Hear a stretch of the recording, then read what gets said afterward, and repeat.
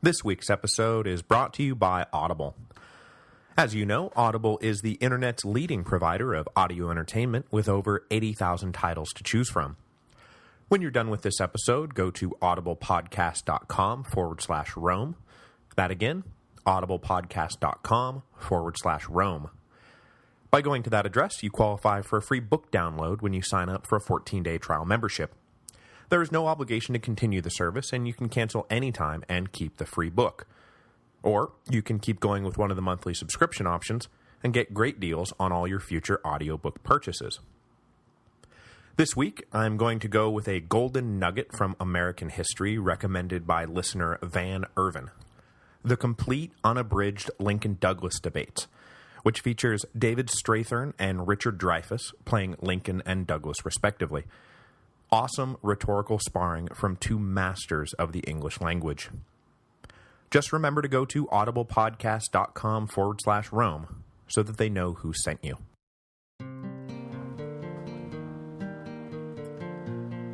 Hello, and welcome to the History of Rome. Episode 151, Bursting a Blood Vessel. After he defeated Procopius in May of 366 AD, the Eastern Augustus Valens never again faced a serious threat from inside his half of the empire. By passing that initial test, the word appears to have gone out that he was here to stay, and that everyone ought to just get along with their business. However, though he faced no more internal threats during his years governing the Eastern Empire, that did not mean that Valens was not constantly rushing around dealing with external threats. Just as his brother dealt with some new crisis every other week in the West, so too did Valens deal with some new crisis every other week in the East. Broadly speaking, however, there were two big issues that occupied most of his attention: what to do about the Goths, and what to do about the Sassanids. Dealing with both at the same time would prove to be a tricky proposition, and eventually, deep concentration on the latter would lead to a mishandling of the former, and then, yeah, you know the rest. Valens spent the rest of 366 enjoying relative peace in his half of the empire, but in the spring of 367, it was right back into the thick of things. First up on the docket was a punitive campaign against the Goths. Now, as you may have noticed, the Goths have receded into the background a bit after being featured prominently during the crisis of the 3rd century. Successive defeats at the hands of Gallienus and Claudius and Aurelian in the 260s and 270s AD had brought an end to their high-flying partying, and so they had withdrawn back across the Danube to nurse their hangovers. Since those heady days, the Goths had been acting more as trading partners with and mercenaries for the Romans, rather than blood enemies of the Romans.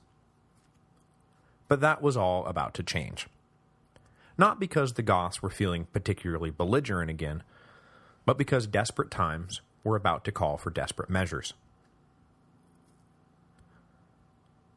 Shortly after Valens became emperor, smallish Gothic raiding parties had begun to make incursions into Roman territory, a problem Valens dealt with by transferring 2 legions into the affected area.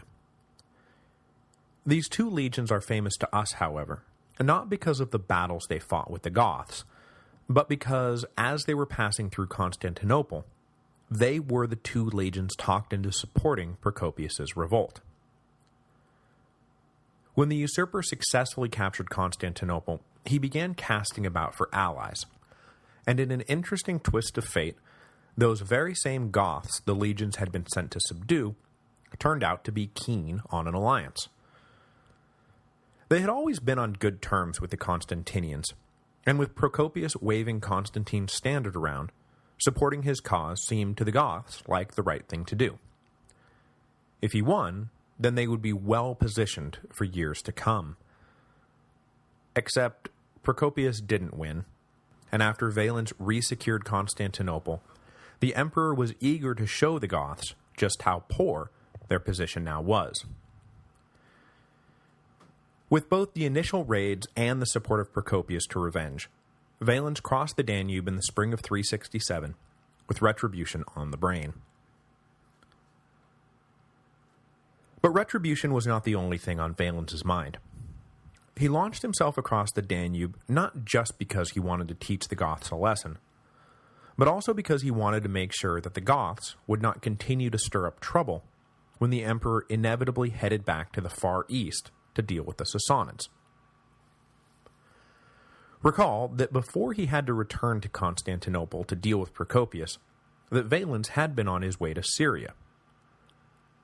Shapur was still riding high from his victory over Julian, and, as you'll remember, the Persian king had taken Jovian's surrender to mean that he now had carte blanche to do whatever he wanted.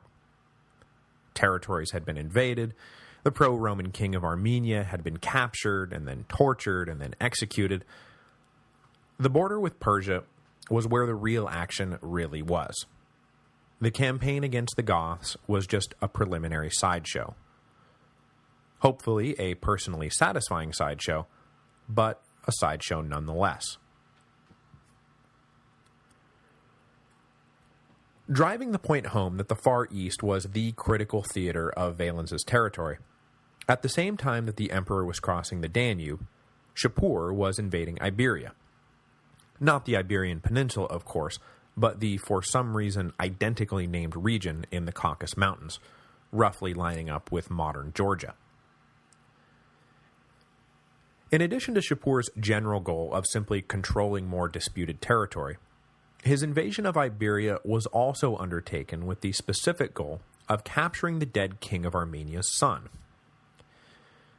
The young prince was named, and I don't mean to sound rude, but frankly I find this name hilarious, Pap, and he had fled to Armenia following his father's death and was in hiding in one of the main cities of Iberia. Completely eliminating the pro-Roman royalty of Armenia was obviously in Shapur's interests, so the Persian king laid siege to the city that sheltered young Prince Pap. Meanwhile, back in the central part of the empire, Valens was finding his campaign against the Goths to be much less satisfying than he had hoped. As soon as the legions crossed over, the majority of the Goths, or at least those Goths who had sided with Procopius, fled up into the Carpathian Mountains to avoid a confrontation. They were led up into the mountains by a charismatic leader named Athanaric, who will, just so you know, pop up repeatedly in our story as we move forward. At least partially aiding Valens in his hunt for Athanaric, though, was another Gothic leader, who will also pop up again and again as our story unfolds, a fierce rival of Athanaric's named Fritigern. Despite their mutual desire to see Athanaric in chains, though, there was just no upside to marching into the mountains to track down some scattered Goths, and so the campaign of 367 turned out to be an empty affair for Valens and Fritigern. The next year was even more frustrating, as heavy rains flooded the Danube and made crossing over an impossibility.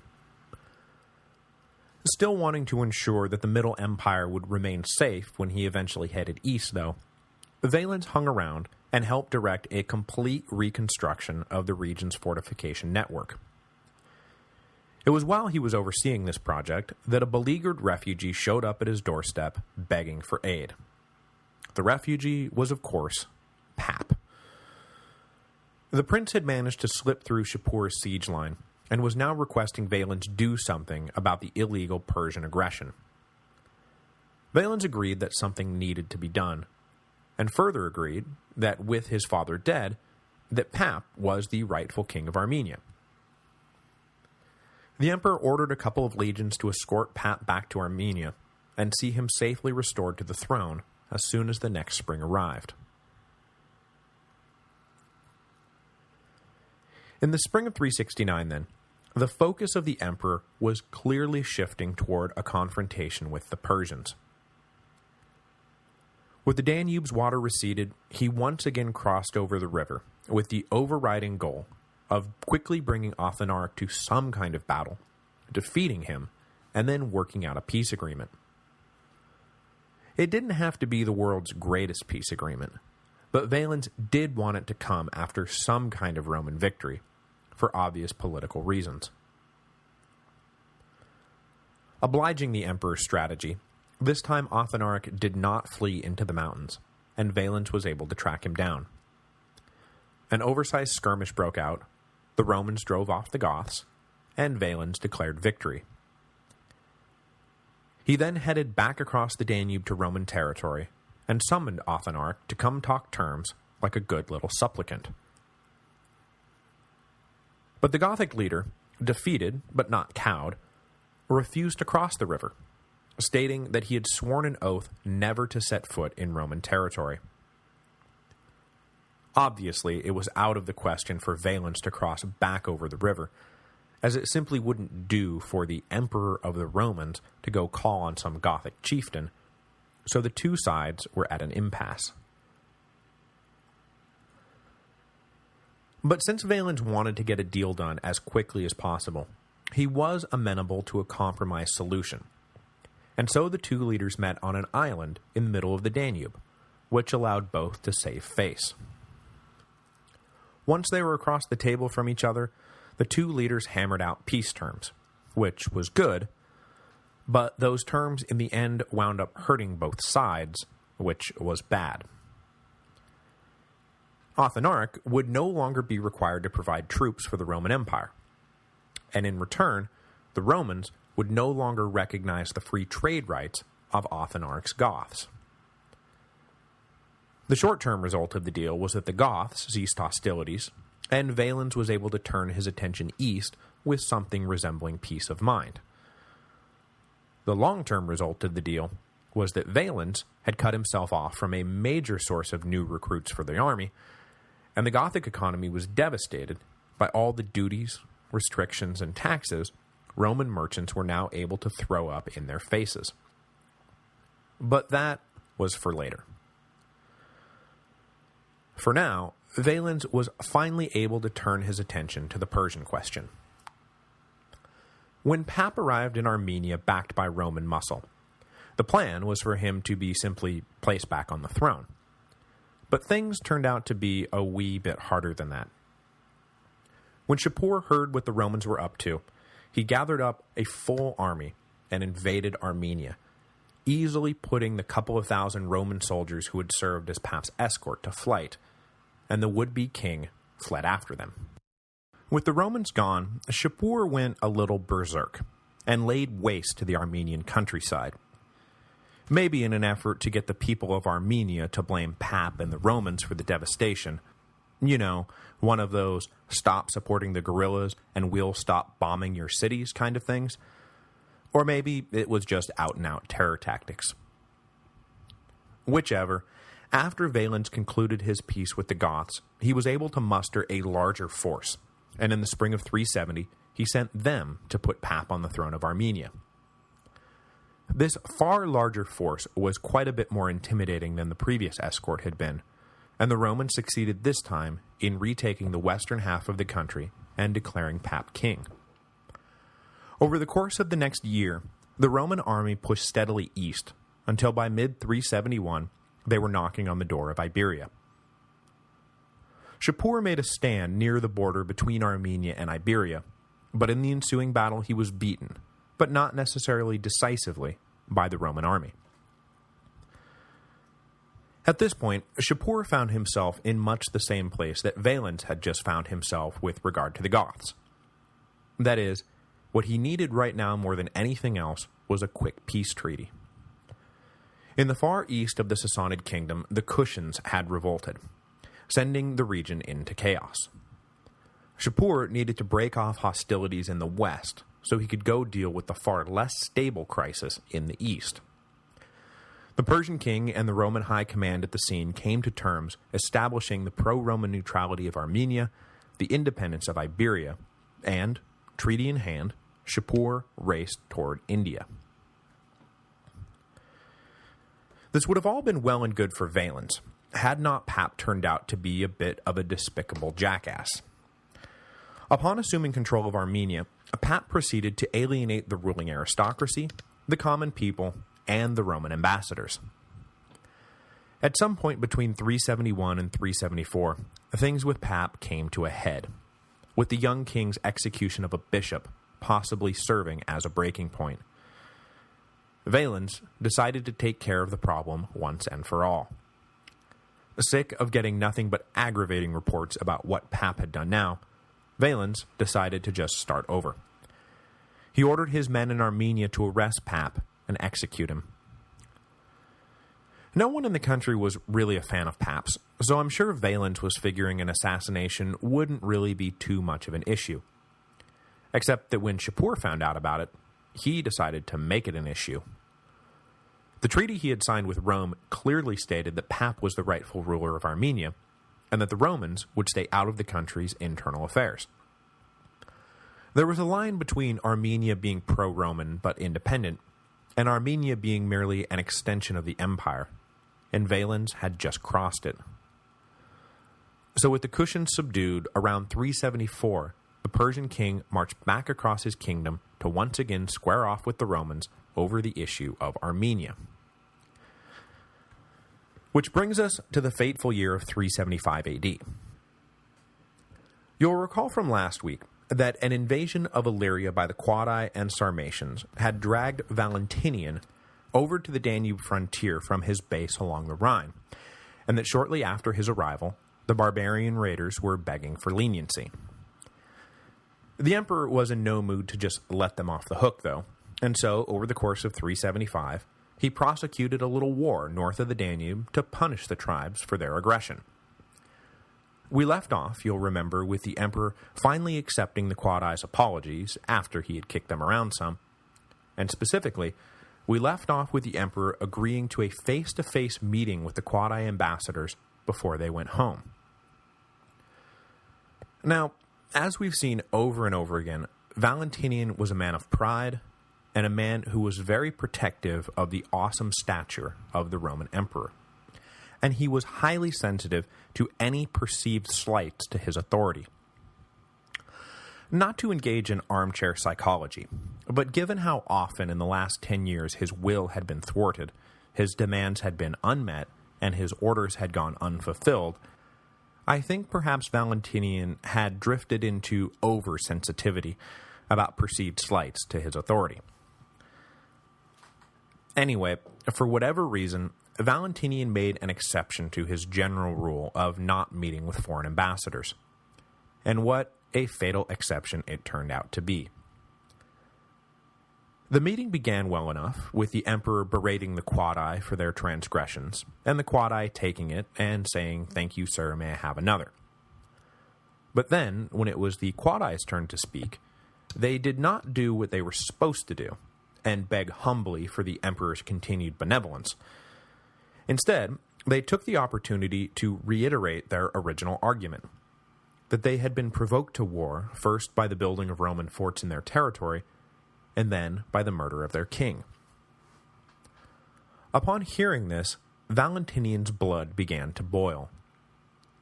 As emperor, he had already determined the guilt and innocence of the parties involved, and he had determined the Quadi were guilty, and Marcellianus was innocent. To continue to argue otherwise was an insult to His Majesty the Emperor. But then the Quadi ambassadors went on. They reminded the emperor that the Quadi were not some monolithic thing. They were a loose confederation of independent tribes. That while the representatives present fully intended to hold up their end of the bargain on behalf of the specific tribes they represented, they couldn't necessarily guarantee that other tribes not represented would do the same. They mentioned this because they didn't want to get smacked around for something somebody else had done, which was an understandable point. But what Valentinian, already pretty ticked off, heard was, "Oh yeah, by the way, the treaty we just signed isn't actually worth a damn, and we're just going to keep doing whatever we want to do." This was too much for the emperor. He got up and began angrily berating the Quadi ambassadors for their insolence, picking up steam as he went along until he was in the middle of a full-blown screaming rant. At the peak of this tirade, the emperor suddenly paused. And then, he fell over. Court officials rushed to his side and attempted to revive him, but to no avail. Valentinian had worked himself up into such a towering rage that he had suffered a fatal stroke. He was 54 years old and had ruled the empire for almost 12 years. His death is by far my most favorite of all imperial deaths. As I mentioned when Valentinian first became emperor, his legacy is difficult to assess, in no small part because Ammianus Marcellinus, one of our prime sources for this period, clearly doesn't like Valentinian one bit. Marcellinus constantly paints Valentinian as an arrogant, uneducated boor, which he may well have been, but is it safe to assign all the bad things that happened during his reign to the emperor's lack of character? Maybe yes, and maybe no, but we just really don't have that much to go on. What I think is clear, though, is that Valentinian's reign was a transitional period for the West, not at all in a good way, and that the emperor did very little to help turn the situation around. He seems to have spent a lot of time acting like he was living in the age of the Antonines, when the empire was well-run and all-powerful. But he wasn't. He was living in a time when the empire's grip over the provinces was slipping, and, while still powerful, could not simply do whatever it wanted to do. There were chinks in the armor all over the place, and instead of recognizing that obvious fact, Valentinian appears to have walked around like the Roman Empire was still invincible. That said, he was effective, eventually, in dealing with the crises that erupted during his reign. The Alemanni were pushed back, the loss of Britain was staved off, the problems in North Africa, first a corrupt administration and then a local revolt, were both resolved, and just now, the Quadi and Sarmatians were back on the north side of the Danube, even if their attitude had just accidentally killed him. In none of these instances did Valentinian get it right the first time, but in all of these instances, he got it right eventually, and he does deserve credit for that. As I just said, Valentinian's reign was a period of transition for the West, as intensified attacks from the outside exposed the weaknesses of the empire's defenses, and poor administration on the inside exposed the weaknesses of the empire's government. Then, to top it all off, Valentinian's death would mark one of the greatest transitions of all, the transition away from strong imperial leadership. Never again would the people of the West enjoy a powerful emperor ruling in their midst. Mostly what they got after Valentinian was a series of weak puppets, hiding out behind a ring of swamps that surrounded Ravenna, afraid to leave their palaces, and afraid to face the destruction of their empire. We will have a great deal more to say about how and why the Western Empire fell apart, but one of the things definitely kicking around in there was the total failure of the imperial system to produce emperors worth a damn in the West. I don't think this was the biggest reason for the fall, but I do think it was one of the secondary issues that compounded the empire's larger problems. Meanwhile, Valentinian's death could not have come at a worse time for his brother Valens. If there was ever a moment when two strong emperors were needed, then right now was that moment. In addition to the fact that war with the Sassanids was looming once again, a revolt had broken out in Cilicia. Preparing for war in the east meant reassigning troops away from the Danube. The revolt in Cilicia meant reassigning more troops away from the Danube. Pretty soon, the northern frontier was dangerously under-garrisoned. Then, the craziest thing happened. An army of Goths began to mass on the north bank of the Great River. But they weren't looking for a fight. They were asking for asylum. The fearsome Goths asking for asylum? Who or what could they possibly be asking for asylum from? Next week, we will answer those questions, by introducing the unstoppable juggernaut known as the Huns, whose irresistible western migration was about to completely rearrange the face of the Roman Empire.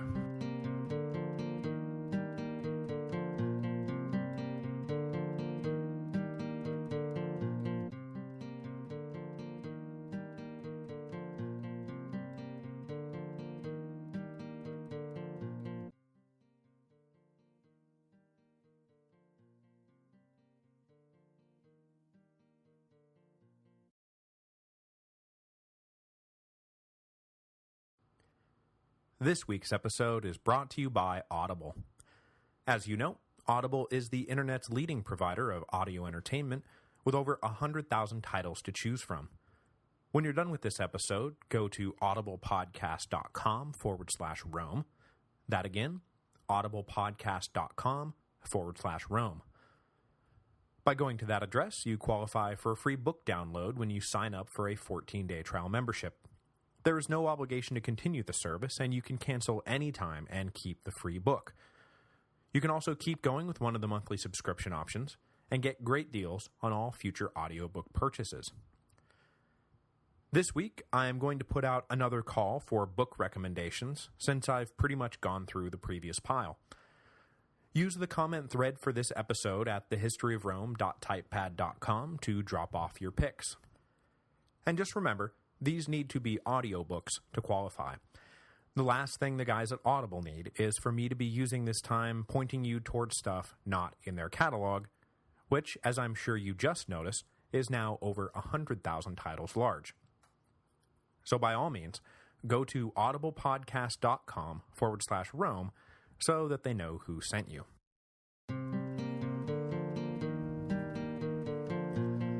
Hello, and welcome to the History of Rome. Episode 152, The Storm Before the Storm.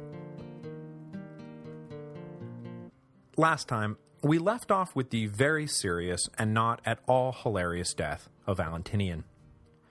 As I mentioned at the end of the episode, the emperor wound up picking a fairly rotten time to check out, because the empire was about to deal with a crisis that would balloon to such immense proportions that it is often pointed to as the moment when everything really started to go downhill.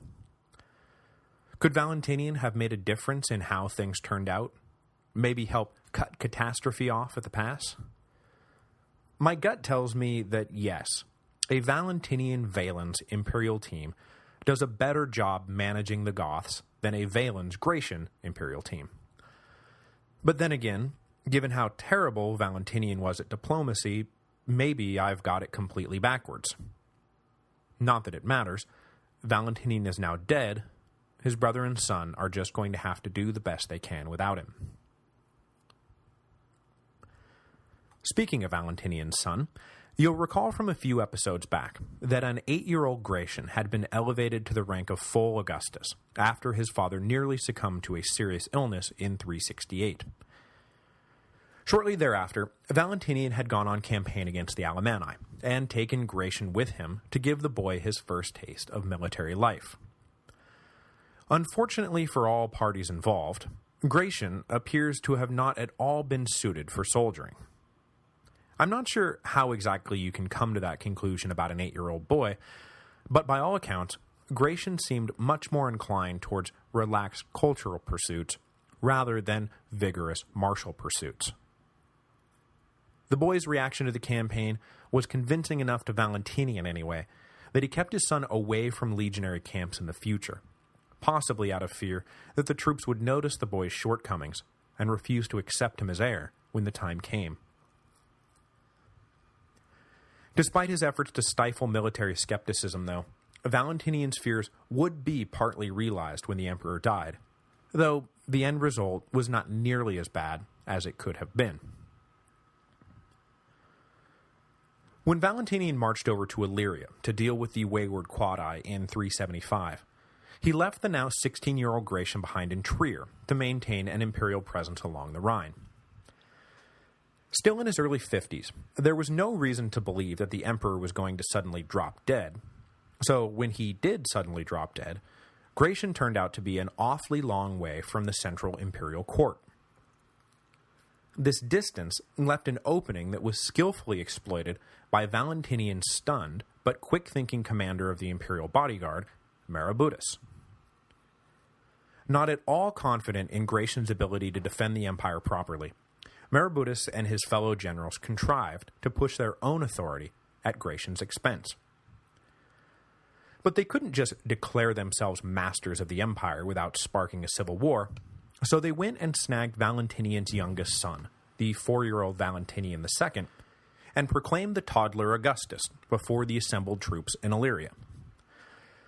Ostensibly, this proclamation was to head off agitation from within the rank and file to name their own successor, but most modern scholars tend toward the belief that the elevation of the youngest Valentinian was a naked power grab by the senior generals. Obviously, it would be more than a decade before Valentinian II could think for himself, so who would run things until he grew up? Why, his noble and dedicated servants on the general staff, of course. This unilateral elevation hung in the air for a moment as everyone waited to see how Gratian would react. When he heard the news, however, the 16-year-old simply bowed to what he figured was the inevitable result of his own low standing with the army. To protect what was left of his dignity and to avoid open conflict, Gratian accepted his brother as co-ruler, nominally putting the toddler in charge of Italy, Illyria, and Africa, with the general staff in charge of day-to-day operations. So as 375 wound down, the empire now had 3 Augusti. Valens, who was off in Antioch preparing for war against the Persians, Gratian, who was in Trier keeping an eye on the Alemanni, and Valentinian II, who settled into Milan to play with his toys and enjoy the blissful ignorance of childhood for a few more years. While the new imperial arrangement was settling itself, though, storm clouds were brewing up in the north. These storm clouds had actually been brewing since about 370, but it wasn't until 5 years later that the dark shadow finally crossed over into Roman territory. The name of this dark shadow? The Huns.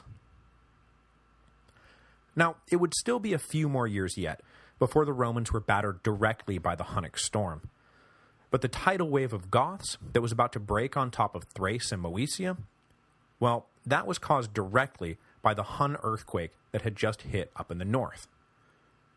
Yeah, that's right. The Huns were both a storm and an earthquake, which should give you some idea as to just how crazy a geopolitical revolution they were about to set off. But in reality, they were neither a storm nor an earthquake. They were simply a fierce nomadic warrior tribe from the central Eurasian steppe with really awesome compound bows. As with the Goths, the origin of the Huns has been lost to time. And as with the Saxons, the exact definition of what makes a Hun at this point in history is kind of difficult to pin down. For years, scholars followed the lead of an 18th century French scholar who believed the Huns were a latter-day incarnation of the Xiongnu, powerful nomads from around Mongolia, who battled constantly with the Han Chinese from 200 BC until about 50 AD, when they broke apart following a civil war. According to this theory, a portion of the Xiongnu refused to be integrated into the Han Empire and migrated west, eventually becoming the Huns that we know and love today. These days, this theory is treated skeptically, though there is evidence both for and against a link with the Xiongnu. The more modern theory is that the Huns were simply a conglomeration of a few different nomadic groups who had been pushed west in the 300s AD by the rise of yet another powerful nomadic conglomeration known as the Ruran, who in the early 400s would become the first group to identify their leader with the now world-famous honorific Khan. As they moved west, the Huns, whoever they were, followed the simple nomadic warrior life. Extract tribute from any settled group you encounter to help offset the rather meager wealth generated by your herd and trade-based economy. As the Huns proved to be highly effective warriors, they had no trouble dominating any and all nations they encountered as they slowly drifted west. As with the Mongols, who would prove to be their military and spiritual heirs, Hun warriors were primarily horse-mounted archers, who used a particularly sturdy compound bow to blast out of the water and then completely overrun any army they faced. According to Peter Heather, the key technical difference between the Hun compound bow and earlier compound bows is that an asymmetric design allowed the Hun bow to be larger and thus generate more force. Taller at the top than at the bottom, this longer Hun bow could be used effectively on horseback without constantly bumping into the horse itself. This small alteration allowed the bow to generate more power, and thus penetrate armor from a greater distance, switching the military balance of power north of the Danube away from slow-moving, spear-wielding heavy cavalry back to faster, bow and arrow-wielding light cavalry. Around 370, the Huns and their golden bow arrived at the coast of the Black Sea and began knocking over dominoes. The first to fall were the Alans, who, after being defeated, joined in the Hunnic Confederation because, you know, if you can't beat them, join them. In 375, probably right around the time Valentinian was arriving in Illyria, the Huns made first contact with the Goths. The first Goths that the Huns made contact with were the branch known as the Greuthungi, if I am at all pronouncing that correctly, who lived further away from the Roman frontier, east of the Dniester River. After blowing through the Greuthungi, the Huns would then face the Tervingi branch of the Goths, who lived nearer the Roman border. For those keeping score at home, Athanaric and Fritigern, who we met last time, were both chieftains of the Tervingi branch. In time, after all the chaos that is about to ensue washes out, these two branches will reorganize themselves into what we today call the Visigoths and the Ostrogoths. The names can be confusing, but literally all Visigoth and Ostrogoth means is Western Goth and Eastern Goth, with the Dniester River serving as a rough dividing line between the two. Of course, just to confuse things a little bit more, I should note that the Visigoth-Ostrogoth distinction was mostly a later literary convention that was not necessarily recognized by the Goths themselves at the time. When the Greuthungi refugees streamed into Tervingi territory, Athanaric, still the most powerful king in the region, knew it would only be a matter of time before his people too faced this Hun army. Looking to seize the initiative, Athanaric sent out an army across the Dniester to engage the Huns before they crossed the river and hopefully compel these invaders to stop short. But the Huns noticed the approaching Gothic army and simply did an end run around them, crossing the Dniester unopposed. Athanaric recognized that he wouldn't be able to stand against the Huns for long, so he did what he had done when Valens came looking for him and fled up into the Carpathian Mountains. But his failure to stop the invaders had undermined his authority, and only a small portion of Athanaric's people followed him up into the mountains to continue the resistance. The rest either stayed put and resigned themselves to vassalhood, or chose to follow Fritigern, who seized on Athanaric's political stumble as an opportunity to take control of the Western Goths. He believed the wisest course of action would be to flee south and hide behind the protective wall of the Roman legions. And so it was that in the spring of 376, a great unwashed mass of Gothic refugees, Greuthungi and Tervingi alike, stood on the north bank of the Danube River, desperately hoping to be allowed admission into the empire before they were crushed by the Huns. A mixed Gothic embassy then traveled to Antioch to beg for mercy before the emperor himself. Now at this point, I would like to stop and remind everyone of something. In shorthand accounts of the later Roman Empire, it is common for the story to go, Valens made a huge mistake, letting this massive horde of Goths into Roman territory, and, you know, what did he think was going to happen? Adrianople was thus the direct result of that fundamental blunder. However, this shorthand version implies that admission of barbarians into the empire was somehow unprecedented, that the soon-to-break-out Gothic War is what would inevitably happen if you were ever so stupid as to allow a big group of barbarians into the empire like that.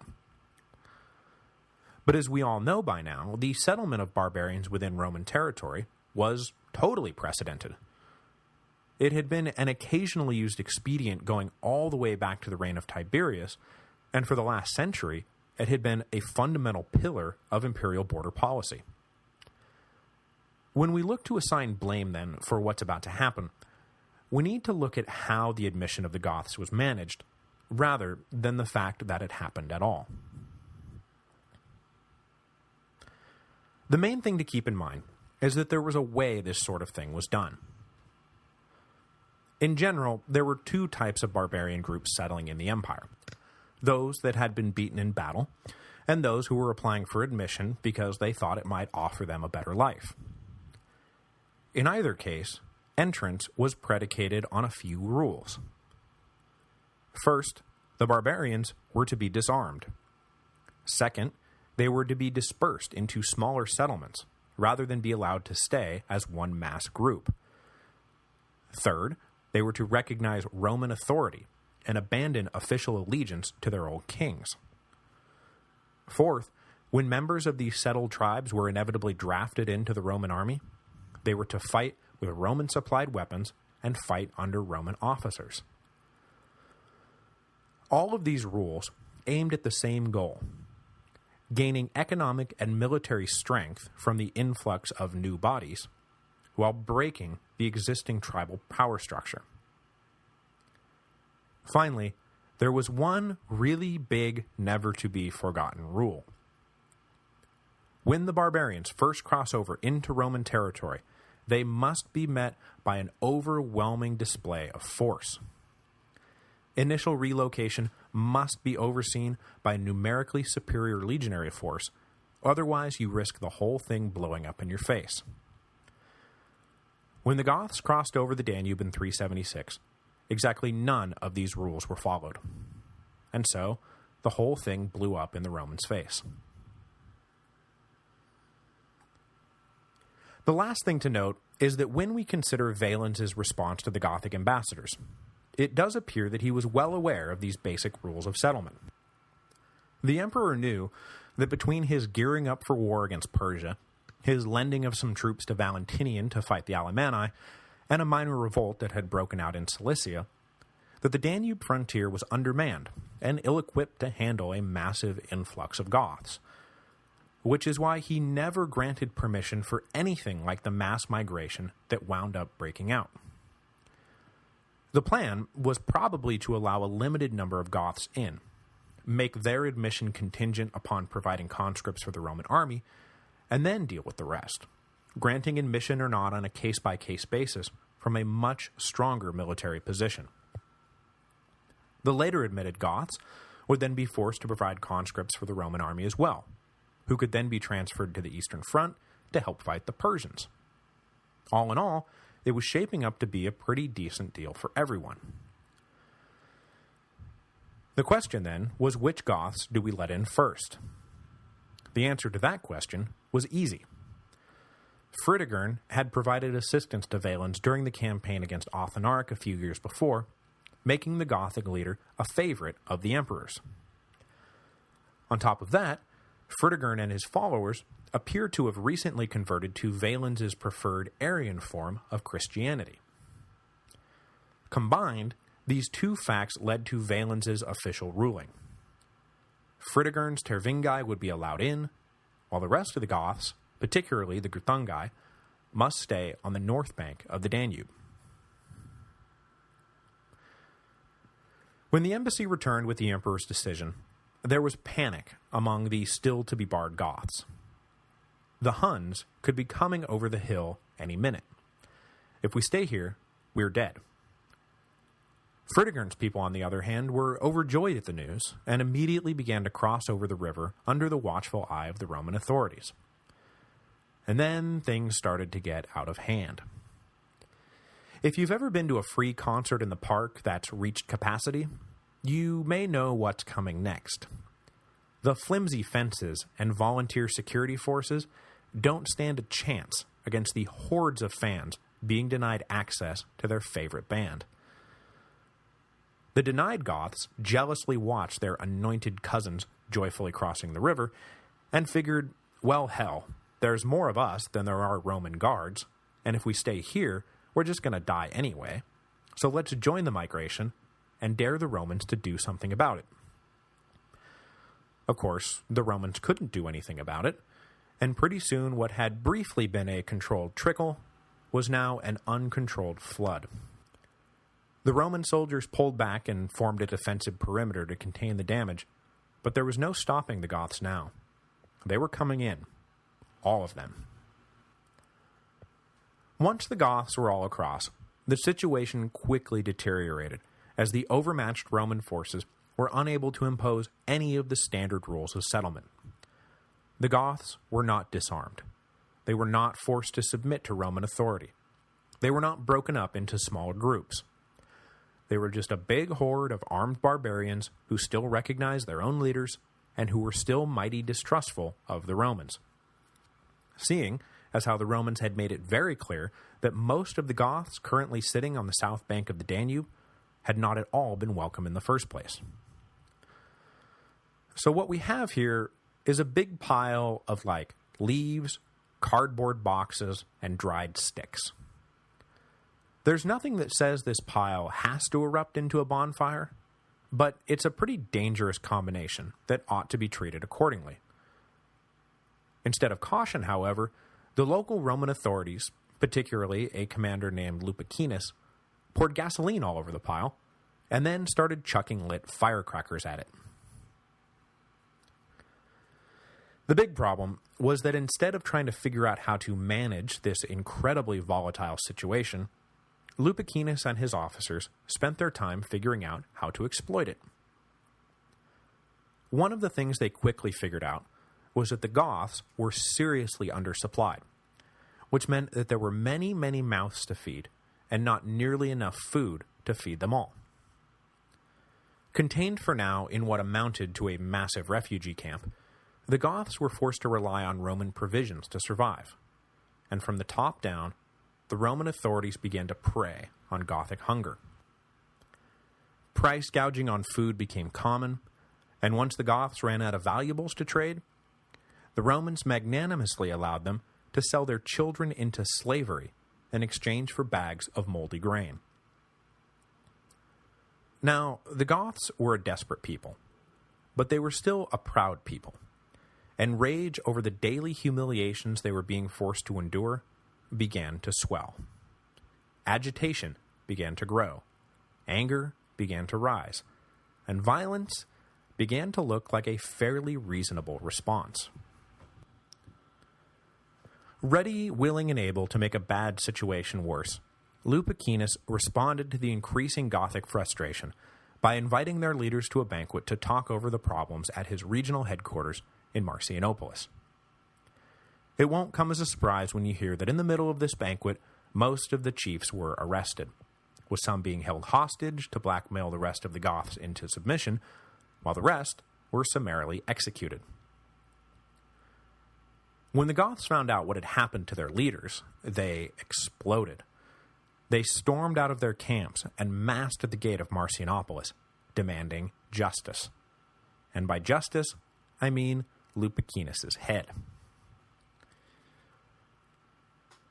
Fritigern, who was one of the Gothic leaders now being held prisoner, saw an opportunity to escape bondage by telling Lupicinus that the only way things were going to calm down is if Fritigern himself was allowed to go out to meet his people. Lupicinus agreed to this plan, counting on Fritigern's typically pro-Roman worldview to see disaster averted. But it appears that after all the lies, all the exploitation, and now the surprise arrest, that Lupicinus had made an enemy out of a friend. Fritigern did hold up his end of the bargain, in that he quelled the immediate unrest outside of Marcianopolis, but only because he told his people that they didn't have the means to besiege the city, so it would be pointless to even try. Did that mean that they should go back to selling their children into slavery in the refugee camp? Of course not. Fritigern simply directed them towards a far more attainable goal: overpowering the local Roman garrison and then ravaging the living hell out of Thrace. Next week, and I promise this time it will be next week, all chickens will come home to roost. The Danube legions, completely outnumbered, will break in the face of the Gothic army, leaving the barbarian horde free to run amok in the Middle Empire for 2 full years before an adequate response could be mustered. But, as we will also see next week, that adequate response turned out to be not adequate at all, and wind up leaving the Emperor Valens and 2/3 of his Eastern Roman army dead in the field.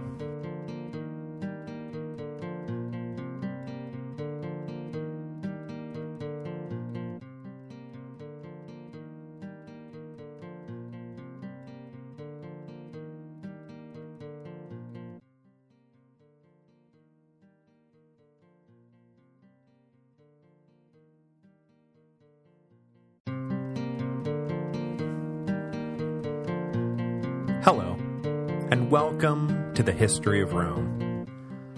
Episode 153, Adrianople.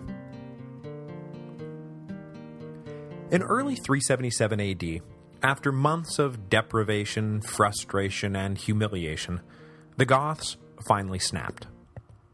They had begged for entry into the Roman Empire because they thought they might find refuge there. Instead, they had been unforgivably mistreated by the local authorities. What was the point of fleeing from the Huns, who, and I can't believe I messed this up, used composite bows, not compound bows, because compound bows weren't invented until like the 1960s, and God help us all if the Huns had ever gotten a hold of compound bows. Anyway, what was the point of fleeing from the Huns if the Romans were going to prove just as menacing a threat? Was this a case of out of the frying pan and into the fire? Not exactly.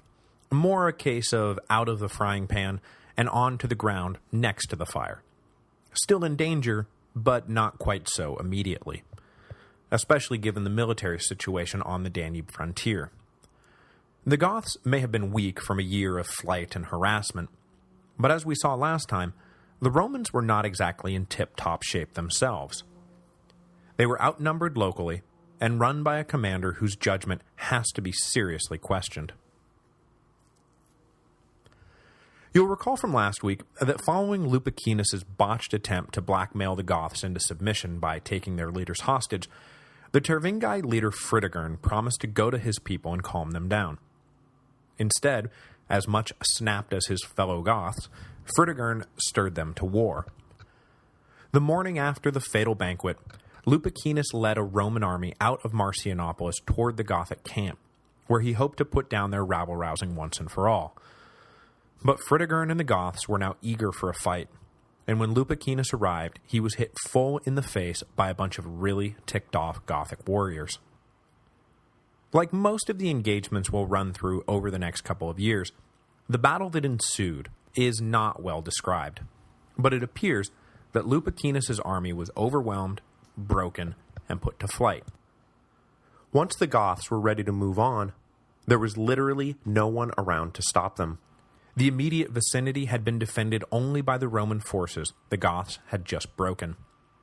What garrisons remained on the frontier line were spread out and isolated. Attempting to do something about the Goths without reinforcements would have been suicide, so these garrisons simply sat tight behind their walls and waited. The word immediately went out to east and west that the Goths were loose in the central part of the empire.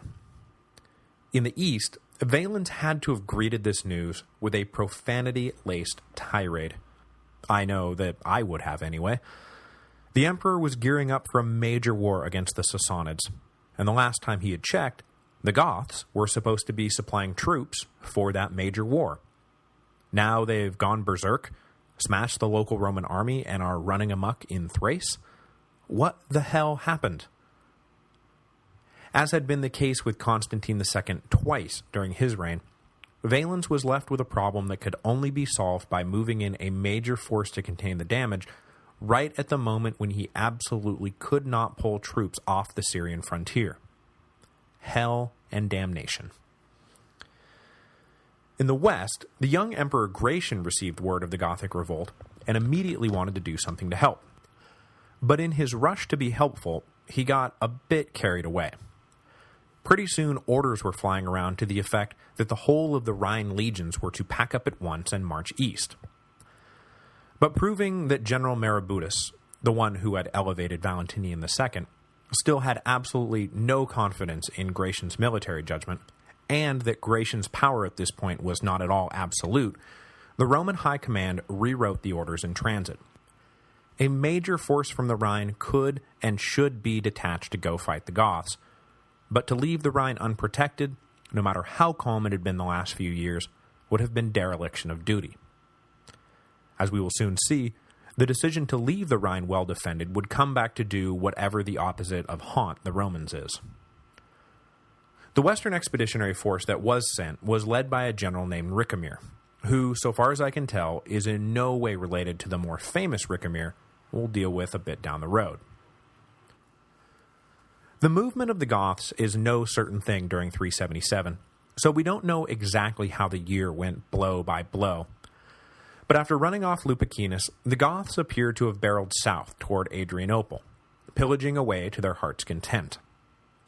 After the humiliations of the previous year, first being chased off their land by the Huns, then being exploited by the Romans, you can bet that they had some rage to burn off, and mercy was not presently in their vocabulary. Ricamir and his troops appear to have met up with an expeditionary force peeled off by Valens and sent in from the west.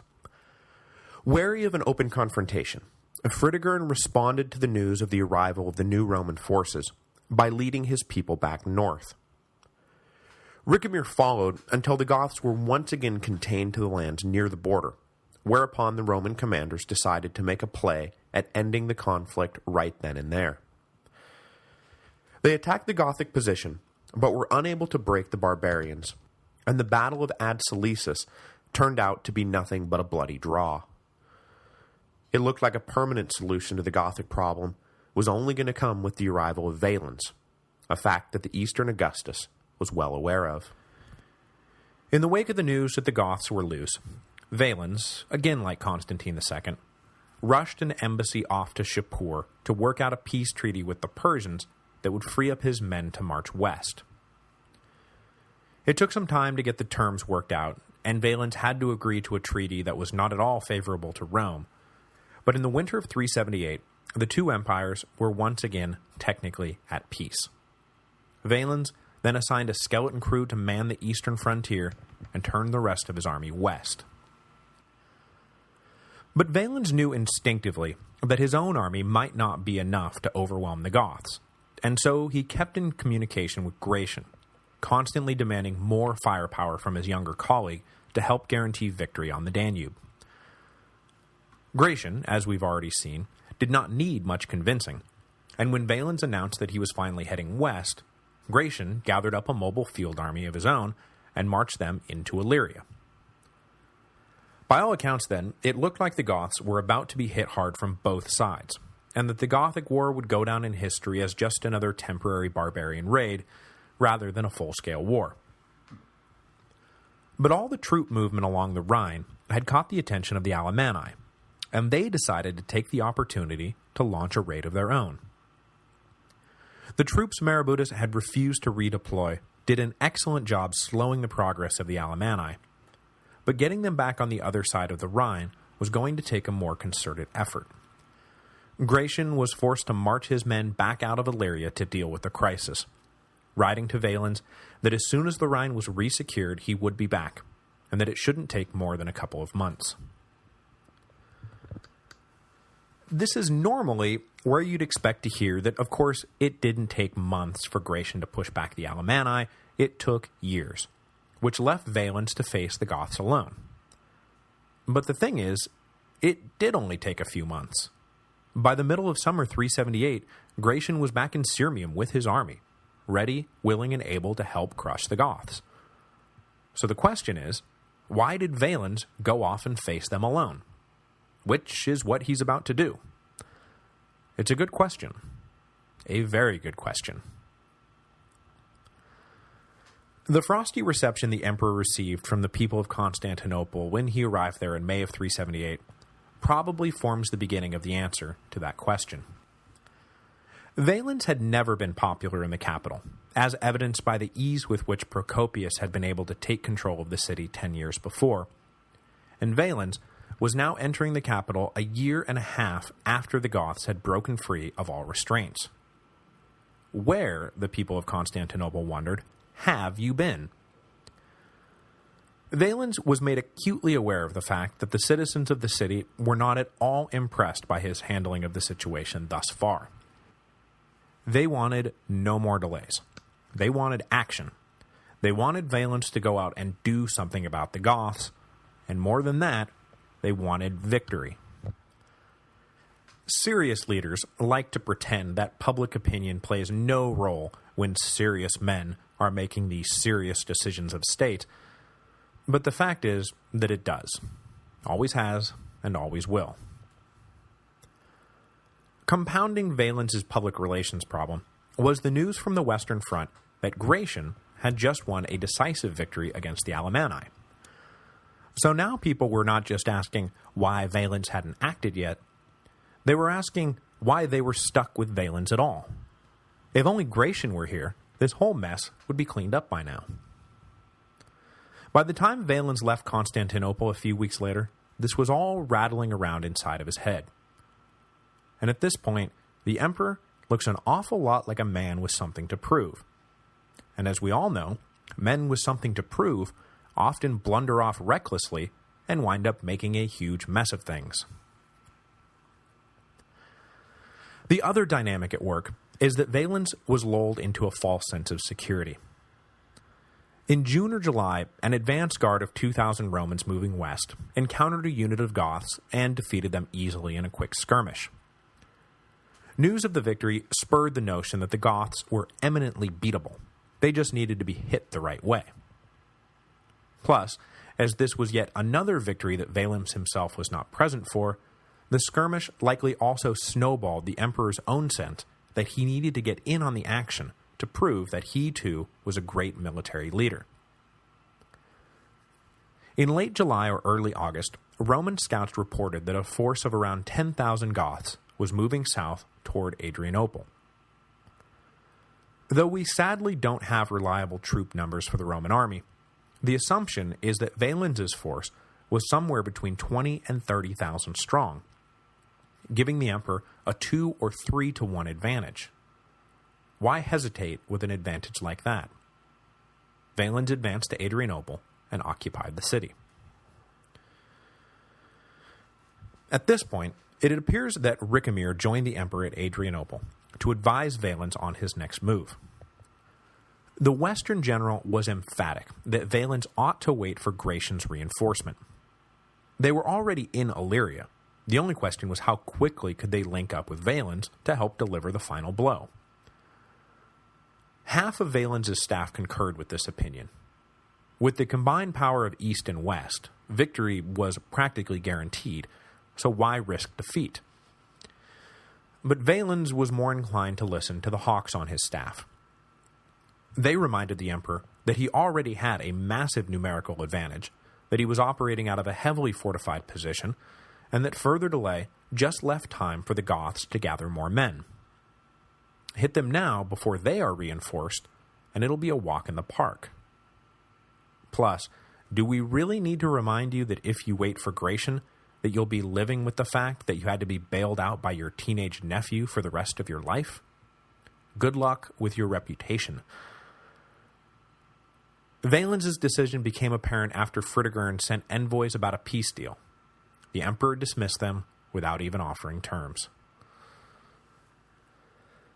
So there it was. Valens was suffering from a PR problem, did not want to share the glory of victory with Gratian, and believed that he had a sizable numerical advantage over the approaching Goths. Except there was a huge, large, gigantic flaw in his rationale for forcing battle. It was not 10,000 Goths approaching, it was more like 15 or 20,000. The scouts had reported only on Fritigern's Tervingi infantry, which was indeed 10,000 strong. What they had missed was the Greuthungi cavalry, who were scattered across the countryside foraging for supplies. Add them together, and Valens was planning on marching off to face an enemy that could possibly match him man for man. And even if he did enjoy a slight numerical advantage, that was not going to make up for the totally surprising, come-out-of-nowhere appearance of the Greuthungi cavalry in the middle of the battle. Nothing drops your heart faster than the sudden appearance of unaccounted-for enemy troops. Am I right, fellas? On the morning of August 9, Valens led his army out of Adrianople, leaving behind only the imperial treasury and a small company of soldiers to guard the city walls. The rest he marched northwest toward the Goths. And what a march it turned out to be. Though we call what is about to ensue the Battle of Adrianople, the Romans marched for a good 7 or 8 hours before they finally made contact with the enemy, which did not exactly get the Romans off on the right foot. Instead of meeting the Goths rested and ready, the Romans met them tired and panting in the afternoon heat. But whatever. These were highly trained soldiers used to that kind of physical exertion. It shouldn't be too big of a deal that our guys are exhausted and their guys are fresh, right? Fritigern had deployed his men in a compact mass protecting their wagon train, which was drawn up on a low hill. At this point, the Romans really did have a numerical advantage, so Fritigern's main objective was to stall for as long as possible until the Greuthungi cavalry could be rounded up. He and his men lit fires to create a huge smokescreen to confuse the situation, and then repeatedly asked to negotiate a peace. But Valens refused all entreaties, convinced that Fritigern was stalling to allow time for potential reinforcements to arrive, which is, of course, exactly what the Gothic king was doing. But though he was eager for battle, that did not mean that Valens ever actually gave the order to charge. In one of those funny little twists of fate, the Battle of Adrianople got going not because the opposing generals were ready for it to, but rather because an overzealous allied king on the Roman right flank advanced without orders. Before anyone could pull him back, the Battle of Adrianople was on. At first, the surprising commencement of hostilities worked out just fine for the Romans. The eager beaver allied king on the right was pushed back, but the Roman left surged forward, and before too long had pressed the Goths all the way back to their wagons. Capturing the baggage train meant taking the women and the children and all of the Gothic possessions. Another half an hour, maybe, and the Romans would have won Adrianople outright. Accidental start or no accidental start. But then the cavalry arrived. Literally, the cavalry arrived. The Greuthungi horsemen, who had not at all been taken into account when the Romans were making their war plans, suddenly exploded onto the scene and broadsided the Roman left, blowing right through the Roman cavalry which was supposed to be guarding the wing. Now the Roman left, which had been so close to winning the battle the minute before, was now pushed back and became trapped between the Tervingi infantry, the Greuthungi cavalry, and the hill that the Goths had positioned their wagons on. Crammed together, the Roman soldiers were too close to one another to maneuver, retreat, or even fight for their lives. And so, they started to be slaughtered. From the moment the Gothic cavalry arrived, the Battle of Adrianople was over. The Romans wound up leaving fully 2/3 of their army dead in the field, with only isolated pockets of soldiers escaping the carnage. Valens himself was lost in the fighting. No one knows exactly what happened to the emperor, but a later story has him being taken to a nearby farmhouse after being wounded, and then dying when the Goths set fire to the building. But no contemporary account mentions this incident. In all likelihood, he simply fell anonymously in the thick of the fray, and was never heard from again, becoming the second emperor in Roman history to die in battle, following the ignoble example set by Decius at Abritus 125 years before. Valens was 50 years old and had ruled the eastern half of the empire for 14 years. It is difficult to overstate the significance of the Battle of Adrianople. Though you cannot trace the fall of the Western Empire back to any single event, more people have tried to trace it back to Adrianople than just about anywhere else. I should mention, though, that there is one area that the significance of Adrianople is often overstated. For years, military historians repeated a line about how the decisive role played by the Gothic cavalry in the battle changed the nature of armed conflict in the West. In this telling, Adrianople serves as the dividing line between the infantry battles of antiquity and the heavy cavalry battles of the medieval period. That is, that once everyone saw how effective the horsemen could be, they dropped their old infantry model and picked up a shiny new cavalry model. Except, as we all know, the Romans and everyone else were already well aware of how effective cavalry was by the time of Adrianople, and had long ago adopted a more horse-reliant model for their armed forces. How long ago did I introduce Gallienus's mobile cavalry force? Something like 40 episodes back, right? To say that the world woke up on the morning after Adrianople and said, "My God, cavalry is now the thing," is to just ignore a whole century's worth of history. It's a minor point, but since it's a point often wrapped up in accounts of the battle, I figured I'd just go ahead and join in the debunking of it. Now, as to the bits about the battle that can't be overstated, the sheer obliteration of Valens' army definitely rocked the balance of power in the Mediterranean, and led to a total recalibration of Roman priorities. Though the Roman Empire was still the biggest kid on the block, they were fast becoming just another kid on the block, if that makes any sense. The Goths and the Huns, and pretty soon the Vandals and the Franks, were all about to prove that they were more than a match for the Roman armies they faced. This had happened once before, in the middle of the 3rd century, and the empire had almost cracked up as a result. Only after a huge effort, a complete military and political reorganization, and a healthy dose of luck, did an intact Roman Empire manage to limp into the 4th century. This time, however, they would not be so lucky, as this time only half the empire would live to fight another day. And that was just the long-term impact of the battle. The short-term impact of the battle was almost too nightmarish to contemplate. The emperor was dead, his army destroyed. The eastern frontier was now manned by just a skeleton crew. The middle frontier was manned by no one at all. A Gothic army was loose inside the empire that was now not just unchecked, but unbeatable. North of the Danube, the Huns were only picking up steam, and who knew when they were going to attack the empire directly? And to top it all off, at this darkest of dark hours, Rome was ruled by a 19-year-old boy who had no inclination toward soldiering, and a 7-year-old boy who was, well, a 7-year-old boy.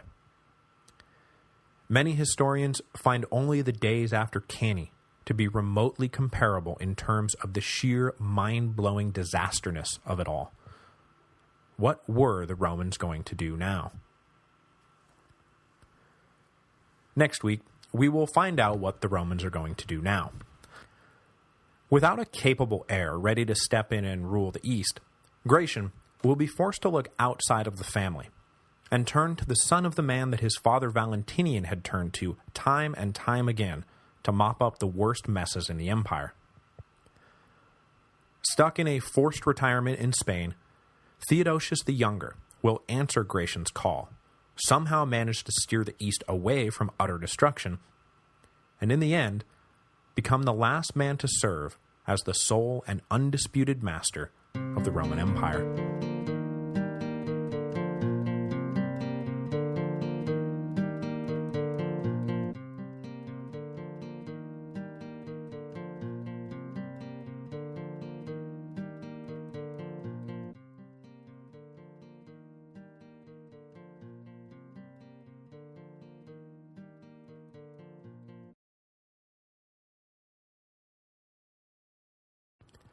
This week's episode is brought to you by Audible. As you know, Audible is the internet's leading provider of audio entertainment with over 100,000 titles to choose from. When you're done with this episode, go to audiblepodcast.com/Rome. That again, audiblepodcast.com/Rome. By going to that address, you qualify for a free book download when you sign up for a 14-day trial membership. There is no obligation to continue the service, and you can cancel anytime and keep the free book download. You can also keep going with one of the monthly subscription options and get great deals on all your future audiobook purchases.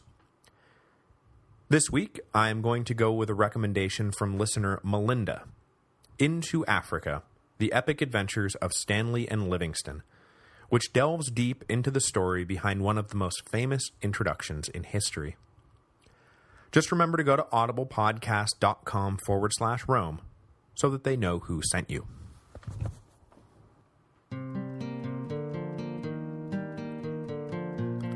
Hello, and welcome to the History of Rome.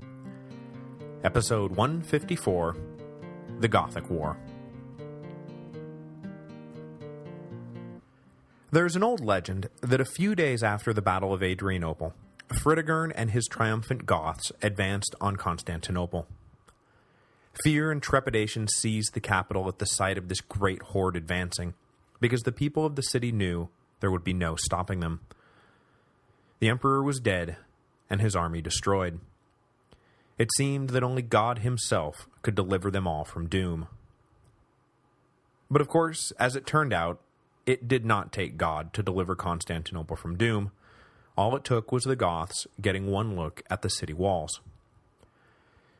Fritigern's horde may have been the largest army for 500 miles in any direction, but that did not mean they had the skills or the tools to lay siege to a fortified city. There would be no sacking of Constantinople.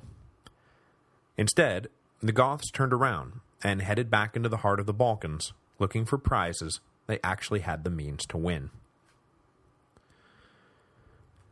No one knows if this little anecdote is true in fact, but it is at least true in spirit, as it captures the essence of the stalemate that is about to ensue between the Romans and the Goths, a stalemate referred to, perhaps a bit grandiosely, as the Gothic War.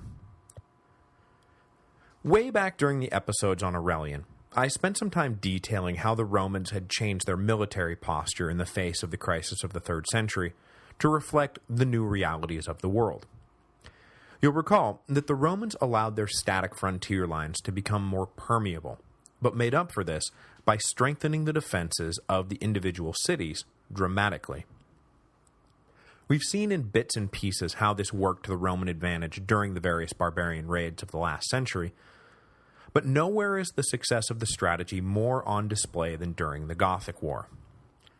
Between Pannonia and, Syria, there was literally no Roman army big enough to do a thing about the Goths. And yet, for the next 4 years, Fritigern and his people were unable to do anything more than just sort of roam the countryside.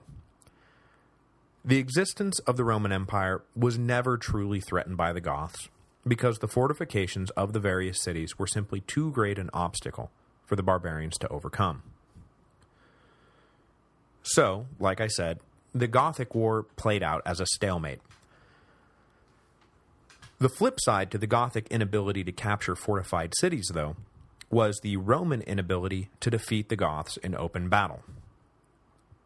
Obviously, in the immediate aftermath of Adrianople, the Romans were unable to confront the Goths in the field. But even after a few years had passed, and a new army had been raised, the inexperience, rushed training, and poor morale of the new army left it far inferior to the veteran Gothic warriors. So both sides struggled on, scraping up supplies as best they could, until everyone realized that some kind of settlement needed to be reached. And as we will see, it will be the essence of that settlement, rather than the immediate consequences of military defeat, that tends to elevate Adrianople to its key place in the history of the decline and fall of the Roman Empire. The Western Emperor Gratian had already left Sirmium in August 378 and was on his way toward Thrace when news of Adrianople broke. Leading an army that was supposed to be overwhelming only after it linked up with Valens, when Gratian learned that there was no longer a Valens to link up with, he immediately turned his force around. Back in the safety of Sirmium, Gratian and his advisor sat down to survey the damage and see if they couldn't figure out what to do next.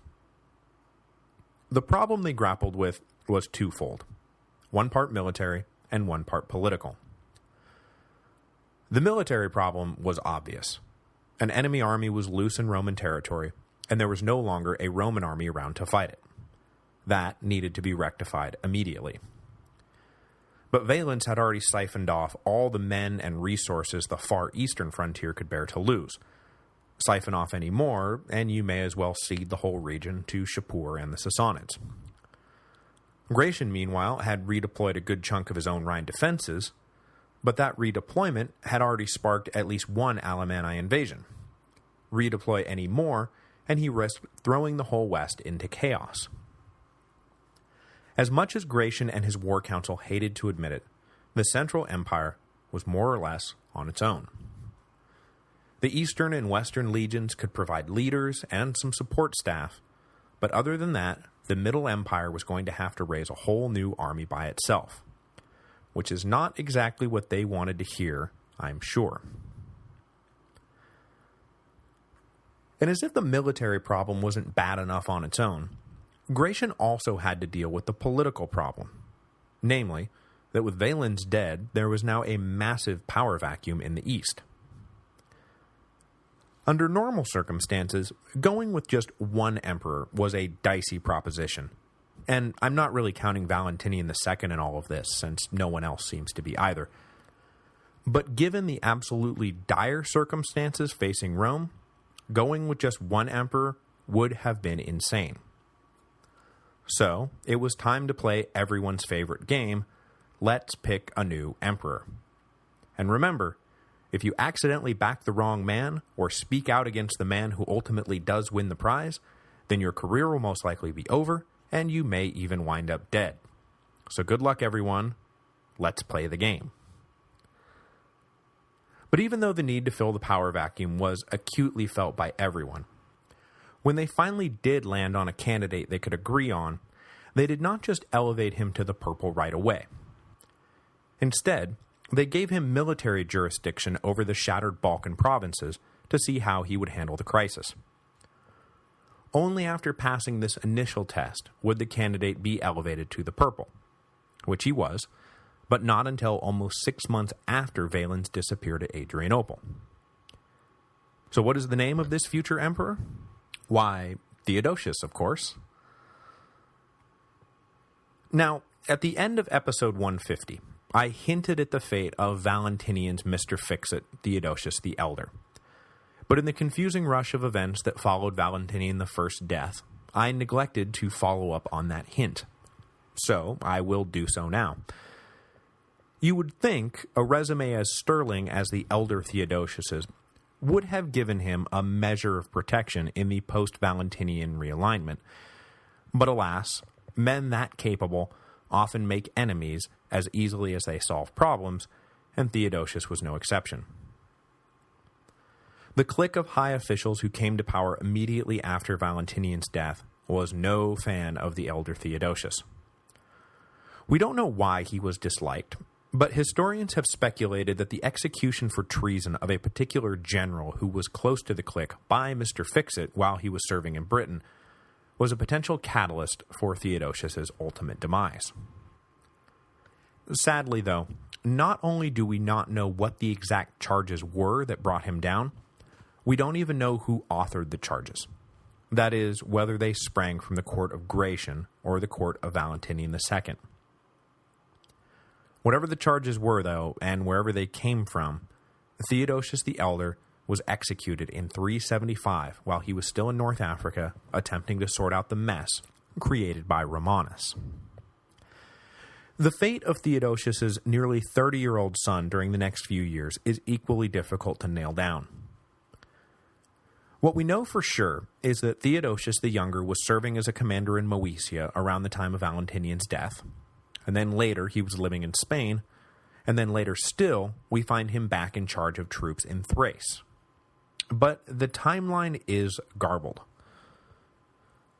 The most commonly told version of the story, though, is that the younger Theodosius was caught up in the intrigues that brought down his father, and he was driven out of public service.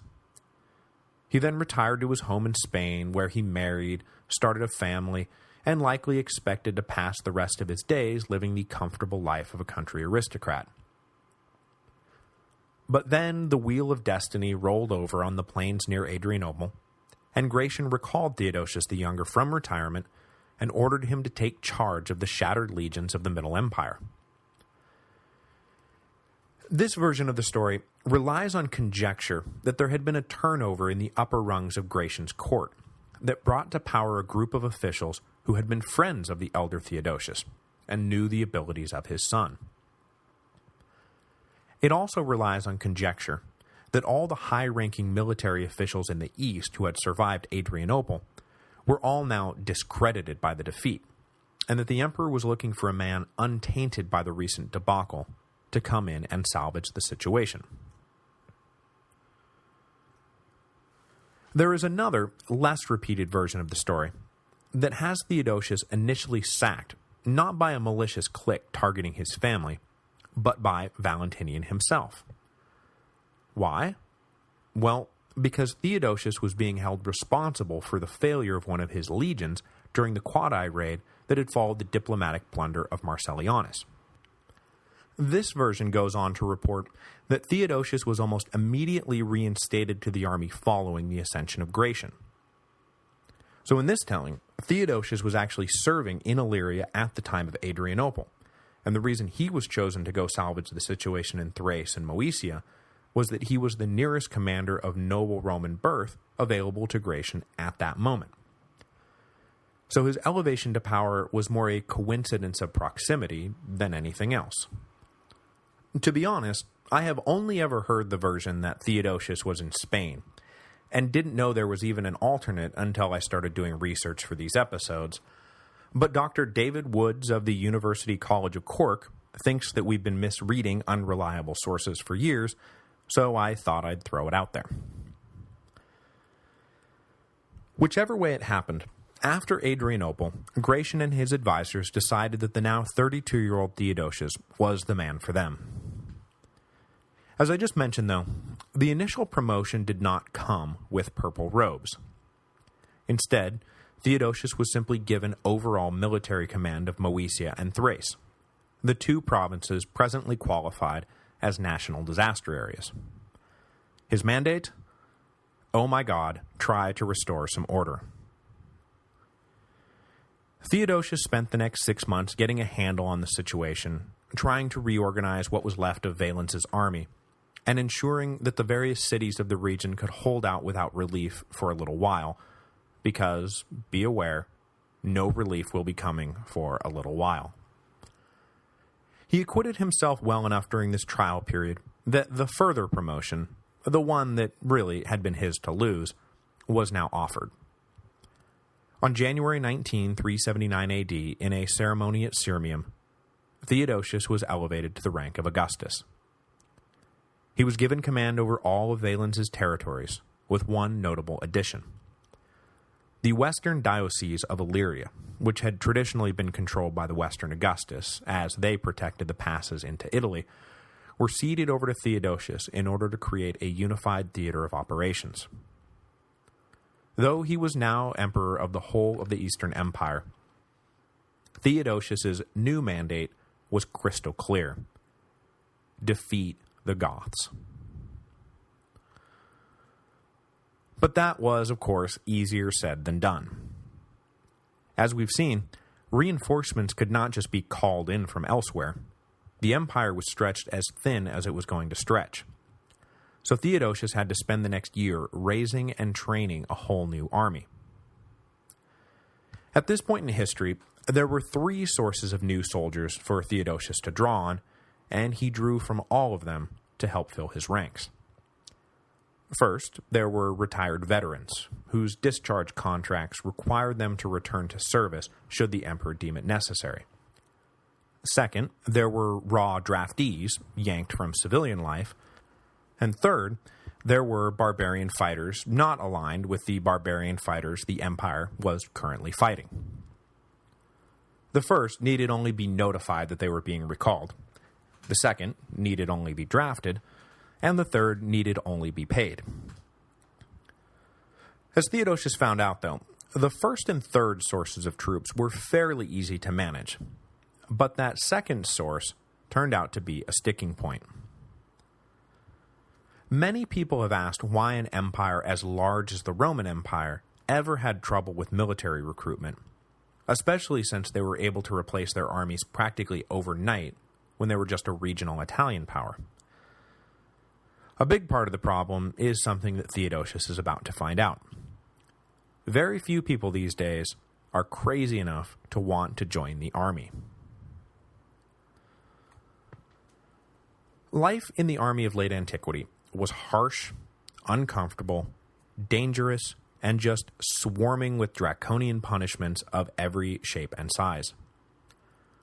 Only the phony tough or the crazy brave willingly signed up for a life that promised little more than a choice between death by disease, death by sword, or death by a senior officer who had woken up on the wrong side of the cot.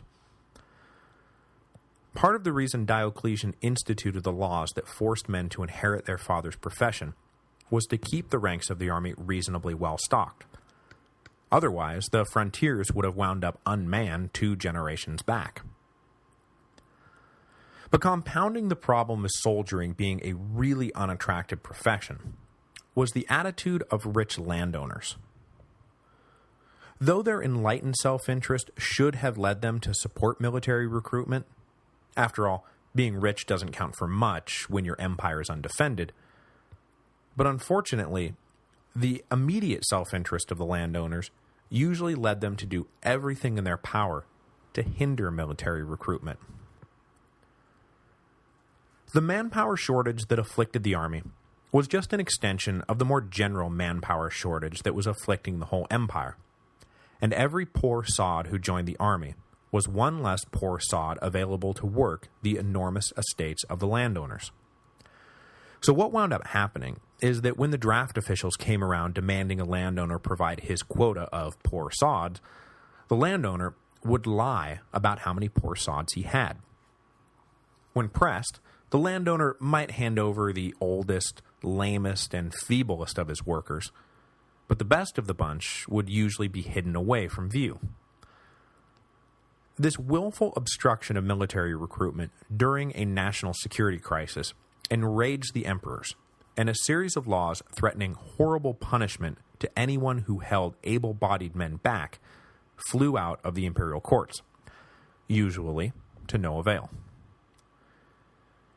It was also well known to soldiers already in service that if they decided to desert, and they managed to make it to a large estate, that the owner would often secretly shelter them in exchange for a pledge of servitude. This was also well known to the emperors, and so another series of laws came flying out of the imperial courts prohibiting the practice. Again, usually to no avail.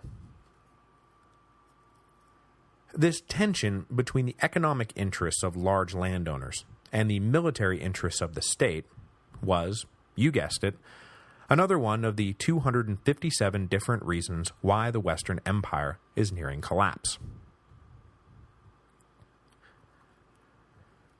When Theodosius finally gathered up an army large enough to maybe do something about the Goths, he drilled them and trained them and drilled them some more. But despite all the training, Theodosius's army was never going to be more than a ragtag bunch of misfits. The recalled veterans were experienced, but they were old. The new recruits were young, but not at all professional soldiers, and, having been pressed into service, their morale was low and their desertion rate was high. And then there were the auxiliary barbarians, some of whom were ethnically Goth. Who knew where their loyalties lay? Theodosius was smart enough then to do two things. First, for the whole of 379, he never risked putting this army into battle. Not only would a loss have been catastrophic, but given the gulf of ability between the seasoned Goths and the green Romans, a loss was very likely going to be the outcome. This meant that the Goths had a full year during which they basically had the run of the Middle Empire. But still, a Roman loss would have been catastrophic. It simply could not be risked.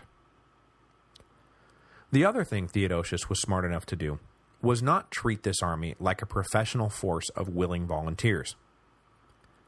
Discipline was tight, but not draconian. Deserters were not killed as long as they came back. Floggings for minor infractions were kept to a minimum. He needed these men to fight for him someday. Beating them mercilessly because they weren't digging that hole right would have been counterproductive. Not that any of this really mattered. It would have made for a heartwarming story had this ragtag bunch gone out and saved the day, but unfortunately for Hollywood executives everywhere, that's not the way it went. When Theodosius finally led his army out into battle in 380, the hope, of course, was that he was leading them out to avenge Adrianople and crush the barbarians. But it was not to be. And this is even after the Goths helped the Romans out by having the Greuthungi and the Tervingi decide to go their separate ways earlier in the year, leaving Theodosius with a much less daunting task ahead of him. Citing the fact that there was not enough food around to feed them all, the Greuthungi decided to head northwest, where they were eventually crushed by a western army guarding the Illyrian frontier. This left Theodosius with only Fritigern and the Tervingi to deal with. But when the two sides met in battle at some unknown point later in 380, the Goths once again won the day. The sources point to some unknown bit of treachery just before the battle, possibly the defection of some of those barbarian auxiliaries, but all other details have been lost to history. However, despite the Roman defeat, Theodosius made sure that it was not another Adrianople, and the new emperor extracted his army from the fray before things got out of hand. From that moment on, Theodosius' strategy for winning the war changed completely. He no longer believed that he could deliver the kind of outright military victory that he was expected to win, and so he focused all his energy on reaching a peace agreement that would be acceptable to both sides. After 3 years of wandering aimlessly, trying to feed themselves on ever-diminishing spoils of war, Theodosius was betting that the Goths were probably getting as ready for a settlement as he was. In January of 381, the emperor was gifted an opportunity to demonstrate his honorable intentions when Athanaric, the old enemy of Rome who had sworn never to set foot in the empire, arrived at the Danube with what remained of his people, begging for asylum.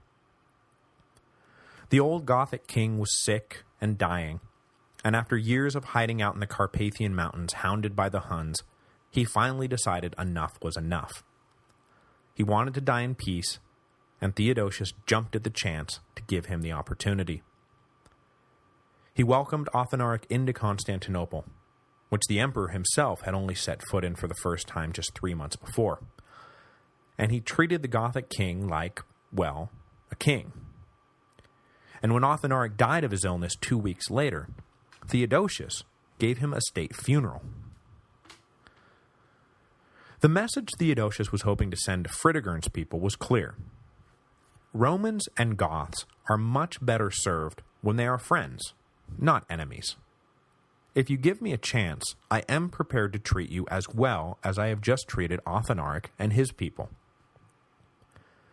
To the outlaw Goths still out in the Roman countryside, this was a message they were willing to hear. But it would still be another year and a half before the war officially came to an end. Throughout that end phase, perpetuating the stalemate became Theodosius' sole military objective. Keeping the cities supplied, making sure they could continue to hold out, and never risking an open battle. By the autumn of 382, trapped in a cycle of diminishing returns and perpetual insecurity, the Goths were finally ready to deal.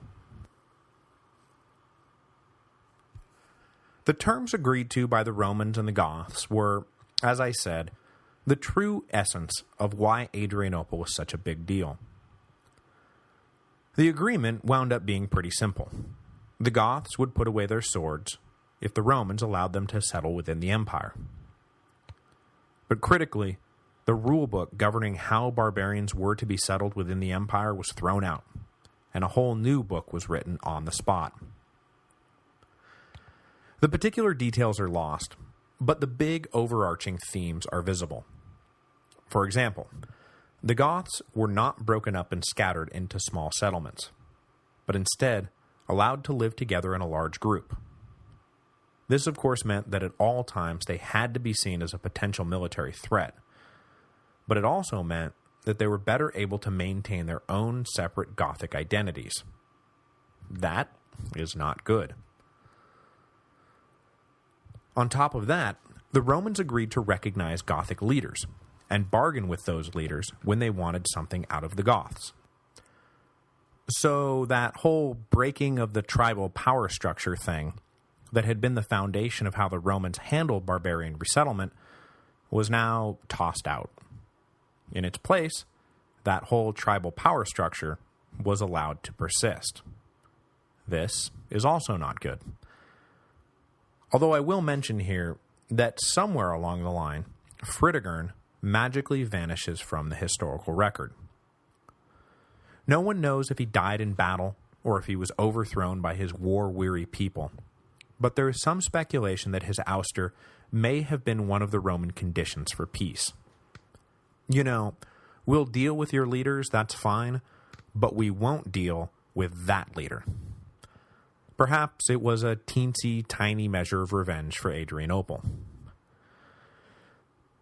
Finally, though many of the settled Goths wound up joining the Roman army as individuals, both sides agreed that if the emperor deemed it necessary, he would be allowed to call on the Gothic nation as a whole to come fight for Rome. However, they would not be required to fight under Roman officers. Instead, they would be allowed to fight in their own way under their own leaders.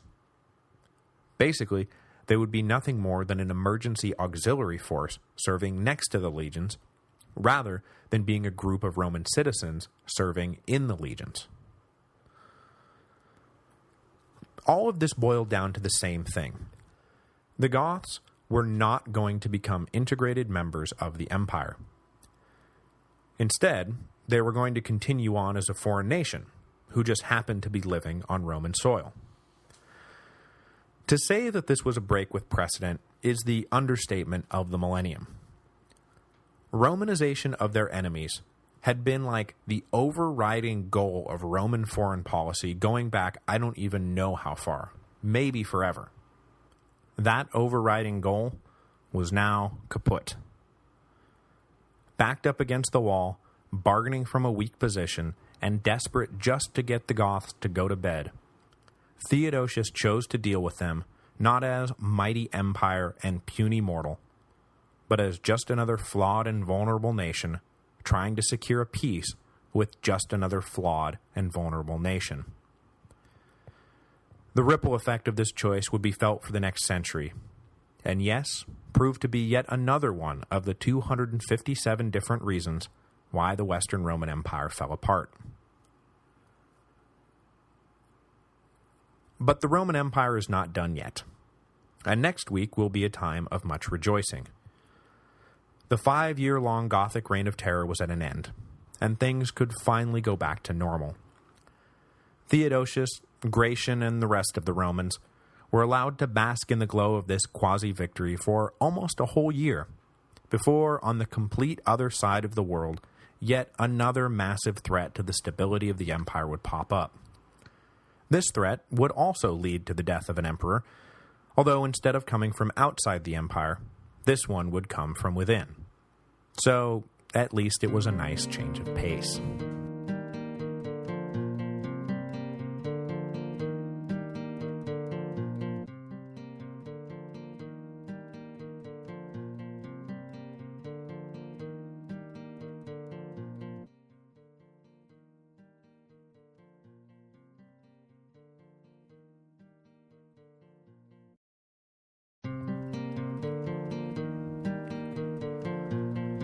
Hello, and welcome to the History of Rome. Episode 155, The New Bishop of Milan. Last time, we left off with the Empire ever so temporarily at peace. The Sassanids had made no sudden moves while Theodosius had been occupied with the Goths, and the Germans of the Rhine frontier had been laying low since Gratian had swooped in and bopped the Alemanni in the head right before the Battle of Adrianople. For the briefest of moments, the Roman Empire was free from the burden of armed conflict. But sadly, it was inevitable that somebody, somewhere, was going to be unable to handle the sheer tranquility of it all and snap.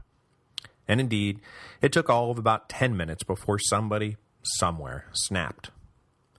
That somebody? A senior general named Magnus Maximus, who was the highest-ranking officer on the island of Britain. Seizing the opportunity that quiet frontiers and dissatisfaction with the Western Augustus Gratian provided, Maximus stormed down off Britannia in 383 and lit a big new fire, where just moments before it looked like the coals were about to finally burn themselves out. Such is life. There's not much to go on about why Maximus decided to suddenly revolt in 383. All we have to go on is vague hints that Gratian was not popular with the soldiers, and that the Roman occupation of Britain was in bad shape morale-wise. To take the last part first, it had been a good 15 years since the great barbarian invasion had nearly knocked the Romans off the island for good.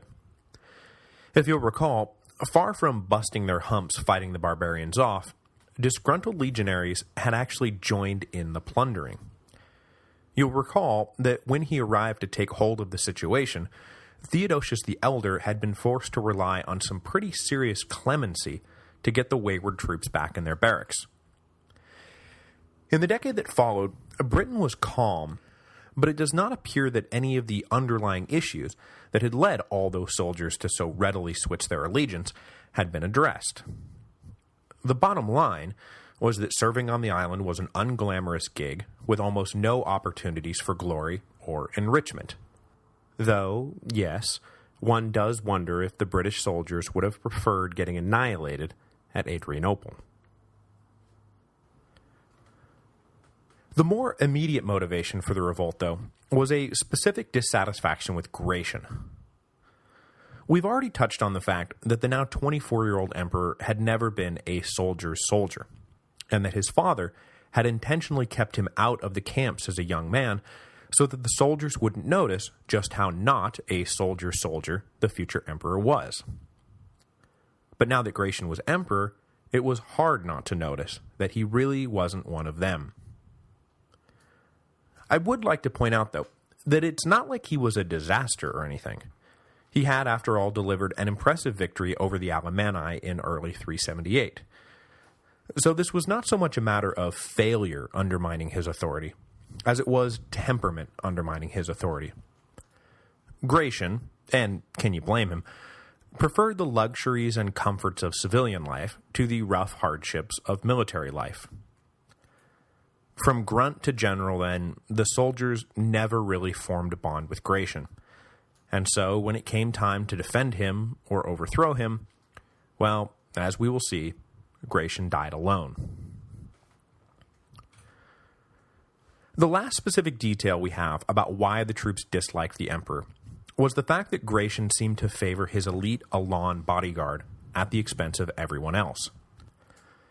In a story reminiscent of Constance and his archers, so reminiscent, in fact, that I wonder which, if either, story is actually true, Gratian appears to have grown so enamored with his Elan guards that on top of lavishing them with wealth and honors, he took to acting like them and dressing like them. Now, the troops up in Britain never would have witnessed this firsthand, but disgruntled stories would have been passed around and done their dirty work to undermine Gratian's reputation anyway. I think the real impact of this favoritism, though, was most likely felt as Maximus's army was approaching Paris. The troops nearest Gratian would have seen it all for themselves, and so when it came time to fight or desert, they decided to desert. After all, if the Elan bodyguard is so awesome, well, let them protect the emperor. The other small bit of information we have about Maximus's motivation comes from the general's resume. See, in particular, that under previous work experience, we have him down as serving in North Africa under Theodosius the Elder during the revolt of Firmus, and before that, we have him down as very likely serving on the campaign to resecure Britain after the barbarian invasions of 367-368, also under Theodosius the Elder. In other words, Maximus was a longtime friend, ally, and compatriot of the Theodosian family. His relationship with the younger Theodosius, 15 years his junior, would have gone back to the earliest stages of the now emperor's career, and given the tone of his correspondence with the Eastern Augustus immediately following the demise of Gratian, it is clear that not only did Maximus expect Theodosius to recognize him as the new Augustus of the West, but he expected Theodosius to be happy about it. When weighing the pros and cons of revolt, the fact that an old friend was now emperor of the East had to have been seen by Maximus as a huge, possibly decisive, pro. But before we get into the revolt of Maximus, I want to back up a little bit and introduce a man who is going to be right smack dab in the middle of it all. And not just right smack dab in the middle of the revolt, mind you, though he was right smack dab in the middle of the revolt, but right smack dab in the middle of everything that happens in the last quarter of the 4th century. State, church, diplomacy, war, peace, you name it, there he is. I speak, of course, of the man you just knew was going to pop up eventually, Aurelius Ambrosius, better known to us as St. Ambrose, the Bishop of Milan. Not to get off on too meta of a tangent, but I tend to see history as an interplay between broad socioeconomic factors and the specific actions of key individuals. Sometimes socioeconomic factors take the lead, like, say, the way the potato famine drove Irish migration to North America in the 1840s. Sometimes the two walk in lockstep, like, say, the way the conditions of post-World War I Germany made the rise of fascism possible, but that the specific and malevolent idiosyncrasies of Hitler defined the form that it took. And sometimes it is the key individual who takes the lead and drives the ox cart of history for a while. Ambrose of Milan was a driver. He was a staunch anti-pagan, he was a staunch anti-Arian, and he believed that all men, emperors included, must kneel before God. When he died in 397, his specific beliefs had more or less become the entrenched imperial worldview. Even more importantly than that, had it not been for Ambrose, it is possible that 1,000 years of argument over whether state was superior to church or church was superior to state might never have occurred, because the church's case never would have gotten off the ground. Any other man serving as Bishop of Milan in the late 4th century, and the whole world turns out differently, I think. He was that big of a deal. And even if you don't believe any of that, at a minimum, you can blame him for the fact that we all have to read selected portions of the City of God for the umpteenth time for the test on Friday.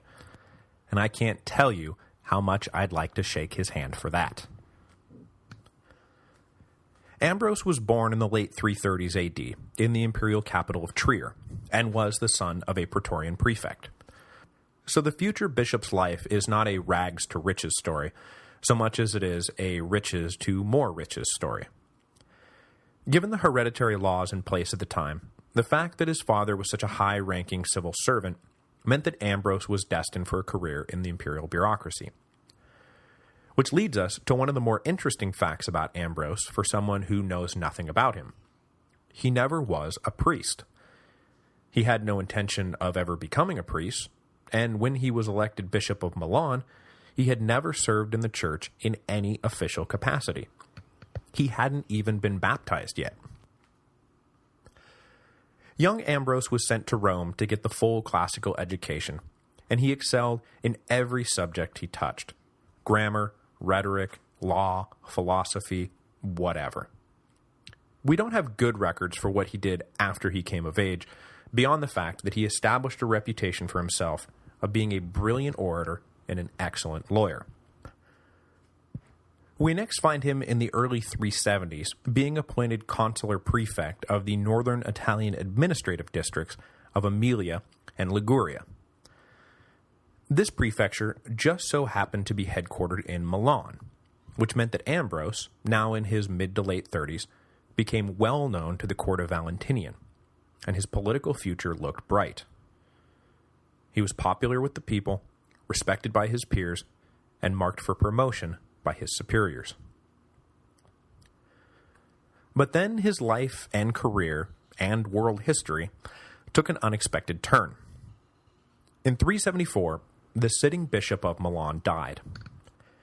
Now, the sitting bishop just so happened to have been of Arian persuasion, which had rankled the majority Nicaean population of the city. Now that the bishop was dead, this majority naturally wanted the next bishop to be chaste, moral, and above all, a staunch Nicaean. But the Arian minority population, who just so happened to be supported by Valentinian's wife Justina, wanted the next bishop to be an Arian, just like the old bishop had been. And so the Christian population of Milan started a fight with itself, and of course, no one was willing to give an inch. In his capacity as consular prefect, Ambrose showed up on the day that the new bishop was to be elected, with the sole objective of keeping the peace. He had reason to believe he might be able to keep a lid on things, since he was respected by both sides. Though a Nicaean by disposition, Ambrose had always been tolerant of Arianism in his role as prefect, and so everyone saw him as an honest broker. When the election started to get out of hand, Ambrose stepped in to see if he couldn't settle everyone down. And then, someone in the crowd had a bright idea, and they shouted, "Ambrose for bishop." This cry was then taken up by the whole assembly. Everyone suddenly agreed that Ambrose was the perfect compromise candidate. Everyone, that is, except Ambrose himself, who begged and pleaded with the crowd to please think up a different solution. He knew no theology, he was no priest, he hadn't even been baptized yet. But the calls for his elevation persisted. So Ambrose did the prudent thing. He hightailed it out of there and went into hiding. A week later, he was still in hiding when a message signed by the young Emperor Gratian began making the rounds. Apparently, the emperor fully supported the wise decision to make the eminently capable consular prefect bishop. Ambrose was stuck, and he knew it. So he came out of hiding, went and got baptized, and became the new Bishop of Milan. An unconventional path to the cloth for sure, but once he got there, boy howdy did he ever make the most of it. Now on a normal day, being the Bishop of Milan meant having a healthy degree of influence. After all, you were the most powerful Christian official in the most important imperial capital in the Western Empire. But after just a year in office, it stopped being a normal day for Ambrose. Because in 375, Valentinian I suddenly died, and his youngest son, Valentinian II, was elevated to the rank of Augustus. When the imperial court had left Milan in 374 heading east, it had been led by a domineering general who had been in office for more than a decade. When it returned, it was led by a 4-year-old. Now, for a variety of reasons, the Roman imperial system rarely strayed into child emperors, which meant that when it did, there was no agreed-to precedent for how to handle the situation. Basically, that meant that a variety of powerful ministers would jockey with each other for power until a few emerged triumphant from the backrooms as the de facto heads of state. In the case of young Valentinian II, the emergent leaders of the Milan court turned out to be the Empress Justina and the hugely popular and supremely capable new Bishop of Milan, who managed to talk his way right into the heart of the imperial government. This is interesting for its own sake, But it's also interesting because Justina was a staunch Arian, while Ambrose was an Orthodox Nicene. If you don't think the fact that the two most powerful figures in Milan are on opposite sides of a hugely contentious religious feud is going to cause problems, well, you just don't know highly contentious religious feuds. But wait, you say, I thought Ambrose was sympathetic to the Arians. I thought he was an honest broker. Well, yes he was, when he was consular prefect. But now that he was bishop, he felt he had an obligation to defend the one true faith with every means at his disposal. Almost overnight, Ambrose became a Nicene extremist.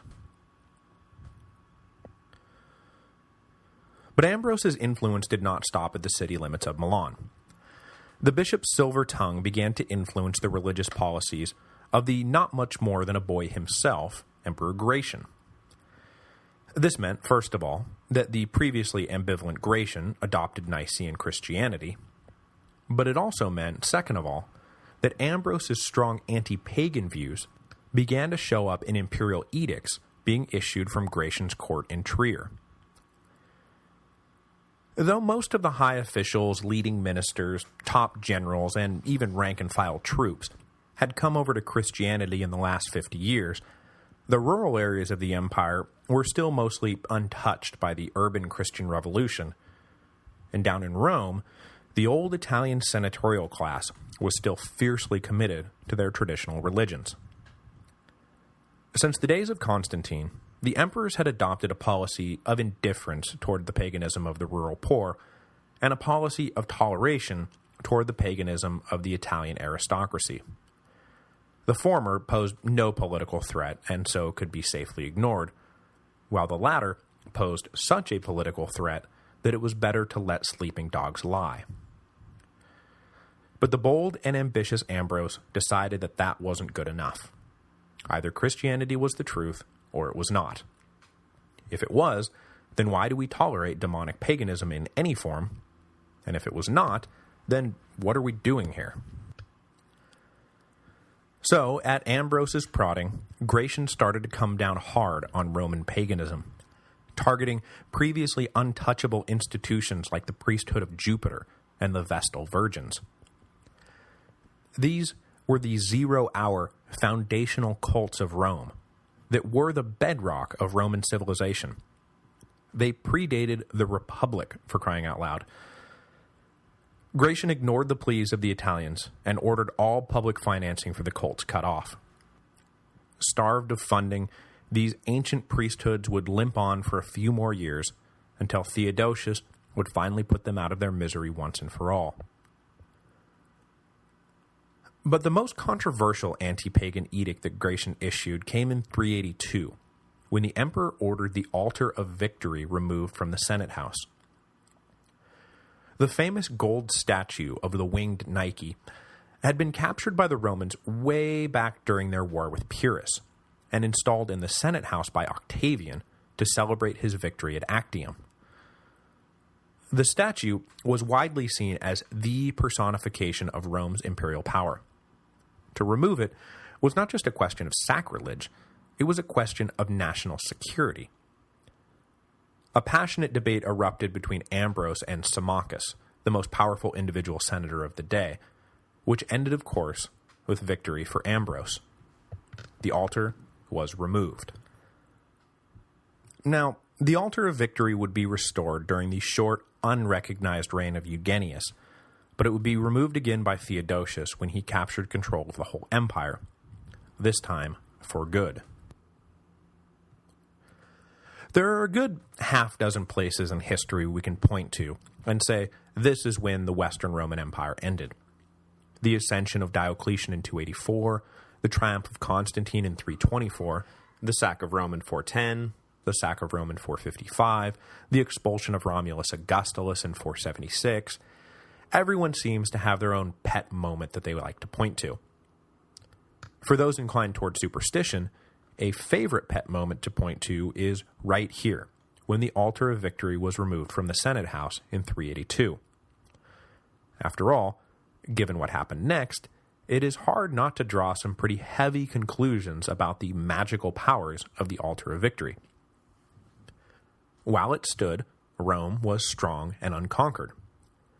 When it was removed, Rome was sacked for the first time in 800 years, and then it was sacked again. Less than 100 years later, the Rome that had been the mistress of the world for 1,000 years was gone. Coincidence? You tell me.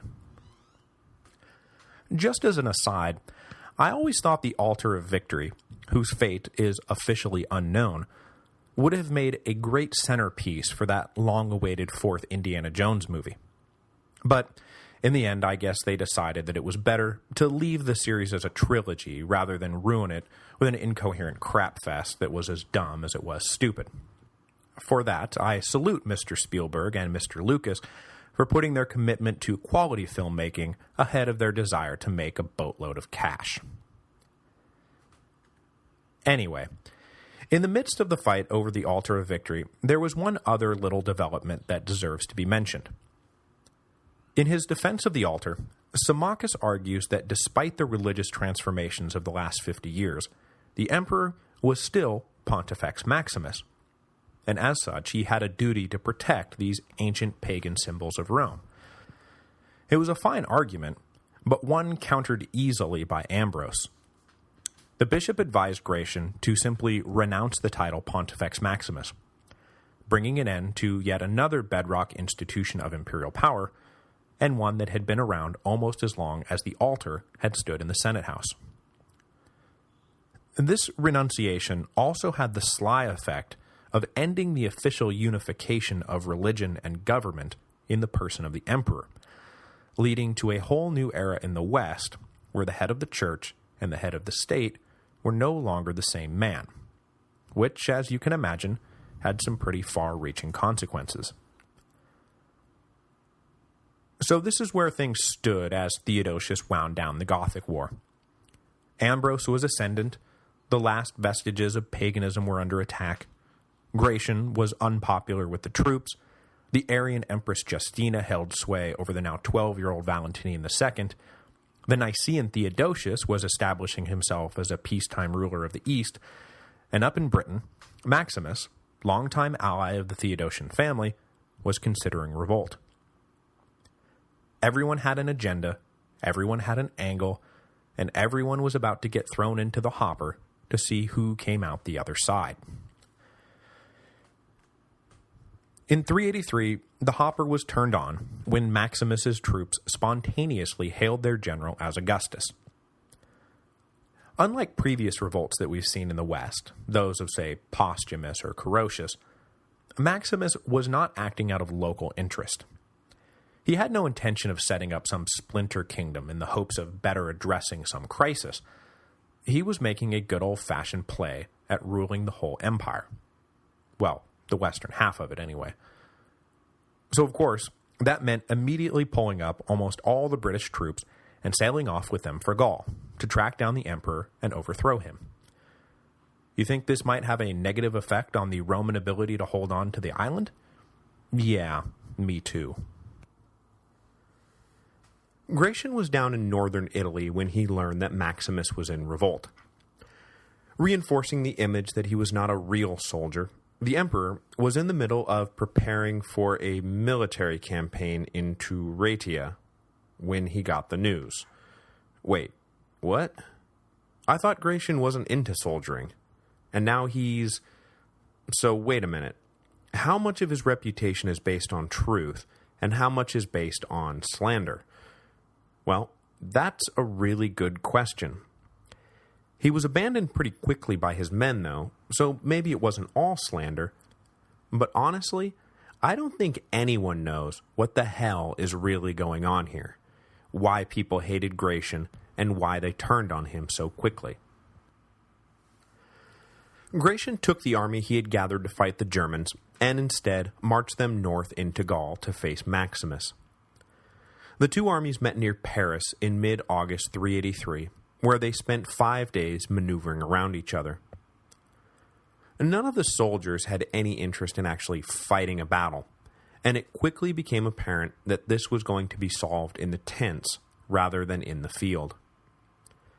After the 5th day, a squadron of elite cavalry defected to Maximus, Shortly thereafter, the great General Marabudus, the man who had raised up Valentinian II, was convinced, or bribed, or whatever, to cross the line as well. Then the floodgates opened. Pretty soon, Gratian was standing alone.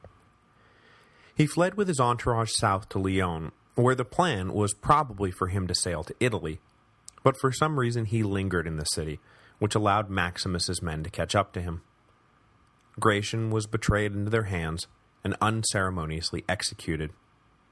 He was 24 years old, and though he had technically been an Augustus for 16 years, only for the last 8 of those years had he truly been a ruler.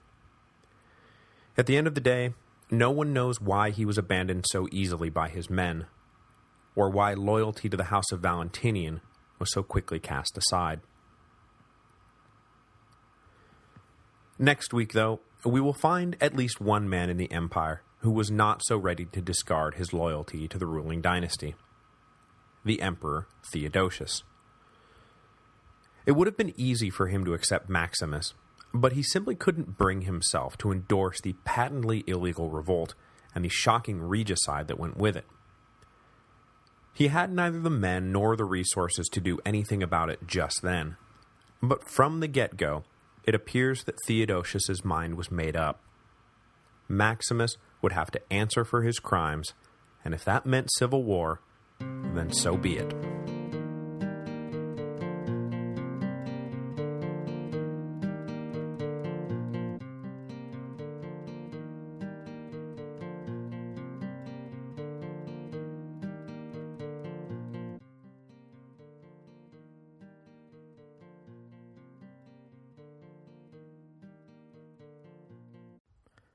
This week's episode is brought to you by Audible.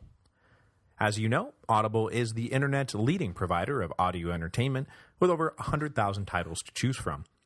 When you're done with this episode, go to audiblepodcast.com/Rome. That again, audiblepodcast.com/Rome. By going to that address, you qualify for a free book download when you sign up for a 14-day trial membership. There is no obligation to continue the service, and you can cancel anytime and keep the free book download. You can also keep going with one of the monthly subscription options and get great deals on all future audiobook purchases. This week, I am going to go with a recommendation from listener Garrett, because I just so happen to be watching a lot of Monty Python at the moment. Apparently, there is an abridged version of Dante's Inferno, read by none other than Mr. John Cleese, who, if you ask me, should have been made Sir John Cleese years ago. How has that not happened yet? I mean, it's in the works, right? Just remember to go to audiblepodcast.com/Rome so that they know who sent you.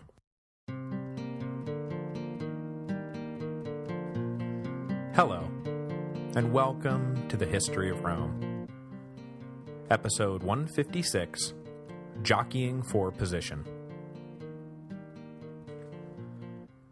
When the Emperor Gratian was overthrown and murdered by the General Magnus Maximus in 383 AD, a game of high-stakes political chess kicked off that wound up lasting for 5 years before checkmate was finally declared.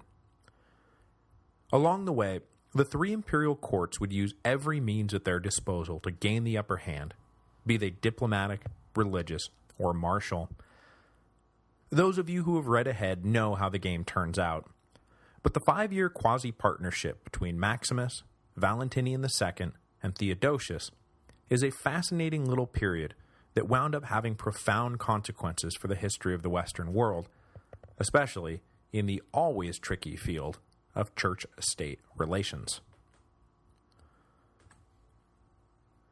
Following the execution of Gratian, which was ordered by overzealous subordinates, I swear, Maximus advanced on Trier, took the capital without a fight, and set up an imperial court for himself. With a boy emperor reigning in Milan, and a likely ally in Theodosius reigning in Constantinople, Maximus had good reason to believe that 80% of his work was already done. All he had to do now was co-opt the weak court of Valentinian II and request official recognition from the strong court of Theodosius, and he would be the unchallenged ruler of the Western Empire. QED. So, rather than press on with a military offensive, Maximus chose to instead launch a diplomatic offensive. He would later consider this to be his greatest mistake. When the court in Milan got word of Gratian's death, they decided to send Bishop Ambrose north to Trier to have a chat with Maximus and feel the general out.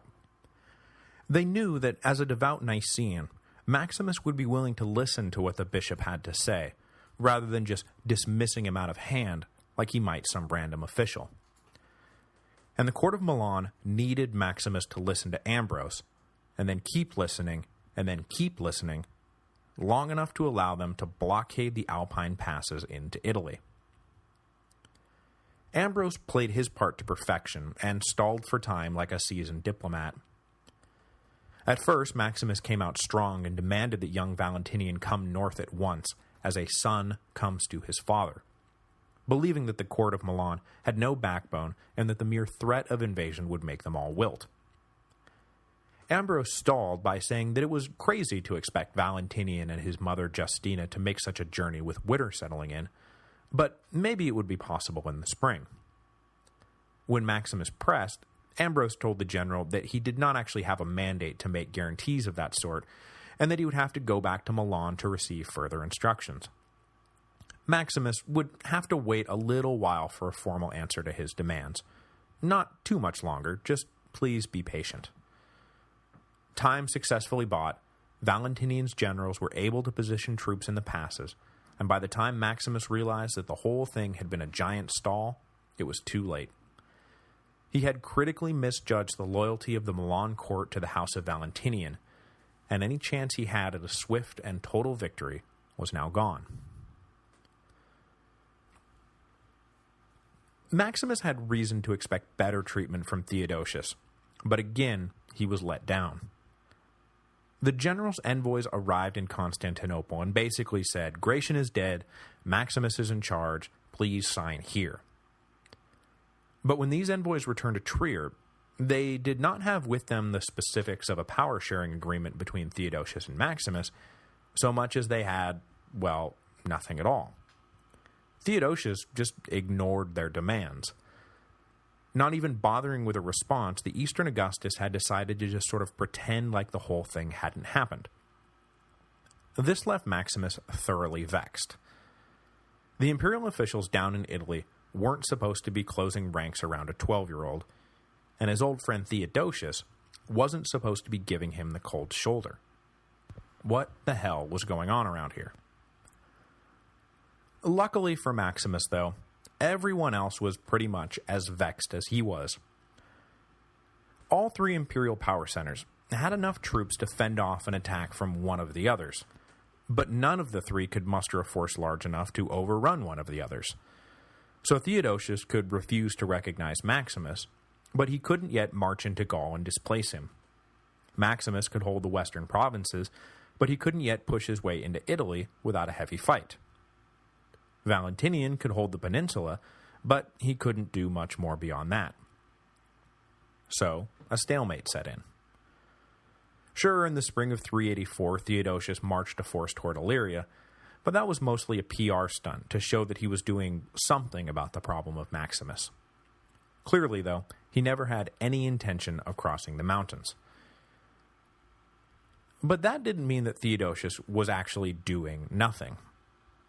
In fact, as the emperor headed west for his not very serious photo op, an embassy was headed east on a very serious mission to convince the Sassanids to remain peaceful so Theodosius could turn his full attention to Maximus without worrying about his rear.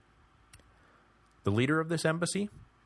A senior staff officer of Vandal origin who we will all shortly come to know and love. Stilicho.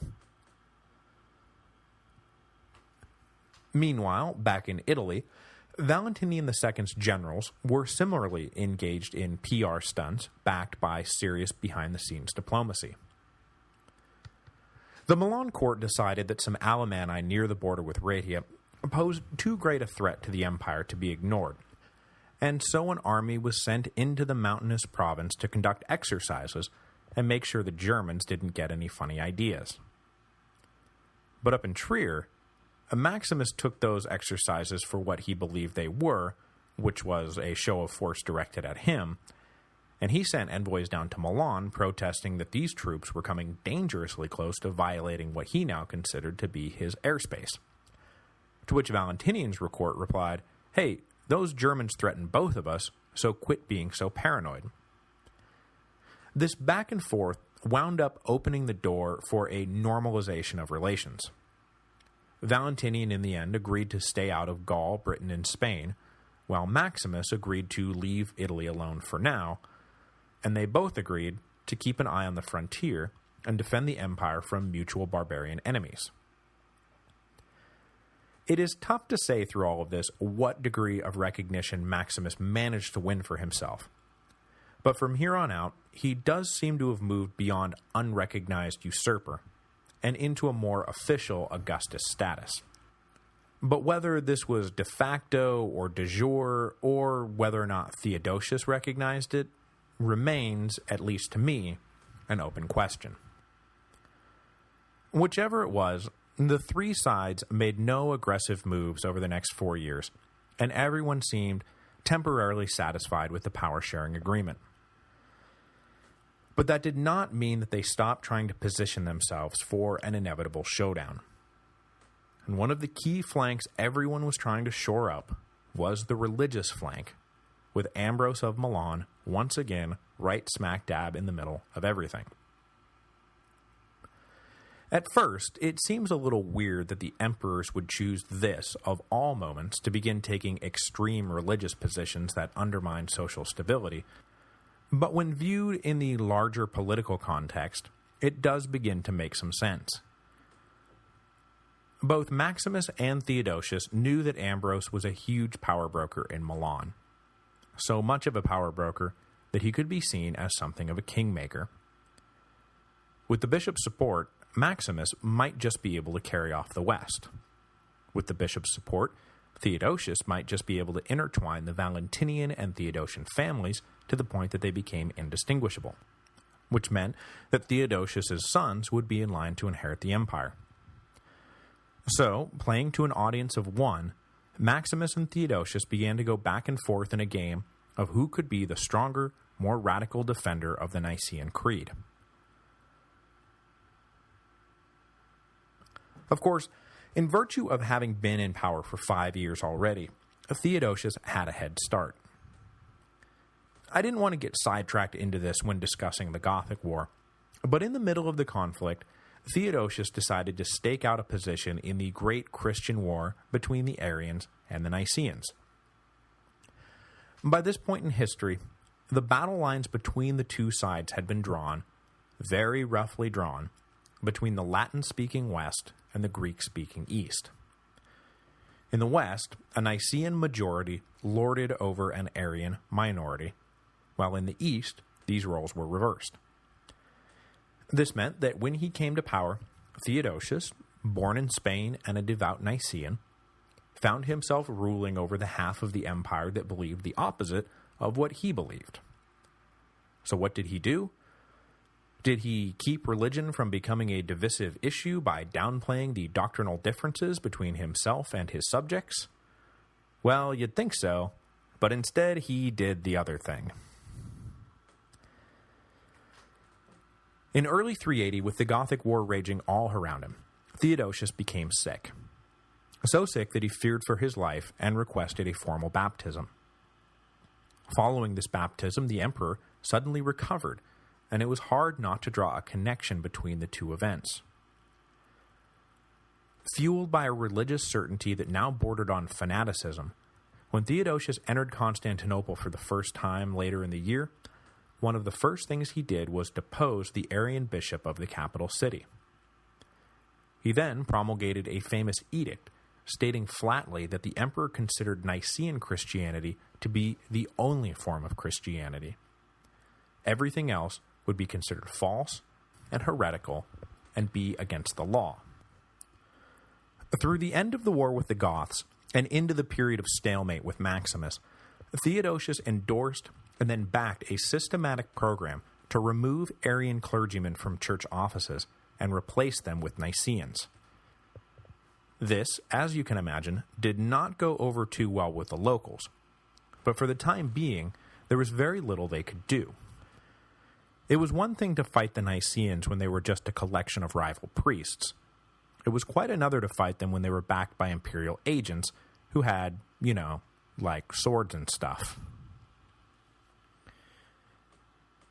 Oddly enough, though, Theodosius's religious zeal did not yet extend to paganism, which he treated with a fair degree of tolerance throughout this period.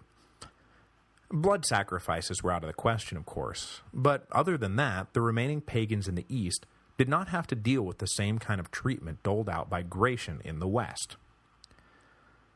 And that tolerance would eventually be dropped by Theodosius as a part of his general Make Nice with Ambrose program, following the unpleasantries at Thessalonica in 390, but for now, Theodosius generally left pagans alone.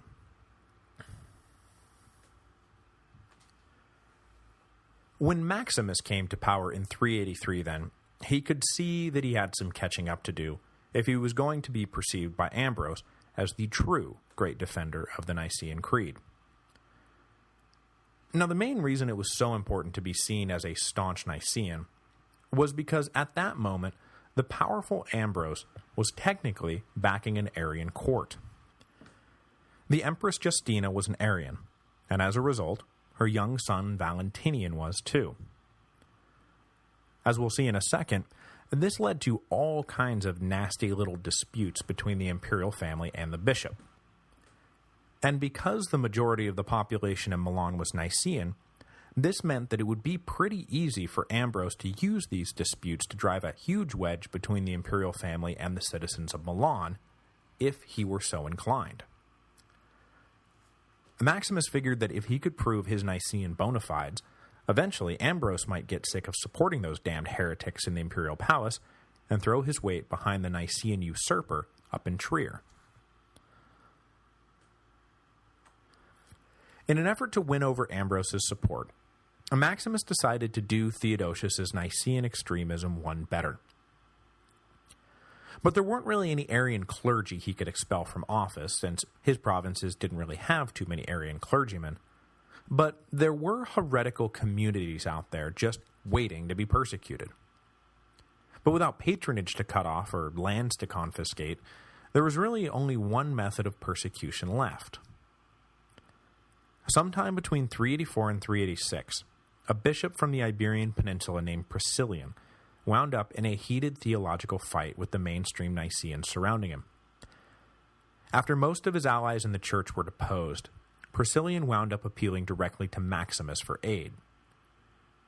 To the great surprise of the heretical bishop, Maximus decided to hear the appeal, and then deny the appeal, and then hand down a little divine justice.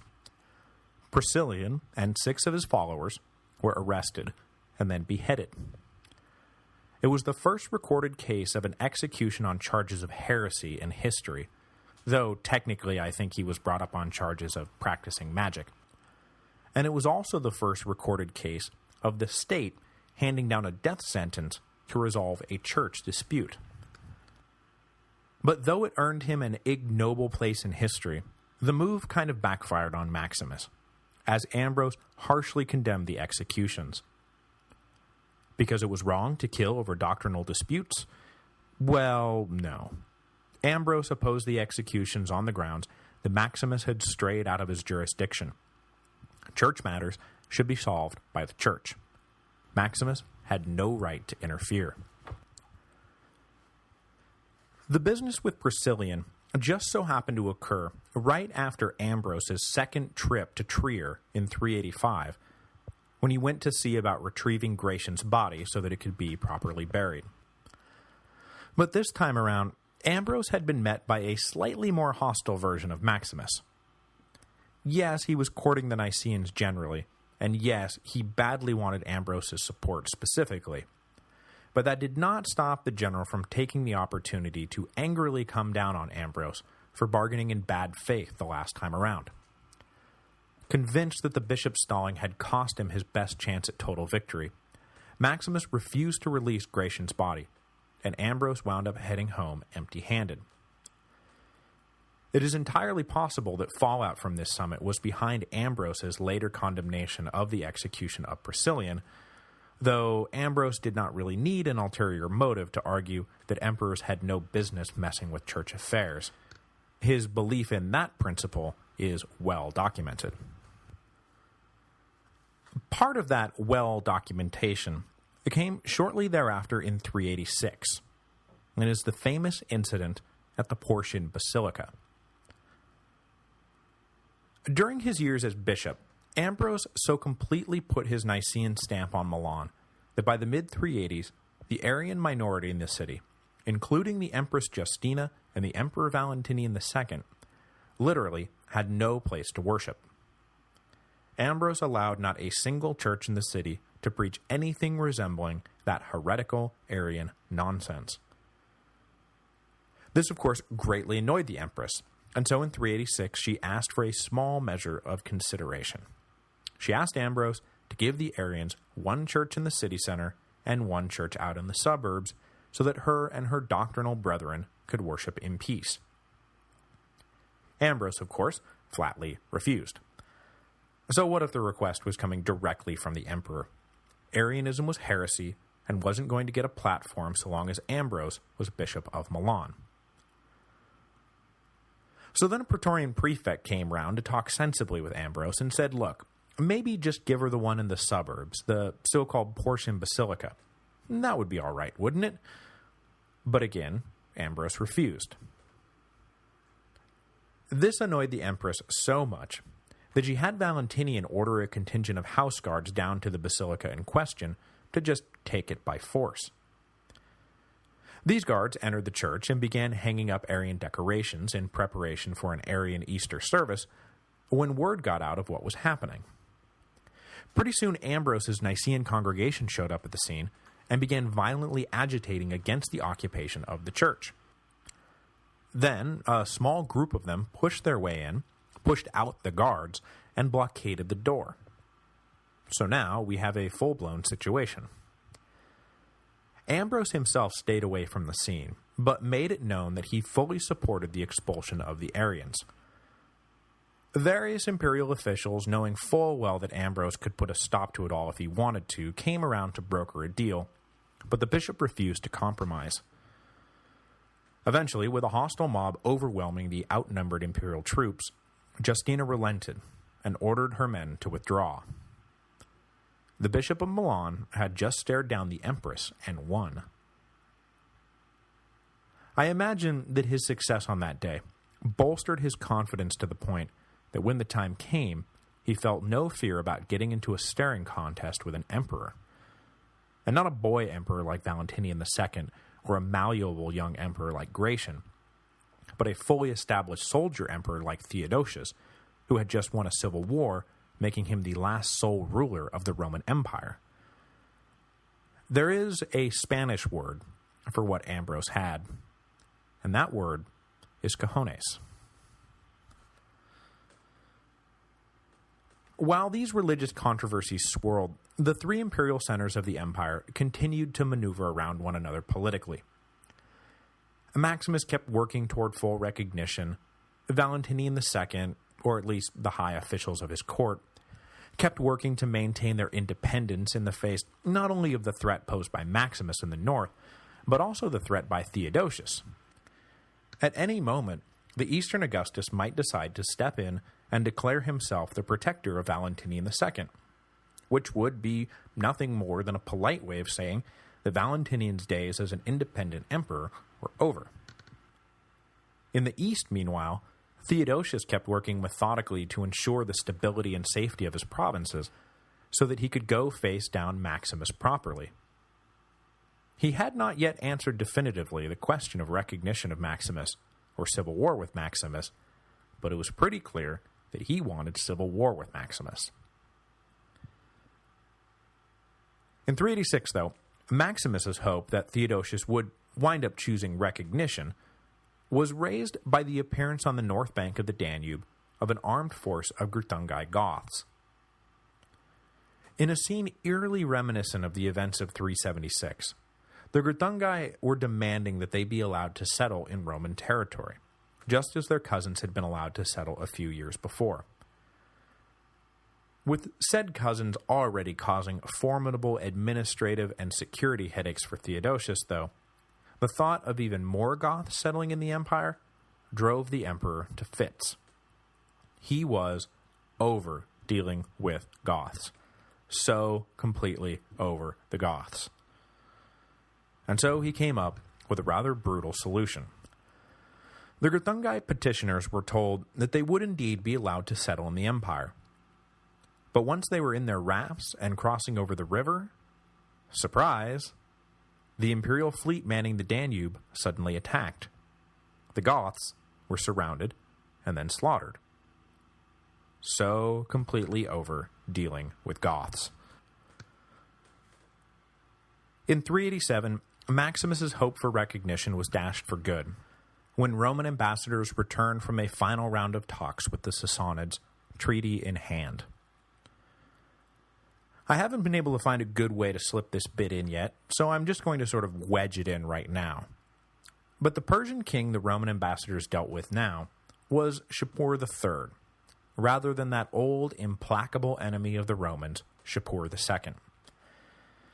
Sadly, Shapur the Great finally died in 379 AD, after a remarkable 70-year reign over his empire.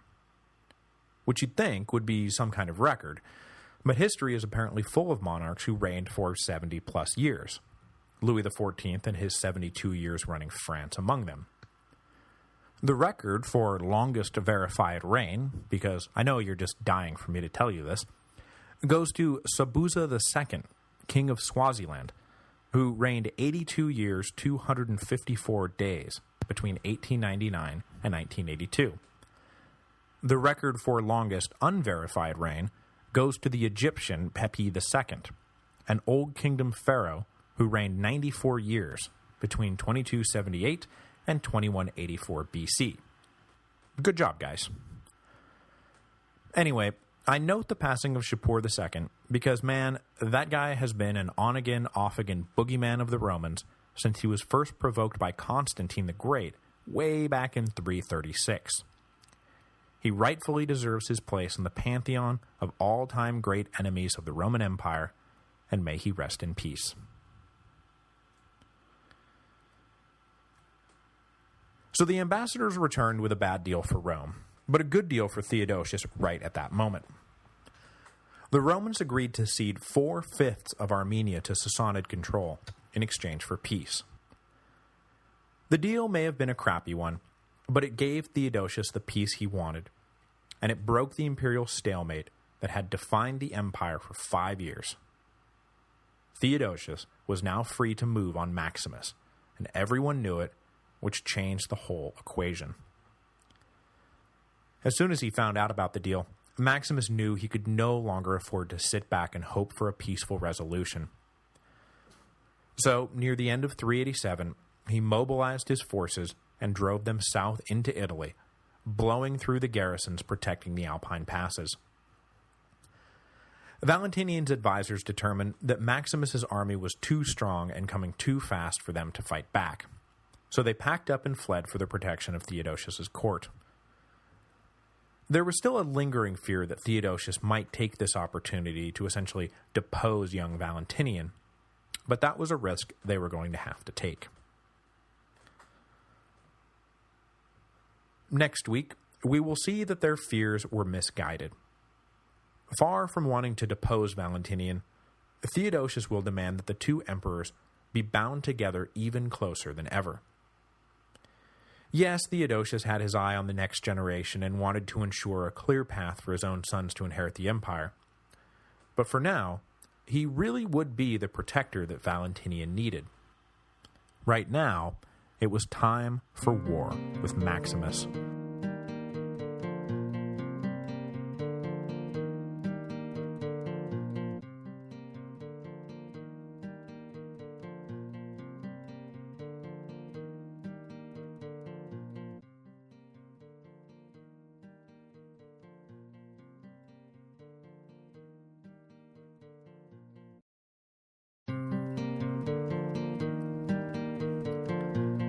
Hello, and welcome to the History of Rome.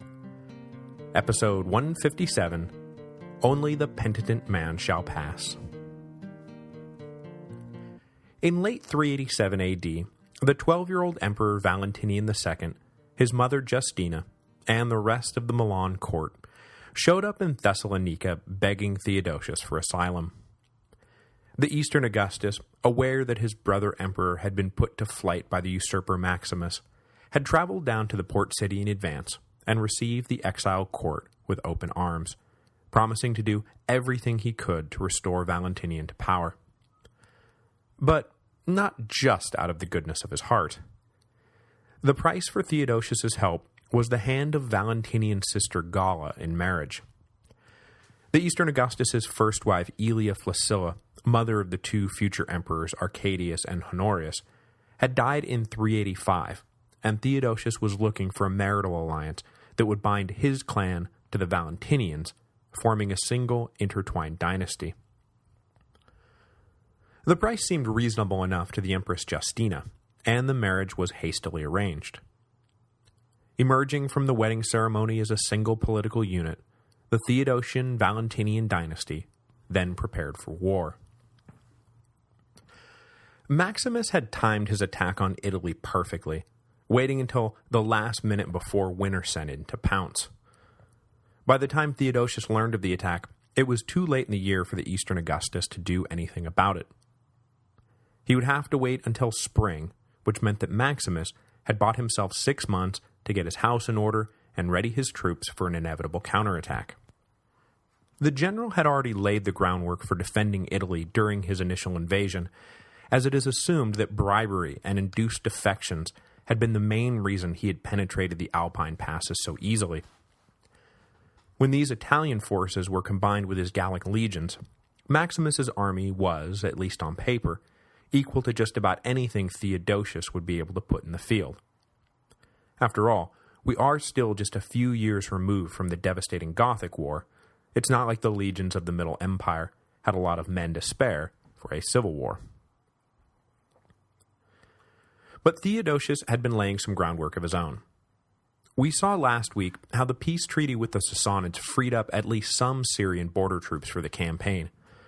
But the Eastern Augustus's main source of recruits for the coming civil war would actually come from the ranks of the very barbarians he had spent his first few years in office fighting.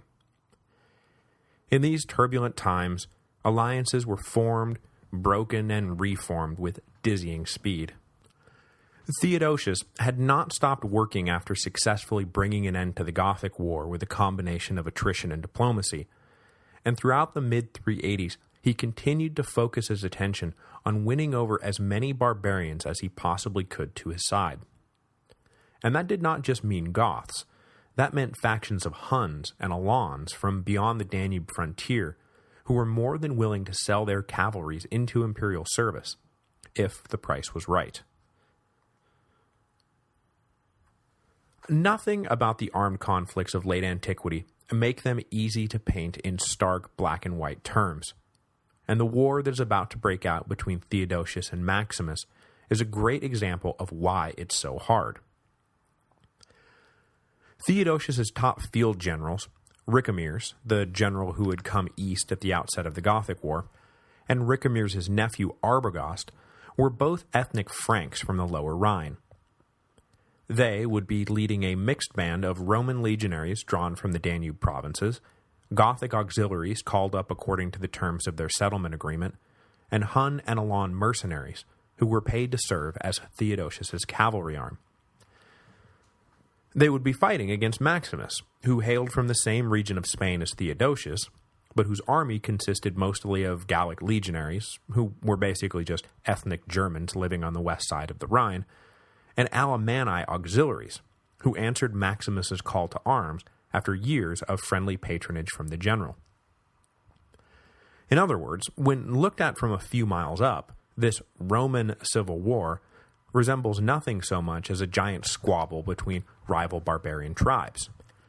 Take out Maximus and Theodosius, and really, how many Romans in this Roman civil war are left? Not many, I can tell you that. When spring came, Theodosius went on the offensive and ordered a two-pronged assault on the Italian peninsula. Ground forces would march west through the Alps, while a naval force would simultaneously sail up the Adriatic and attack by sea. Maximus, using Aquileia as his base of operations, worked quickly to counter both threats, pulling a force down to deal with the naval invasion, while directing the bulk of his forces to block up the mountain passes. But unfortunately for Maximus, the winter had worked both ways, and he too had been forced to wait until spring to make many of these moves. So, when an advance guard of his army occupied the small city of Siscia in what is now Slovenia, they were unable to complete the defensive fortifications necessary to hold Theodosius off. With the lightning-fast Hun cavalry leading the way, Theodosius's land army made contact with Maximus's forces at Siscia and easily ran them off. But this was just the opening skirmish. The real test would come 100 miles to the north, in the fortified city of Poetovio, where Maximus's main army, led in person by his brother, was stationed. Details are scarce, but it appears the two sides met in battle in midsummer 388, and after an intensely fought back-and-forth battle, Theodosius emerged victorious. With his armies guarding the mountains defeated, and his southern flank failing in the face of the naval assault, Maximus called for reinforcements from the north, and then fled back to Aquileia to await relief.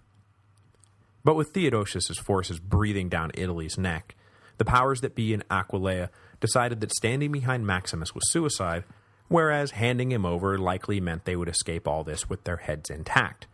So, they thought it over for roughly 2 nanoseconds and put Maximus in chains.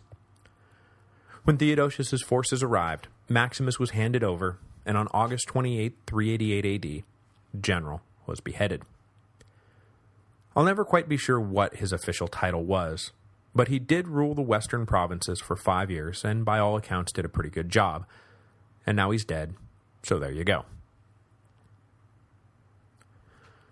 With Maximus dead, Theodosius entered Milan unopposed, and then called on Valentinian and the rest of his exiled court to return.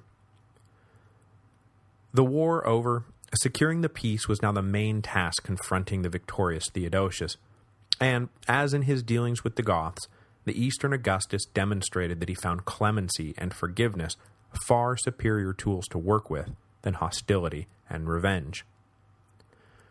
Almost no punitive action was taken against the men who had sided with Maximus, and even within the general's own family, only his eldest son, who had been named Maximus's official co-ruler and successor, paid the ultimate price for the general's transgressions.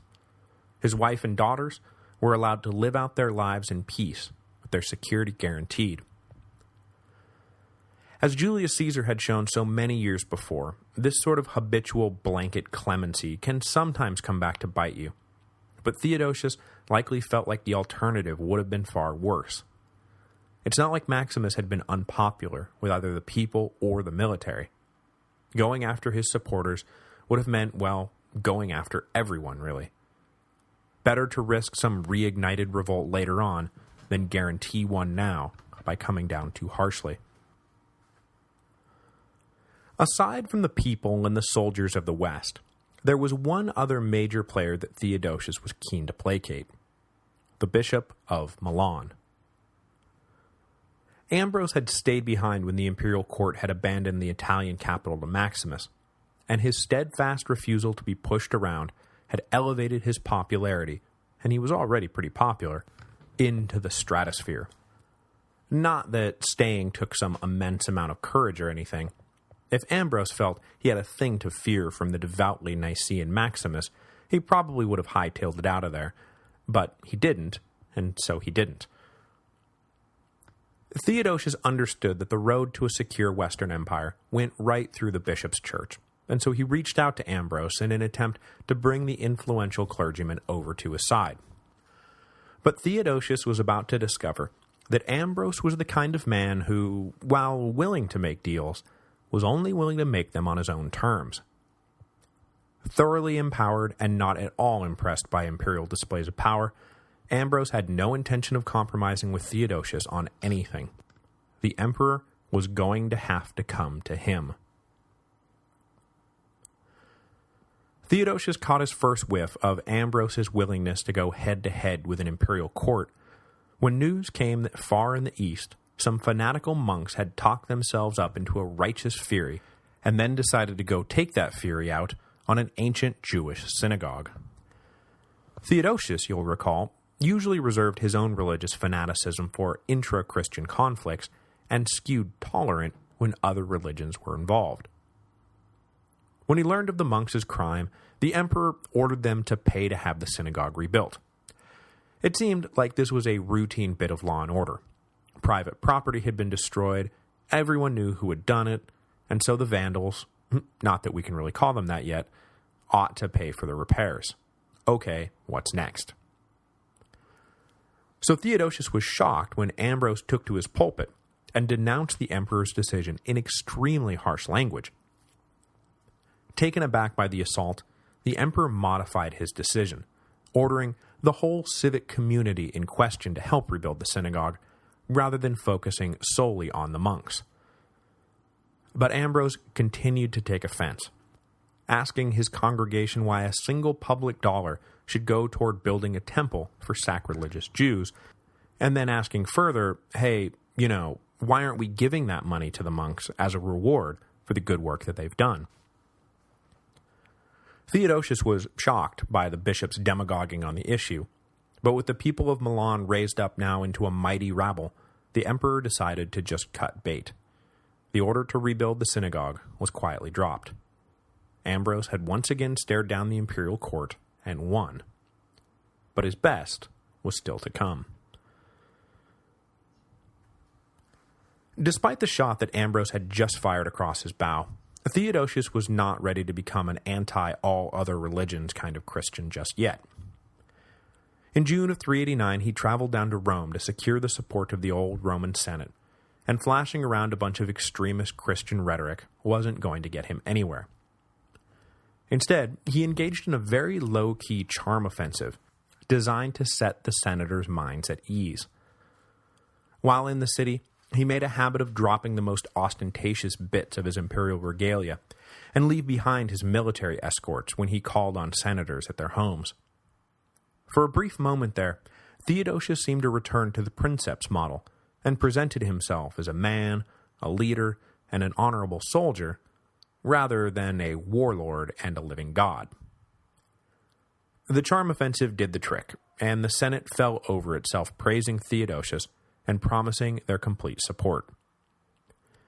The emperor's reasonable front was so comforting that the great senator Symmachus even took the opportunity to ask that the sacred altar of victory be restored, but that went a little too far, and Theodosius firmly, though politely, refused. These happy times would not last, however, as events were about to overtake them all, giving Ambrose the leverage he needed to really bend the emperor over the cross. The bishop had been chafing a little bit since Theodosius' arrival in Italy, because while the emperor clearly desired an alliance with the Church of Milan, he was not proving nearly as pliable as Gratian or Valentinian II. The young emperors had been more than willing to bring Ambrose in on their inner circle discussions of policy, making the bishop practically a minister of state. But Theodosius had his own inner circle of advisors, and ever since the defeat of Maximus, Ambrose had found himself on the outside looking in. Hence the need to take to the pulpit on the synagogue question, rather than just saying in a meeting, no, we won't be doing that. Sure, he had spies all over Theodosius' court, and was kept fully briefed on what was going on, but he had lost the direct power he had enjoyed for the last decade. The bishop didn't want to simply be an ally of the imperial court, he wanted to be indistinguishable from it. And so what he needed was a way to drive himself back into the center of the action. In 390, Theodosius' temper got the better of him, and Ambrose immediately recognized the resulting PR debacle as the opportunity he had been looking for. The citizens of the key port city of Thessalonica, like most of the citizens of the empire, loved chariot racing. And I mean loved chariot racing. I'm not sure there is any modern sport, football included, that quite touches the salivating obsession exhibited by chariot racing fans in late antiquity. Part of it was because racing was essentially the only sport going. They didn't have dozens of options to choose from, so if you were the type of person who was into the thrill of competition, rooting for one team, hating another team, or had any interest at all in gambling, well, then chariot racing was going to be your thing. Your only thing. So one day, the biggest chariot racing star in Thessalonica gets arrested on what amounts to charges of homosexual rape. Locked up in a cell, he is now going to miss the big race, which causes the good citizens of Thessalonica to go a little crazy. Now, there was definitely more going on here than just the loss of a big star on race day. Since heading west, Theodosius had left the city garrisoned by a small contingent of allied Gothic soldiers, which did not sit well with the public, and it was the Gothic captain of this Gothic garrison who was behind the arrest, which really did not sit well with the public. In their book, Theodosius and the Empire at Bay, Stephen Williams and Gerald Friel point out that this meant there were really three factors behind the coming riots at Thessalonica. First was general resentment over the presence of Gothic soldiers in the city. Sure, at the top levels, alliances shifted with the winds these days, but down on the mass level, well, hadn't the Goths just been rampaging through our lands like just the other day? Wounds did not heal as quickly down here as they did in the corridors of power. Second was the temperamental difference between the Greeks and the Goths when it came to the question of homosexuality. The former had no real problem with it, while the latter considered it a fairly heinous offense. Locking up a star charioteer for homosexual activity, then, was an obnoxious imposition of barbarian sensibility on Greek manners, and now doubly so, given the circumstances. The third factor was that, well, yeah, they were all pissed that the charioteer was going to be sitting in a cell on race day. The people of Thessalonica began to get hostile, and pretty soon a riot broke out. The Gothic garrison wasn't nearly strong enough to get a handle on the mob, and they were quickly overrun. The Gothic captain behind the arrest, and most of his fellow officers, were tracked down, killed, and their bodies dragged through the streets. News quickly reached Theodosius in Milan about what had happened, and he exploded with rage. The Gothic captain had been a trusted and loyal officer, as evidenced by the fact that he had been given command over the key city of Thessalonica, and his murder by some race-crazed mob made Theodosius furious. Murderously furious. Before he could sleep on his anger, he sent orders off to the commander of the new and large garrison being brought in the wake of the riot. The orders were as clear as they were evil. When the citizens of Thessalonica next filled up their hippodrome for a big race, the new garrison came down, locked all the doors, and then marched out into the crowd, swords drawn. Theodosius's orders had been plain. Indiscriminate slaughter. The troops did their bloody work efficiently, and pretty soon over 7,000 men, women, and children were dead. Even in the callous days of late antiquity, a time when life was cheap, the massacre of Thessalonica appalled the citizens of the empire. Even Theodosius understood that he had gone too far, which is why, after sending out his initial order, he sent out another countermanding it, which of course arrived too late, which meant that the emperor, author of the massacre, wound up as appalled as anyone that it had actually taken place. When Ambrose learned of what had happened, he immediately pulled up stakes and left Milan for the countryside to consider his next move. The bishop knew that the emperor had just committed a grievous sin, that the emperor furthermore was a religious man, and that meant that Ambrose had an opportunity to leverage the emperor's guilt into something profitable. But rather than climb back up onto his bully pulpit, Ambrose was savvy enough to try a different tactic. He wrote the emperor a personal letter, saying that unfortunately he would be unable to celebrate Mass with Theodosius present until the emperor had publicly atoned for his sin. Ambrose was careful to say that he was not angry at the emperor, and that this was not a punishment, instead saying that he was only doing what had to be done, and that he was in anguish over the damage it might cause to Theodosius' soul.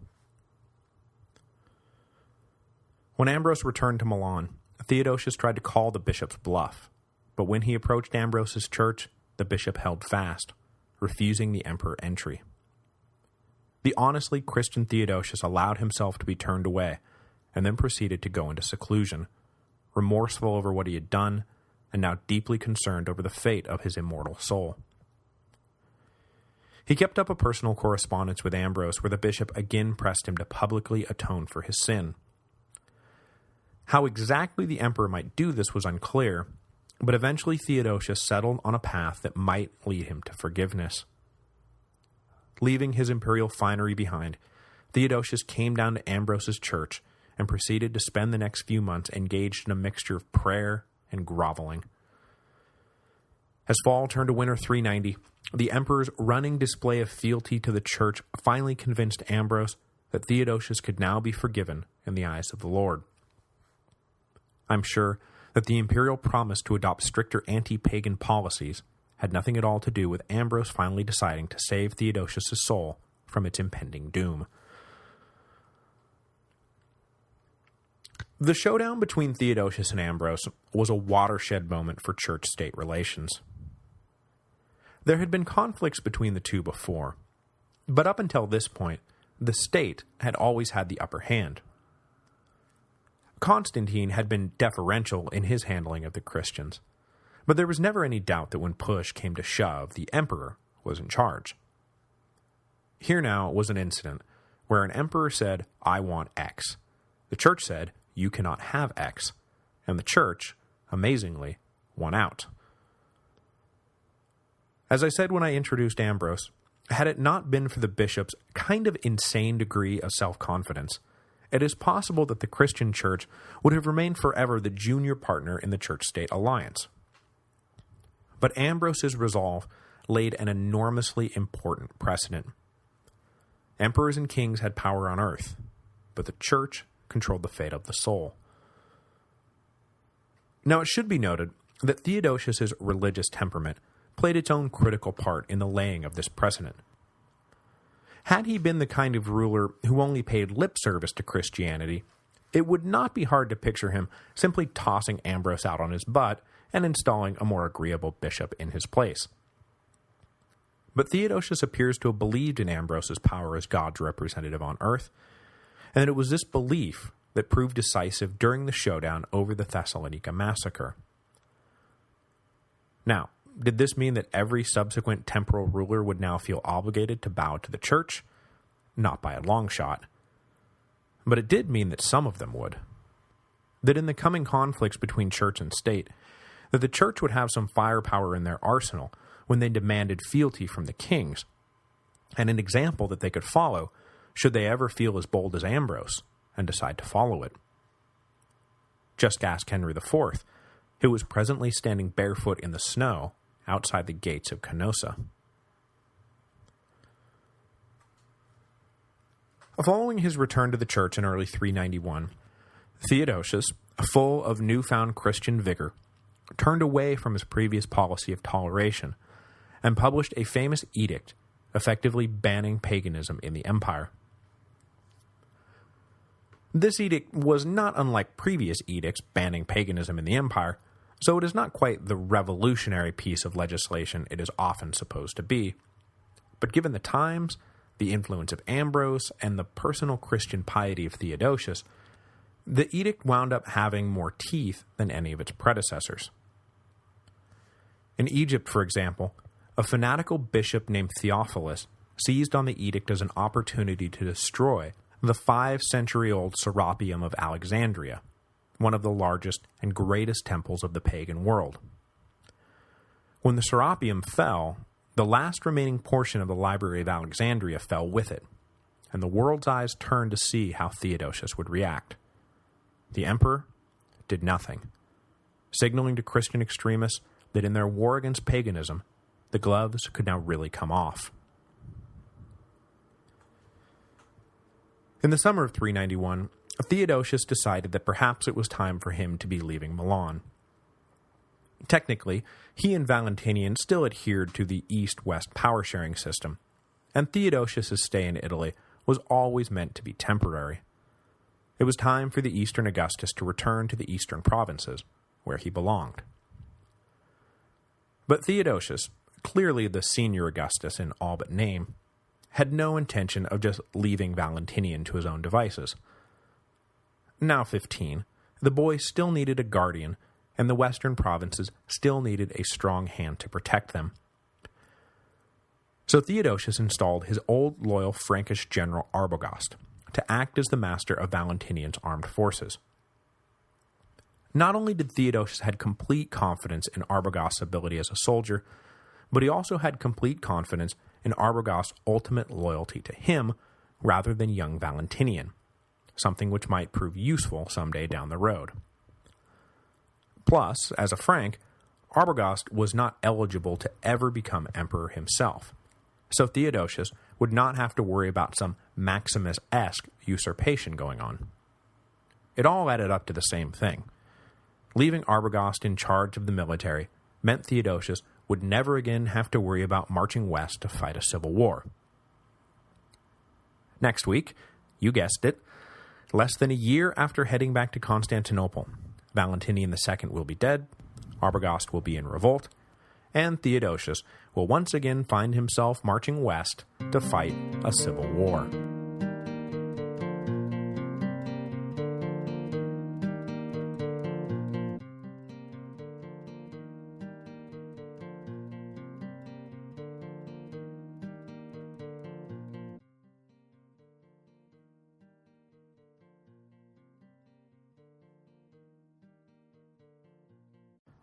This week's episode is brought to you by Audible.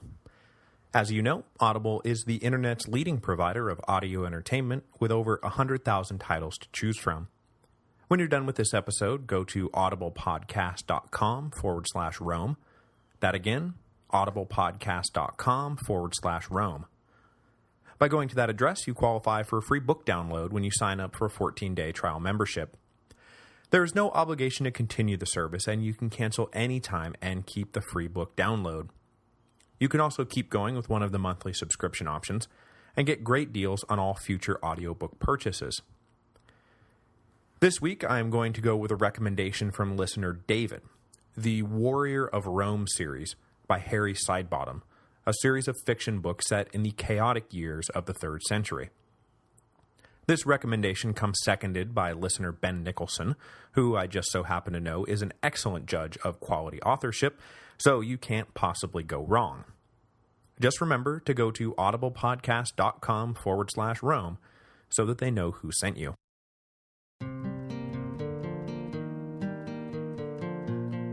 Hello, and welcome to the History of Rome. Episode 158, An Imperial Suicide. So, yeah, sorry about last week. I forgot to leave time in my schedule for an emergency appendectomy, so the show had to be tabled. I'm sure this came as a disappointment, but as many of you noted, had this been Roman times, I'd probably be dead right now, so I suppose we should all just count our blessings.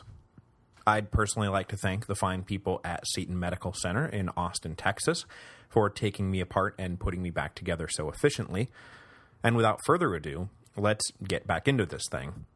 Though I'd like to apologize in advance for this episode being a little shorter than usual, I'm not really back to 100% strength just yet, and decided to scale back my ambitions a bit rather than pushing forward too hard, too fast. Okay, so where the heck were we? Ah, yes. Theodosius had just finished doing his penance for ordering the massacre at Thessalonica, and in the early summer 391, had decided it was time to head back to Constantinople. Left behind to govern the western provinces was the now 20-year-old Valentinian II, who had, for a few years now, technically been the senior Augustus of the empire, although he had never even once been treated as such. Even now, totally old enough to be ruling in his own right, Valentinian was still treated as the same powerless figurehead that he'd been treated as his whole life. Only now, rather than being dominated by Justina and Ambrose, a new puppet master stepped forward to take over the imperial strings. Arbogast, a Frankish general appointed by Theodosius to command the armies of the West. The general took his role as protector of the western provinces seriously, and took Valentinian's role as emperor not very seriously at all. It is possible that Justina may have been able to act as a check on Arbogast's growing power, but at some point, either just before or just after Theodosius left Milan, the empress died, leaving her son to fend for himself, and he would not fend very well at all. The first thing Arbogast did was move the imperial court up to Trier, where he would have a better vantage point from which to survey the Rhine frontier. Various Germanic tribes, including members of Arbogast's own Frankish communities, had taken the opportunity of Maximus's revolt, and the subsequent lack of an imperial presence in the region, to raid into the Roman provinces and make off with as much as they could. Despite the general's connection to the tribes of the Lower Rhine, they had overstepped the bounds of propriety and needed to be punished. So for the rest of 391, Arbogast led a campaign against his erstwhile people, and by all accounts, whipped them back into place pretty quick. This battlefield success led to Arbogast's growing sense of entitlement, and his ego began to run away with him. Although, it's not like he didn't have good reason to be arrogant. Here he was, a seasoned and decorated general, personally appointed by Theodosius to run the military of the entire Western Empire. He had proven his loyalty, proven his worth, and probably felt like he had earned the free hand he was now assuming he had. And besides, what was his alternative? To pay attention to the opinions of some untested youth who had been dominated for the last decade by a woman and a priest? Beyond doing whatever he felt like doing whenever he felt like doing it when it came to military matters, Arbogast started appointing his own ministers to various bureaucratic positions without consulting the emperor, and then giving those ministers the authority to overrule decisions made by Valentinian's appointed ministers. But despite his growing autonomy, at no point does it appear that Arbogast intended to overthrow the young emperor, because what would have been the point of that? The general had all the power and prestige he could ever hope for, without worrying that a strong imperial hand would check that power and prestige. I would imagine that Arbogast was quite pleased with the arrangement as it now stood. Valentinian, on the other hand, could not have been more miserable. As I mentioned, he was now 20 years old, and had every right to believe that with his mother dead, Ambrose back in Milan, and a new commander-in-chief in place, that it was time for him to assume more responsibility. But the way Arbogast was treating him made it painfully clear that that was never going to happen. Valentinian would issue orders, and they would be ignored. He would appoint ministers, and they would be overruled. He would announce a new policy, and the people would look to Arbogast to see if they really needed to follow it. Throughout 391 and into 392, the increasingly despondent Valentinian wrote letters to Theodosius complaining about his treatment, but Theodosius was likely as happy with the political arrangement in the West as Arbogast was. Ruling an empire was serious business. Nobody wanted the inexperienced Valentinian screwing things up, and so the young emperor was left to languish in his impotent isolation. Had he played his hand a little smarter, Arbogast might have been able to maintain this dynamic more or less indefinitely. He had Theodosius's full support, and Valentinian had, well, no one's full support. But unfortunately, Arbogast lacked the silver tongue necessary to successfully pull the strings of a puppet emperor. See, you have to stroke the ego of the puppet. You have to pretend like the puppet is really in charge. You have to convince the puppet that those strings attached to its hands are just a trick of the light. Your words have to be manipulative, and your actions have to come with a veneer of servitude. But Arbogast was no sneaky courtier. He was a blunt soldier, and he had no time for such shenanigans. He was the real power in the West, not Valentinian, and he was damn well going to act like it. So the emperor was dismissed, ignored, and mocked, rather than endured, placated, and soothed, which would prove to be Arbogast's undoing. After years spent in lavish purgatory, Valentinian II had finally had enough. He was the emperor, not Arbogast, and it was time to make that point clear to everyone. In May of 392, Valentinian sent a letter to the Frankish general, dismissing him from his post. But when Arbogast received the note, he laughed his head off and then sent his own note back. "Dear Valentinian, Theodosius appointed me to my position, not you. You have no authority to fire me. Sit on it. Sincerely, Arbogast." Valentinian was incensed, but when he looked around he realized that there was nothing he could do about it. No one was going to go to the mat for him. No one was going to take his side against the general. He really was just a powerless figurehead. A few days later, Valentinian's body was discovered in his private bedchamber. The emperor had hanged himself. He was 21 years old and had been nothing more than a figurehead emperor for 17 years. The suicide put Arbogast in a tight spot, since it would naturally raise eyebrows all over the empire. Suicide. Right. Suicide. Whatever you say, Arbogast. Sure must be nice to have that troublesome youth out of your way, though, right? Nudge, nudge. Wink, wink. However, though assassination is of course a possibility, the historical consensus seems to be that Valentinian really did hang himself. The emperor's death benefited Arbogast in no clear way, and the general's actions in the months that followed show no indication that he had committed murder most foul. If Arbogast killed the emperor as part of a coup, it was the worst-run coup in history, since he did not seize power for himself, the way that, say, Maximus had after killing Gratian, nor did he immediately put some hand-picked successor on the throne, the way that, say, Pertinax had been elevated after the murder of Commodus. If he was playing a really long con and waiting for Theodosius to announce a successor, then what? He was hoping for someone even weaker than Valentinian? I'm not sure how much weaker than Valentinian you can really get. So the consensus is that maybe Arbogast killed the emperor, but if he did, it was a really, really dumb idea. Though, I suppose that's not necessarily an airtight alibi, given the infinite stupidity of man. Word of Valentinian's death and Arbogast's protestations of innocence arrived in Constantinople at almost the same time.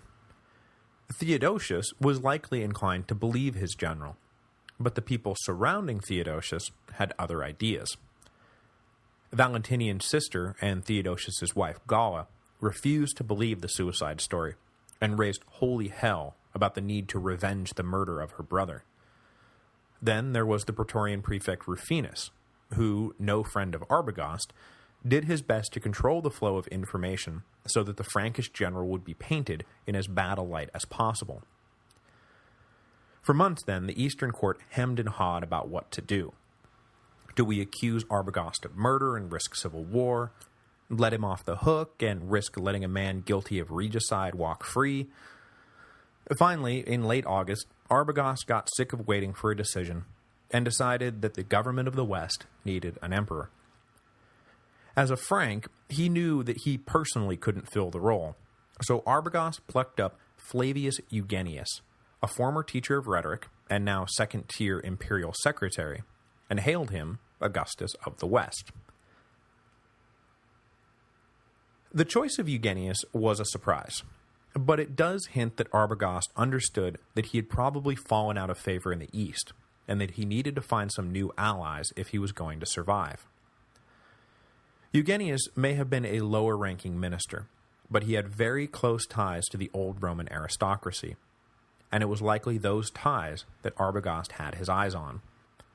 Should the need arise, the general would now be able to raise funds from the senatorial elite, who, conveniently enough, now hated Theodosius to a man because the emperor had turned into an anti-pagan extremist following his reconciliation with Ambrose. Arbogast was not ready to break with Theodosius just yet, but clearly he was hedging his bets. Upon his ascension, Eugenius sent ambassadors to the Eastern court to ask for formal recognition. The West needed an emperor. Theodosius had not immediately provided one, so the West had been forced to take matters into its own hands. This was not about usurpation, it was about political necessity. So, please ratify my elevation. Theodosius and his ministers were as non-committal with Eugenius's ambassadors as they had been with Arbogast's. It is clear that for years Theodosius had been arranging things so that his two sons would inherit the empire, and that the elevation of Eugenius was now messing those plans up. But it is also clear that Theodosius was in no position to launch yet another invasion of the West. So the emperor stalled for time. In January of 393, though, Eugenius and Arbogast were finally given an answer, though the presentation of that answer was a bit oblique. In the late 4th century, the ceremonial formality of naming consuls for each year was still hanging around, with both the Eastern and Western courts naming separate pairs of honorees. In the West, Eugenius named himself to one of the consulships, and Theodosius to the other, a clear indication that he was still seeking an alliance. Theodosius, meanwhile, named himself to a consulship in the East, but gave the other one to some random general, a clear indication that he did not share Eugenius's hopes for an alliance. To set things even deeper in stone, in mid-January Theodosius elevated his 9-year-old son Honorius to the rank of full Augustus, and announced that he intended for the boy to eventually rule the Western Empire. The emperor's other son Arcadius, now 15 or 16, had himself been elevated to the rank of Augustus back in 383, and was already acknowledged as his father's successor in the East.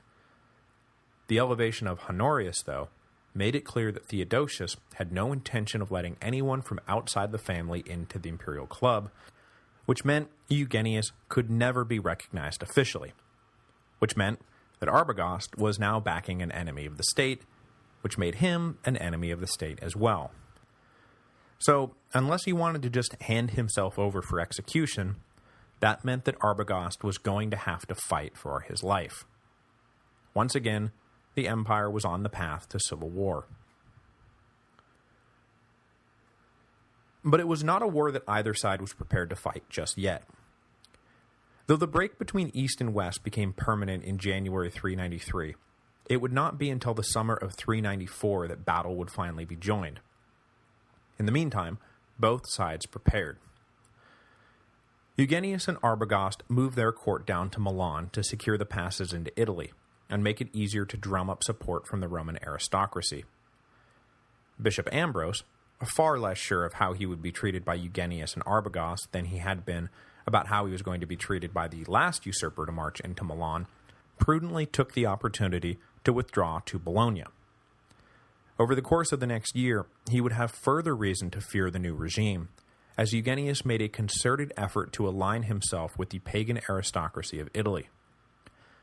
After canceling most of the anti-pagan laws passed by Gratian, Maximus, and Theodosius, Eugenius then granted the long-standing request that the altar of victory be put back in the Senate House, and then provided the funds necessary to reopen the great temple of Venus and Rome. Pagan senators were then appointed to key positions in the government, from which they continued to roll back the ban on paganism, reopening temples all over Italy, and celebrating every holiday, set of games, and festival that the old religious calendar demanded. Ambrose chided the emperor for giving in to the devil worshippers, but for the moment he had lost all his influence. For the last time in history, the pagans were ascendant. Back in Constantinople, Theodosius would be able to make much of this pagan takeover in his pre-war propaganda. So much so, that the coming civil war will wind up being painted as a great battle between paganism and Christianity. Indeed, right up until the modern era, the Battle of the Frigidus was presented as the bookend to the Battle of the Milvian Bridge, with Theodosius triumphantly ending the war Constantine had begun 80 years earlier. But focusing on the religious angle of the coming civil war means ignoring the fact that Arbogast and Eugenius's alliance with the pagan Senate in Rome was an example of politics making strange bedfellows, rather than the logical consummation of some ideological agenda. Both Arbogast and Eugenius were Christian, and they were looking for political recognition and personal survival, not to start a religious revolution. Even the key details of the battle, which we'll get into next week, come to us mostly by way of Christian sources, who were understandably happy to play up the paganism of Theodosius's enemies in order to bathe the emperor in the righteous light of God.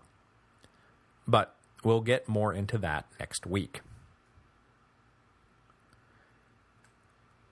On a more practical level, Theodosius spent the rest of 393 preparing an army for war, an army that would wind up looking a lot like the army he had taken to face Maximus.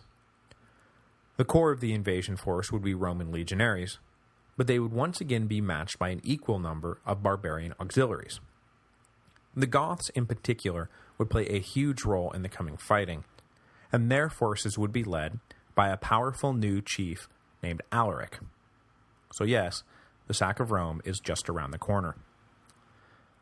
Theodosius's two leading field generals this time around would be a career officer named Timasius and a rising favorite in the Eastern court, Stilicho, the Vandal general who had opened negotiations with the Sassanids prior to the war with Maximus. In the intervening years, Stilicho had risen even further in prominence, culminating with his marriage to the emperor's niece/adopted daughter, Serena. Now one of the 2 or 3 most powerful men in the empire, Stilicho was put in charge of the preparations for war, and, when the time came, he would be one of the ones leading them in battle.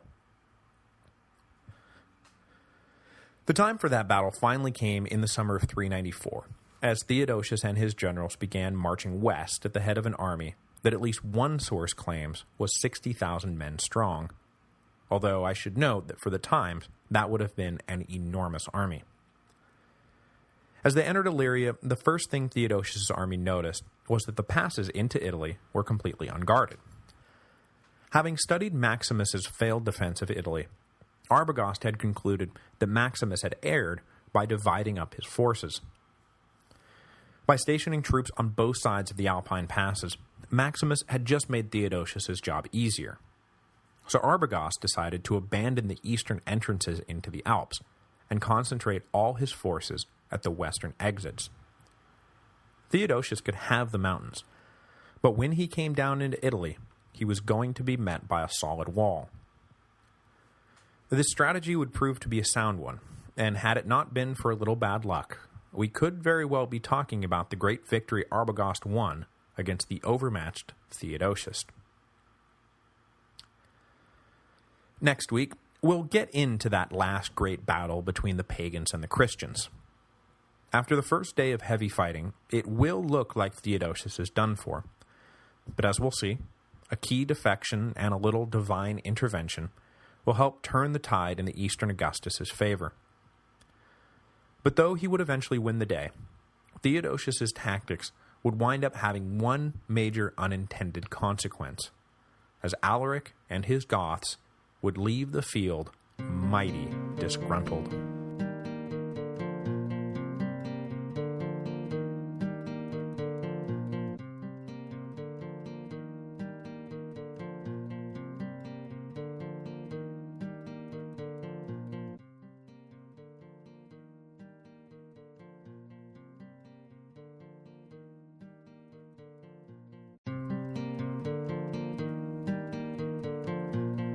Hello, and welcome to the History of Rome, Episode 159, The Divine Winds. Last time, we left off on the eve of a great battle. In the late summer 394, the army of Theodosius entered the Alpine passes, and the army of Arbogast and Eugenius sat a few miles east of Aquileia waiting for them to emerge from the mountains. Today, we'll get into the guts of the battle that is about to ensue, and then get into the guts of what happened next. Since he was just 47 years old, you would think that what happened next was another 15-odd years of solid rule from Theodosius before he handed the reins of power off to his two now grown and groomed sons. But instead, less than 6 months after his great victory at the Floodgates River, Theodosius was dead, and the empire was forced to hand the reins of power to the dead emperor's still underage and not at all properly groomed sons. With no shortage of powerful and ambitious men more than willing to exploit the deficiencies of the inadequate brother emperors, Theodosius's early demise turned out to be one of the more destabilizing events in an era absolutely rife with destabilizing events. But before we get into that, we must turn our attention to Theodosius's last great triumph, a triumph that will eventually be painted as nothing less than proof that the Christian God was more powerful than all the pagan gods put together. Adding to the notion that the coming battle was some kind of religious showdown, when Arbogast and Eugenius arrived at the spot they had chosen to meet Theodosius, they planted a statue of Jupiter on the field, and then affixed images of Hercules to the banners of their troops. With the old gods of Rome watching over them, the army of the West awaited the army of the East. Now, whether these details are a later embellishment or not is unknown, but it certainly seems plausible given the vaguely pro-pagan stance Eugenius had adopted for his regime. But, as I said last week, the war between East and West was not about paganism and Christianity. It was about power, pure and simple. I don't think any neutral observer could be blamed for believing that Theodosius was doomed the minute he emerged on the west side of the Alps in early September 394. He popped out into the Floodgates River Valley in modern Slovenia and was immediately greeted by the troubling specter of Arbogast's army.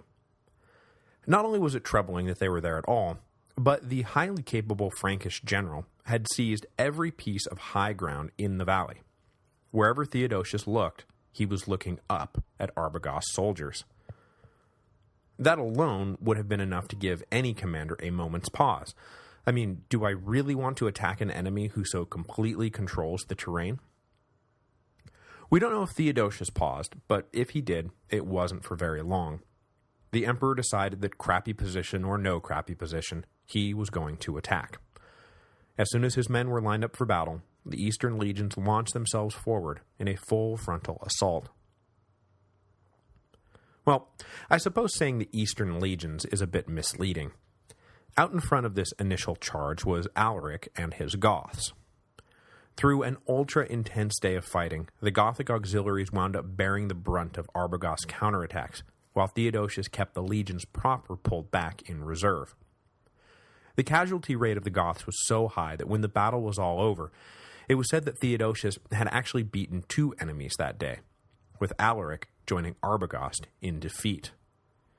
When the dust settled, the Gothic chief and what remained of his men certainly came away thinking that Theodosius was up to slightly more than just trying to defeat Arbogast, and that he had purposefully spilled the blood of the Goths to weaken them politically and militarily.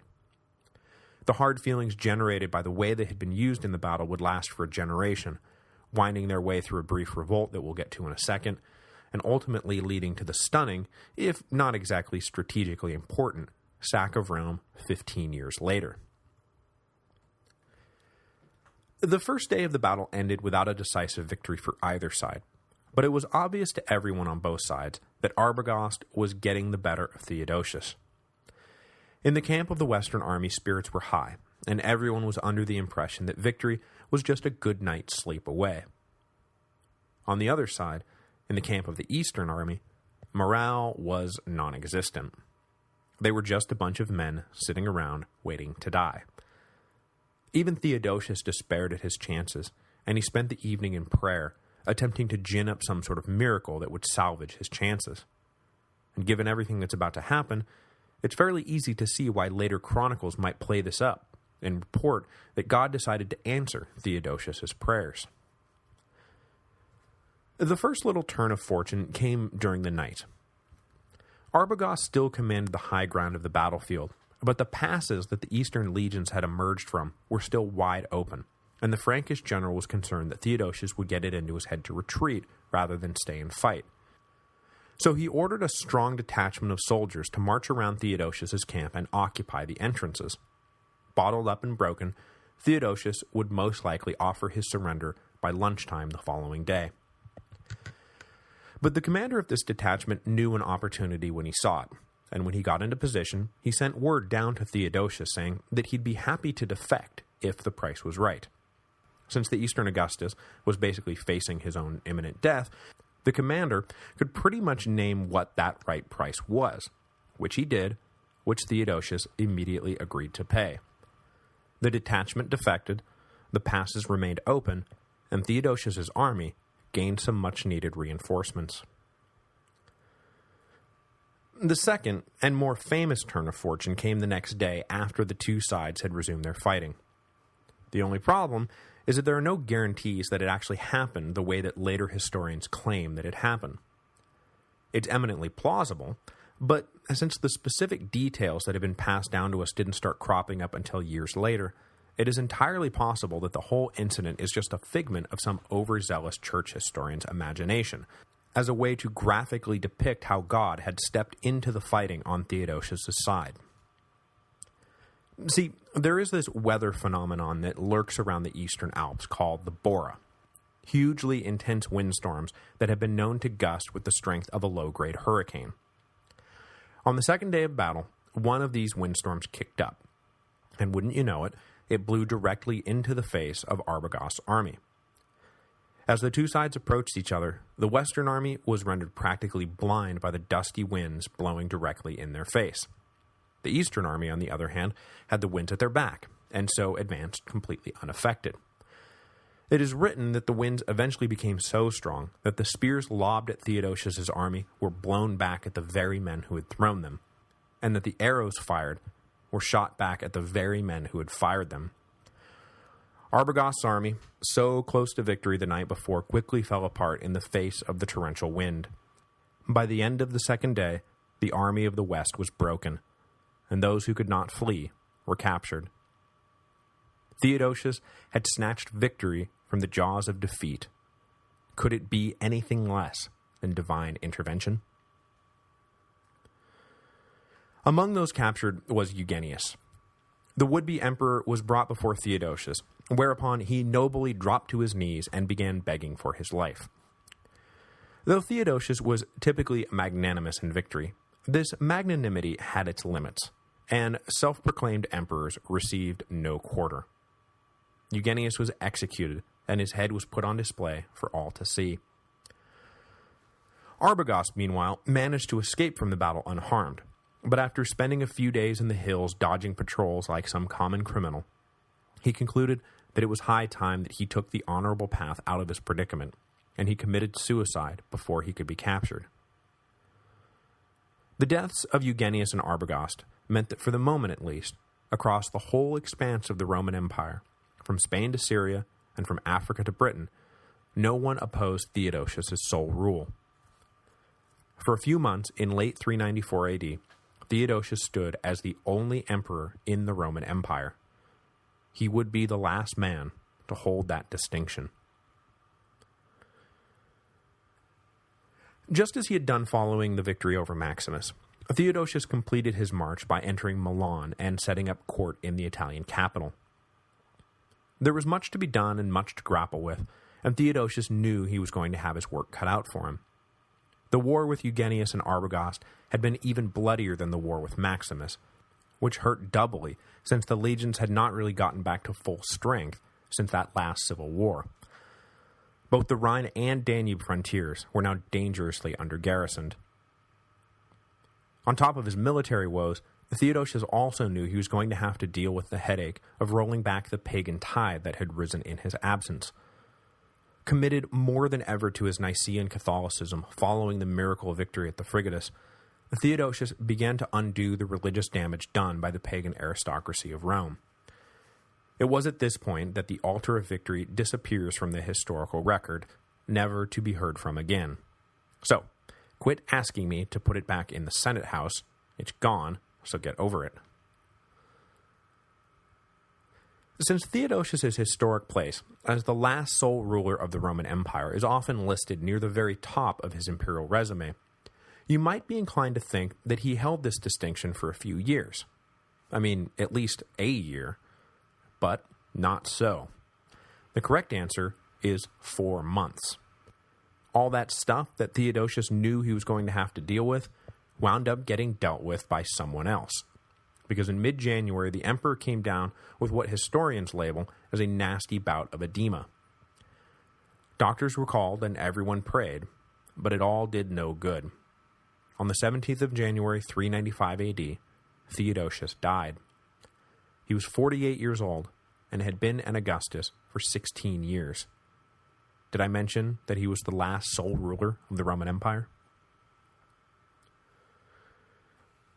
Theodosius was an enormously influential ruler, and though I don't think he cracks into that upper tier of truly great emperors, there is no getting around the fact that the history of the world runs right through his reign. Obviously, his staunch Catholicism and eventual staunch anti-paganism spelled the end of the old religions of antiquity. Monotheism was here to stay. Christianity was now the religion of the empire. But beyond the official public policies, Theodosius's own personal piety allowed the Western Church, in the form of Bishop Ambrose, to establish once and for all a degree of autonomy from the secular ruling class, and even a degree of power over it. As I mentioned previously, the next 1,000 years of political philosophy will revolve around the relationship between church and state, and I'm not sure that debate even gets started if Theodosius refuses to yield to Ambrose in the months after the massacre at Thessalonica. But the emperor's religion was not a PR stunt. His Christian beliefs were heartfelt, and he took Ambrose's threats to his soul seriously.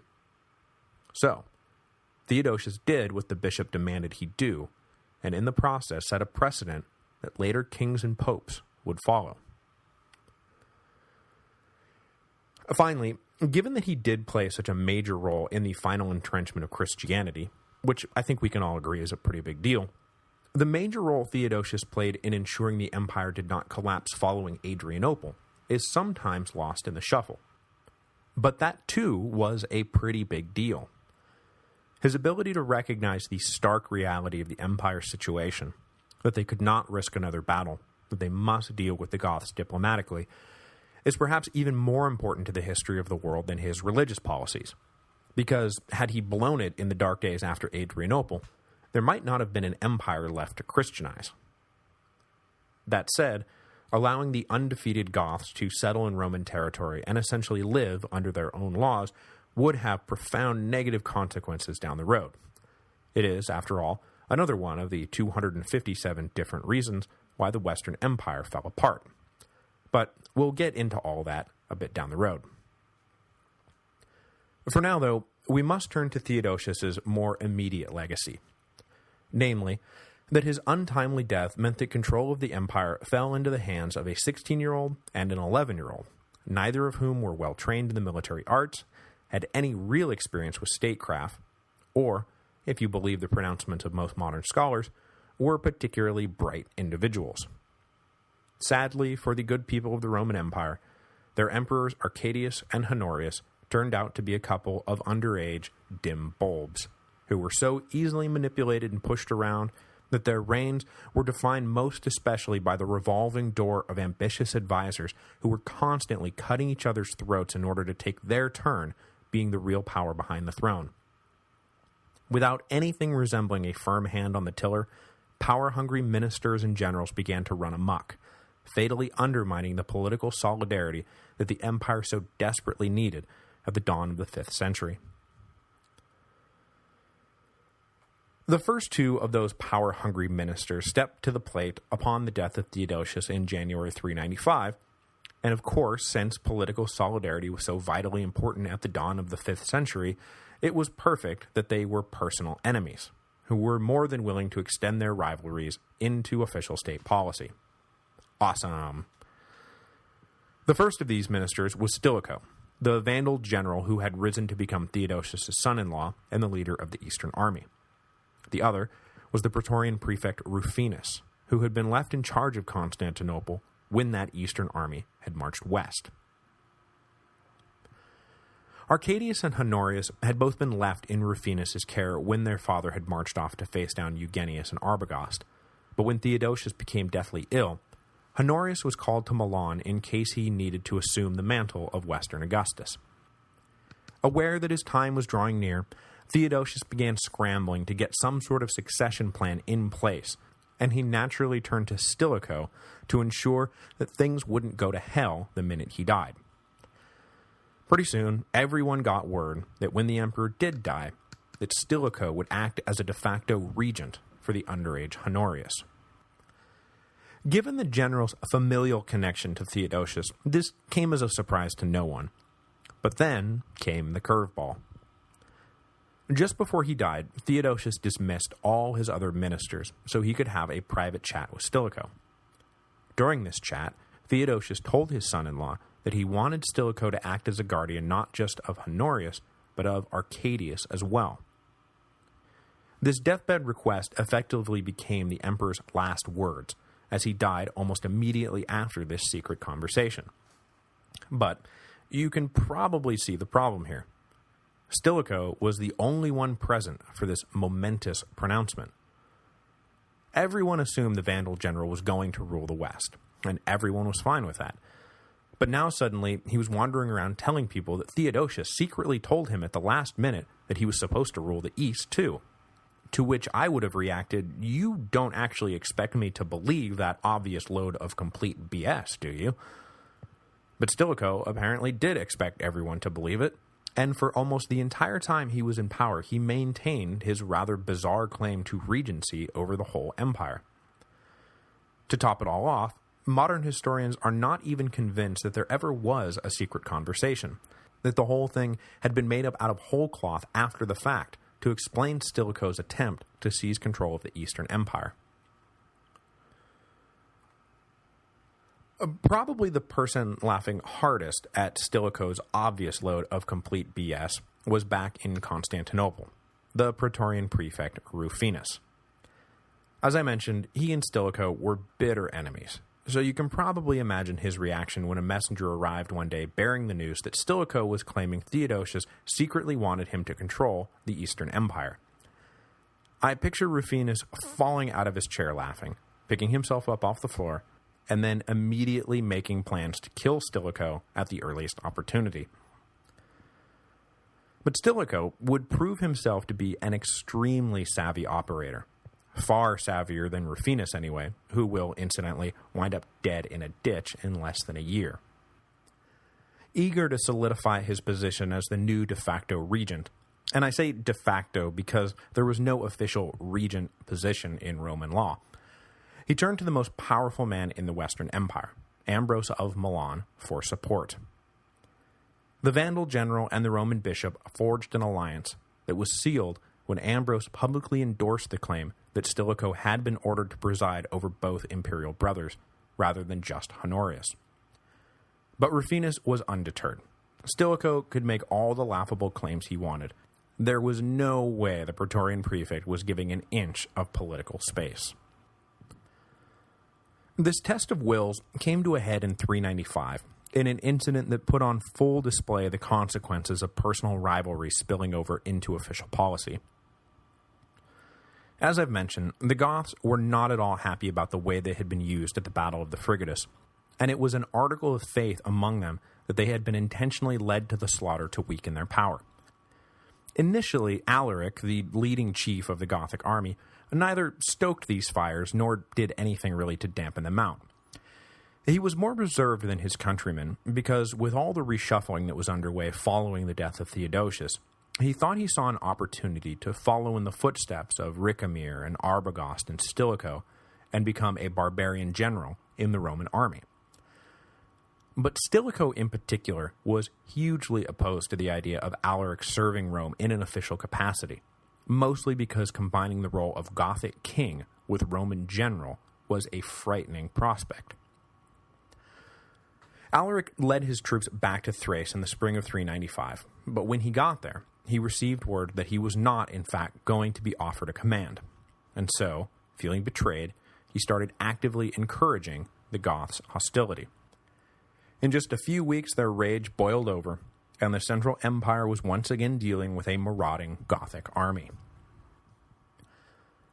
Since the Romans had just fought a big old civil war in northern Italy, that's where most of the troops of the empire were at the moment, and so it fell to Stilicho to deal with Alaric's rampaging Goths.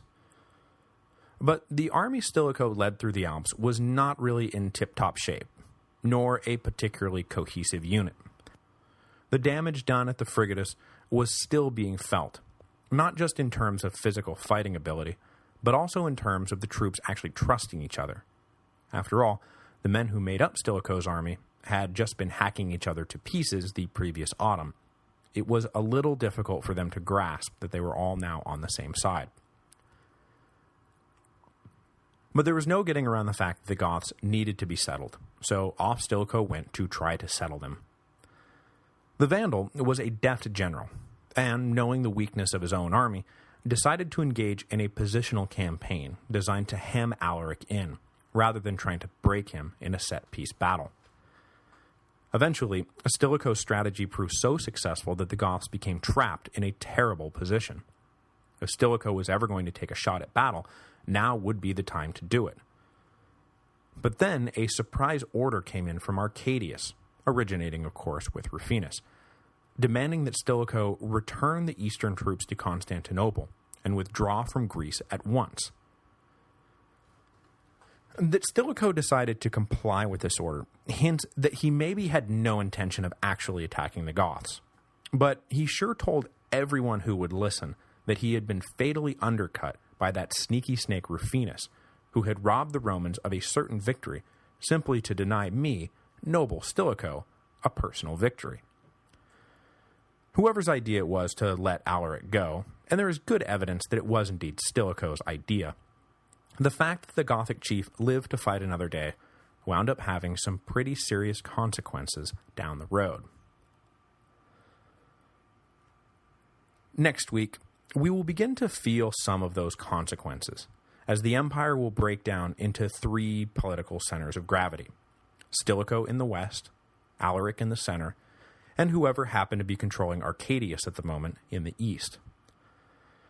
Over the next few years, they will all play everyone off everyone else in a tricky and often bloody game of political chess that will wind up leaving the empire with very few pieces left on the board.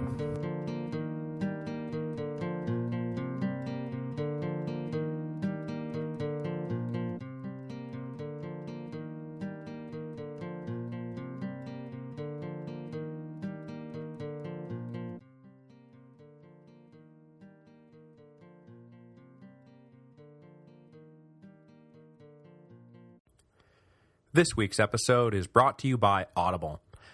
As you know, Audible is the internet's leading provider of audio entertainment with over 100,000 titles to choose from. When you're done with this episode, go to audiblepodcast.com/Rome. That again, audiblepodcast.com/Rome. By going to that address, you qualify for a free book download when you sign up for a 14-day trial membership. There is no obligation to continue the service, and you can cancel anytime and keep the free book. Or you can keep going with one of the monthly subscription options and get great deals on all future audiobook purchases. This week, I am going to go with a recommendation from listener Larry L., The 48 Laws of Power by Robert Greene, which appears to be a fun list of maxims designed to help you win and maintain power. Things like, do not commit to anyone, and crush your enemies totally. Illustrated by historical examples, it looks like exactly the sort of book that would have amused Julius Caesar. Just remember to go to audiblepodcast.com/Rome so that they know who sent you.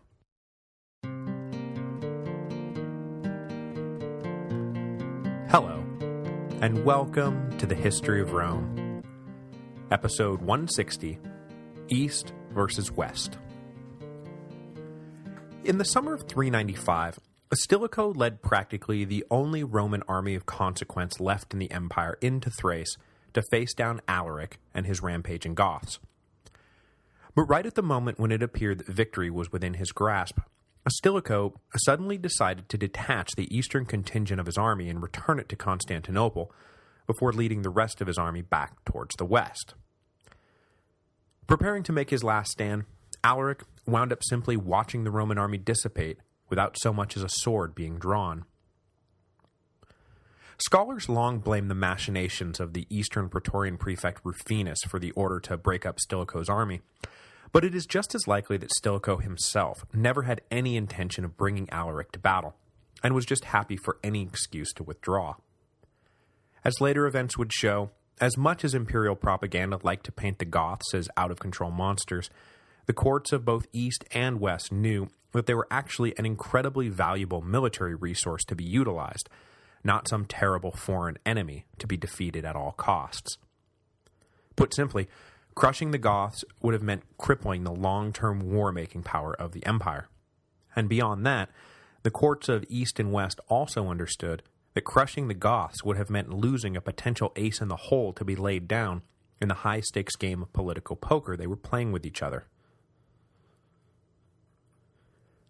Aside from long-term geopolitical strategy, Stilicho had another incentive for breaking up his army. Whether he was the instigator of the coming assassination of Rufinus, or just an interested third party, is unknown, but it is hard to believe Stilicho didn't know what was going to happen when the eastern troops returned to Constantinople. Heading back east under the command of an ethnically Goth general named Gaius, the troops arrived at the great capital city in the late summer of 395. The Emperor Arcadius came out to the army's camp to greet them, and the prefect Rufinus was by his side. But when they arrived, a hand-picked company of soldiers surrounded the shocked prefect and unceremoniously hacked him to death. Rufinus had apparently been so focused on his enemy Stilicho that he failed to see just how many enemies he was generating right there at home, not the least of whom was the new empress, Eudoxia. It's not that Rufinus didn't know Eudoxia was a deadly rival for power. After all, her marriage to Arcadius earlier that April had been publicly opposed by the prefect, as he had been pushing his own daughter on the emperor, and you can't really stand in the way of a woman's path to power and then expect roses and thank you cards when she slips past you into the emperor's bedroom. Eudoxia quickly got together with one of Rufinus's court enemies, a eunuch named Eutropius, and together they conspired to topple the prefect, all likely with Stilicho's nod and wink, if not outright support. But if Stilicho was thinking that the fall of Rufinus would lead the Eastern court to recognize his claim to regency over Constantinople, well, then he was let down. Eutropius and Eudoxia simply stepped into the power vacuum left by the prefect and controlled Arcadius for their own purposes, rebuffing all of Stilicho's political advances. Shut out once again from the east, in 396, Stilicho turned his attention to his own backyard to ensure its stability when he inevitably went back across the Alps to confront Alaric. The rise of Eutropius and Eudoxia as enemies of the Vandal general meant that the Goths needed to be brought into Stilicho's sphere, and fast.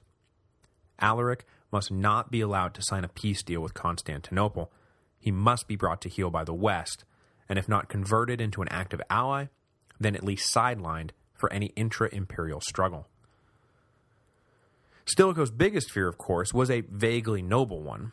He feared that Constantinople would give the Gothic king the Roman generalship that he had been craving as the price for an alliance, a price that Stilicho thought way too high and way too dangerous to the long-term health of the empire. Having ethnically barbarian generals was fine, after all he was one, but having one who doubled as the king of a barbarian nation, well, the implications of that conflict of interest were just too terrifying to contemplate. So Stilicho spent 396 marching up and down the Rhine, making deals with the Germans to get them to sit tight, raising new recruits and extra cash along the way. While Stilicho was thus occupied, Alaric continued to plunder the Central Empire more or less at will. Not that he was on some hell-bent-for-leather trip. He too was looking for a political arrangement rather than a military victory, so as plundering campaigns went, it was actually pretty mild, and cities were of course more than welcome to pay their way out of any potential sacking. Eutropius, for his part, just sort of let Alaric run because he too was looking to strike a deal and didn't want to make enemies with the man he was trying to make his ally. It's also written a few places that the Huns were starting to make trouble near Syria, so it's entirely possible that even had he wanted to, Eutropius would have been unable to muster the resources to do anything about Alaric. In 397, though, Stilicho felt like he was ready to do something about Alaric. So he gathered up an army, partially composed of veterans and partially composed of new recruits, and sailed them over to Corinth. This was a gutsy move for the Vandal general, as Greece clearly belonged to Constantinople. To up and land an army there without permission could easily be seen as an act of war. And in case you're wondering, no, Stilicho did not have permission to up and land an army there. But he did have a moral argument that someone had to do something about the Goths. And are we not one united empire? So he landed his army and began to wage war on Alaric. But as with his campaign in 395, it was a war of positional maneuvering rather than open field battling. Alaric marched here, Stilicho marched there. Alaric marched there, Stilicho marched here. The Vandal general's objective was to checkmate Alaric, not destroy him. But again, as with the campaign of 395, Stilicho would be forced to break off his offensive before even checkmate could be achieved. There is no explicit reason given for Stilicho's decision to withdraw from Greece, and speculation ranges from the general believing that his new troops might not be a match for the Goths should it come down to a battle, to the fact that Eutropius had Stilicho declared a public enemy for waging this unsanctioned war, which undercut the political rationale for the campaign. But I have always suspected that the situation in North Africa might have been a major catalyst. What situation in North Africa, you ask? I'll get to that in a second, but before we move on, I should note that this was the second time that Stilicho will have Alaric on the run and fail to finish the job. It will also not be the last time, and eventually the gossipy backstabbers in Milan will start to wonder if the barbarian general running their army maybe doesn't have Rome's best interests at heart, and was instead looking to form some pan-barbarian alliance that would someday conquer Rome, either from within or from without. Far-fetched and paranoid? Perhaps. But why else would Stilicho keep letting Alaric get away? The situation in North Africa was that in mid-397, a revolt against Milan had broken out, led by the local governor and likely instigated by Eutropius. The governor, a man named Gildo, is an interesting character, and it's kind of a shame I haven't gotten to him until just now, because I'm about to kill him off. Gildo was of Berber descent, and had been a close associate of the Theodosian family, serving the elder Theodosius loyally during the campaign against Firmus. As a reward for this loyalty, the younger Theodosius promoted Gildo up the ranks, until by 386 the Berber general was more or less in charge of the entire North African coast, not counting Egypt, of course. With the consent of Theodosius, for the next decade, Gildo served as a nearly autonomous dictator of Africa, whose principal assignment was maintaining the all-important grain shipments bound for Italy. He ruthlessly and effectively carried out his assignment, and so he was left alone. But when his patron Theodosius died, Gildo's loyalties and motives became far less clear. Technically, he was a part of the Western Empire and subject to the court of Milan, but he had been on his own for so long that Stilicho viewed him with suspicion, and Eutropius viewed him with hope. In mid-397, Gildo allowed himself to be swayed by Eutropius, and he pledged his loyalty to Arcadius and the court of Constantinople. This shift in the political gravity of the empire came so hot on the heels of Stilicho's withdrawal from Greece that I wonder, but I have no evidence to support this bit of speculation, whether Gildo's imminent side-switching wasn't known privately before it was announced publicly. In any case, it sure was lucky that Stilicho and his army were back in Italy right at the moment when they needed to head south to defend Milan's claim to the grain shipments, which Gildo had begun to withhold. Stilicho sprang into action when the grain stopped coming, because he knew that any disruption to the food supplies would have been devastating to his political legitimacy, especially since earlier that year he had lost his most important political ally.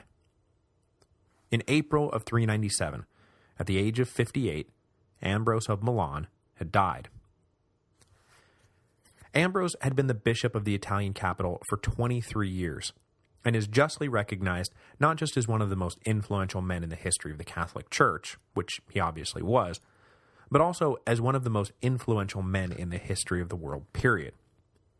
He provided a continuity of leadership through an age during which no fewer than 6 different men laid claim to the imperial throne of Milan, and so it was he, way more than they, who really came to define that age and the future trajectory of both the church and the state.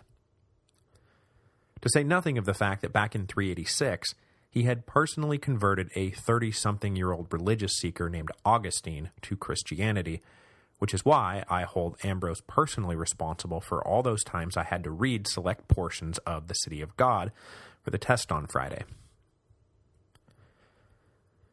Stilicho spent the rest of 397 and the early part of 398 scrambling to deal with the loss of the African grain, and, showing off his administrative acumen, he was largely successful in the effort, bringing down supplies from Gaul to make up for the shortfall.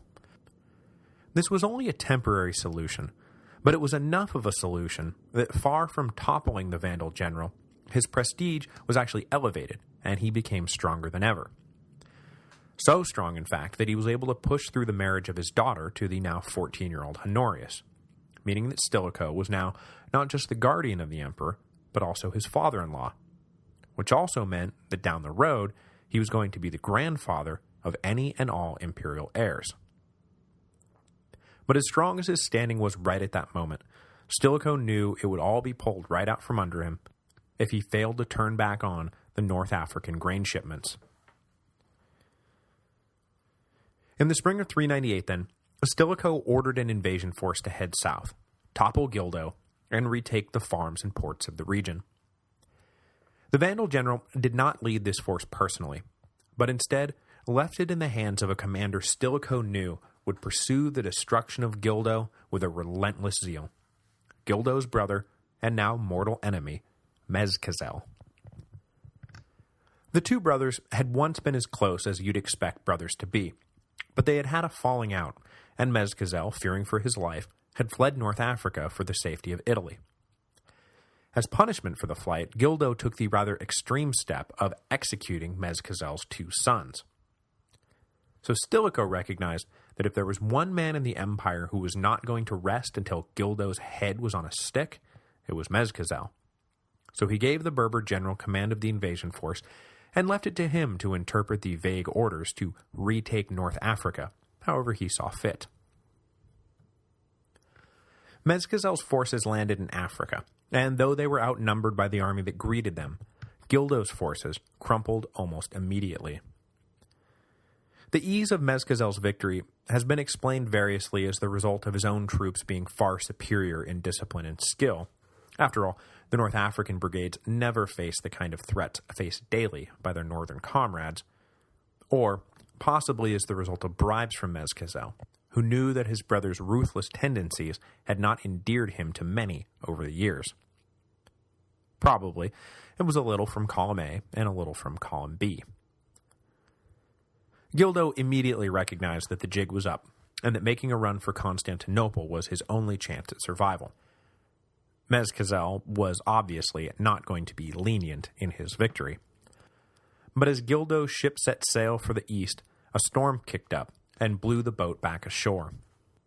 Washed up and recognized, Gildo was thrown into chains by some local magistrates looking to make a good impression on Mezcazel. But before his brother could get to him, Gildo was able to commit suicide. Though he had succeeded in his mission far faster than anyone could have predicted, I'd be willing to bet that Mezcazel himself was mostly just bitter about the outcome of the invasion, since he had not been able to kill Gildo with his own bare hands. But he did not have long to stew in his bitterness. Recalled to Milan, Mezcazel was greeted by the population as a hero. But a few weeks later, he and Stilicho went out for a stroll, and while crossing a bridge, poor Mezcazel lost his footing and plunged off the bridge to his death. Stilicho swore up and down that it was an accident, but it's really, really hard not to conclude that having successfully used the Berber to retake Africa, that Stilicho did away with Mezcazel before his power and popularity grew to rival Stilicho's. These were dangerous times, and the stakes were high. But Stilicho swore it was an accident, and what are you going to do? Argue with the father-in-law of the emperor?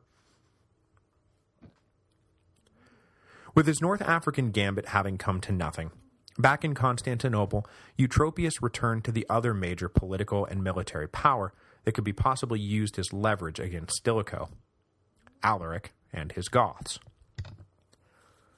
Eutropius decided that the time had finally come to give the Gothic king what he wanted: an official command in the Eastern Roman army, which had the further effect of essentially deputizing the Gothic warriors into said Eastern Roman army, which was partly the point of Alaric wanting the command in the first place.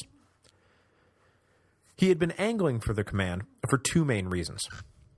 First, it meant that his people were now hooked into the official imperial supply lines, so rather than having to go through the rigmarole of plundering, the Goths could now kick back and wait for regular shipments of food and supplies. Second, it meant that Alaric would now have access to the inner circle of Roman military planning and execution, and as long as he was in the room, nothing like the exploitation of the Goths that had happened at the Frigidus River would ever happen again.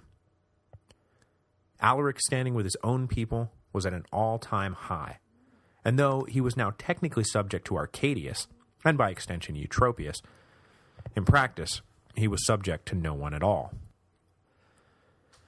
As great as this all was for Alaric, however, the deal wound up sowing the seeds of Eutropius's demise.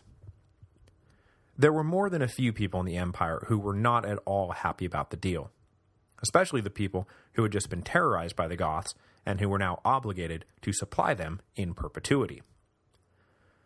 Maybe Eutropius could have weathered that political storm, but later in 398, he proceeded to make another key mistake that wound up pushing his career completely off the rails. A branch of the Huns had apparently gotten a little too friendly with the Roman front lines, and it became clear that they would have to be pushed back. But rather than assign one of his generals to see to that pushing back, Eutropius decided to take command for himself. Which, remember please, that Eutropius is a eunuch, with all the prejudicial baggage that status entails. Secretly running the empire as a high-ranking court official was one thing. That's the sort of thing you'd expect a eunuch to be up to. But leading troops in battle? Well, that was hugely offensive to conservative Roman sensibilities. The worst part of it, though, came later, when Eutropius's command proved to be entirely successful. Rather than take to the shadows like a eunuch should, Eutropius boldly stepped forward, took credit for the victory, and paraded himself around Constantinople in triumph. And then came the final affront. In January 399, Eutropius had himself named one of the consuls for the year. This was simply too much for most people to handle. Eunuchs were not consuls. Period. End of story. But Eutropius's hubris had gotten the better of him, and he simply assumed that he was untouchable. He was not. The exact sequence of events that wound up toppling Eutropius began in the spring of 399. Some Gothic auxiliaries who had been settled in Asia Minor began to complain that Eutropius had not delivered on promises made during the previous year's campaign against the Huns, and when they decided their complaints were falling on deaf ears, they picked up their swords to see if maybe Constantinople would listen to that. Eutropius did indeed listen, but instead of delivering on his promises, he sent some troops under the command of the Gothic general Gainas, who we met earlier at the assassination of Rufinus, to put down the burgeoning revolt. But Gainas, being ethnically Goth, sympathized with the leaders of the revolt, and did not try very hard to put them down. Instead, he opened up talks with them, not revolving on how to resettle them, but revolving around what was to be done with the eunuch. Meanwhile, in Constantinople, a backroom campaign to oust the arrogant Eutropius began to unfold, matching the talks that were going on out in the field. Spearheaded by a minister named Aurelian, the campaign eventually received the blessing and then the backing of the Empress Eudoxia, who had begun to feud with Eutropius now that he was getting too big for his britches. In mid-399, Eutropius opened up a dispatch from Gainas, and instead of reading about how the rabble had been defeated, he instead read about how the two sides had united in demanding Eutropius step down from office. This ultimatum was the cue for Aurelian's conspiracy to spring into action and destroy Eutropius's political credibility with the emperor, and with Eudoxia on board, they were able to quickly isolate the eunuch. Eutropius's 4 years in power were over, and he was either exiled or executed, depending on which source you believe. But the coalition to eliminate Eutropius turned on itself the minute it succeeded. Aurelian had been a convenient ally for Gainas as long as they shared the same enemy, but the minister was long suspected of having anti-army biases, and as soon as Eutropius was out of the picture, the Gothic general turned the leverage he held as the most powerful general in the East against his one-time ally, which is to say that Aurelian disappears from the historical record almost as suddenly as he had appeared in the first place. As the 5th century dawned then, the Eastern Empire was essentially run by Eudoxia in the palace and Gainas out in the field.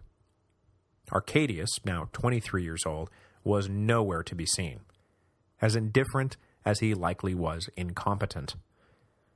In the west, Stilicho continued to run the show for Honorius, who was no better than his older brother, and in the middle was Alaric and his Goths, now an officially sanctioned arm of the Eastern Roman army. Next week, Stilicho will continue to outlast his enemies in the east, as Gainas will fall almost as fast as he had risen.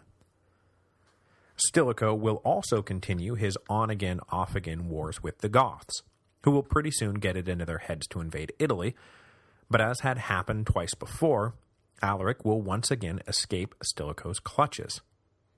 And it was the rumors of barbarian collusion, as much as anything else, that will eventually see the Vandal general finally toppled from power.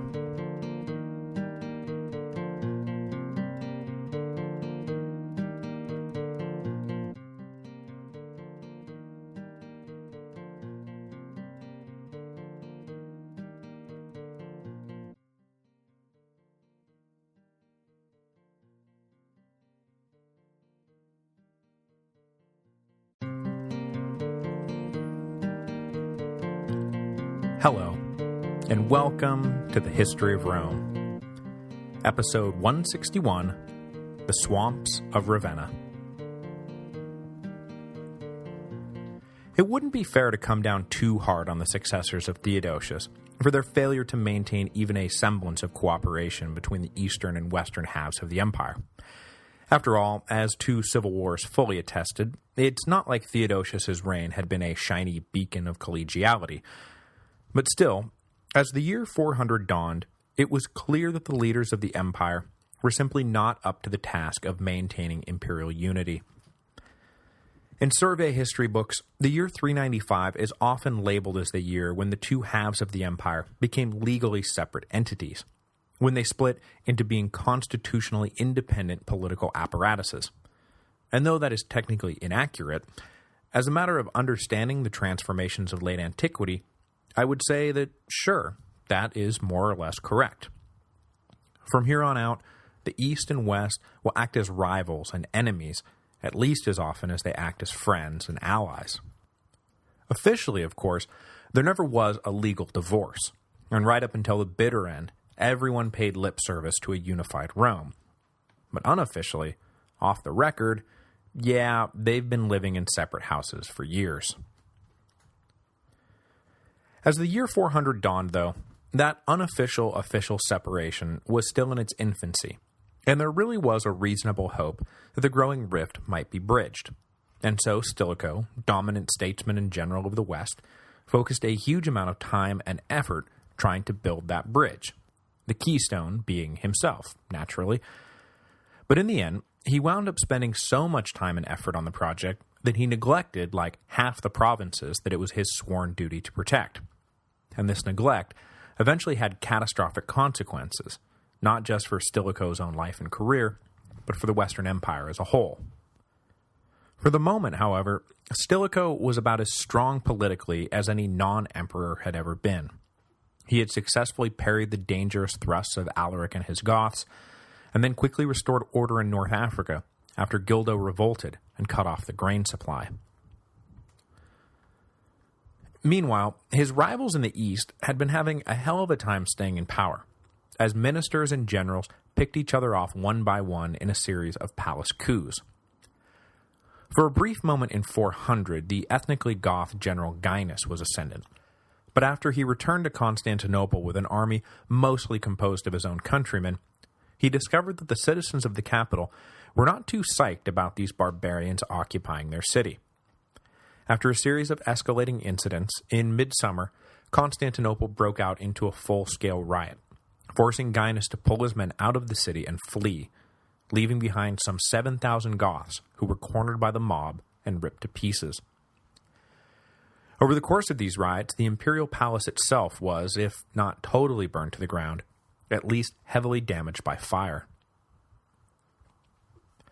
Gaius fled north to the Danube, and after crossing the river, he sought out the most powerful of the Hunnic kings, a man named Olden, and attempted to forge an alliance.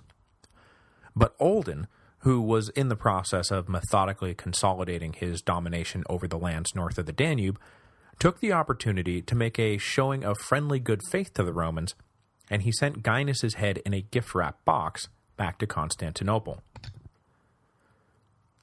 With the East in a semi-sort of disarray, and the Empress Eudoxia now standing as the only real political leader of consequence, Stilicho was about ready to start re-pushing his claim to regency over Arcadius, but he was sidetracked by a barbarian invasion, and then really sidetracked when Alaric and his Goths invaded Italy.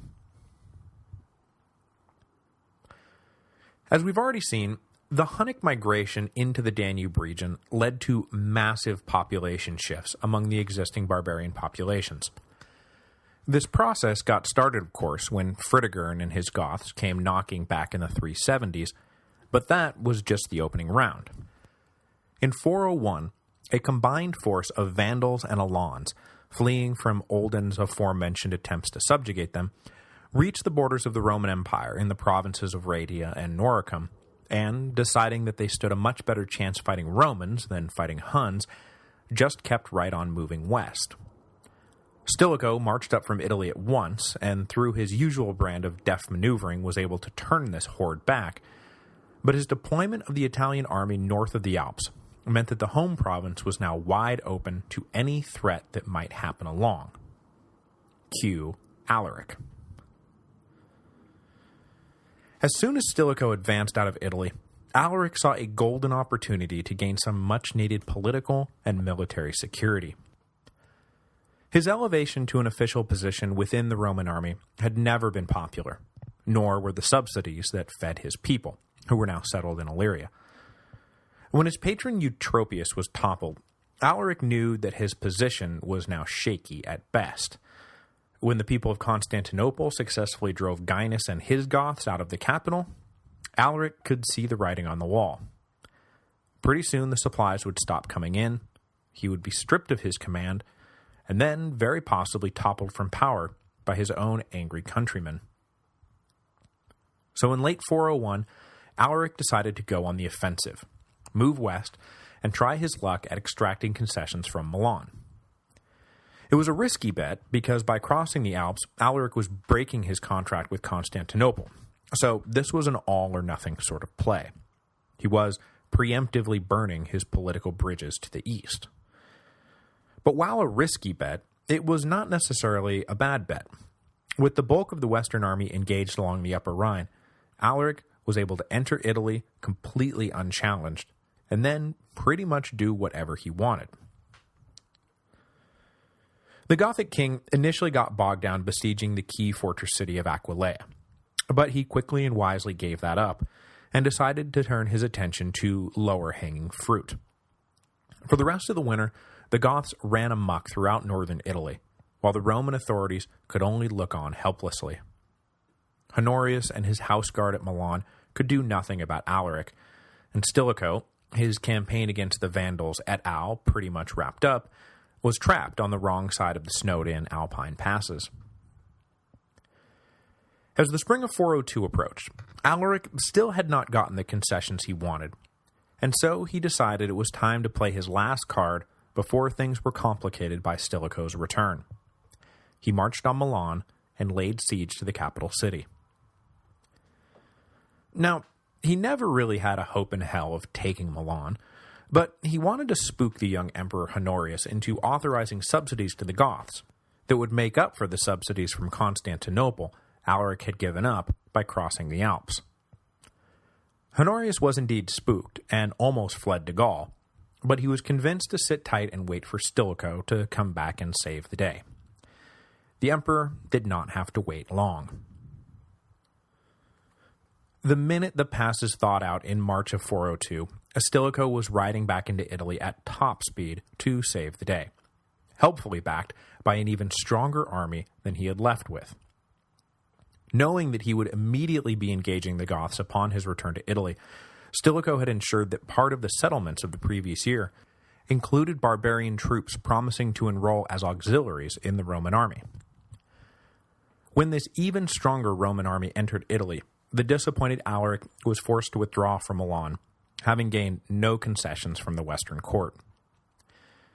Alaric and Stilicho then picked up where they had left off and proceeded to dance around each other in the countryside southwest of the capital. But unlike their two previous encounters, this time they would actually meet in battle. On Easter Sunday, Stilicho attacked the Goths near Pollentia, a city a little east of modern Torino. The timing of the attack was a bit scandalous, as it was understood by all sides that Easter was a holy day, and not a day for fighting. But Stilicho did not want to squander an opportunity. However, being a devout Christian himself, Stilicho was wary of leading the attack personally, so he put an ethnically Alaun and religiously pagan general in charge of the assault. The pagan barbarian general, as you can imagine, had no qualms about attacking on Easter Sunday, and the regular soldiers under his command, flush with the victory of the previous year, seemed eager to continue stomping the enemies of Rome, Easter Sunday or no. The Goths were taken by surprise, and after some fierce fighting, they were forced to make a run for it up into the mountains, losing control of their baggage train along the way.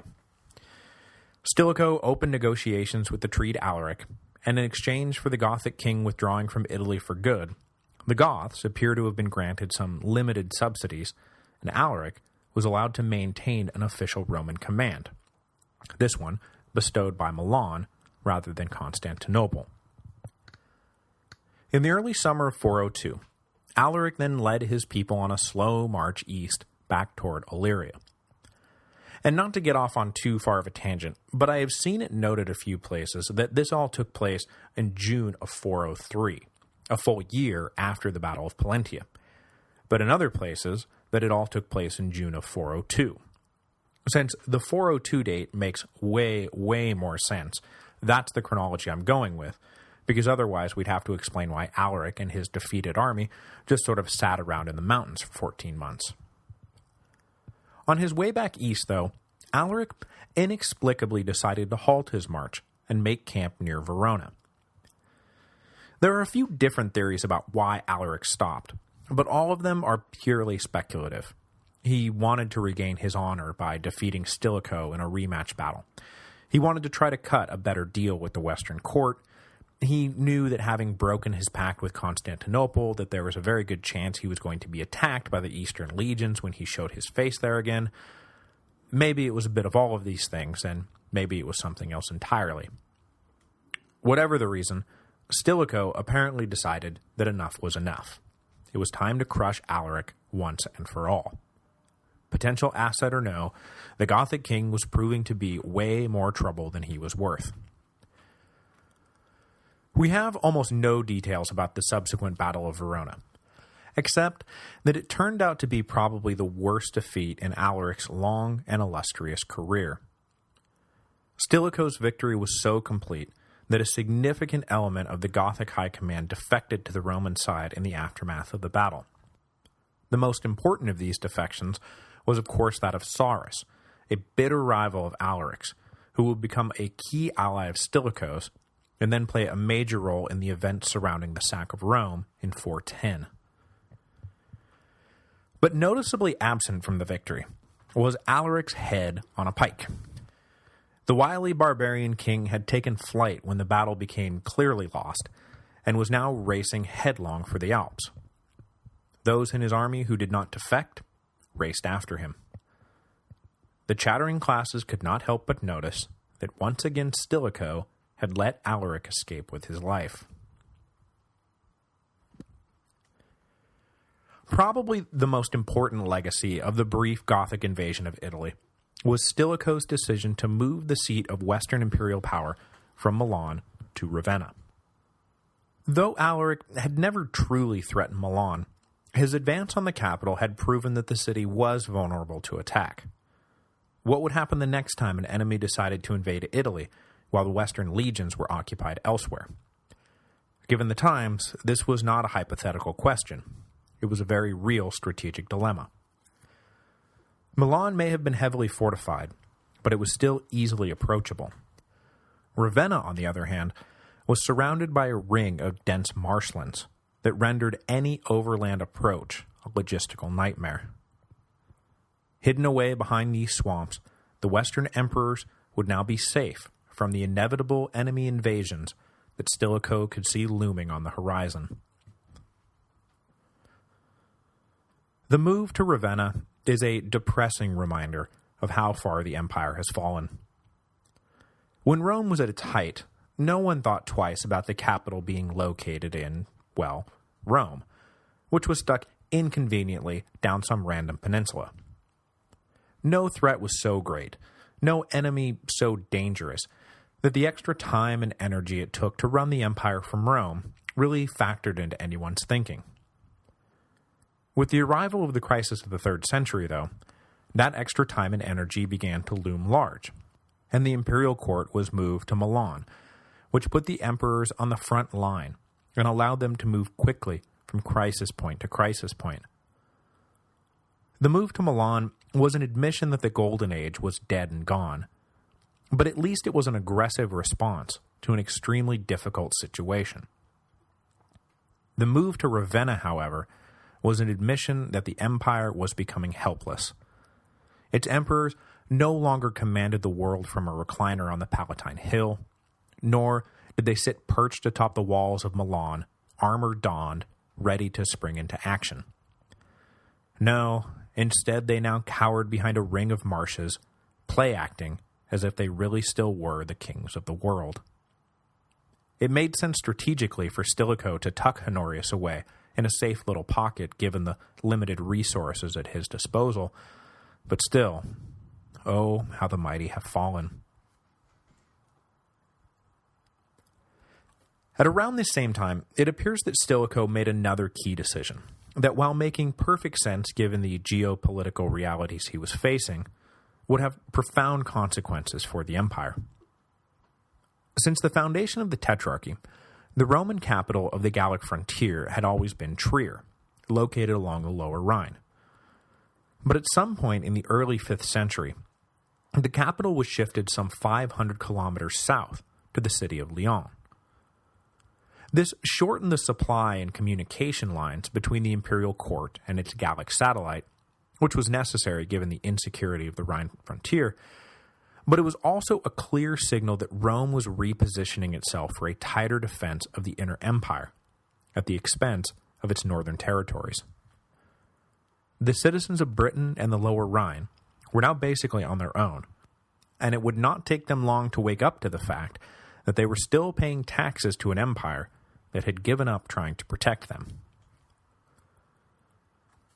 The main beneficiaries of this withdrawal turned out to be the Franks. Going back to the days of Constantine, the Franks had slowly but steadily migrated and settled their way into becoming the dominant political and military force along the lower Rhine. Their territory straddled both sides of the river, and as the emperors of Rome dealt with difficulties elsewhere, it became convenient to sign treaties with the Frankish kings, granting them de facto independence in exchange for a promise to defend the frontier from other barbarian groups. When the Roman authorities began to withdraw from the north, the local landed nobility was understandably worried about what this meant for them, and so they too turned to the Franks, cutting deals with them to protect the nobility's property in exchange for food and cash. This alliance between the increasingly non-Roman aligned nobility of northern Gaul and the increasingly disinterested and ever-becoming Romanized Franks would form the backbone of the Frankish kingdom that would one day rename Gaul and give us Charlemagne. But that is still an upheaval or two away, so let's get back to what happened next. In late 405, perhaps a bit sooner than Stilicho would have hoped, one of those inevitable invasions of Italy inevitably came crashing down into Italy. The man behind the invasion was a new player on the board, but he was driven by what should now be a familiar reason: the continued expansion of the Huns. Said new player was a Gothic king named Radagaisus, who ruled the pagan Goths who still lived on the north side of the Danube River. He had managed to hold his own against the Huns thus far, but Olden's push to subjugate all local nations to the Huns finally became intolerable, and Radagaisus led his people across the Danube into Roman territory and then into Italy itself. Exaggerated sources sometimes claim the total number of Goths under Radagaisus's leadership was some 400,000 men, women, and children, but modern estimates figure it was more like 100,000, with about 20,000 men in fighting shape.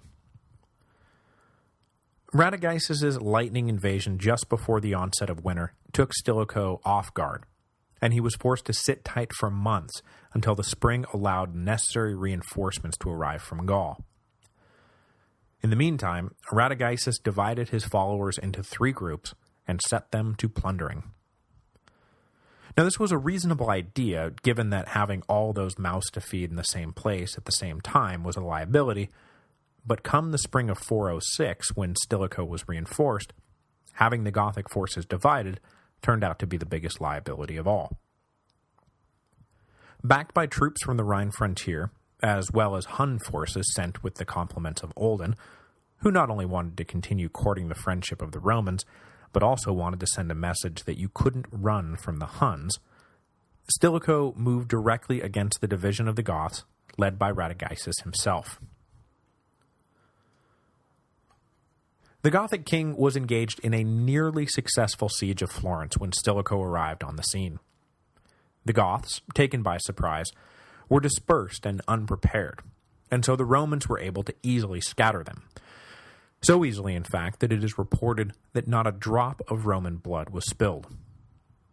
Radagaisus and his people fled up into the Apennines, where, though safe from further attack, they were trapped and cut off from their compatriots. Pretty soon the Goths were in dire straits, and Radagaisus, either selfishly trying to escape or selflessly trying to make contact with the other 2 groups, was captured trying to make a run for it. He was brought before Stilicho, who had the Goth king executed without delay. The rest of the trapped Goths simply gave up. When the news that Radagaisus was dead and his warriors captured reached the other 2 groups, they too simply gave up the fight and surrendered to Roman forces. About 12,000 of the best Gothic fighters were promptly enrolled into the Roman army, while the rest were sold into slavery, collapsing the slave market in the process. Anyone left over headed back from whence they had come, most likely dreading the reception Olden had planned for them. Though circumstances never seemed to allow Stilicho to immediately deal with these invasions into Italy, no one could deny that when he finally was able to act, that he brought a swift conclusion to the crisis. In August of 406, then, Stilicho was at the high water mark of his career, twice now the savior of Italy, and he took the political capital he had earned and decided to spend it on his long-standing pet project of unifying the East and West under his personal control. The claims to regency over Arcadius were now a bit absurd. After all, the emperor was now in his late 20s, but that did not stop Stilicho from pressing for territorial concessions from Constantinople. Specifically, he demanded the return of the eastern half of Illyria, which, as you'll recall, had been ceded over to the east to create a unified theater of command for Theodosius right after the Battle of Adrianople. Stilicho thought it right and proper that it be returned to the purview of the Western Augustus, immediately. His saber-rattling on the issue included a threat to go to war to protect Honorius' claim to the territory, and possibly messages sent to Alaric pressing the Gothic king to once again go out a-plundering in Thrace.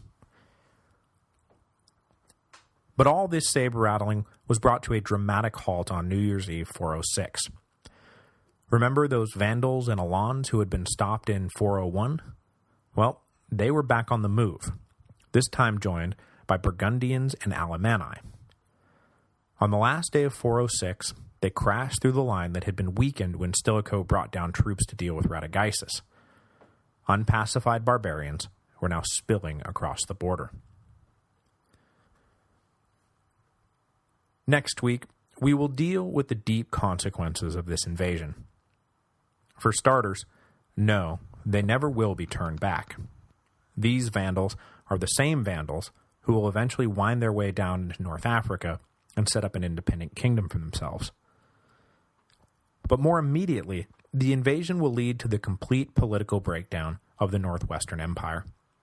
Revolts and counter-revolts will lead to havoc far beyond the presence of a few barbarians, most dramatically demonstrated by the Roman withdrawal from Britain in 410. The end times are upon us, and the walls are crumbling down.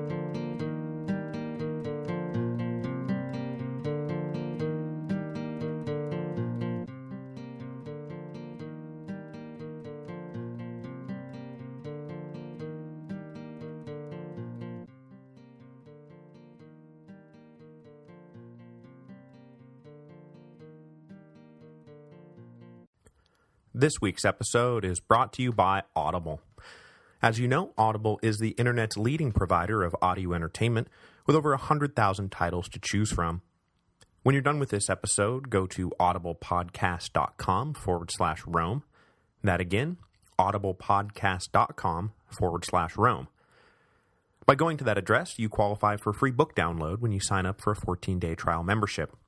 There is no obligation to continue the service, and you can cancel anytime and keep the free book download. You can also keep going with one of the monthly subscription options and get great deals on all future audiobook purchases.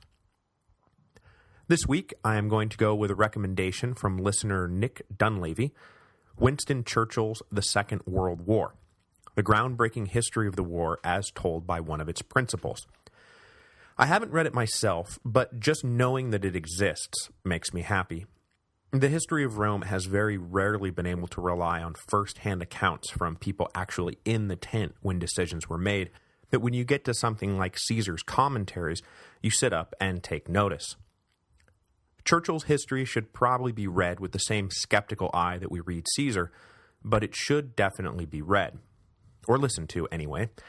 Just remember to go to audiblepodcast.com/Rome so that they know who sent you.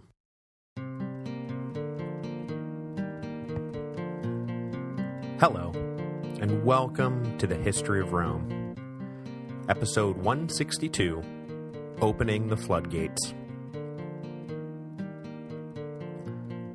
On New Year's Eve 406 AD, a massive horde of barbarians crashed across the Lower Rhine and began spilling into the interior of the Roman Empire.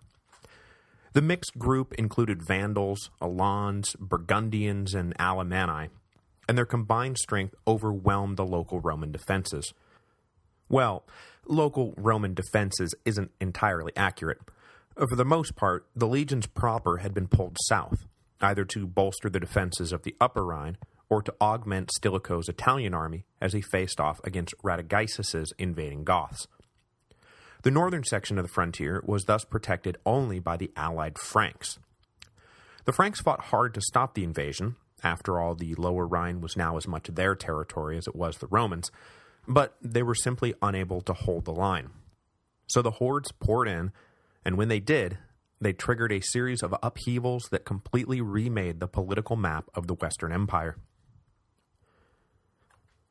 Stilicho, as I mentioned at the end of last week, got this news while he was in the middle of rattling his saber at Constantinople and demanding the return of Illyria to the Western sphere of influence. Sitting at the head of an army that had been reinforced by troops from the Rhine, and some 12,000 Gothic warriors from Radagaisus's group, Stilicho was feeling pretty confident about his military position and wanted to press home his advantage. Now, there are some good long-term reasons for Stilicho being so obsessed with the return of Illyria. For starters, it was the gateway to Italy, and with Constantinople showing little interest in using its resources to defend the eastern ends of the Alpine passes, the leaders of the Western court needed to take matters into their own hands. Beyond that was the fact that Illyria was a prime recruiting ground for soldiers. Stilicho had taken a lot of flack from the Senate for his reliance on barbarian mercenaries, but at the same time, they had consistently resisted all efforts to draft young men from their estates into service. So Illyria promised to be a nice answer to the conundrum. But though these were noble and legitimate reasons for Stilicho's eastern focus, there was no escaping the fact that the decision to use his newly enlarged army as a political tool to menace Constantinople necessarily meant leaving the northern Rhine frontier dangerously under-garrisoned. Though the particulars are different, this all reminds me a great deal of the Empire round about 260, when Gallienus chose to prioritize the Danube frontier over the Rhine frontier. Rather than playing the role of Postumus and adopting a purely Western-centric political and military posture, Stilicho instead decided to play the role of Gallienus, turn his attention east, and essentially leave Gaul to its fate. The Romans had defeated Radagaisus in August of 406, which left Stilicho plenty of time to send the Rhine legions back north, possibly even reinforced by the new Gothic recruits before winter set in.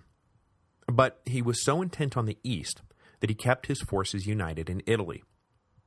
Gaul was overwhelmed by invading barbarians, permanently, I might add, just 6 months later. Then again, Italy had been invaded twice in the last 5 years, so Stilicho's decision to focus on his eastern flank rather than his northern flank is somewhat understandable. But in choosing to follow Gallienus's lead, Stilicho all but guaranteed that someone would step in to play the role of Postumus. And as soon as the barbarians crossed into Gaul, that someone stepped up. Right on cue, Flavius Claudius Constantius, the senior commander on the island of Britain, and the man history will come to know as Constantine III, was hailed as Augustus by his troops in early 407. So now, the West was not just under attack, it was in revolt. Super. Constantine III was in no way related to his namesake, nor was he related in any way to any existing noble family. He was a common soldier who had risen up through the ranks, and he attained his senior command by way of a military coup. The Roman occupation of Britain was gasping its last in the early 400s, and one of the symptoms of its fatal affliction was a breakdown in the solidarity of the occupying forces themselves. In 406, a series of coups and counter-coups threw up and then threw out senior generals at a frightening clip.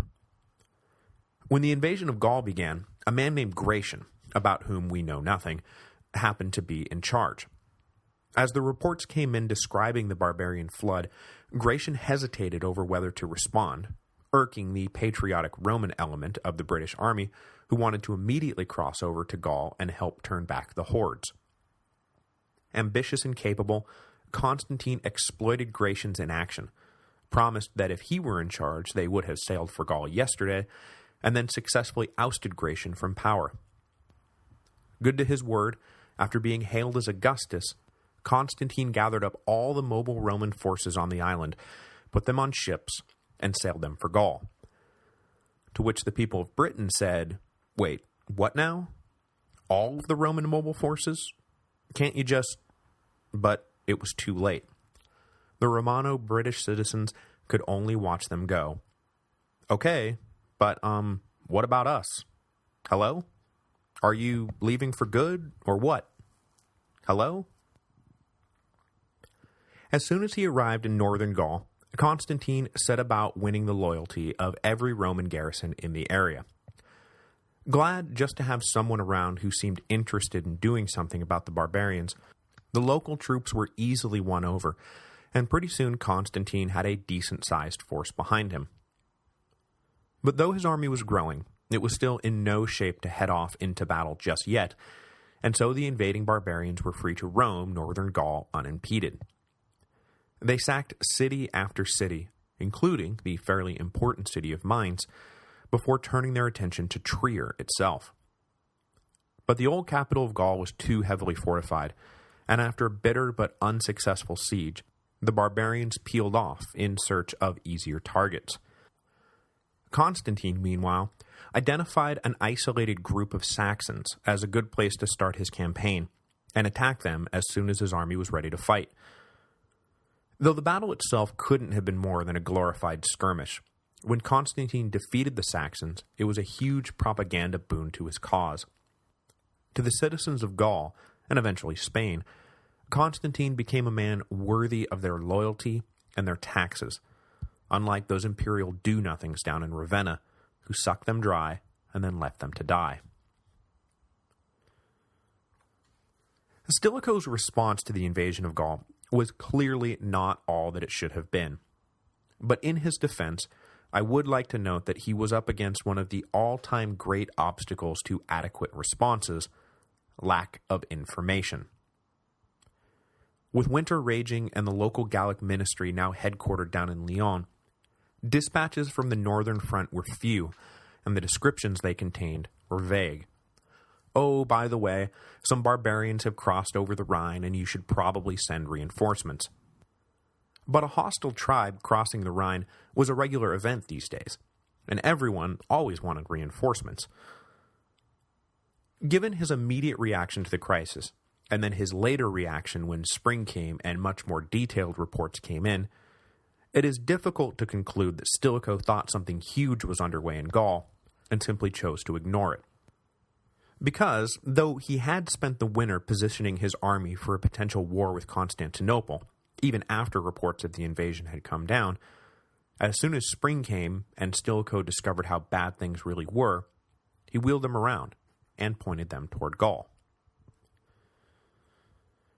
Unfortunately for everyone, Stilicho's only immediate response to the crisis was to send a group of allied Vandals, who had been settled in Pannonia, up into Gaul to reinforce the local defenses. You can imagine the reaction of the leaders of Trier when this new horde of Vandals showed up on their doorstep, claiming that Stilicho had sent them, and let us in because we're hungry. I wouldn't believe that line in a million years, not after I had just spent a week fighting tooth and nail against some other horde of Vandals. So these reinforcements were predictably denied access to the city. But without supplies of their own, the allied Vandals did the only thing they could think of to survive. They joined in the plundering. Stilicho's reinforcements thus wound up reinforcing only the enemy. Whoops.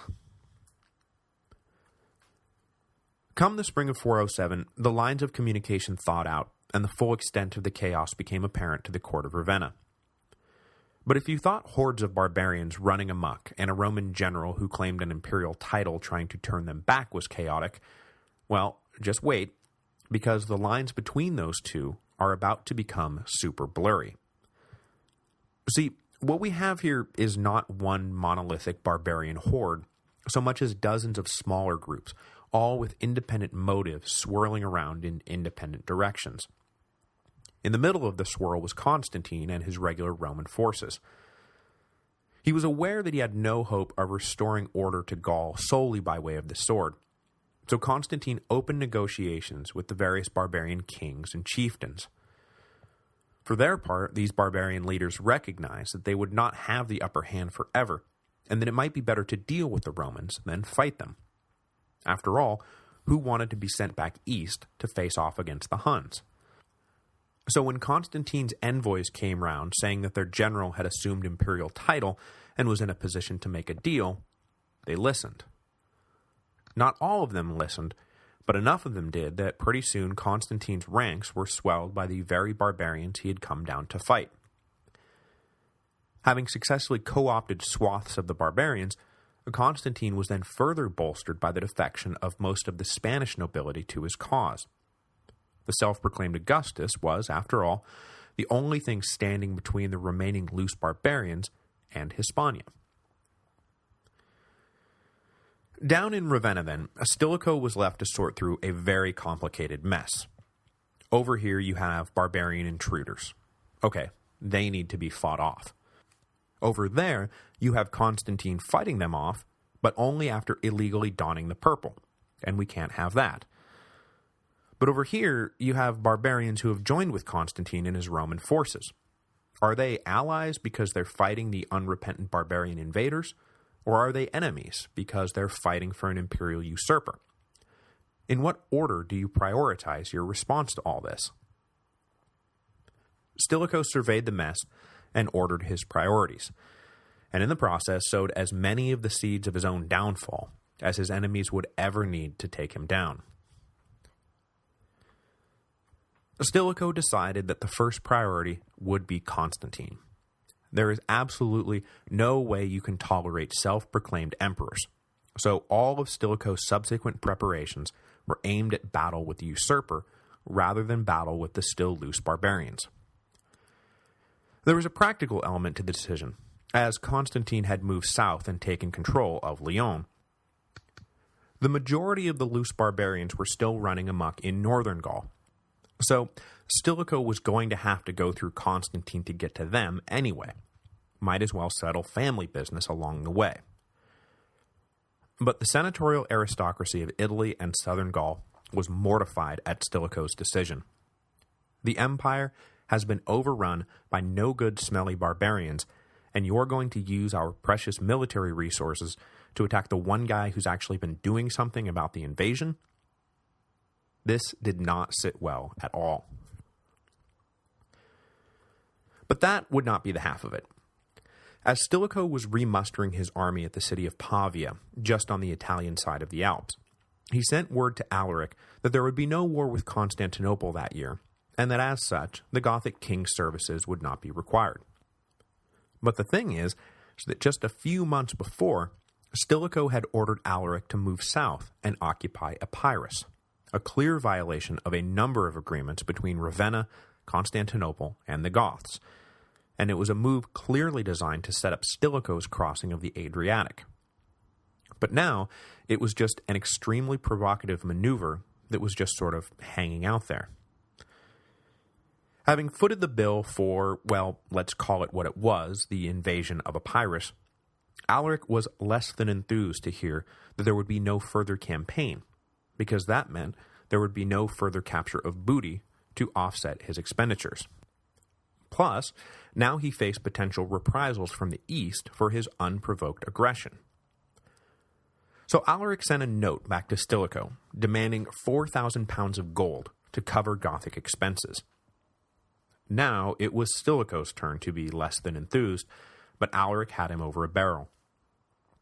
The Italian army couldn't march on Gaul with hostile Goths threatening their rear, a fact that both sides could plainly see. So Stilicho recommended to the Senate that Alaric be paid. He was able to force the measure through, and the Senate approved the funds, but no one was very happy that a Vandal general was making them hand over gold to a Gothic king so that said Vandal general could go off and fight a Roman army, currently engaged in operations against hostile barbarians. With his rear secured, Stilicho was finally able to launch a counterattack, but by then, the campaign season had drawn to a close, so everything was put on hold until early spring 408. As soon as the pass is thawed out, though, the Italian army was marching north, led by Sarus, the Goth general who had defected to Rome following the Battle of Verona in 402. Stilicho, his political power eroding, stayed behind in Ravenna to ensure that his enemies did not get a hold of the easily manipulated Emperor Honorius. Sarus met an advance guard of Constantine's army almost the minute he crossed over the Alps, but after a fierce fight, Constantine's men were broken and driven off. Sarus followed this victory by pushing hard to the city of Valentia, where Constantine himself had taken up residence. Sarus besieged the city, but before he could capture the self-proclaimed Augustus and bring a swift end to this rebellion, reinforcements that Constantine had recruited from the Lower Rhine suddenly appeared and drove Sarus off. The timing of this relief army was excellent, but their arrival was more a matter of coincidence than anything else. Assembled to put down a nascent counter-revolution brewing in Spain, the troops just so happened to already be on the way south when Sarus began the siege of Valentia, and so Constantine wound up saved, and Sarus wound up driven off. Now outnumbered locally, Sarus deemed it prudent to withdraw back to Italy and regroup, but as his army approached the Alps, he discovered just how low the prestige of the Italian imperial regime had been laid. An armed and organized band of locals, part freedom fighters and part brigands, had occupied the passes after Sarus passed through the first time, and they were now demanding that the Romans pay a ransom for passage. Although Sarus probably could have forced the issue, the rebels were entrenched, and it would have cost time and resources that the Gothic general didn't have time to spare. So he paid the ransom and carried on. The optics of a Roman imperial army paying a toll to pass through their own backyard was terrible, and lost on exactly no one. In May of 408, Stilicho was preparing the troops for another invasion, this one to coincide with a Theodosian family-led uprising in Spain, that's the nascent counter-revolt I just mentioned, when a bombshell dropped in from the east. The Emperor Arcadius was dead. He was 30 or 31 years old and had been Emperor of the East for 13 years. I'm going to circle back around and cover the last few years' worth of events in Constantinople next week, and for now, I'm just going to focus on the implications of Arcadius's death for the West, specifically the implications for Stilicho. The Vandal general had never gotten over his desire to control both halves of the empire, and Arcadius's death opened up what would probably be his last best chance to unite East and West under his personal control. The logical heir to the throne was Arcadius's 7-year-old son, Theodosius II, but with Honorius now the senior Augustus in the empire, Stilicho argued that the West ought to have some say in how the regime change played out. The last thing Stilicho needed was his enemies in Constantinople, of which there were legion at this point, dominating some new child emperor. Honorius was keen to travel himself to Constantinople and oversee the transition of power, but Stilicho was worried that Honorius too would fall under the sway of the eastern ministers should he be allowed to leave Italy, and so, citing a number of convenient reasons, that the trip would cost too much, that it would leave Italy open to invasion from Constantine, Stilicho convinced Honorius to stay in Ravenna. Instead, he, Stilicho, would go and represent Honorius's interests. Now, this course of action was not without its own dangers. After all, while Stilicho was gone, his enemies back in Italy, of which there were also legion at this point, could worm their way into Honorius's ear and turn the emperor against him. But the opportunity to put his stamp on the imperial court of Constantinople proved too alluring, and in the summer of 408, Stilicho made preparations to leave. When Honorius and Stilicho parted ways in August, a devious minister and arch-foe of Stilicho's named Olympius swooped in and started spinning a treacherous tale to the emperor. Stilicho, he said, was not going to Constantinople to ensure that Honorius's interests would be protected. He was going to push aside young Theodosius II and install his own son, Eucharius, on the eastern throne. This was not necessarily an implausible accusation. After all, Eucharius, by way of Stilicho's wife Serena, was the lawful and acknowledged grandson of Theodosius the Great. No one these days believes that this was actually what Stilicho was up to, but at the time, it was an easily believable rumor. Malleable Honorius listened intently to these accusations and decided to buy into them hook, line, and sinker. Before Stilicho was even out of Italy, his enemies in the west had already turned the emperor against him. In August 408, Honorius and his court, sans Stilicho, traveled to Pavia to inspect the troops. Upon their arrival, Olympius set to work spinning more treacherous tales of Stilicho's treachery to the rank-and-file soldiers. Added to the rumor that Stilicho was neglecting his responsibilities because he was busy trying to take over the Eastern Empire, was the more immediately offensive rumor that Stilicho planned to put Alaric in charge of the war against Constantine, which was too much for the Roman troops to bear. When everyone was good and riled up, Olympius gave the signal, and a full-blown mutiny broke out. Honorius fled to the safety of his imperial residence, but most of the high-ranking officers in the army, all allies of Stilicho, were tracked down and killed by the mob. Stilicho was in Bologna when the mutiny broke out, and he immediately recognized what had happened. Olympius had turned the regular Roman forces against him, which meant that Olympius was now almost certainly in control of Honorius.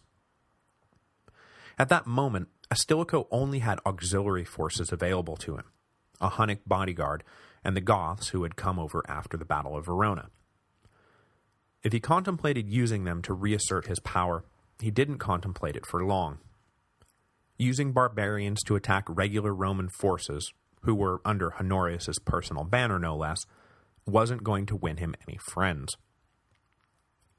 When it became clear that Stilicho was hesitating, and that this might be the end for the Vandal general, the Gothic general Sarus withdrew with his forces to see how events played out, a move that likely saved his own life and position in the post-Stilicho purges. Now thoroughly isolated, Stilicho traveled to Ravenna to await the return of the imperial court. If he was able to meet with Honorius, he might be able to talk sense to the boy. But if he could not, and this really was his time, he was apparently determined not to make a messy play for his life. The empire was weak enough. Another civil war wasn't in anyone's interest. Stilicho took refuge in a church, but pretty soon imperial soldiers came knocking. They had a letter stating that Stilicho was to be taken into custody. After being promised that their refugee was not going to be harmed, the priest stepped aside, and Stilicho was led away. But as soon as the company passed the threshold of the church, the captain of the guard pulled out another letter, this one stating that for crimes against the state, Stilicho was to be executed at once. The few retainers left with the Vandal general tried to protest, but their master waved them off. He knew that his time had come. On August 22nd, 408, Stilicho was beheaded.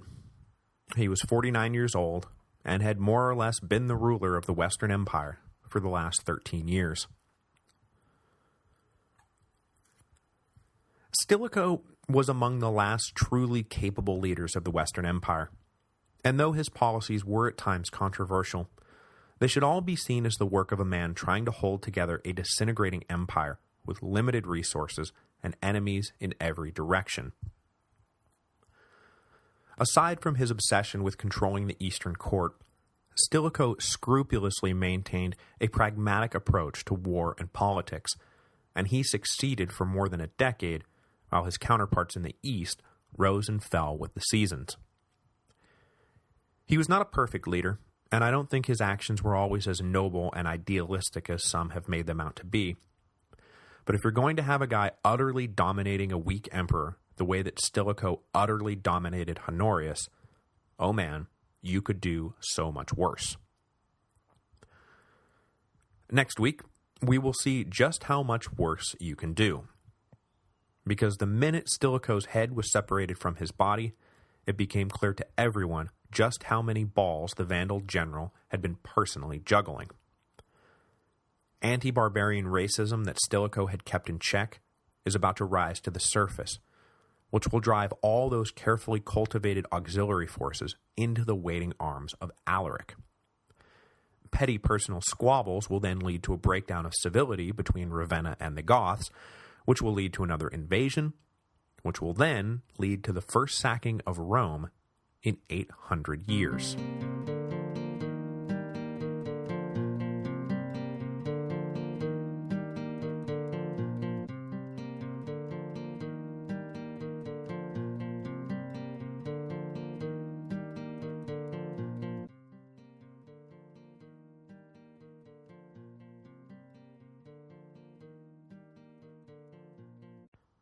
This week's episode is brought to you by Audible.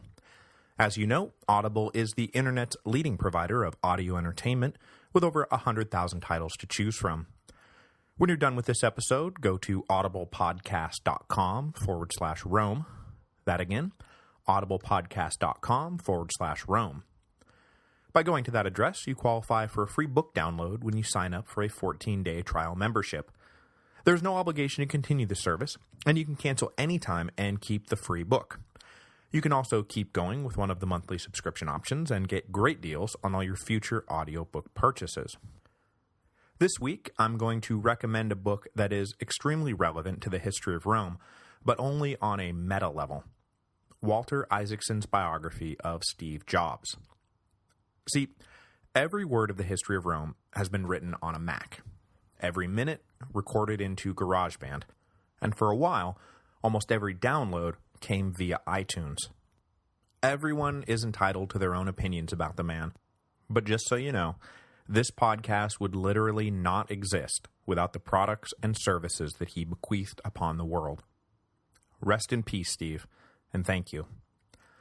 Just remember to go to audiblepodcast.com/Rome so that they know who sent you.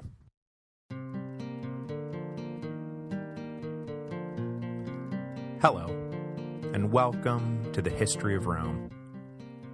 Episode 163, Theodosius's Walls. We've spent the last 2 weeks focused primarily on the Western Empire during the first decade of the 400s AD. So before we just keep barreling along into the sack of Rome and the fall of Constantine III, I want to double back and bring the Eastern Empire up to speed. But, just so you know, as soon as we're caught up, we're going to head right back to the West because, basically, that's where all the action is right now.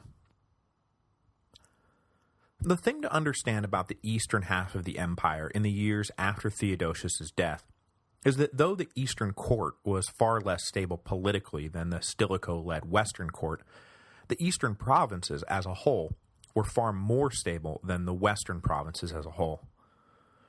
The population migrations brought on by the Hunnic advance onto the Hungarian plain tended to drive displaced local barbarian tribes west rather than south, which meant, as we saw last week, that the western provinces wound up dealing with the consequences of those disruptive migrations.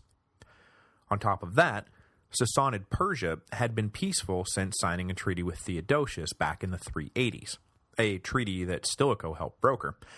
So the eastern legions could afford to focus on deflecting those barbarian migrations west instead of allowing them to come south. Indeed, in just a minute, Constantinople and the Sassanids will renew their peaceful terms, and that renewal will further stabilize the eastern provinces, both because it meant the Romans didn't have to pour resources into fighting the Persians, but also because it meant the lucrative trade routes to and from Asia remained open for business.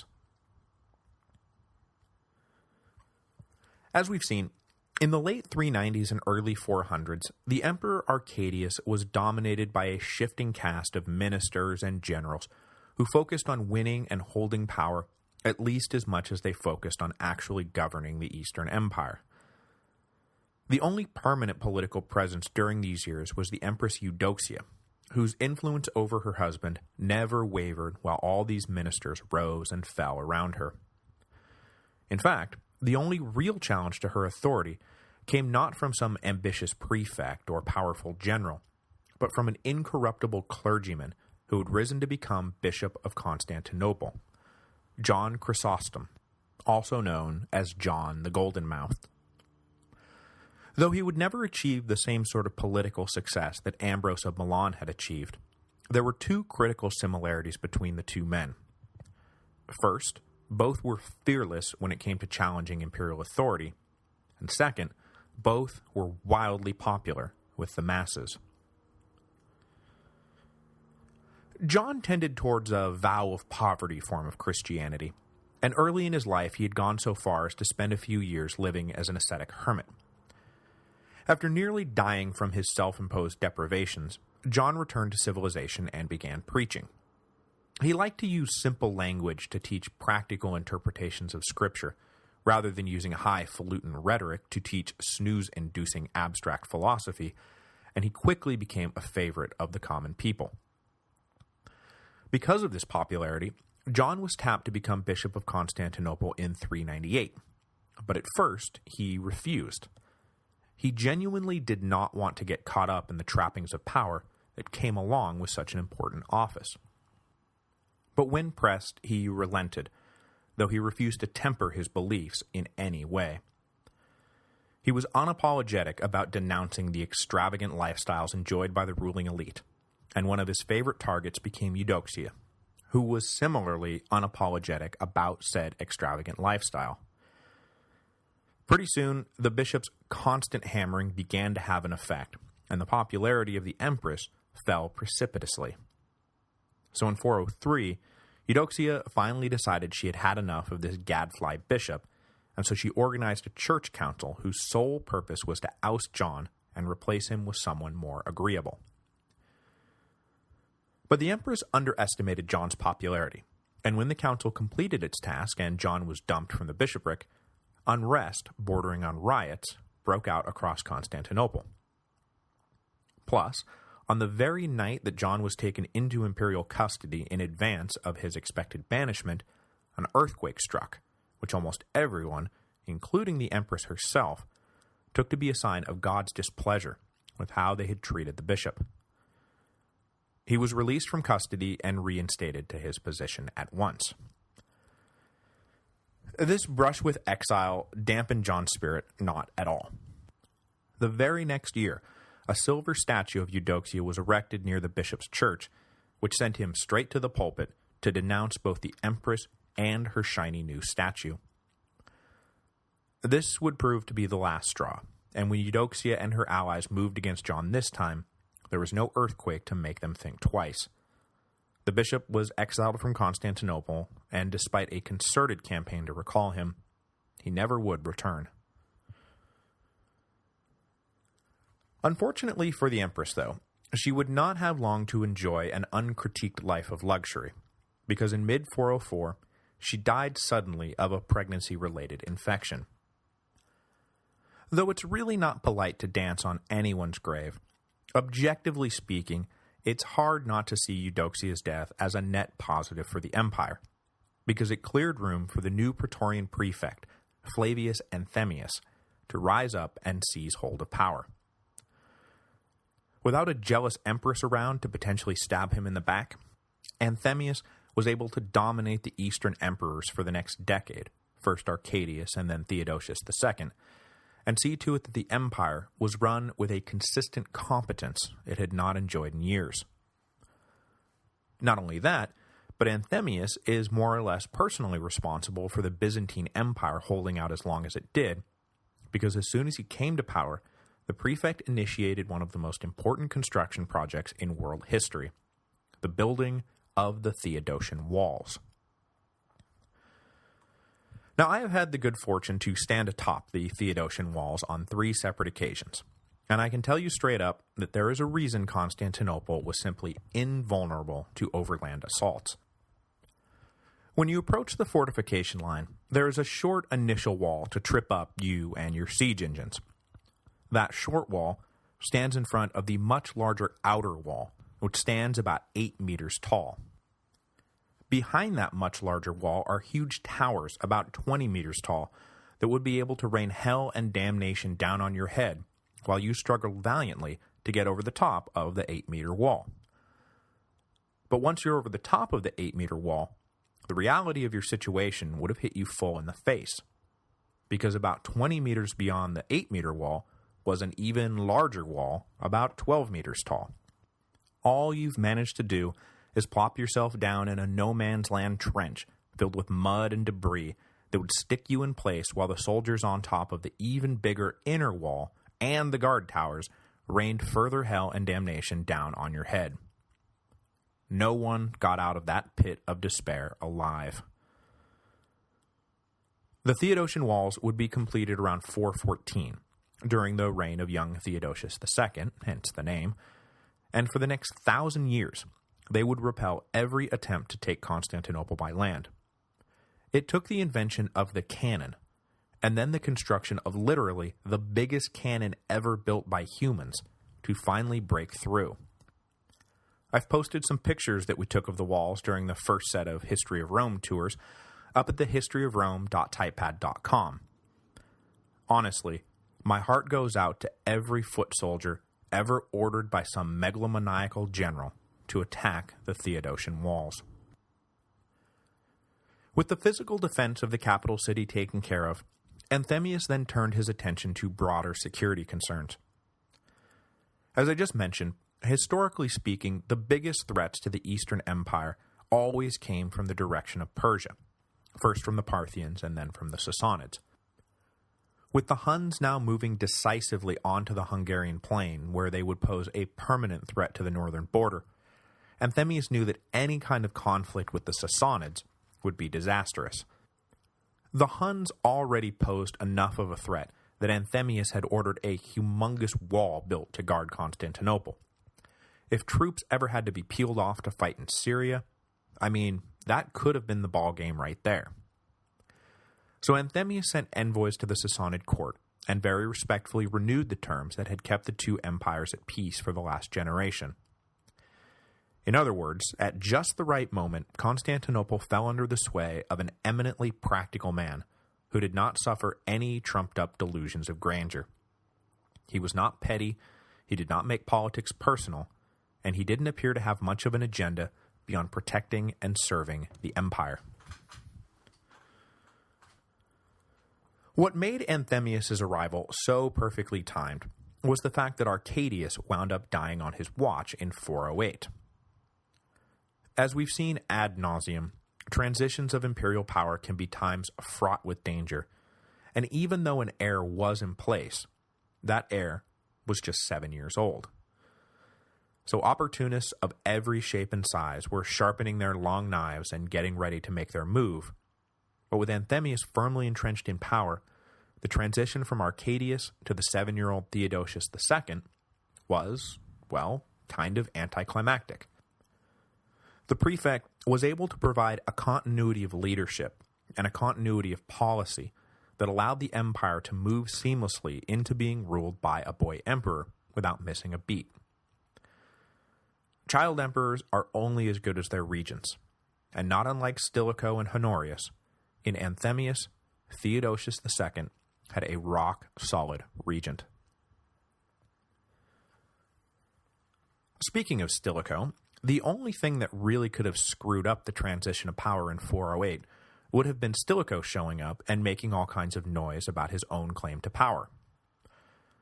Though I think it's a good thing that the trip never happened, it would have been kind of cool to see Stilicho and Anthemius square off in a fight for control of Constantinople. I don't particularly like Stilicho's chances, given the enormous home field advantage Anthemius would have enjoyed, but still, it would have made for some good theater. Sadly, though, Stilicho was betrayed, and then he calmly allowed himself to be beheaded in order to nobly avert a civil war, which I suppose was pretty good theater too. Okay, so that brings us back up to where we left off last week. The East is now in the capable hands of Anthemius, while the West is presently falling into the bungling hands of Stilicho's successors.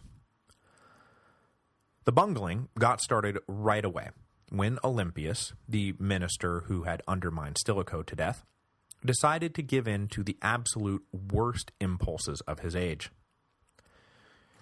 You'll recall that both the Italian nobility and the rank-and-file foot soldiers of the regular Roman army had been none too pleased about Stilicho's pro-barbarian policies, which were really just an extension of Theodosius's pro-barbarian policies, by the way.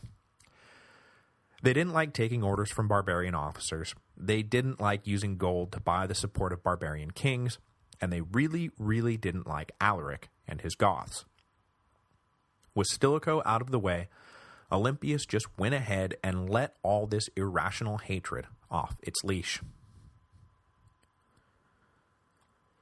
When Radagaisus was defeated in 406, those 12,000 Gothic warriors who were incorporated into Stilicho's army brought their families along with them.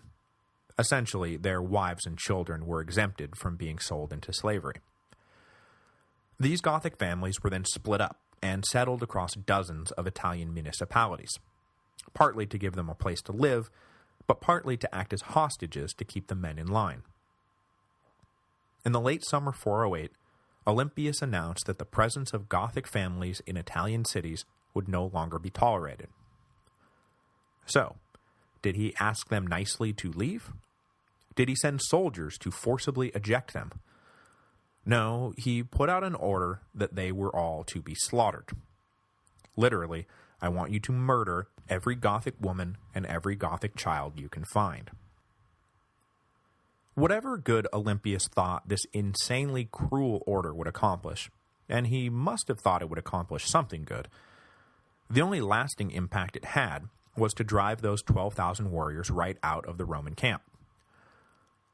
With Italy momentarily consumed by genocidal chaos, the Goth warriors abandoned their posts and marched straight for the one man who could offer them asylum: Alaric. In a flash, the Gothic king went from potentially marginalized figure in a post-Stilicho geopolitical world back to major player. Also in a flash, the Roman army lost 12,000 soldiers. Genocide is as morally reprehensible a thing as exists in the world, but rarely does it so immediately blow up in the face of the perpetrators. Really, the massacre of the Goth families was just so unbelievably stupid, I'm kind of at a loss for words. Alaric wasted no time seizing the day, and with the enthusiastic backing of his new revenge-minded recruits, he immediately marched them and the rest of his army over the Alps into Italy.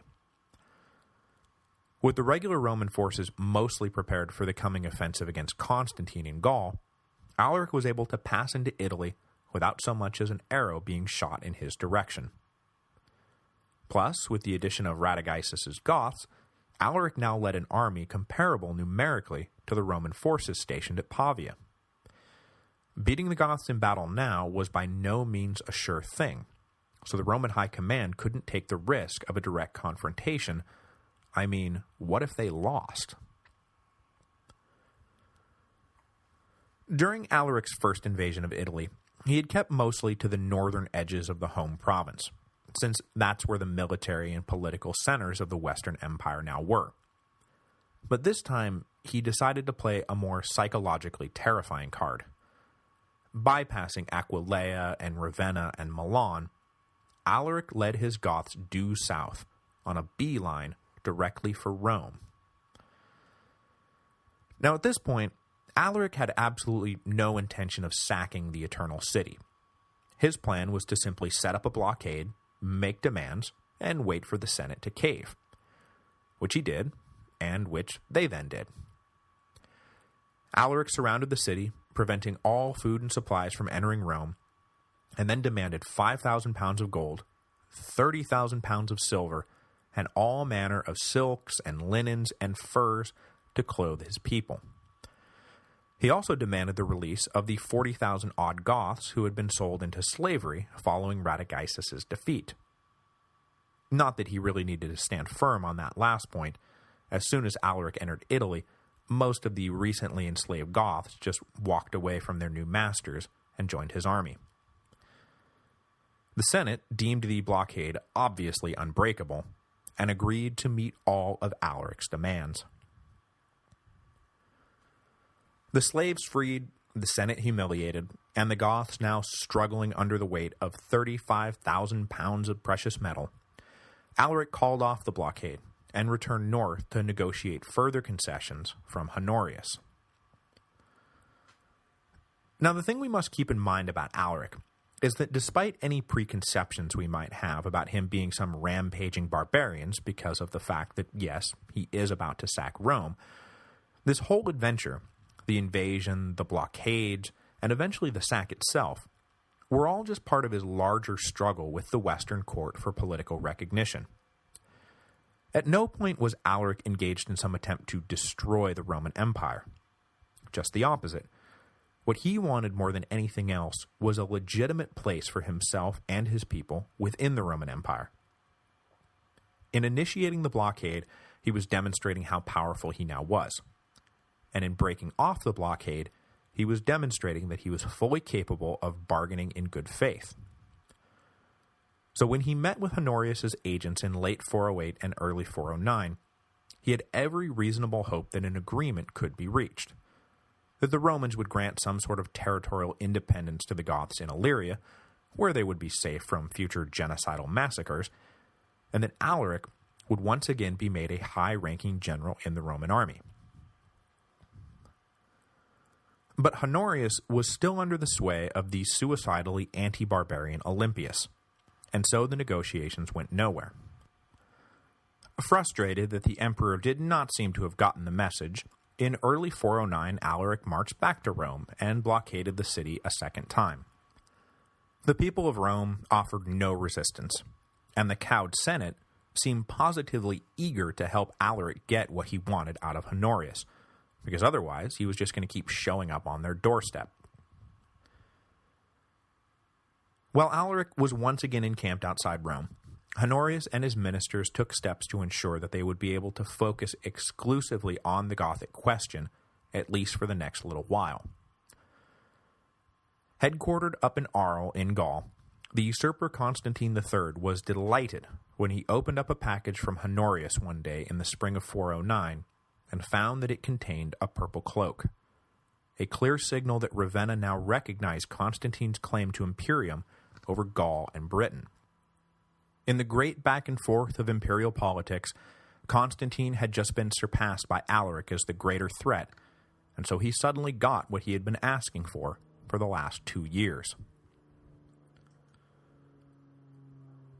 With the northern frontier temporarily free from the threat of invasion, Ravenna then turned its attention back to the question of Alaric, and received an embassy of senators from Rome to help them talk through the issue.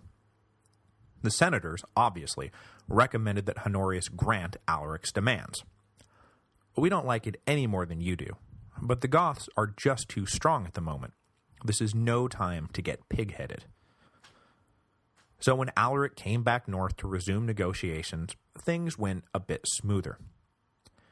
This time, the two sides agreed in principle to political independence for the Goths in Illyria, as well as an annual stipend of gold and grain to keep them happy and fed. But Honorius refused to yield on the point of giving Alaric an official position in the Roman military. Talks looked like they were about to break down again when Alaric shocked everyone by suddenly abandoning almost everything he had been asking for. Gone was the request for an independent Gothic state in Illyria. Gone were the payments of gold, and gone was the military commission. Instead, Alaric came back with a simple proposal. Let us go live along the Danube border in Noricum. Send us enough grain to help keep us fed, and we'll live in peace and defend the frontiers for you. In his excellent book, The Fall of the Roman Empire, Peter Heather speculates that this sudden about-face was driven by Alaric's long-range sensors, which picked up on the fact that though the Romans were weak now, they would not be weak forever. Take them to the cleaners today, and they may come back tomorrow when they're strong again, and take it all back with interest. But ask them for only a few supplies and the right to live in peace, and the Romans might consider us friends forever. Everyone expected the deal to go through. I mean, why wouldn't it? But at the 11th hour, Ravenna rejected all terms and broke off negotiations. There is probably something that explains this otherwise inexplicable rejection of what appears to be a criminally good deal for Rome, but we don't seem to have it. Alaric promised to go away for a song, and Honorius refused to sing. So Alaric packed his bags and headed back to Rome for the third time. When he got there, he decided to up the ante. He picked an amenable and influential senator of Greek origin named Priscus Attalus, and had the Senate proclaim their colleague Augustus of the Western Empire. If Honorius wasn't even going to pretend to play ball, then it was time to ditch him and recognize a whole new emperor, one who would actually listen to reason. So now there were three rival imperial courts in the west.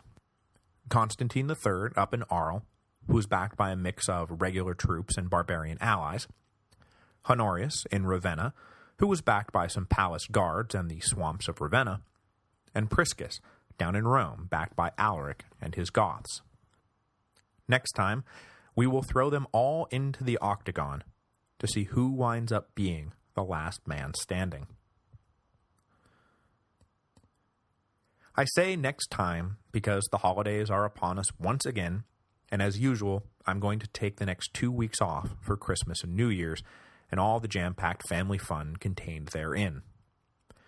But we'll be back on January the 8th for the sack of Rome, the rise of Attila, and the rest of the rocket sled ride into the abyss.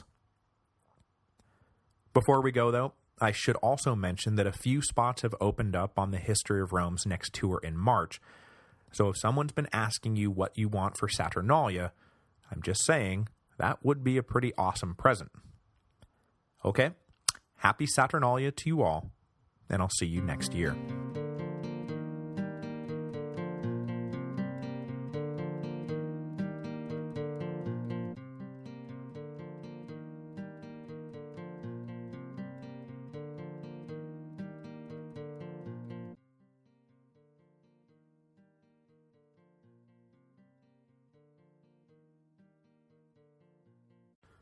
This week's episode is brought to you by Audible.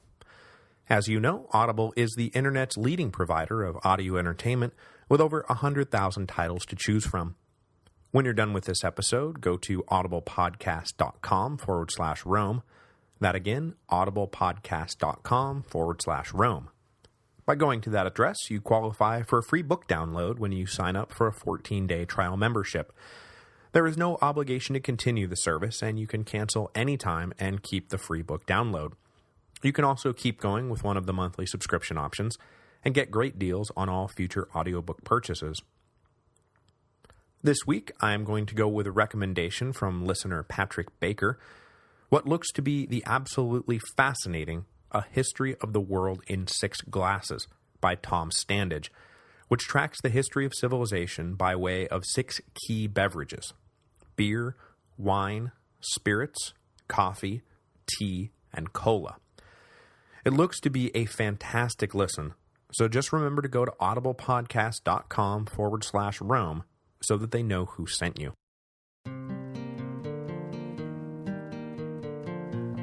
Hello, and welcome to the History of Rome. Episode 164, The Sack of Rome. Okay, where were we? When we left off last time, the Western Roman Empire was in the middle of a diplomatic crisis. The Gothic king Alaric had spent the last year holding the city of Rome's head underwater, letting it up to breathe for a bit, before plunging it back underwater again, as a part of a larger strategy to force the Emperor Honorius to give in to his demands. But Honorius had apparently concluded that since it wasn't his head in the bucket, he was under no immediate pressure to make a deal with the Goths, even if, as we saw at the end of the last episode, the deal on the table was a really, really good deal for Rome. So we now find Alaric presently back in Rome, holding the city's collective head underwater once again, this time with the added twist of forcing the Senate to appoint a puppet emperor named Priscus Attalus. Alaric was probably hoping that the people of Italy would take note of how disconnected from reality Honorius had become, how much his intransigence threatened their lives and property, and how much better off they would be maybe recognizing the Goth-backed Attalus rather than continuing to support the isolated and delusional Honorius. I say the people of Italy rather than the people of the Western Empire because, as you'll also recall, control of the northern provinces had been lost back in 406, first to the semi-anarchy that had set in after the barbarian invasion of New Year's Eve, and then to the semi-imperial order of the usurper Constantine III. Not that he was actually a usurper anymore. Alaric's presence in Italy had forced Honorius to recognize Constantine as a legitimate imperial colleague. But if you thought that this recognition would prove to be a boon to the fortunes of Constantine III, well, you just don't know the 5th century. Just a few months after receiving a purple cloak in the mail from Honorius, Constantine had to deal with a rebellion of his own. This new rebellion had its genesis in a previous rebellion that had been organized in Spain by members of the Theodosian household back in 408. Constantine had dispatched his son Constans and one of his top generals, Gerontius, to put down this revolt, which, the Theodosians not being the most popular family on the block these days, they were able to do fairly quickly. Constans then returned to his father's headquarters at Arles, leaving Gerontius in control of Spain. Unfortunately, the general's ego swelled considerably at the sight of his newfound autonomy, and he decided to challenge Constantine's rule by arranging for his troops to elevate a local Spanish noble named Maximus to the rank of Augustus. As if that was not bad enough, Constantine found out about this little rebellion at the same time he found out that a group of still hostile barbarians had broken through the defensive lines keeping them penned into Gaul, and they were now crossing into Spain unchecked. Now you might think that this would be a good thing for Constantine. You know, make Gerontius deal with the barbarians, get two enemies to fight each other, and then swoop in and knock out the exhausted victor. But sadly, rather than fight, the two sides joined forces.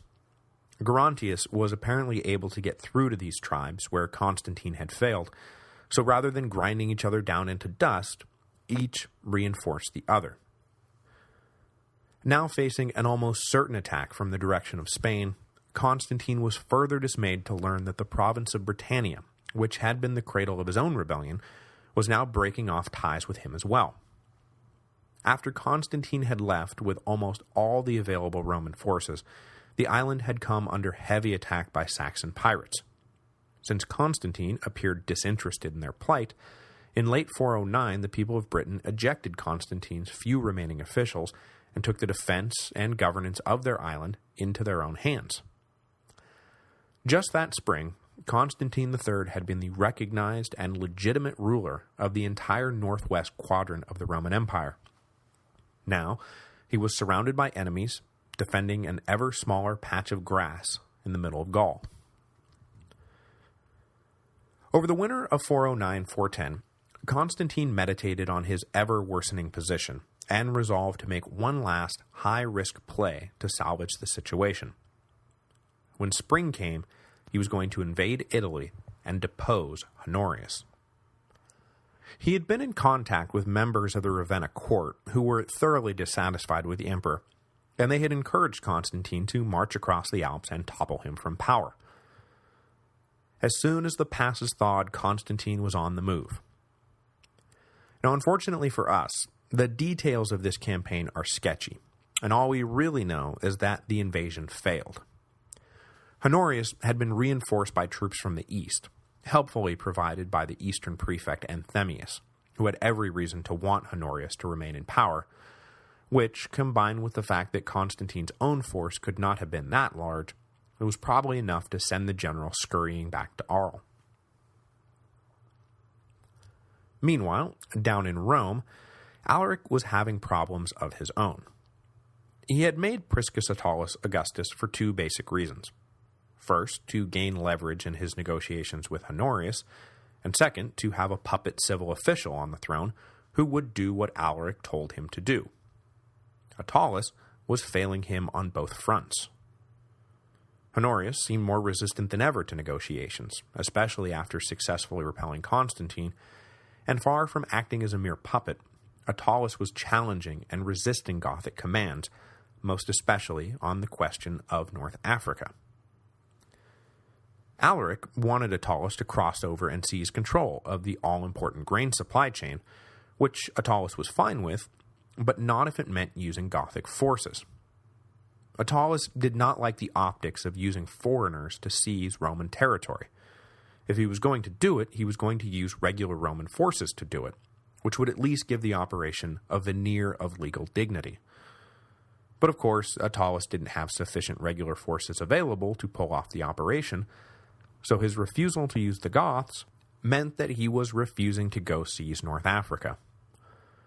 Annoyed that his creation was frustrating rather than facilitating his plans, Alaric unceremoniously deposed Attalus in early 410. But don't worry, kids, we haven't heard the last of Priscus Attalus. So now Alaric was back to square one. And to make matters worse, there had been a power shift up in the Ravenna court that did not bode well for the Gothic king. Olympius, the man who had engineered Stilicho's execution, had fallen from favor, and he had been replaced by Sarus, the Gothic general who had defected to Rome's banner following the Battle of Verona in 402. This was a rotten development for Alaric, because where Olympius had stymied negotiations because of a general anti-barbarian bias, Sarus is about to stymie negotiations because of a specific hatred of Alaric. Their two families had been rivals within the Gothic community for I don't even know how long, and after the defeat at Verona, Sarus had taken the opportunity to throw his lot in with Rome rather than continue to take orders from the hated and now beaten Alaric.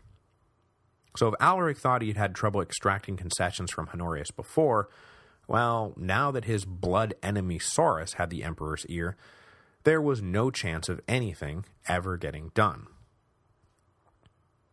Alaric pressed on, however, and in midsummer he was back in North Italy to resume negotiations with Ravenna. When these talks appeared to be progressing, Sarus used his authority as commander of the emperor's troops to destroy any and all goodwill between the two sides. Without warning, he ordered his troops to attack a contingent of Alaric's army. Nothing came of the battle, and it did not drive the two sides into open war, but it did convince Alaric that talking was officially hopeless. He was never going to get anywhere he wanted to go by remaining at the bargaining table. It was time to act. So he withdrew back to Rome and placed it under siege for the third time in just over a year. But this time, it was not a negotiating tactic. He was not waiting for the Senate to buy him off. No, this time he was going all in. The Goths were going to sack Rome. As the siege began, the first major prize of the assault fell into Alaric's lap. Gallia Placidia, the youngest daughter of Theodosius and one-time fiancé of Stilicho's now-dead son Eucharius, had been living in Rome following Olympius's coup, and when this much more serious siege began, she attempted to flee the city. Captured by Gothic soldiers, she became a highly valuable hostage to the Gothic cause. As we will see, Placidia's stay with the Goths would not be temporary, and it would be a full decade before she was released back into the custody of the Ravenna court. But fear not, she was no passive hostage. Her capture in 410 was simply the beginning of a remarkable political career that will see her first influencing and then outright directing Roman state policy until her death in 450. We will have much more to say about good Gallia Placidia as we move forward. So, welcome to the stage, Your Highness. Which brings us to, yes, here we are. Way back in episode 10, Barbarians at the Gates, we discussed the sacking of Rome by Brennus and his long-haired Gauls. When it was all over, I noted that it would be some 800 years before Rome was sacked again. Well, here we are, 800 years and 170-odd episodes later, on the extreme opposite end of the bell curve of Rome's power. On August the 24th, 410 AD, slaves inside Rome opened the Salarian Gate, allowing Alaric and his Goths to come flooding into the city. The Roman city militia, just enough to man the impressive Aurelian walls, had no hope of standing against the Goths in open combat. For the first time in almost a millennium, Rome was helpless and at the mercy of an enemy. But interestingly, there was mercy to be had. As I've mentioned in passing, Alaric's sack of Rome was not an unrestrained anarchic affair. At this point, both the sacking Goths and the sacked Romans were Christians of one sort or another, so Alaric declared churches and religious artifacts to be off-limits. And further, he sent out word to the citizens of the city that anyone taking refuge in a church would be left alone. Blood would not be spilled in the houses of God. But beyond that, well, this was an exercise in punitive plundering, so something's got to be fair game, and indeed, most things were. The wealth of the lavish homes and old imperial residences were stripped, stuffed into bags, and carted off. Citizens caught out of designated safe areas were beaten, raped, and killed. The old pagan temples were looted without compunction, and it is with a heavy heart that I report that this is the moment when the ashes of Augustus, Hadrian, and so many other great imperial figures, which had been kept safe for centuries inside of their mausoleums, were toppled and scattered to the winds of time. For 3 days, the Goths ran amok on a destructive treasure hunt that saw the best of classical Rome looted, broken, or lost.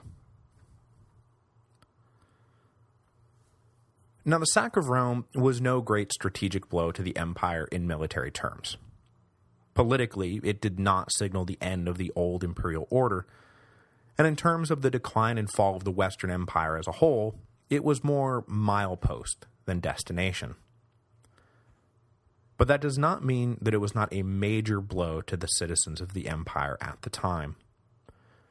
Morale had been wavering for years, and the thought of barbarians pillaging the Eternal City was so inconceivable that when it happened, a sort of confused despair seemed to settle in.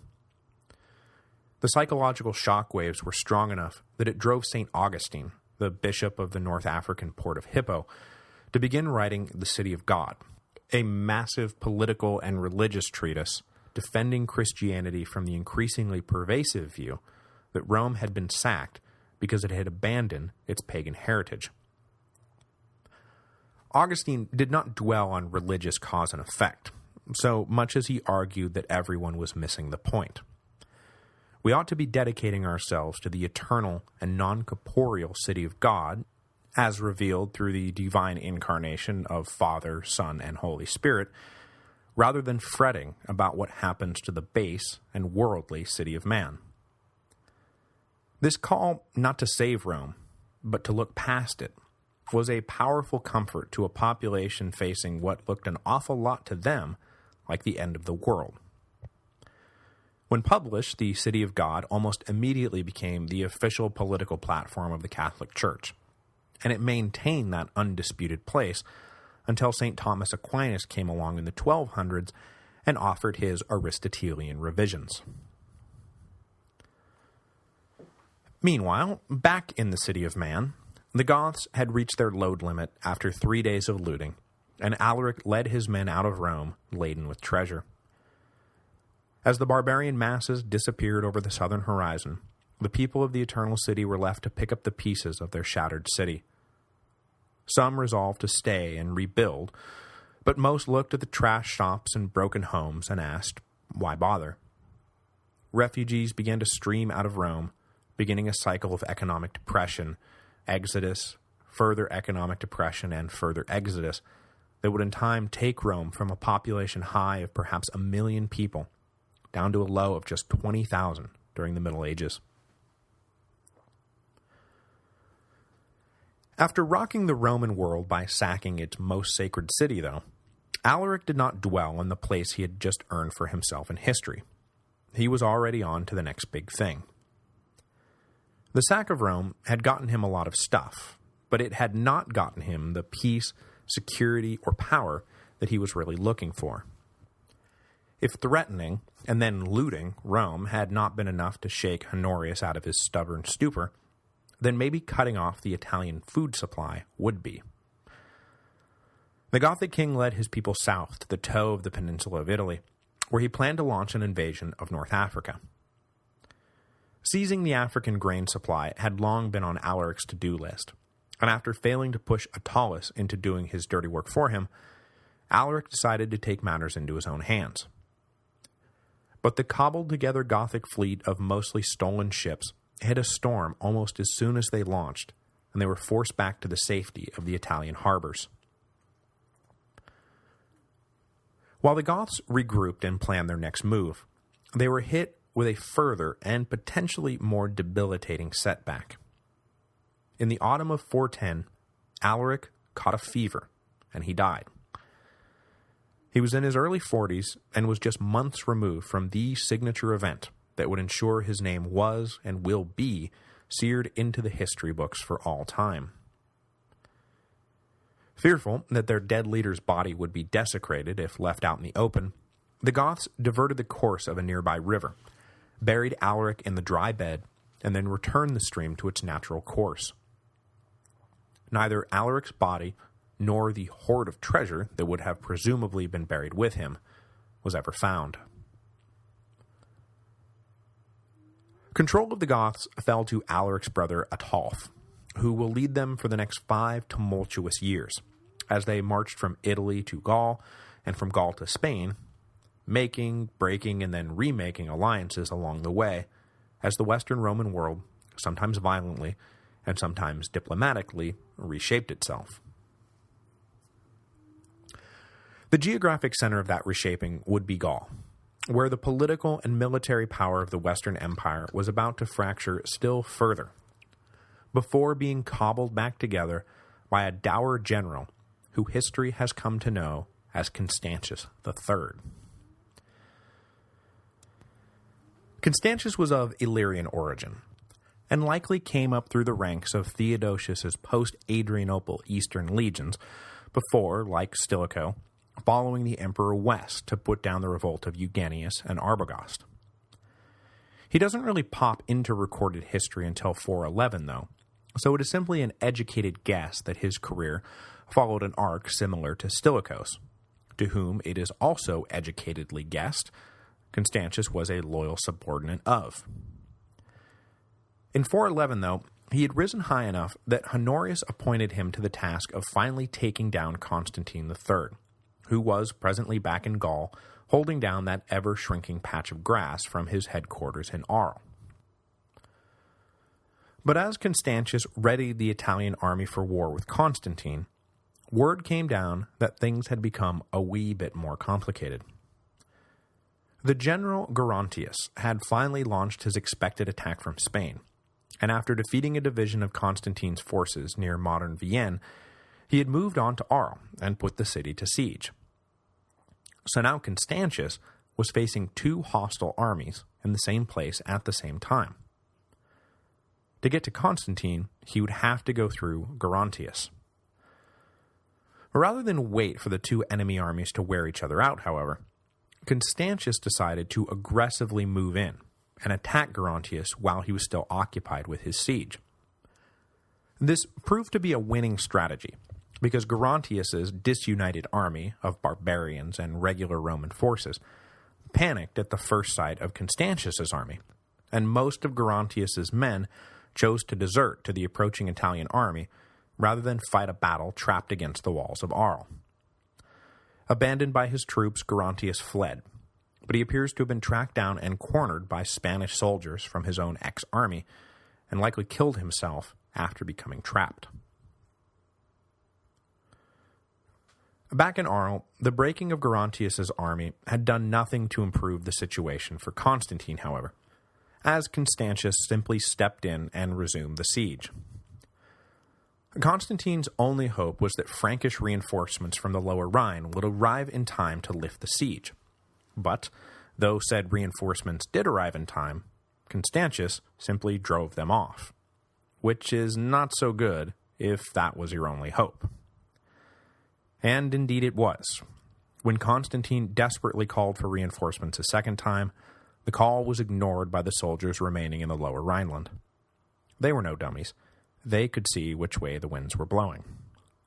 Constantine was now on his own. Constantius sent a note into the city promising that if Constantine ended his resistance and handed himself over, that he would be allowed to live. Recognizing that his position was hopeless, Constantine agreed to the terms and surrendered. But as was so often the case in these situations, Constantius's deal was just a ruse to lure Constantine out of the city, and the captured general was executed while on the road from Arles to Ravenna. Okay, so that's it then, right? Constantius has come along, saved the day, and defeated all existing enemies of the imperial throne. The Western Empire is now back under the united control of Ravenna. Right? Oh, would that it were so. But as Arles was falling, a new usurper appeared along the lower Rhine. The forces gathered there, dominated by a mix of Franks, Burgundians, and Alans, had been aligned with Constantine until they stopped returning his phone calls. When it became clear that their patron was going down, they grabbed a local Gallic noble named Jovinus and hailed him as Augustus in the city of Mainz. Like an oversized game of whack-a-mole, as one usurper got whacked, another popped up on the other side of the board. But before he could deal with this new usurper, Constantius was going to have to come back to Italy and deal with a more immediate problem. Ataulf and the Goths had been making their way north, and were now getting a bit too close to Ravenna for anyone's comfort. So Constantius headed back across the Alps to hopefully push the Goths out of Italy once and for all. Next week, Constantius will succeed in pushing the Goths out of Italy, but rather than driving them east, back to Illyria, they will instead press on north to the newly pacified, but still fragile, southern Gaul. As you can imagine, the appearance of this Gothic horde is going to have a major impact on the precarious military and political balance of the Northwest Empire. Who will the Goths side with? Who will they then betray? And what would the ramifications be of a Gothic king, like, say, Ataulf, fathering a son with an imperial princess, like, say, Gallia Placidia? Would those ramifications be even more extreme if a childless emperor, like, say, Honorius, were to die without naming a clear heir? I think that they would.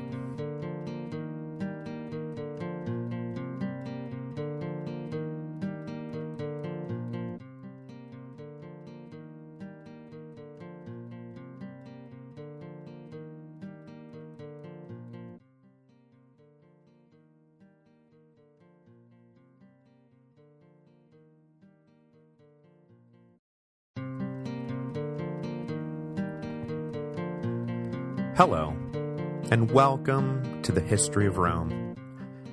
Episode 165, Reviving the Roman Name.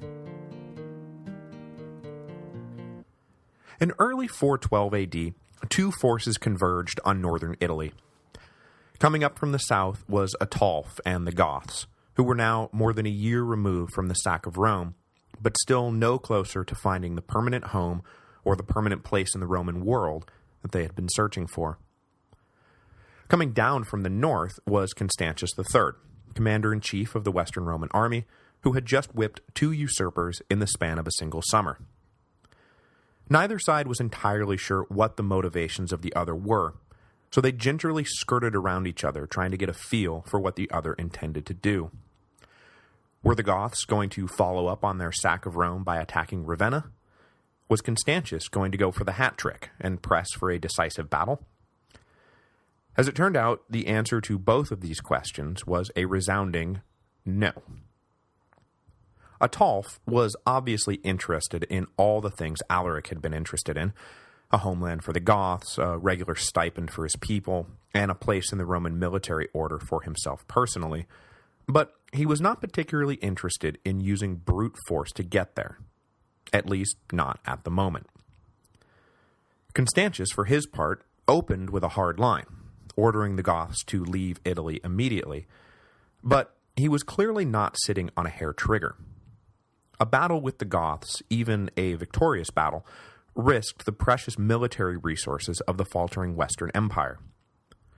Neither side wanted a battle, and so it was to everyone's great relief that the Goths decided to leave Italy without a fight, and Constantius decided to let them go without a fight. The man who did the most to convince Ataulf to leave Italy was, surprisingly, the deposed puppet emperor Priscus Attalus. Just because he had not worked out as an emperor did not mean that the Goths did not still value his counsel, and he had stayed on with Alaric as an advisor after the sack of Rome, and now served Ataulf in the same capacity. Attalus pointed out to the Gothic king that southern Gaul was now not only pacified, but in the process of remaking itself politically and economically after 5 years of chaos. It would be the perfect time for the Goths to head over the Alps and stake some kind of claim for themselves. Ataulf was intrigued by the possibility of becoming a power broker in a newly reorganized Gaul, and so he ordered his people over the mountains. The departure of the Goths was a mixed blessing for Honorius and Constantius. Naturally, Ravenna was happy to see them out of Italy, but it's not like Gaul was a really super place for them to be setting up shop. Jovinus's revolt in Upper Germany was still in full swing, and if the Goths decided to join forces with the usurper, then their combined strength might overwhelm the imperial defenses. Worried about this possibility, and about the future safety of the imperial hostage Gallia Placidia, Honorius authorized a payment of gold to greet the Goths when they emerged on the far side of the Alps. Hopefully, the gold would be enough to keep the Goths at least neutral in the coming showdown with Jovinus, and keep Placidia safe until arrangements for her release could be made. But the perfunctory down payment was not enough to keep Ataulf from exploring his options, and as soon as the Gothic horde entered Gaul, they opened up negotiations with Jovinus, offering their strength in exchange for all the concessions Honorius had been refusing to grant. An agreement in principle between the two sides was reached, but then Jovinus made a critical blunder. Well, actually, who knows if it was Jovinus's blunder, though he was formally the emperor. Like Priscus Attalus in Rome or Maximus in Spain before him, he was really just a puppet of the local military. In this case, the main powers behind the throne were the Burgundian king Gundahar and the Elan king Goar.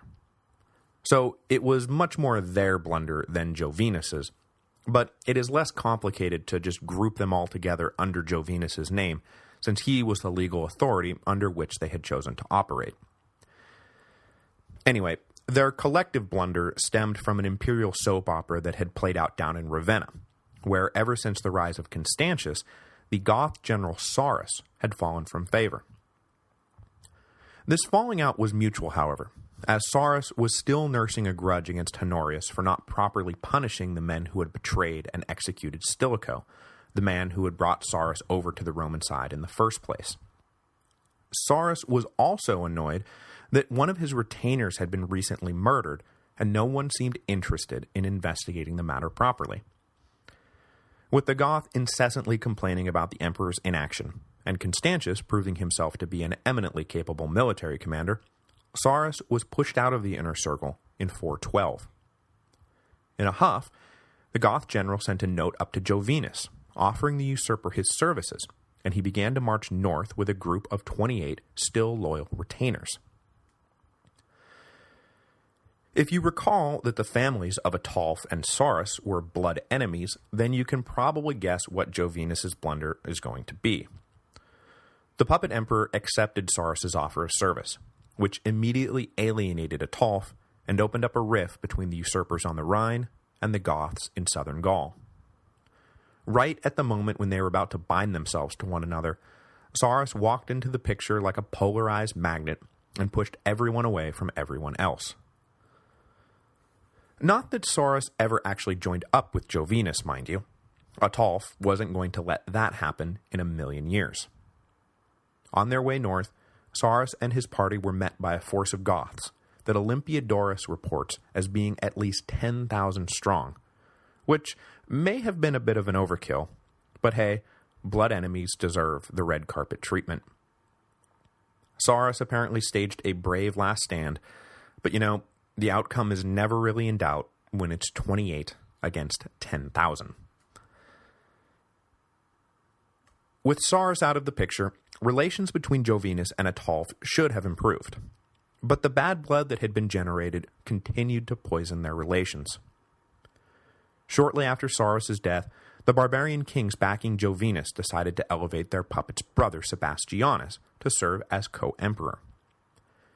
This unilateral move to expand the imperial college without even discussing it with him offended Ataulf mightily. If the Goths were going to play a meaningful role in an alliance, then they were going to have to be consulted when it came time to elevate new leaders. Already in a mood to be ticked off by the actions of Jovinus' court, Ataulf was ticked off by the actions of Jovinus' court. So instead of the Goths and the Rhine armies joining forces and potentially overrunning Constantius and the imperial legions, Ataulf sent a message down to Constantius, saying, "Hey, it turns out I don't like these guys any more than you do, so what say we join forces and whack them back into the Stone Age?"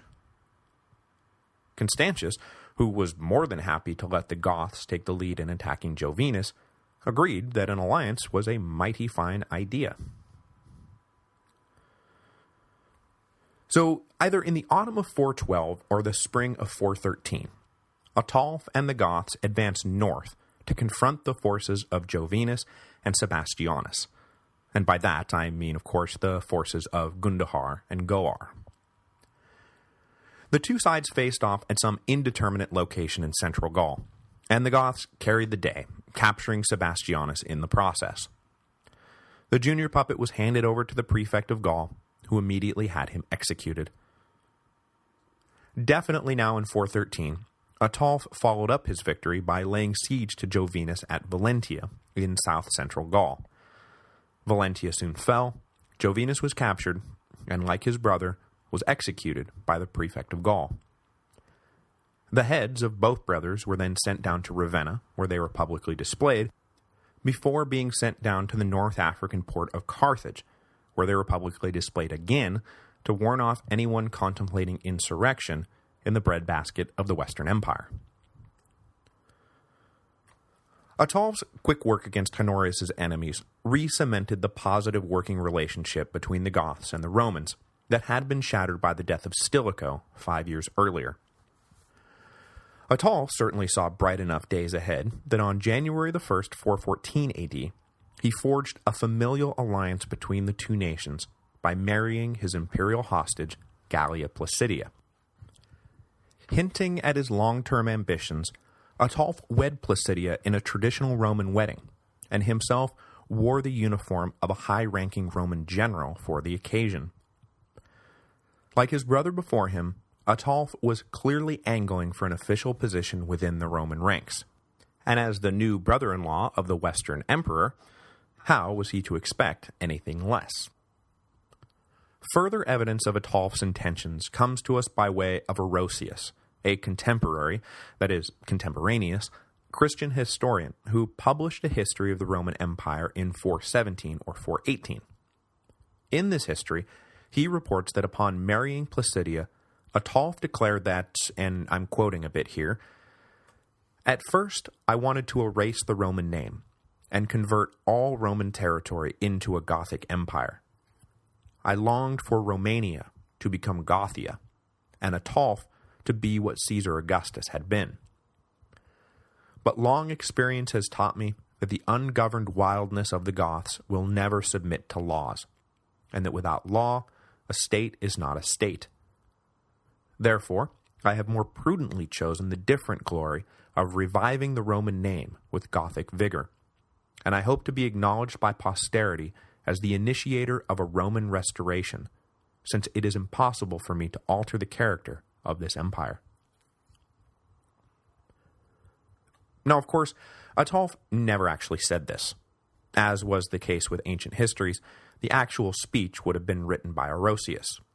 But it is entirely plausible that Ataulf would have said something like this. The Roman Empire was weakening by the day, but even in its current state of decay, it was still too powerful for the Goths to simply overthrow and replace with something else. It is thus reasonable to presume that Ataulf's ambitions were now firmly focused on creating a Gothic ascendancy within the framework of the empire, by way of the family he was creating with Gallia Placidia, and by way of the son she would hopefully soon bear for him.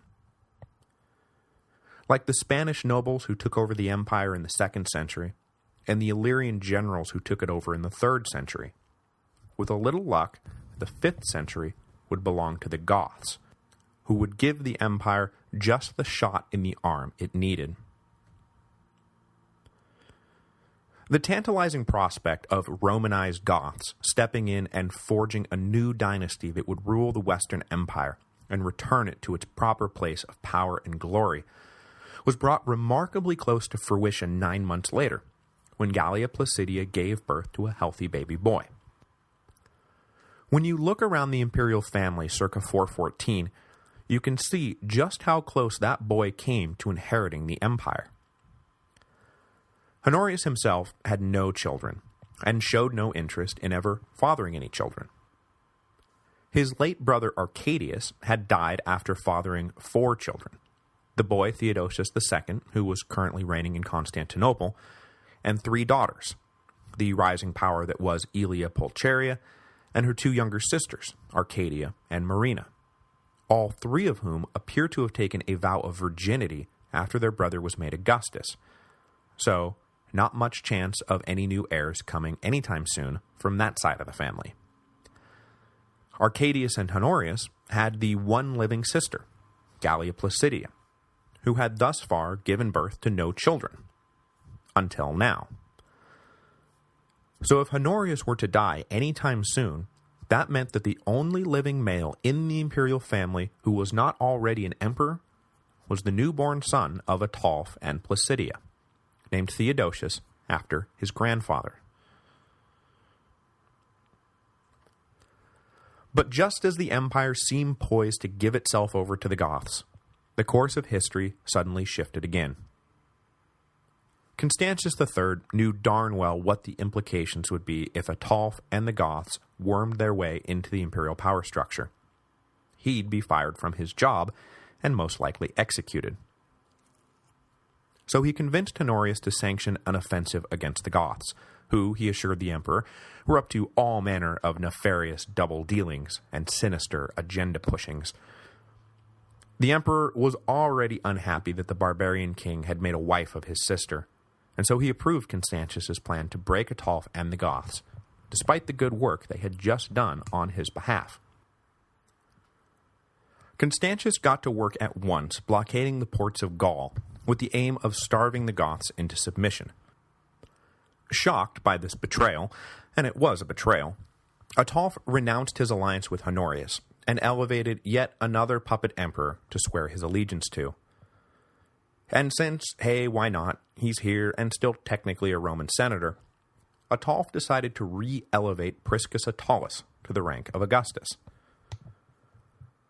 But the second reign of Priscus Attalus went no smoother than the first, and in the end it would only last for a few months.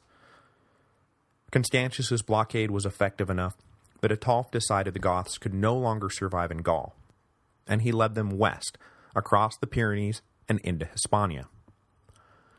Along the way, Attalus either ran away or was purposely ditched, and he was soon picked up by imperial agents. He would be kept under house arrest until he could be paraded in an official triumph in 416, after which he was exiled to a small island off the coast of Sicily. No word on whether the local birds made him emperor for a 3rd time. It was after the Goths arrived in Barcelona in late 414 that Placidia gave birth to young Theodosius. But as 414 gave way to 415, fate delivered a cruel blow to the mother's love and the father's ambition. The infant Theodosius, half-Goth heir to the Western Empire, died in early 415. As quickly as hopes had been raised that the Goths would become the new masters of Rome, those hopes were dashed. Ataulf now presided over a harried and hungry tribe that was trapped between an imperial blockade and the Germanic tribes, among them the Vandals and Alans, who had already taken control of the best parts of the Spanish peninsula. But Ataulf did not have to fret over the plight of his people for long. After killing Sarus in 412, Ataulf had magnanimously agreed to take his blood enemy's surviving supporters into his retinue. One of them would prove to be a ticking time bomb that finally went off in 415. While Ataulf was taking a bath, this secretly revenge-minded retainer entered the chamber and murdered him. The sudden murder of their king had two major effects on the Goths. First, it sent their political order spinning into chaos, and second, it was debilitating to general morale. When Alaric had died, Ataulf was right there, ready, willing, and able to step into his brother's shoes. But when Ataulf died, there was no clear-cut replacement waiting in the wings, and so a power struggle ensued. Seeing the throne open, and resting his legitimacy on better to ask forgiveness than permission, a noble named Sigeric bypassed the usual election process and seized the crown for himself, possibly within hours of Ataulf's death. Sigeric is a doubly interesting figure because he was the brother of Sarus, and thus came from the minority faction that had long chafed under the rule of Alaric and Ataulf's families. So, this was not just a power grab, it was a power grab by the long-standing enemies of the entrenched parties. Sigeric's attempt to realign Gothic politics, however, quickly fell apart, and just 7 days after seizing the crown, he himself was assassinated and replaced by a cousin of Alaric and Ataulf's named Wallia, or Wallia. Wallia, supported by the majority of the Goths in Barcelona, was able to hold on to power until his death in late 418 or early 419, a short reign that will see relations between the Romans and Goths repaired. But instead of the Goths dictating terms, as Alaric and Ataulf had envisioned, Wallia would be forced to accept that it would be the Romans who dictated the terms in the end. The fact that Wallia could relent to Roman pressure, accept vassal status for his people, which he is about to do, and maintain his hold on power, is proof of the second great consequence of Ataulf's death, that morale within the Gothic ranks was driven to pretty dismal lows. Since the death of Stilicho, they had been on a pretty good run. They had been reinforced by the remains of Radagaisus's army, laid successful siege to Rome, and then gotten paid a pretty penny to go away, came this close to forcing Honorius to give them independence and a cash stipend, sacked Rome without breaking a sweat, defeated Jovinus and Sebastianus without breaking a sweat. But suddenly, the well of good fortune had dried up. Now they were wedged into a corner of Spain, the architects of their success dead, and everyone else starving. Fortune, she is a great and terrible mistress. So one of Wallia's first acts upon becoming the new king of the Goths was to open negotiations with Constantius. The Roman general announced that he was happy to lift the blockade and hand over all the grain the Goths would ever need on two conditions. First, the Goths must fight for Rome rather than for themselves, and in effect become little more than a division within the Roman army. Second, they must surrender the emperor's sister, Gallia Placidia. Wallia and his advisors considered these terms and decided they could live with them. After all, we're not the ones who had given up on the alliance we formed against Jovinus. That was all on you. If you want us to fight your battles for you, that's fine. We've done it before. Just, don't blockade us into submission when we're done. As to Gallia Placidia, well, she was a mighty valuable chip. But sometimes you have to cash in your mighty valuable chips to get stuff you need, like food, so that your children don't starve to death. So in 415, Wallia cashed Gallia Placidia in for food. which means that I misspoke last week when I said it would be a full decade before she was released from Gothic custody. I'm not entirely sure why I said that. It was only about 5 years. I just misread the dates, I guess. Sorry about that. Deal with the Goths in hand, Constantius knew exactly what he wanted to do with his new auxiliary army. He wanted them to retake the Spanish peninsula from those still loose barbarian squatters who had set up shop there. Wrenching back control of Spain from these tribes, mostly Elan and Vandal, was not just a matter of satisfying Roman pride, or making the map look clean and pretty again. It was a matter of raw economic calculation. Their presence was disrupting the collection of taxes. Hispania had always been a well-insulated cash cow for the Western Empire, but now, suddenly, the milk had dried up. Which was a terrible development, because Spain had been just about the last steady contributor to the imperial coffers over the last few years. Italy had been ransacked by the Goths. Gaul had been overrun by barbarians and civil war, so it's not like there was a lot coming in to begin with. The loss of Spain was making the imperial position completely untenable.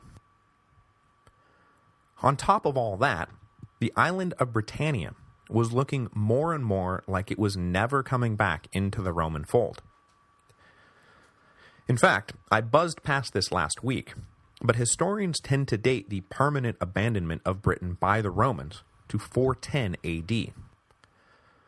After expelling Constantine III's officers and taking the defense of the island into their own hands, the local Britons found themselves outgunned by the incoming Saxon pirates. So they wrote to Honorius, requesting a new garrison to help protect them. Honorius replied that he could spare no resources, and that Britain must look out for itself. Now, had things gone a little different, this might have wound up being merely a temporary retreat. But things didn't go different, and the Romans never did go back. It would be a few generations before cultural Romano-Britain gave way to its Anglo-Saxon successor, but politically and militarily, Britannia was lost to the empire for good. Which is why it was so important to circle the wagons and make sure that the same thing didn't happen to Spain. So next week, Constantius will direct the Goths to begin operations against the Alans and Vandals at once. The interesting thing, though, is that while the Gothic offensive will be mostly successful, it will be mostly successful against the Alans, who were, at the moment, the strongest of the barbarian tribes in Hispania. By focusing their attention correctly on the Alans, the Goth offensive will unfortunately prove to be somewhat less successful against the Vandals. And if you've read ahead, you know that the failure to crush the Vandals will wind up having fairly disastrous consequences for Rome. Because though Spain had long been an insulated cash cow for the empire, the even more insulated and even bigger cash cow had always been North Africa. What's that, you say? In just a few short years, something called the Vandal Kingdom is going to appear in North Africa? That can't be good. That can't be good at all.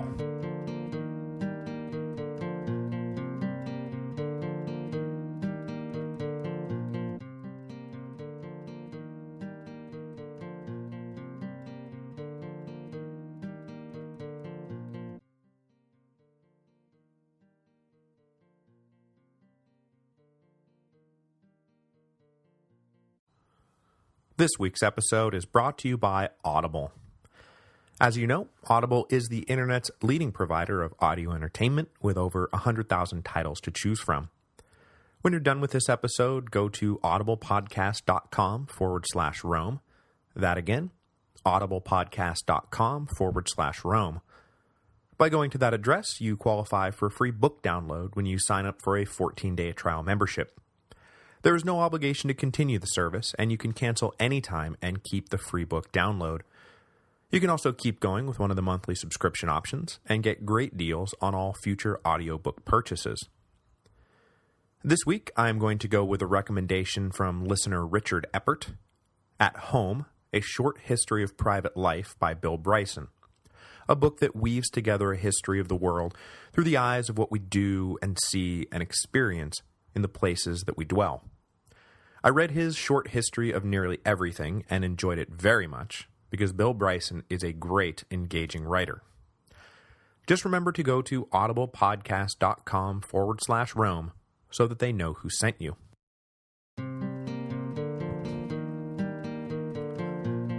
Hello, and welcome to the History of Rome. Episode 166, As Long as She's Nice to Look At. Last time, we left off with the starving and desperate Goths agreeing to become vassals of the Roman Empire. In exchange for 600,000 bushels of wheat and the release of the emperor's sister Galla Placidia, and that's Galla, not Gallia, thanks to listener Crispin for catching my random vowel insertion, the Goths agreed to settle where the emperor told them to settle, and fight who the emperor told them to fight. And by the emperor, I of course mean the de facto emperor, Constantius III, who was essentially running the Western Empire at this point in history. Indeed, Constantius's power and prestige will eventually reach such great heights that we will be able to drop the de facto from his title, as Honorius will invite the general to join him in the Imperial College as co-emperor of the Western Empire. But we'll get to that in a second. The land the Romans had dangled out in front of the Goths was the Gallic region of Aquitaine, just north of the Pyrenees along the Atlantic coast. The price for this new homeland would be the destruction of the Vandals and Alans, who still roamed free in Hispania. This price is instructive about the political, military, and demographic realities of the Western Empire in the 5th century. You'll note that the major problem in Hispania is not that barbarian elements had settled down and were drawing taxes and supplies from the local communities. No, the real problem was that they were doing it without having signed some kind of treaty with Ravenna. Over in Gaul, for example, a peace had set in not because the barbarian invaders had been sent running back across the Rhine. Peace had set in because those barbarian invaders had made deals with the emperor that allowed them to stay. Usually those deals were of the land for soldiers variety, but the details varied from tribe to tribe. So the Franks, as you know, already controlled most of northeast Gaul. The Goths are about to control a major chunk of southwest Gaul, and in between, barbarian groups large and small were settling into their new homes west of the Rhine. So demographically, the provinces of the Western Empire were undergoing a fairly major transformation.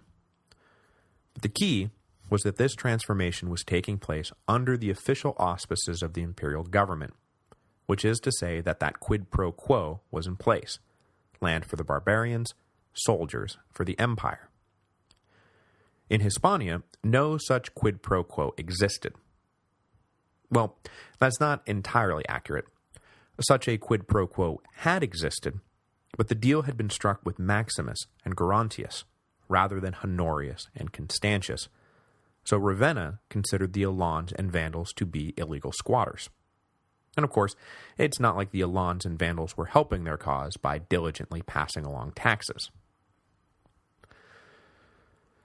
The chronology is a bit muddled here, but it appears that beginning in 416, the year after he capitulated to Constantius, Wallia led the Goths on a campaign that saw them immediately get the better of the Alans, and at least one major faction of the Vandals.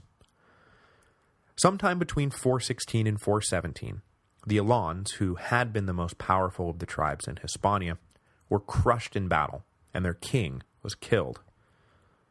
Following up on this victory, Wallia moved against a branch of the Vandals who had settled into northern Hispania, crushing them in battle just as they had crushed the Alans. Reports of these victories were music to Constantius's ears, and he rewarded the Goths by granting them the lands he had promised. And so, beginning in 417, the Goths started to migrate over to Aquitaine, the region they would call home for the rest of the century. It is unclear exactly how the settlement and integration of the Goths into the region played out. especially since, there were people already living there. But most likely, the higher status Goths simply took on the role of landlord, accepting the produce of the local communities without actually displacing them from their lands. Meanwhile, the lower status Goths probably would have been moved onto land held by the imperial government, or onto lands that had been forfeited by nobles who, either by death or treason, had lost their deeds during the chaotic last few years. The arrangement wound up working to everyone's benefit, as the Goths now had a stable source of food, and because the Goths now had a stable source of food, the Romans didn't have to worry about them going off pillaging every time they got hungry. While Constantius waited for the Goths to settle in and catch their breath before they headed back into Hispania to finish the job, he attended to some personal business that might potentially have far-reaching consequences for the future of the imperial family and the Western Empire as a whole.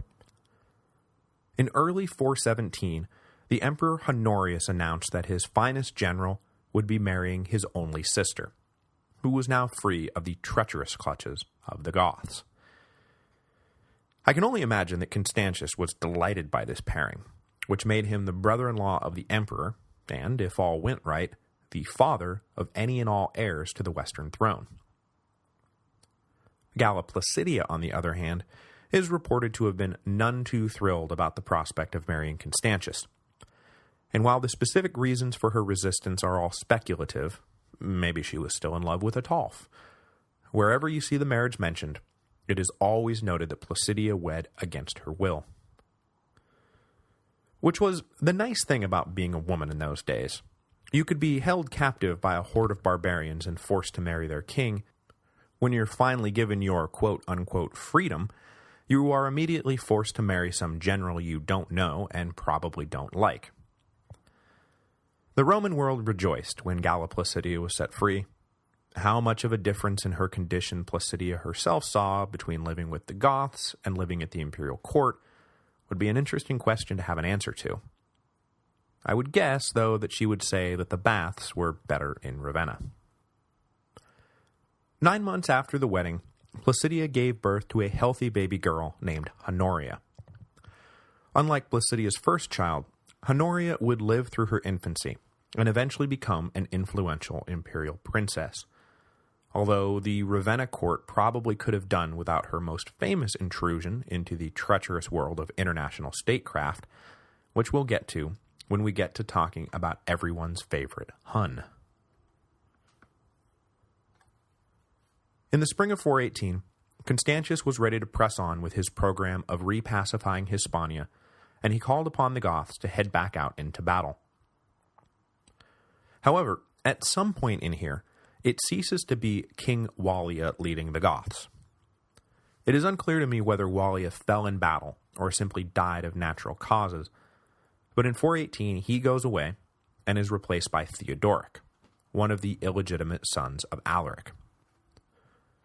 Now Theodoric, as some of you may already be aware, is not going to go the way of Ataulf and Wallia, leading the Goths just long enough to get his footnote in history before dying and passing the footnote on to some obscure successor.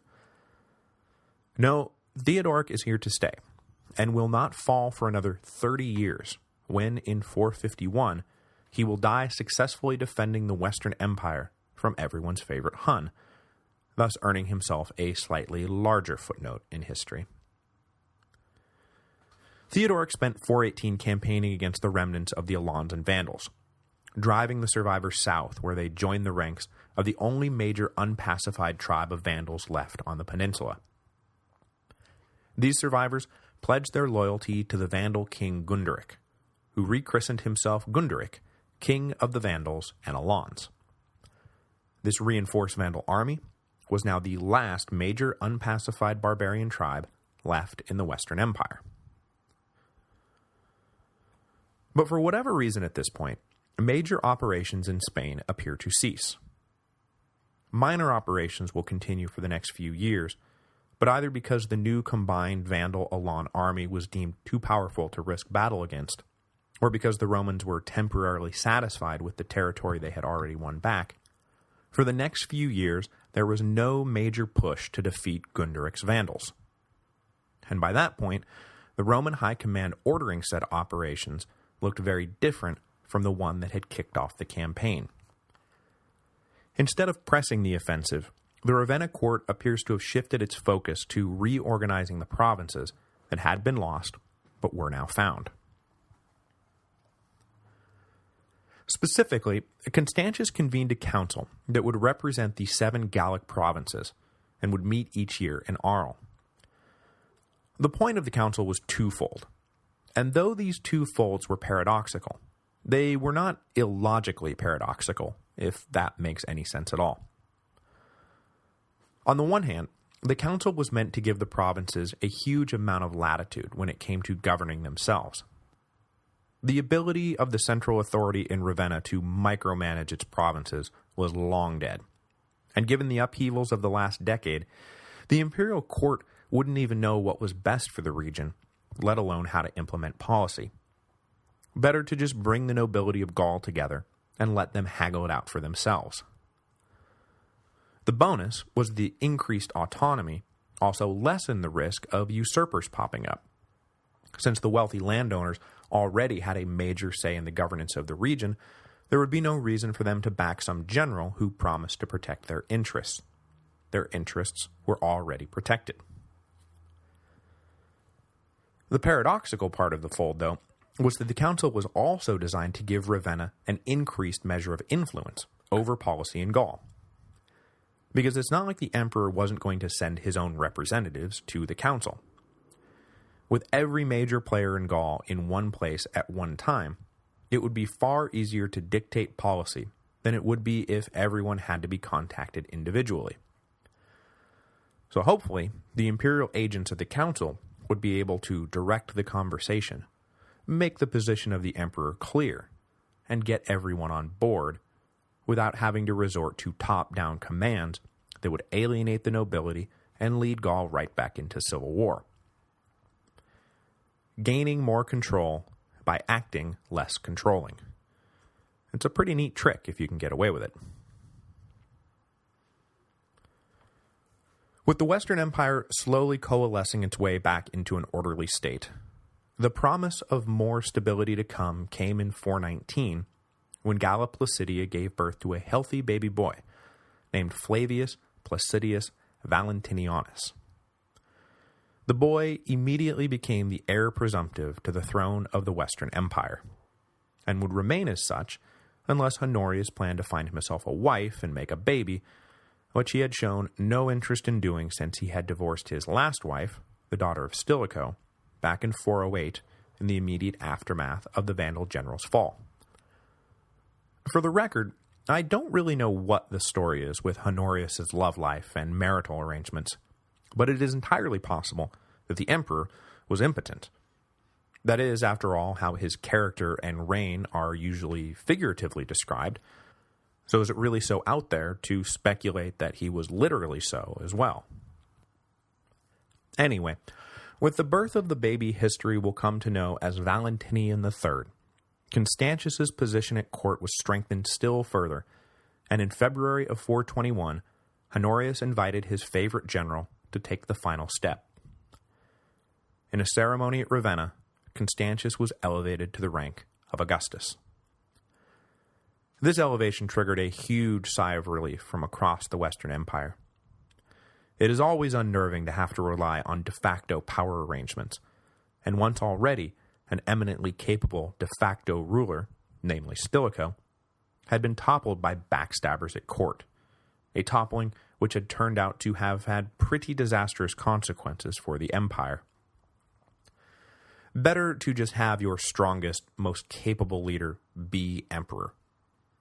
And now Constantius was just that. Just as the Valentinian dynasty had been strengthened by the admittance of Theodosius, so too would the Theodosian dynasty be strengthened by the admittance of Constantius III. This was a win-win for everyone, so who could possibly be opposed to this awesome plan? Well, how about the Eastern Emperor, Theodosius II? Now, it's been a couple of episodes since our increasingly Western-focused history of Rome has headed east, so let's go back and bring them up to speed so we can try to make sense of their refusal to accept the elevation of Constantius III to the purple. When last we left them, it was around 408. Arcadius had just died, his 7-year-old son Theodosius II had succeeded him, but power really rested in the hands of the capable Praetorian prefect Anthemius. With a boy emperor in charge of Constantinople, the Hunnic king Olden, you remember him? The guy who had caused Radagaisus's Goths to attempt an invasion of Italy in 405 rather than submit to his rule? Yeah, him. Olden took the arrival of a boy emperor as a sign that it was high time for him to make a play for control over Roman lands south of the Danube. So in 408 or 409, he invaded Moesia.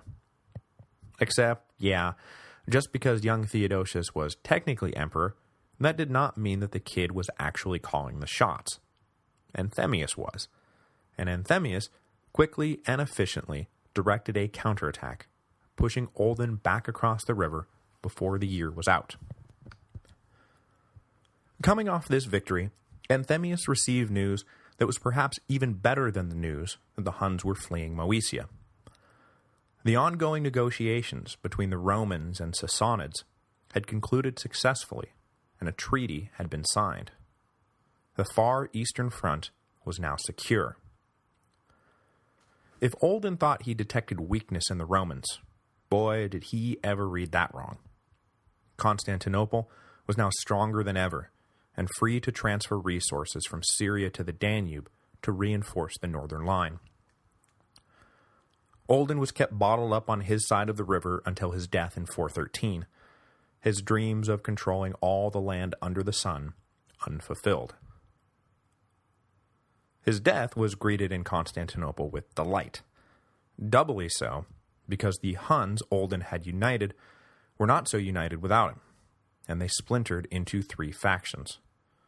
And I don't need to tell you that, man, the less unified the Huns, the better. After the Huns were repelled and the treaty was signed, Anthemius turned his attention to domestic matters and focused on reorganizing the supply chain that kept Constantinople fed with grain from Egypt. 409 had seen yet another shortfall of grain, and a brief famine resulted. But this famine was not caused by a grain shortage so much as by an available transport vessel shortage. So Anthemius expanded the fleet and offered tax breaks to merchants who brought grain to the city.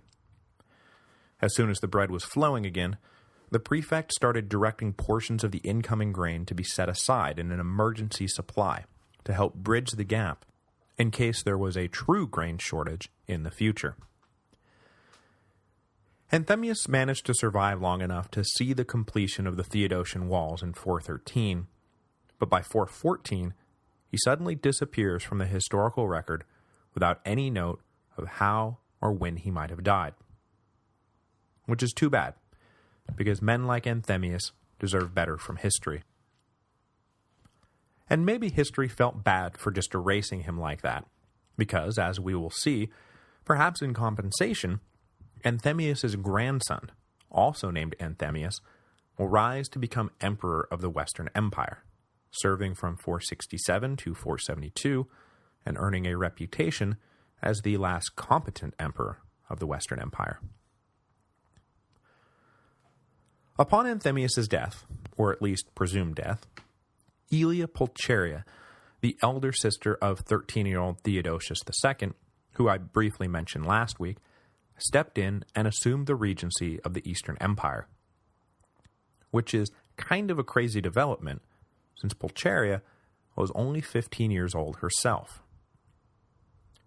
But apparently, this teenage girl was so remarkably self-assured that she was able to bend the imperial court of Constantinople to her will, despite the handicap of being, well, a 15-year-old girl at a time when I can't imagine the will of a 15-year-old girl counted for much. She had herself declared Augusta, and then took a famous vow of virginity, ordering her 2 younger sisters to follow suit, There are two intertwined explanations for the vow of virginity. The first being that all three sisters were deeply religious and embraced a monastic lifestyle that was not just limited to sex and marriage. Unlike their mother, who was extravagant to the point of scandal, Pulcheria and her sisters were the exact opposite, removing all the finery Aelia Eudoxia had collected and adopting plain clothes and simple food. But the other reason for the vow was more practical from the standpoint of an ambitious young woman. Marriage meant that she would be subordinated to a husband, and possibly lose all her power and influence. By remaining single, she ensured her independence would not be curtailed.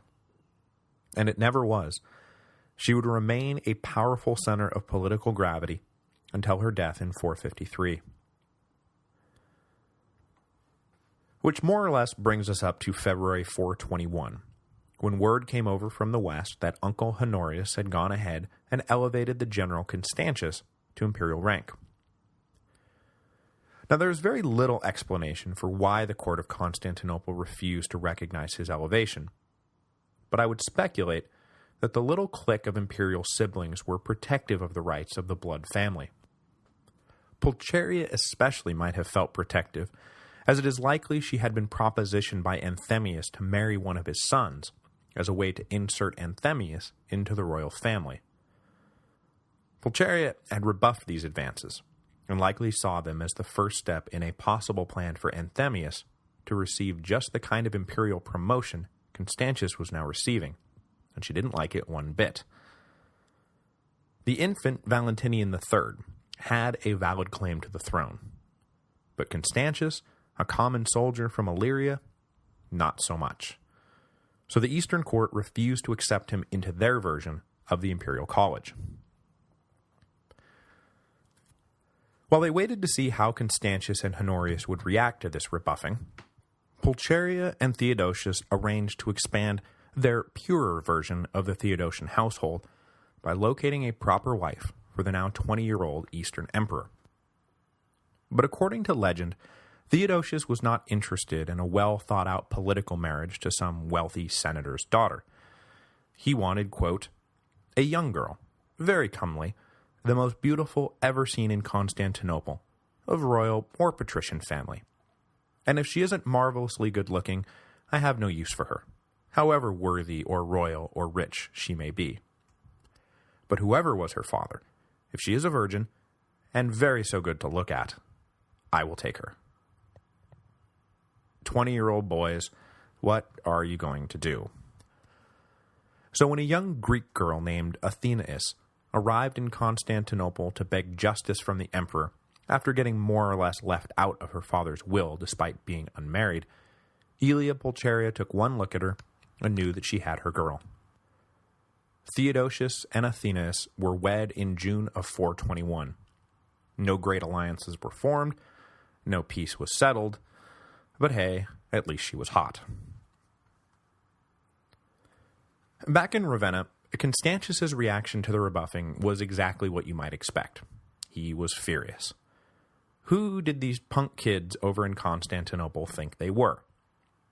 Were there seriously no adults in charge over there?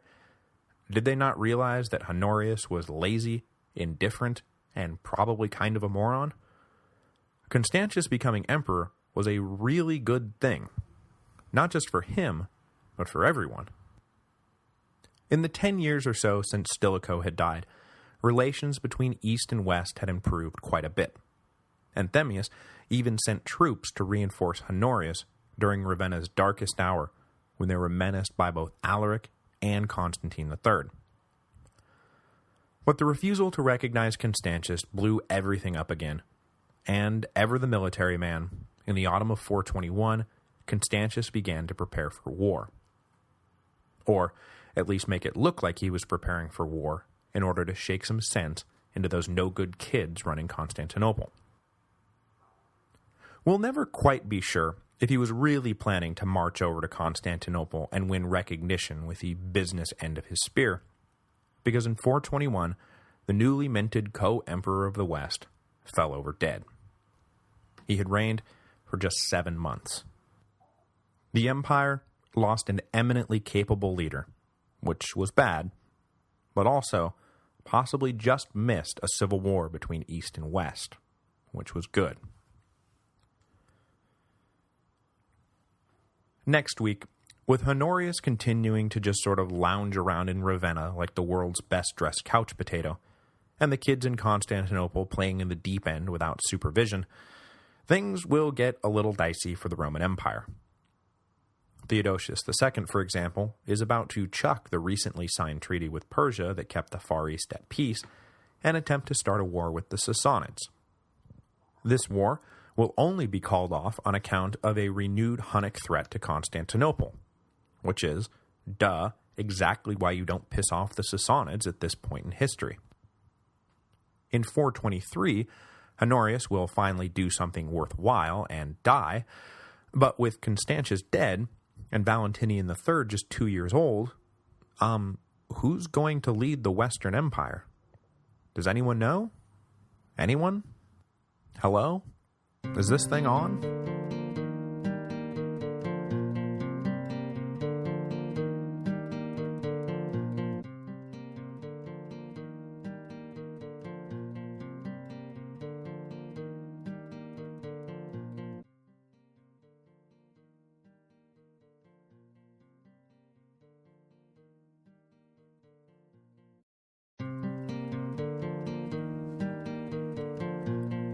Hello, and welcome to the History of Rome.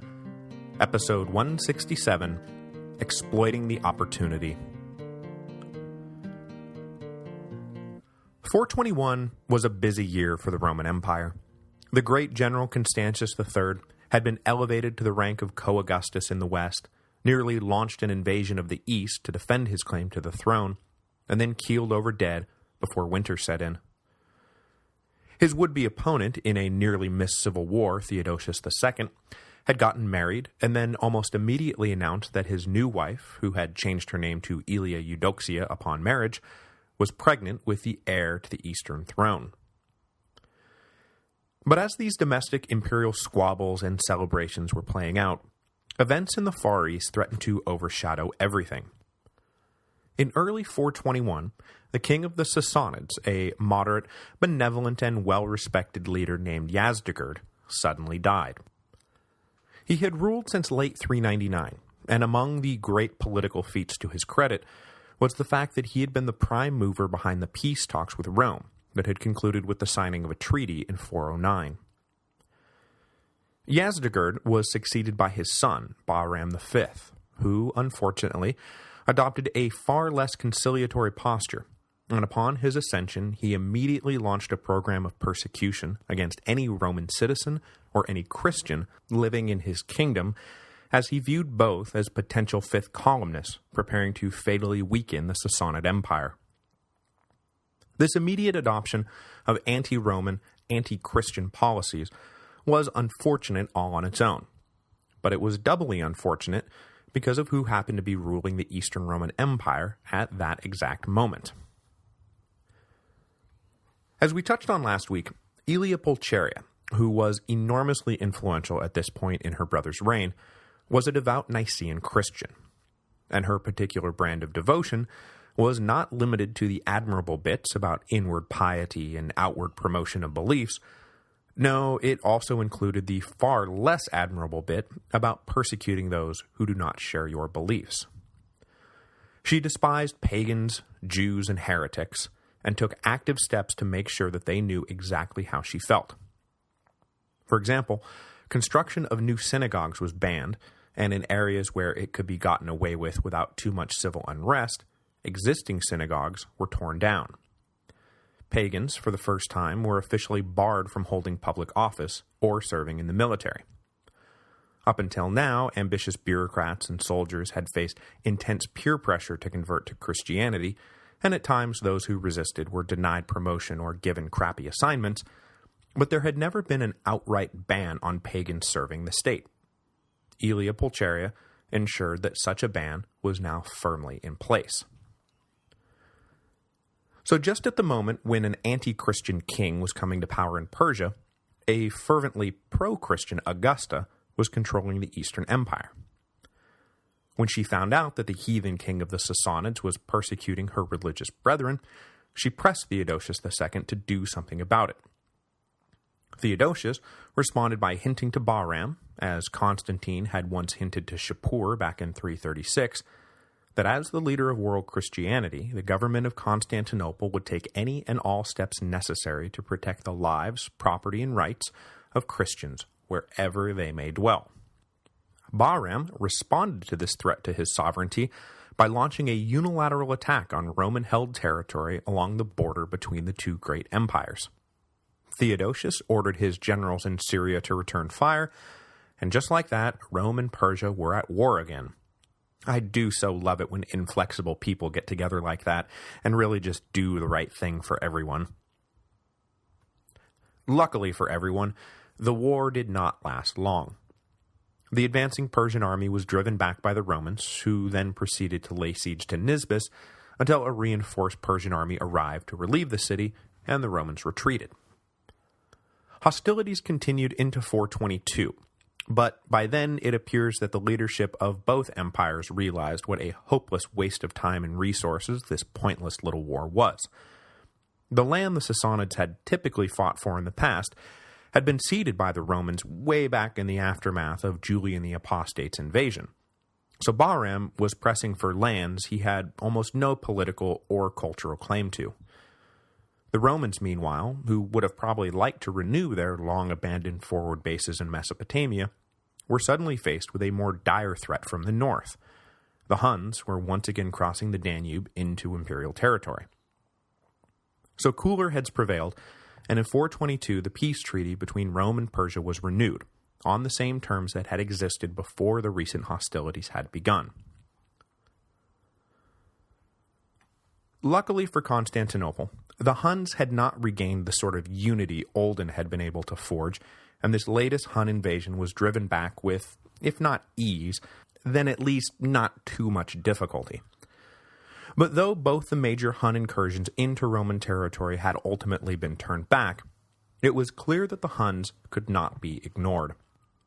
Disunited, they were an exhausting foe who would require copious amounts of Roman blood and treasure to keep at bay. Hence the belated realization that, oh my god, we really can't afford a war with the Sassanids. United, well, there was a very real fear in the court of Constantinople that the Romans would not be able to turn the Huns back. While the ministers and generals of the Eastern Empire wrestled with what to do about the Huns, Theodosius II received a surprising letter from his cousin in Ravenna. Not his fellow emperor Honorius, mind you, but the Western Emperor's sister, the recently widowed Galla Placidia. The letter said simply that she would be leaving the West and traveling to Constantinople, where she hoped that she and her children would be welcomed with all due hospitality. We do not have a rock-solid explanation for Galla Placidia's decision to suddenly leave Ravenna, but clearly there had been some sort of falling out between her and her brother, and it is sometimes suggested that Honorius had recently begun making untoward advances on his sister, if you catch my drift. It is further noted that this quarrel at the top of the imperial food chain was being felt up and down the ranks. As I've mentioned, and as we'll see again, Placidia had begun gathering up an enormous amount of influence for herself, and she was especially venerated by the auxiliary Goths stationed in Ravenna, who still saw her as something like their queen. So when rumors of Placidia's honor being threatened began to circulate, her supporters were quick to make threats of their own. So it could be that Honorius was actually exiling her to defuse the situation, or that she was leaving because she realized she had become a focal point for possible violence. It is also possible that after a decade spent as a hostage and a political asset to be ordered around at will, the princess was simply looking to break free and establish her independence. Whatever the real reason, Placidia and her two children, 4-year-old Honoria and 3-year-old Valentinian III, sailed for Constantinople either in late 422 or when spring arrived in 423. Their timing could not have been worse.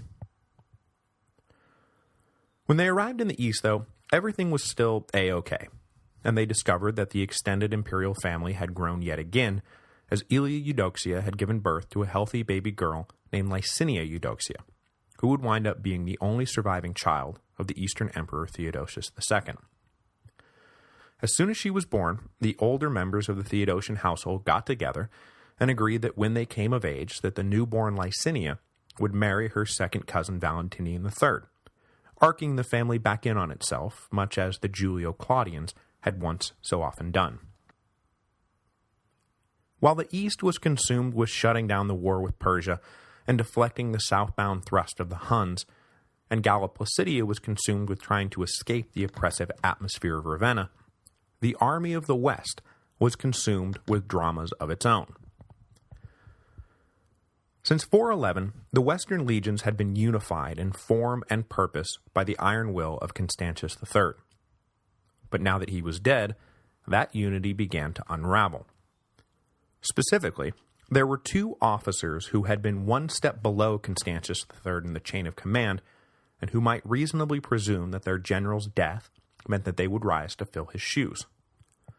Unfortunately, these two officers, Castinus and Bonifacius, hated each other's guts, which, no, is not good for anyone. The depths of their enmity became known as soon as Constantius was out of the picture. In 422, the forces of the West were ready to make a concerted push into Hispania to defeat the Vandal army led by Gunderic. Castinus led one branch of the Roman army, composed primarily of Gothic auxiliaries, while Bonifacius led another branch, composed mostly of regular legionaries. As soon as they were in country, however, it became clear that the two Roman generals were incapable of working together. They squabbled over strategy and tactics and logistics, all to Gunderic's amusement, no doubt, until Bonifacius declared that he could take it no more, and withdrew with his forces south across the Straits of Gibraltar into North Africa. With the Roman forces in Hispania now at least following a single leader, Gunderic's amusement dissipated, and Castinus was able to make inroads against the Vandals and reclaim bits of occupied territory. Gunderic's force was slowly being depleted day by day, and it actually looked pretty bad for the Vandals, until some kind of mutiny broke out in Castinus's army that brought a screeching halt to the whole campaign. It is only mentioned that the Goths under Castinus's command betrayed him. Whatever that actually means, he was forced to withdraw without having finished the job. The next year, Castinus was back in Italy planning the next phase of the operation, when, on August the 15th, 423 AD, the empire was rocked by the shocking news that Honorius had died, from what later scholars have diagnosed as edema of the lungs. He was 38 years old, and had ruled the Western Empire, though ruled is really not the right word for it, for a kind of astounding 30 years. All of the chaos of the last generation, the usurpations, the invasions, the palace coups, and somehow Honorius had managed to survive it all and die of natural causes. It is probably the single most impressive thing about his imperial career, the simple fact that he managed to live through it at all. Now, of course, as you are well aware, Honorius died without an heir of his own, which, as we've noted, was no big deal these days, because we've got a healthy young Valentinian III ready to step in and don the purple. Sure, he was a baby, but of late, the empire had come to accept minority emperors. The point was, Valentinian III was the only living male relative of the dead emperor, and he was the only one with a valid claim to the throne. So, no post-Honorius civil wars for control of the Western Empire, right? Except that, oh yeah, Valentinian III is not in Ravenna, or Italy, or anywhere in the Western Empire. He is in Constantinople with his mother, which is about to complicate things. I would guess that if Valentinian had been older, 15 or 20 or something, there would have been no issue. Word would have come over to Constantinople that Honorius was dead, Valentinian would have sailed at once for Ravenna, and stepped seamlessly into power. but unfortunately, he had not yet been invested with any of the legal titles an heir usually receives. You'll recall, for example, that Honorius himself was likewise a young boy living in Constantinople when his father died, but at that point, he had already been made a Caesar and then an Augustus. Valentinian was as of yet neither. The Roman imperial family resembled a traditional royal family in almost every way, but they still defined the political power structure by titles rather than by blood, and the scrupulously litigious Romans couldn't help but notice that Valentinian did not yet hold any official title. Everyone had assumed he would take over the West from Honorius, but now that that day was upon them, the matter was suddenly up for debate. And without Galla Placidia and Valentinian physically present in Ravenna to clamp down on nonsense talk and drive the inheritance through, the nobility of Italy began to wonder if there was not an opportunity here to be exploited. The one person who could have really killed this debate was Theodosius II. Now technically the only Augustus in the empire, he would have, by tradition, had the right to nominate his cousin to the now vacant throne in Ravenna. But he declined to do so, possibly thinking that he too had an opportunity here worth exploiting. But without a clear idea of how he wanted to exploit the opportunity, Theodosius' stalling merely emboldened the nobility in Italy to choose their own man. With the general Castinus' backing, the chief notary of the Western Empire, a lifelong bureaucrat named Ioannis, was declared Augustus of the West.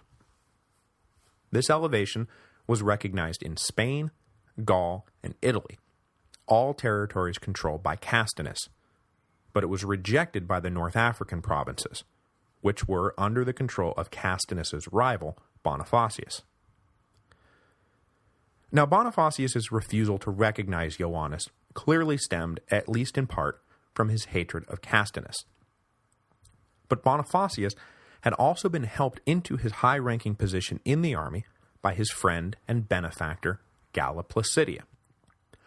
So not only was he 100% opposed to Castinus, he was 100% supportive of the rights of Valentinian III, which meant that Ioannis was never, and I mean never, going to get Bonifacius' support.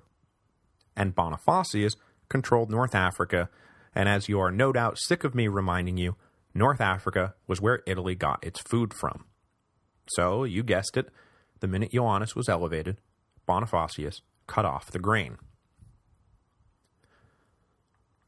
As had been the case when Gildo had cut off the grain during Stilicho's reign, however, the severing of the food supply was not fatal to the self-proclaimed regime in Ravenna. Sure, it undermined Ioannis and Castinus a bit, but it was not so debilitating that it crippled them right then and there. No one outright says this, but I reckon that this means Castinus followed Stilicho's lead, and was able to organize relief grain shipments from Gaul to cover the shortfall for the time being. This time being lasted for quite a bit longer than I would have thought Constantinople and the Western allies of the imperial family would have let it, and the entire year of 424 passed without any attempt to dislodge Ioannis being made. There was probably some hope that the crisis could be resolved peacefully, and some fear that peeling off troops to escort Valentinian III to Italy would open up the Danube frontier to another Hun invasion. And so it wasn't until the spring of 425, getting close to 2 years since the death of Honorius, that enough finally became enough. In the meantime, the only concrete step that had been taken to counter Ioannis and Castinus was the elevation of young Valentinian to the imperial rank of Caesar, which gave him the necessary legal authority he needed to claim the throne of the West, when it finally came time for him to make that claim. So as I just said, in the spring of 425, this had all gone on long enough. Constantinople mobilized an expeditionary force under the command of the General Ardabor, the man who had just recently led the Roman forces in the Far East during the brief war with Persia.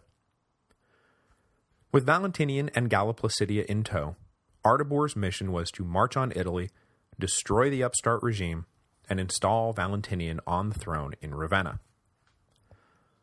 I'm not sure if the eastern forces took the land route in through the Alps, or if they sailed their way in, but whichever it was, they managed to penetrate whatever defenses stood against them, and establish a foothold on the peninsula. But it was not all smooth sailing, or smooth walking as the case may have been. Shortly after arriving, the armies of East and West fought a brief and inconclusive battle, which probably would have passed little noticed, were it not for the fact that during the fighting, Ardabor was taken prisoner and hauled up to Ravenna. Still holding out hope that if they said and did all the right things that Constantinople would recognize their regime, Ioannis and Castinus decided to let Ardabor live as a sign of their good faith, a decision that would prove to be their undoing. While in captivity, Ardabor chatted up the guards and ministers who came and went, and he managed to get his hooks into a member of Ioannis's inner circle, probably explaining that it was just a matter of time before the self-proclaimed regime was toppled, and wouldn't it be better to help said toppling and live than to oppose it and die. Ardabor convinced the minister to betray Ioannis. Details are sketchy, but the next thing you know, Ardabor is free, and Ioannis has been kidnapped from the imperial palaces of Ravenna and spirited off to Aquileia, which the eastern forces had seized control of. Ardabor was not interested in showing Ioannis the same consideration that the general himself had been shown after his own capture, and following a prolonged cycle of torture, the would-be emperor was beheaded. With Ioannis dead, the fight went out of his supporters, and they rolled over. Castinus was tracked down and either killed or exiled, depending on which source you read, and I would personally lean toward the former interpretation, and Ardabor got green check marks up and down the board. He had marched on Italy, defeated the upstart regime, and placed Valentinian on the throne in Ravenna. Loading next level. The next level began with word coming in that before the eastern forces had arrived, Ioannis had sent one of his commanders off beyond the Danube frontier to raise a relief army from among the Huns, who this particular commander had had fairly extensive contact with during his career. That commander had succeeded in his mission and was now riding into northern Italy at the head of a Hunnic army. But he was exactly 3 days too late, and when the Huns arrived in Ravenna, they found that it had already been seized by Ardabor. The question of whether this newly arrived force would carry on the fight hung in the air, until Galla Placidia stepped in and put this little civil war to bed once and for all. The Huns were to be paid handsomely for their time if they agreed to head back to their homes north of the Danube, and the commander would be given a high-ranking position in the Western legions if he agreed to swear his loyalty to Valentinian. The commander agreed, and the crisis that had been sparked by the death of Honorius was stamped out. So who was this commander, who had been able to mobilize a force of Huns to fight for him, and who was about to become one of the commanders-in-chief in Gaul? He was a one Mr. Flavius Aetius, who was well on his way to becoming the most powerful man in the Western Empire, and the man who would dominate the reign of Valentinian III, politically and militarily. Aetius had been born around 390 in Moesia. He was the son of a prominent Dacian soldier and an aristocratic Roman mother. So unlike many of the Illyrian soldiers who had risen to prominence over the years, he did not come from obscure peasant stock. As a result of his essentially noble status, his early years did not follow the same arc as his fellow soldiers, who endured the hard-scrabble life of being a poor laborer before escaping into the ranks of the army when they came of age. Aetius was instead considered valuable enough that he was drafted to serve as a hostage on behalf of the Roman Empire. The exchange of hostages between allies, usually children to ensure maximum compliance with the terms of whatever treaty, was an ancient tradition, and in 405, Aetius was one of the hostages sent off by Stilicho to live with Alaric's Goths. The teenager lived with Alaric for 3 years, until in 408, the chaos that resulted from the fall of Stilicho led to his release. Shortly thereafter, he was once again drafted as a hostage and sent to live with a branch of the Huns, who the empire had recently come to an agreement of mutual understanding with.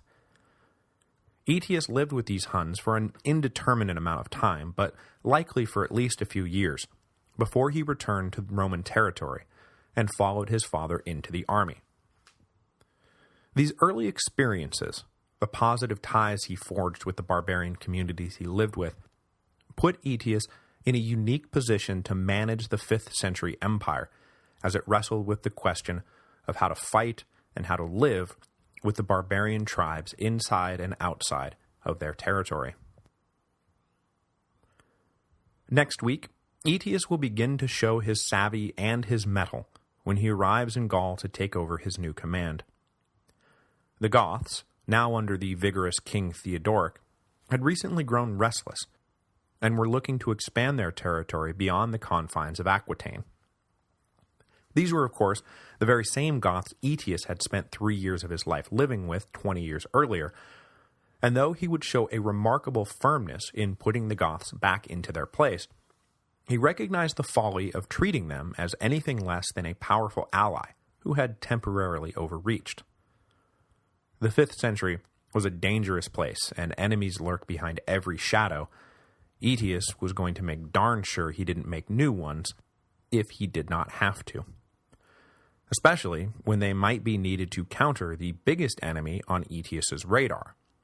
No, not the Huns, or the Vandals, or the Franks, but the General Bonifacius down in North Africa, who despised Aetius as he had despised Castinus, and who would likely stop at nothing until Aetius was driven from power.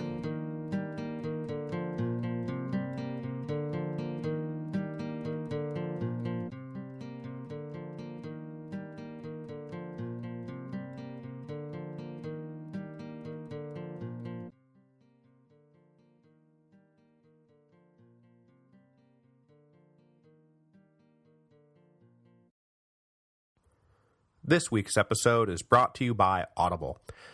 As you know, Audible is the internet's leading provider of audio entertainment with over 100,000 titles to choose from. When you're done with this episode, go to audiblepodcast.com/Rome. That again, audiblepodcast.com/Rome.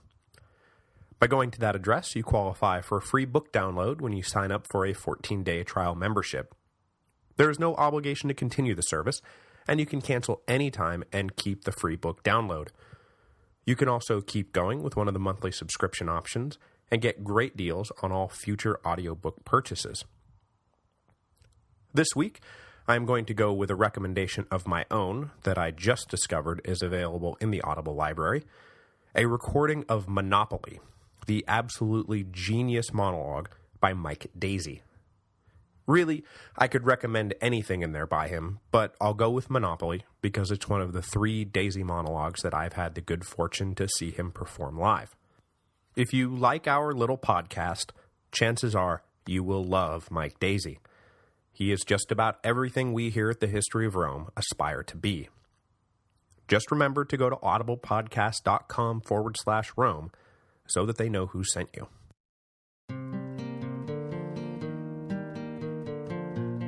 Hello, and welcome to the History of Rome. Episode 168, The Rise of Aetius.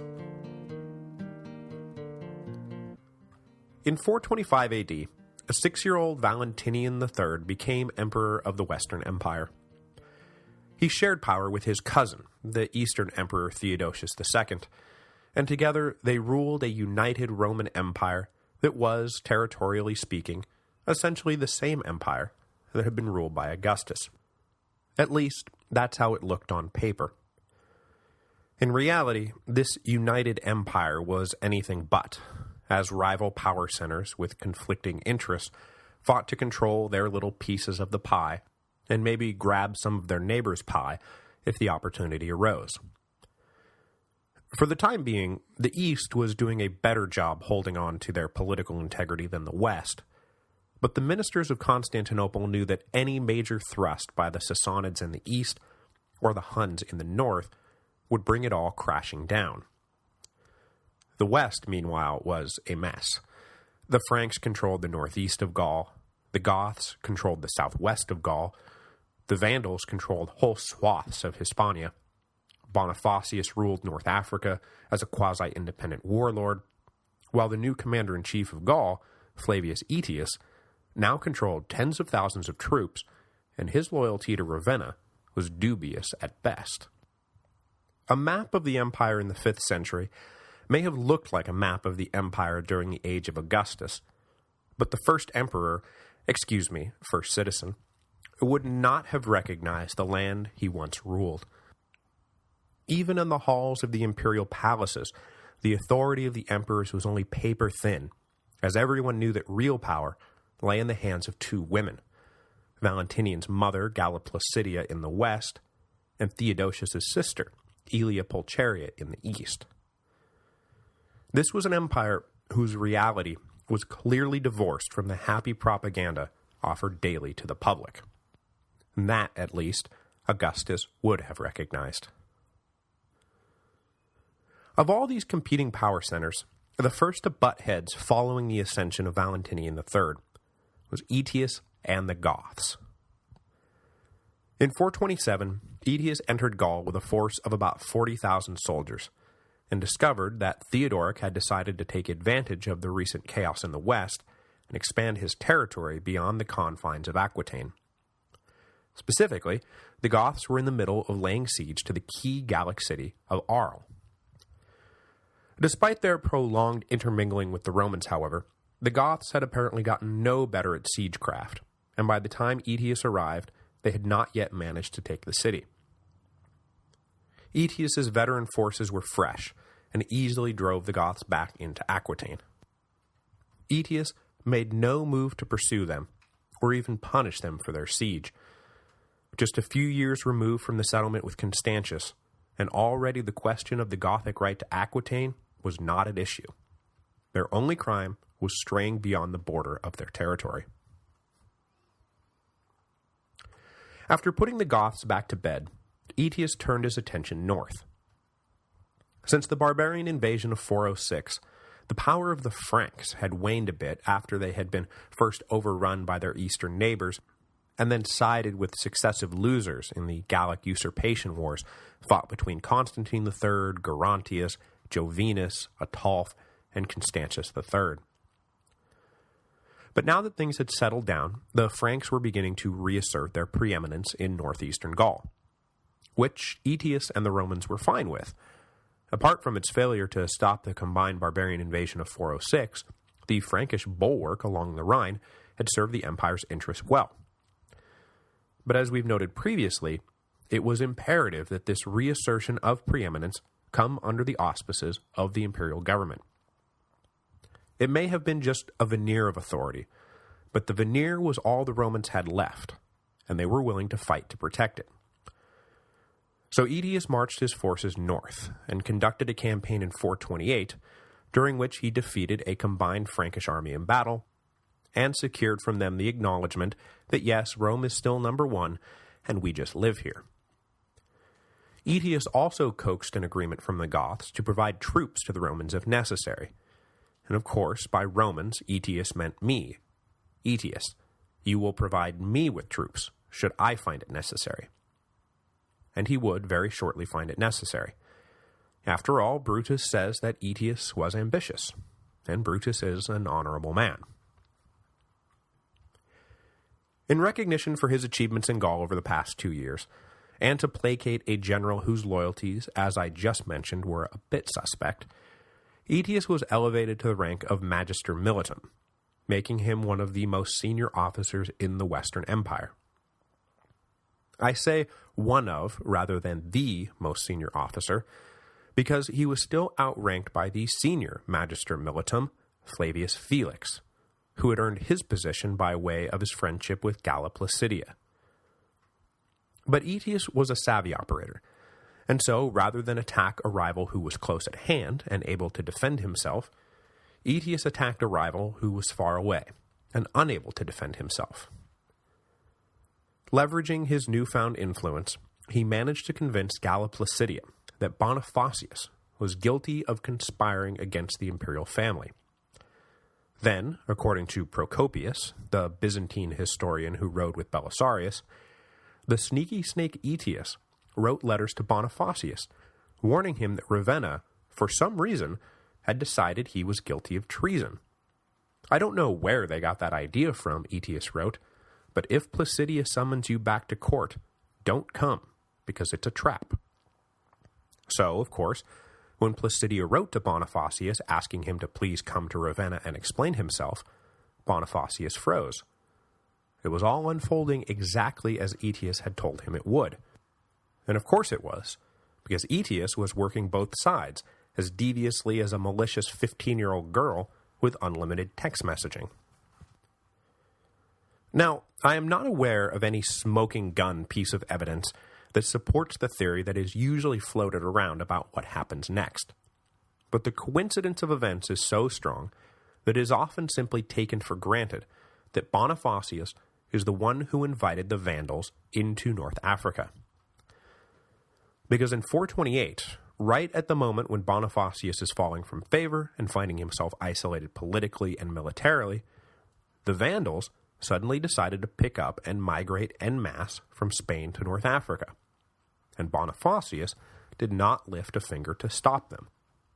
Hence, the assumed theory that the general, desperate for allies and arms, made contact with the new Vandal king Genseric, who had just months before succeeded his late brother Gunderic, and offered him land and title in North Africa in exchange for Vandal support in a possible civil war. Now, in the midst of his dark night of the soul, Bonifacius might have thought that inviting the Vandals in was a necessary, even reasonable step to take. But when the dawn came, pick your metaphor, you can't put the genie back in the bottle, or the toothpaste back in the tube, or the Vandals back in Spain. But this theory has been challenged recently, for not really making much sense. Bonifacius had been nothing but loyal to the imperial family, and they had in turn been nothing but loyal to him. Why would a couple of letters from Aetius, who, you'll recall, had been on the opposite side from Placidia and Bonifacius in the last civil war, suddenly induce him to panic and invite a horde of unpacified Vandals into his territory? The answer is that, well, it probably wouldn't have. And the coincidence of the Vandal migration really was just that, a coincidence. With a new king having just ascended to power, it's not like it would have been far-fetched for the Vandals to choose this particular moment to move on. So, in this less dramatic version, Gunderic dies, and upon taking control of the tribe, Genseric decides to lead them out of Hispania down into North Africa, where the pastures might be greener and easier to harvest. And given that the Romans were about to recognize a Vandal kingdom in North Africa, it's not like Genseric was wrong to try his luck there. This far less fun theory is backed up by what happened next. As I just noted, Bonifacius was a favorite of Galla Placidius. He had refused to recognize Ioannis and done everything in his power to help get Valentinian III onto the throne. So after Aetius made his accusations, the Augusta was left to wonder why Bonifacius would suddenly go rogue now after showing so much loyalty in the past. And the answer she soon arrived at was that Bonifacius had never gone rogue. The charges had rung hollow because they were hollow. So almost as quickly as Bonifacius had fallen from favor, he flew right back up into it. Not only does the rapidity of this turnaround point to an underlying trust between Placidia and Bonifacius that could not be so easily shaken, but it also leaves very little time for Bonifacius to make his alleged invitation to the Vandals. Whether he did or did not invite them to come down to North Africa, however, one thing is very clear. In the late 420s, the Vandals came down to North Africa. When Bonifacius heard they were making the crossing from Hispania, he ordered them to turn around at once, but Genseric simply ignored him. The Vandals were in the process of migrating en masse, giving up their land and strategic positions in Spain in the process. They had no intention of going back. So now Bonifacius had himself a little problem. What do you do when 80,000 Vandals say that we're here to stay, and what are you going to do about it? While Bonifacius was figuring out what to do about it, Aetius returned to Gaul, where he was once again forced to confront an expansionist-minded Theodoric. Around 430, a second battle was fought near the city of Arles, whose outcome was the same as the first time around. The Goths were driven back into Aquitaine. This time, however, Aetius forced Theodoric to sign a formal peace deal, reinforcing the terms the Goths and Romans had previously agreed on. The original deal had been struck by Ataulf and Constantius, neither of whom were still alive. So now the deal was restruck between Theodoric and Aetius, and maybe that would keep the Goths where the Goths belonged. And maybe, since he was being so lenient, Aetius would be able to count on the loyalty of Theodoric and the might of Gothic arms should the need arise. Having come to terms once again with the Goths, Aetius turned his attention to a more pressing matter. It appeared that Galla Placidia had gotten wise to his double dealings over Bonifacius. The details of all this are muddled, but it appears likely that Placidia, hip to Aetius's shenanigans, ordered the senior magister militum Flavius Felix to take care of his two-faced colleague. Aetius was then probably warned that he was under some kind of secret death sentence, because guys like Aetius always have spies everywhere, and so he decided to strike first. When Felix traveled to Gaul in May of 430, Aetius sprung trumped-up treason charges on his senior colleague. Refusing to let the no-good traitor Felix time to wriggle away from the righteous hand of justice, and by that I mean contact Placidia and calmly explain the situation, Aetius had the senior general executed immediately. Galla Placidia was now in a bind. It was clear that Aetius was conniving and backstabbing his way up the chain of command, but there was very little that she could do about it. As charismatic as he was methodical, Aetius had secured the loyalty of practically every soldier under arms from Spain to Gaul, barbarian auxiliary, regular legionary, whichever. So the Augusta couldn't just move against him without risking him taking that final step and invading Italy.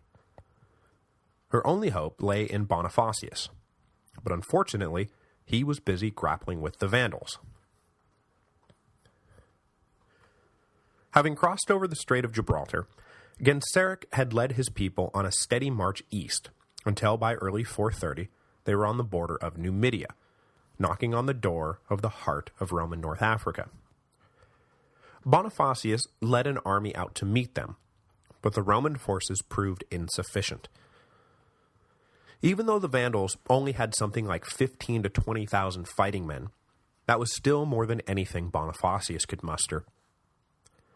After the Roman army was scattered, the Vandals kept moving, and by the spring of 430, they were besieging the city of Hippo, trapping the elderly Bishop Augustine inside. Facing the destruction of his city by barbarian Vandals, who, to add insult to injury, had all converted to the heretical sect of Arianism, Augustine entered into terminal decline, and in August of 430, died before the siege could be lifted. But the siege would eventually be lifted, though it was only a temporary reprieve. Hippo eventually did fall to the Vandals.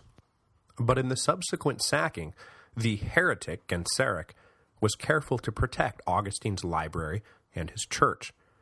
Such was the reputation of the great doctor, even after his death. With his rival general under siege in North Africa, Aetius was in no rush to force a confrontation with Placidia for control of the West. Instead, he spent almost all of 431 traveling first to the Rhine frontier and then up through Noricum to the Danube frontier. At every stop along the way, he secured agreements from local Roman officers and local barbarian chieftains to support him personally in case of emergency. By 432, he was back along the lower Rhine, conducting a second campaign against the Franks, again, not to defeat them in any meaningful way, but just to kick them around enough to make them pledge to supply troops should Aetius call for them.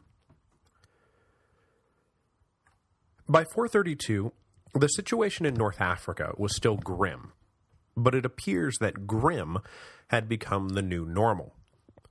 Most of the key Roman cities were able, for now, to resist Vandal siege, and the Vandals were not so numerous that they could just flood the countryside and envelop the whole continent all at once.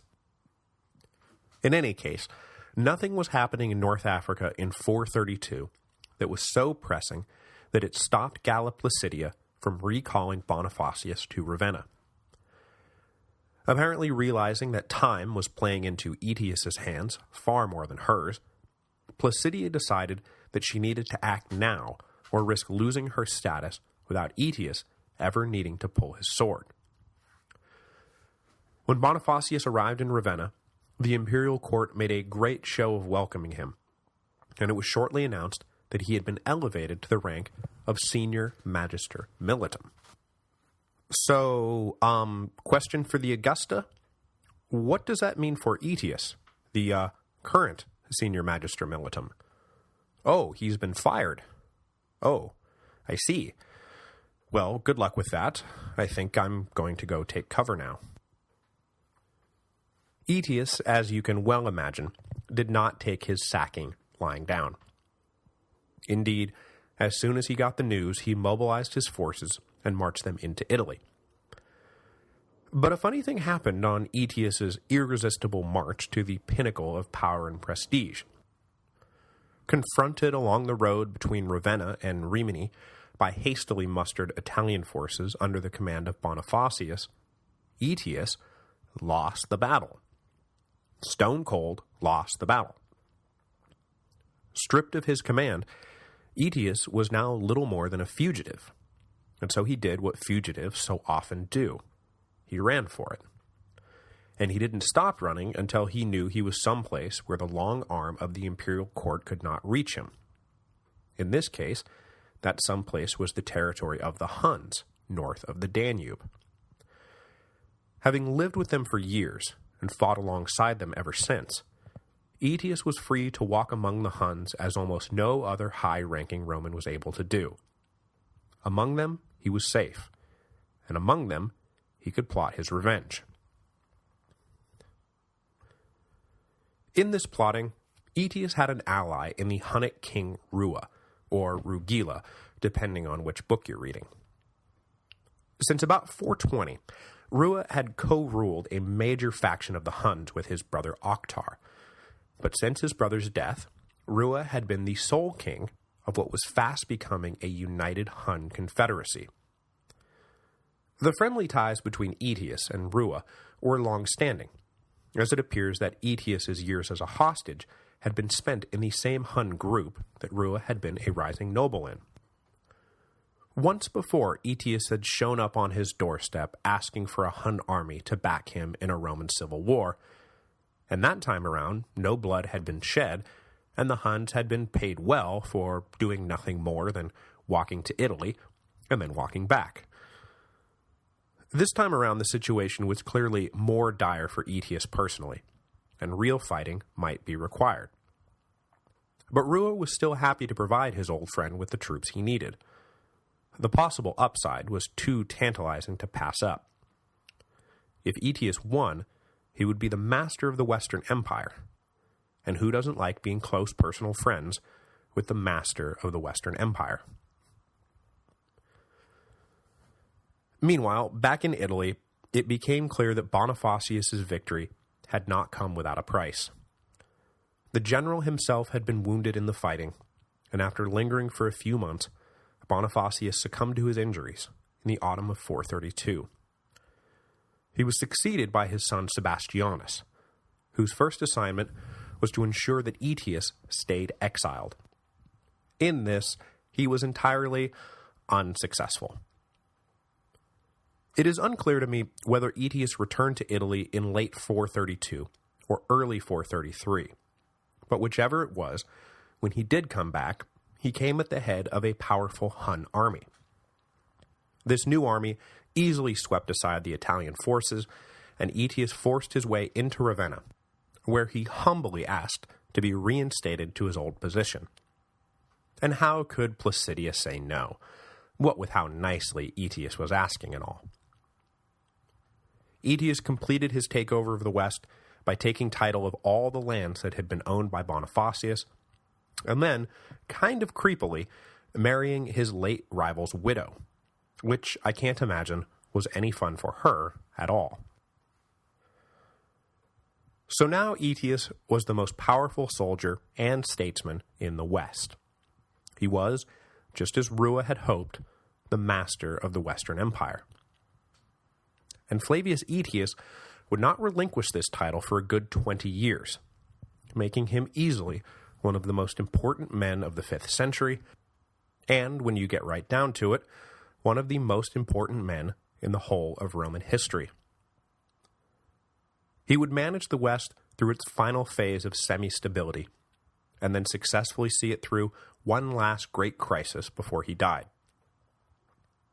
That crisis, of course, has a name and a face, and they will be shown to us for the first time next week.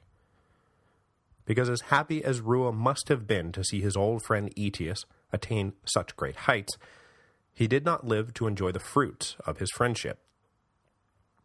Dying in 434, Rua would be succeeded by his 2 nephews, an elder brother known as Bleda, or Buddha, whose name, incidentally, is where scholars think the Buddha in Budapest is derived from, and a younger brother, whose name is synonymous with all that is great and terrible, Attila the Hun.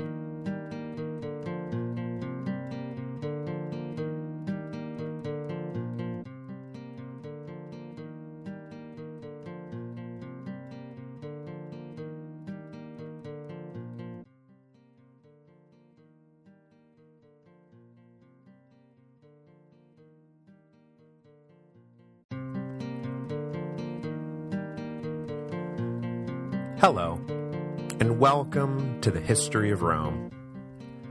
Episode 169, Huns and Vandals and Goths, oh my. As you know, the Huns have been playing a major role in Roman politics for the last 50 years at least. Arriving on the Hungarian plain back in the 370s, the Huns sparked a multi-generational migration of the former native tribes of the region into Roman territory, which led to, among other things, the Battle of Adrianople, the mass invasion of 406, the sack of Rome, and now the Vandal takeover of North Africa. This is to say nothing of the endless revolts, civil wars, and assassinations all this demographic unrest had forced the Romans to deal with within their own ranks. But for the most part, the Hun impact on the Roman world had thus far been indirect. Aside from the brief abortive thrusts of Olden in the early 400s, the Huns had basically stayed on the north side of the Danube River. Their arrival in the west was an epoch-defining event for the Romans, sure, but mostly in a domino-toppling sort of way, rather than a I'm punching you directly in the face sort of way. But that was all about to change. New leaders were about to take over the Huns, and new leadership meant new policies, and new policies meant new headaches for the Roman Empire. Headaches caused by repeated Hun punches to the face.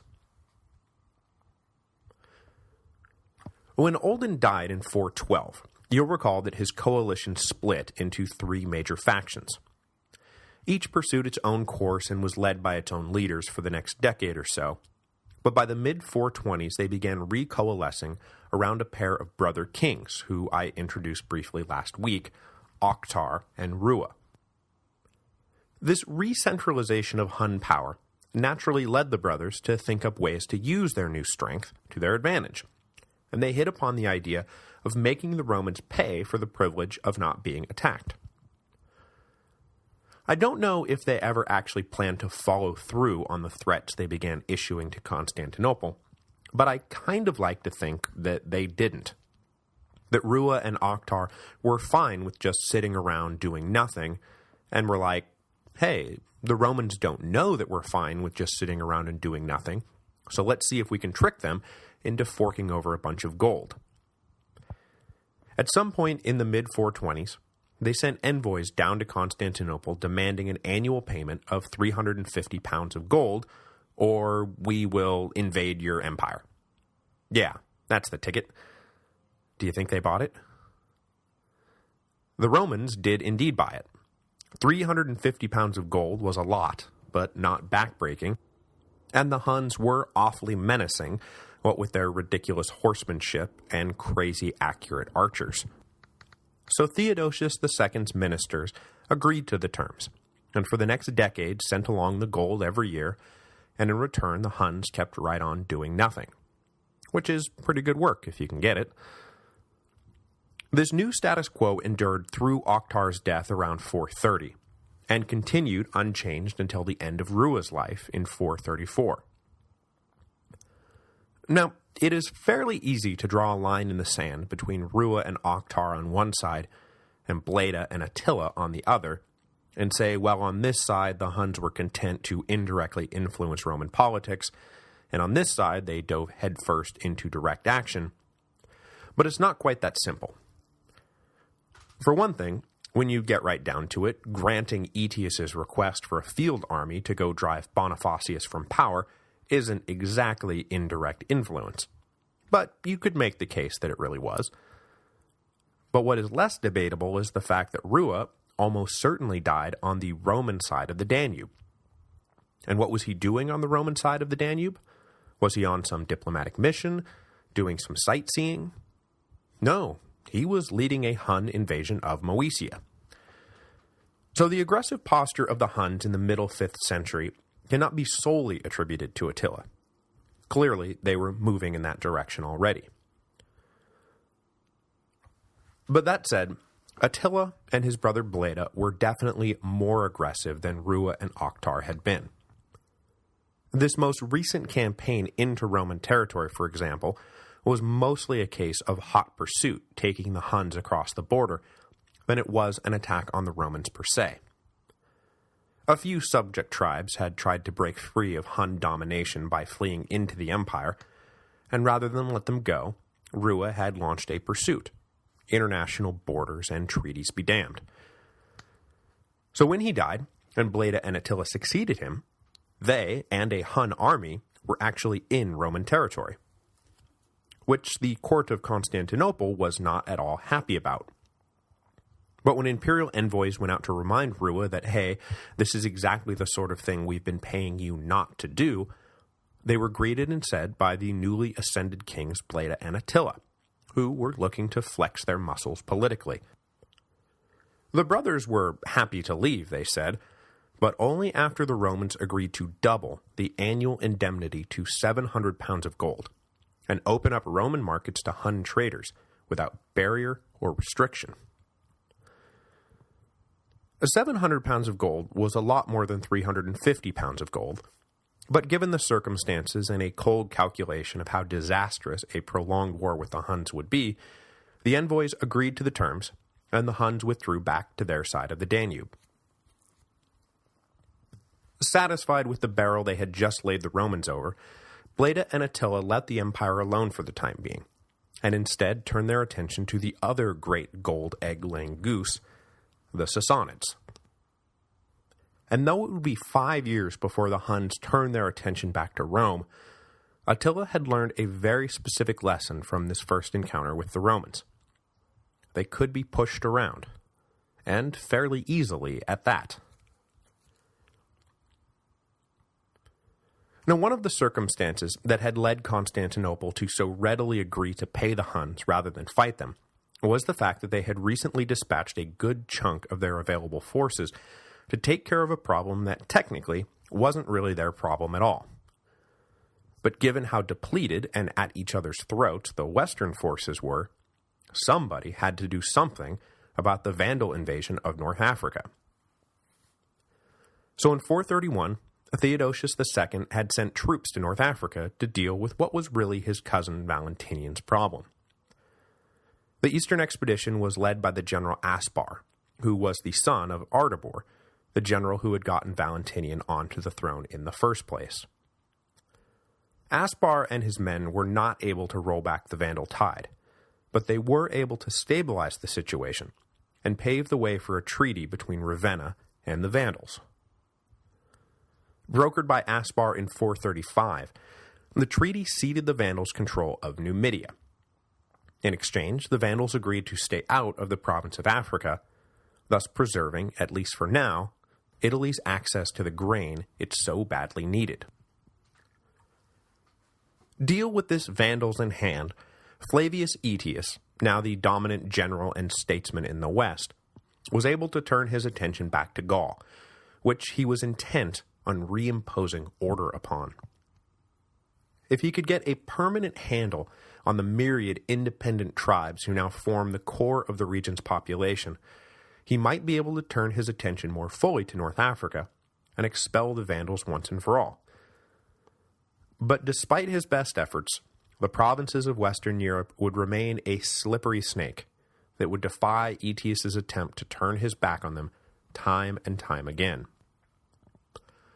This time, it was the Burgundians in northern Gaul who raised Aetius' blood pressure.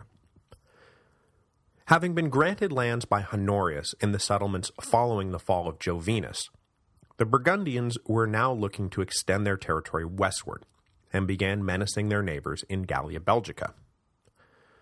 Aetius led a Roman army against the Burgundians in 436, and the general succeeded in pushing them back into their agreed-upon place in the world. The victory was complete enough that the Burgundians agreed not only to stay put, but also to pay what amounted to a fine for breaking the peace. Thinking that this was the end of it, the Roman army withdrew, and the Burgundians got to work hustling up the cash they had agreed to pay. But that was not the end of it, at least not for Aetius. Agreements were nice, but agreements could be broken. Aetius wanted a more permanent solution to the problem of Burgundian aggression. So he contacted some old friends in the Huns and asked them if they wanted to make a quick buck. The job was simple: ride into the territory of the Burgundians and slaughter them. Every last one of them. The Huns agreed because it's not like they had scruples about this sort of thing, and in 437, a horde of them rode into town at high speed and commenced a slaughtering. Some 20,000 Burgundians were killed in the ensuing massacre, including the old king Gundahar, who, you'll recall, was once upon a time one of the major powers backing Jovinus. The Huns did not succeed in snuffing out every last man, woman, and child, but as you can imagine, it would be a while before the Burgundians caused any trouble for the Romans again. While this slaughter was unfolding, Aetius, Galla Placidia, Valentinian III, and the rest of the Western court were off on a holiday to Constantinople. You may not have noticed because, like his uncle Honorius, Valentinian III isn't really much of an emperor, so he gets properly relegated to the background of his own reign, but the boy has grown up and just celebrated his 18th birthday. So the family traveled to Constantinople to consummate the agreement made by Galla Placidia and Aelia Pulcheria way back in the early 420s. In mid-437, 18-year-old Valentinian III married his 15-year-old cousin, Licinia Eudoxia. With the two halves of the Theodosian family reunited, everyone could rest easy, knowing that the future of the dynasty was in safe hands. What's that you say? Valentinian III and Theodosius II are actually destined to be the last blood emperors of the Theodosian dynasty? Surely not. We've got two of them, teenagers mind you, all set to keep this thing in the family. It's not going to work out, huh? Well, okay, that should be an interesting and bloody transition when we get to it. Staying in the East for the moment, the next year saw the publication of Theodosius II's one true contribution to world history, a contribution that was apparently undertaken of his own initiative. Though the Theodosian walls that bear his name are undoubtedly more famous, the walls are his in name only, as he was just a kid when they were completed by the Praetorian prefect Anthemius. But with the publication in 438 of the Code of Theodosius, the Eastern Emperor finally had something he could point to and say, "That was me, I did that." The Code was the culmination of nearly a decade's work.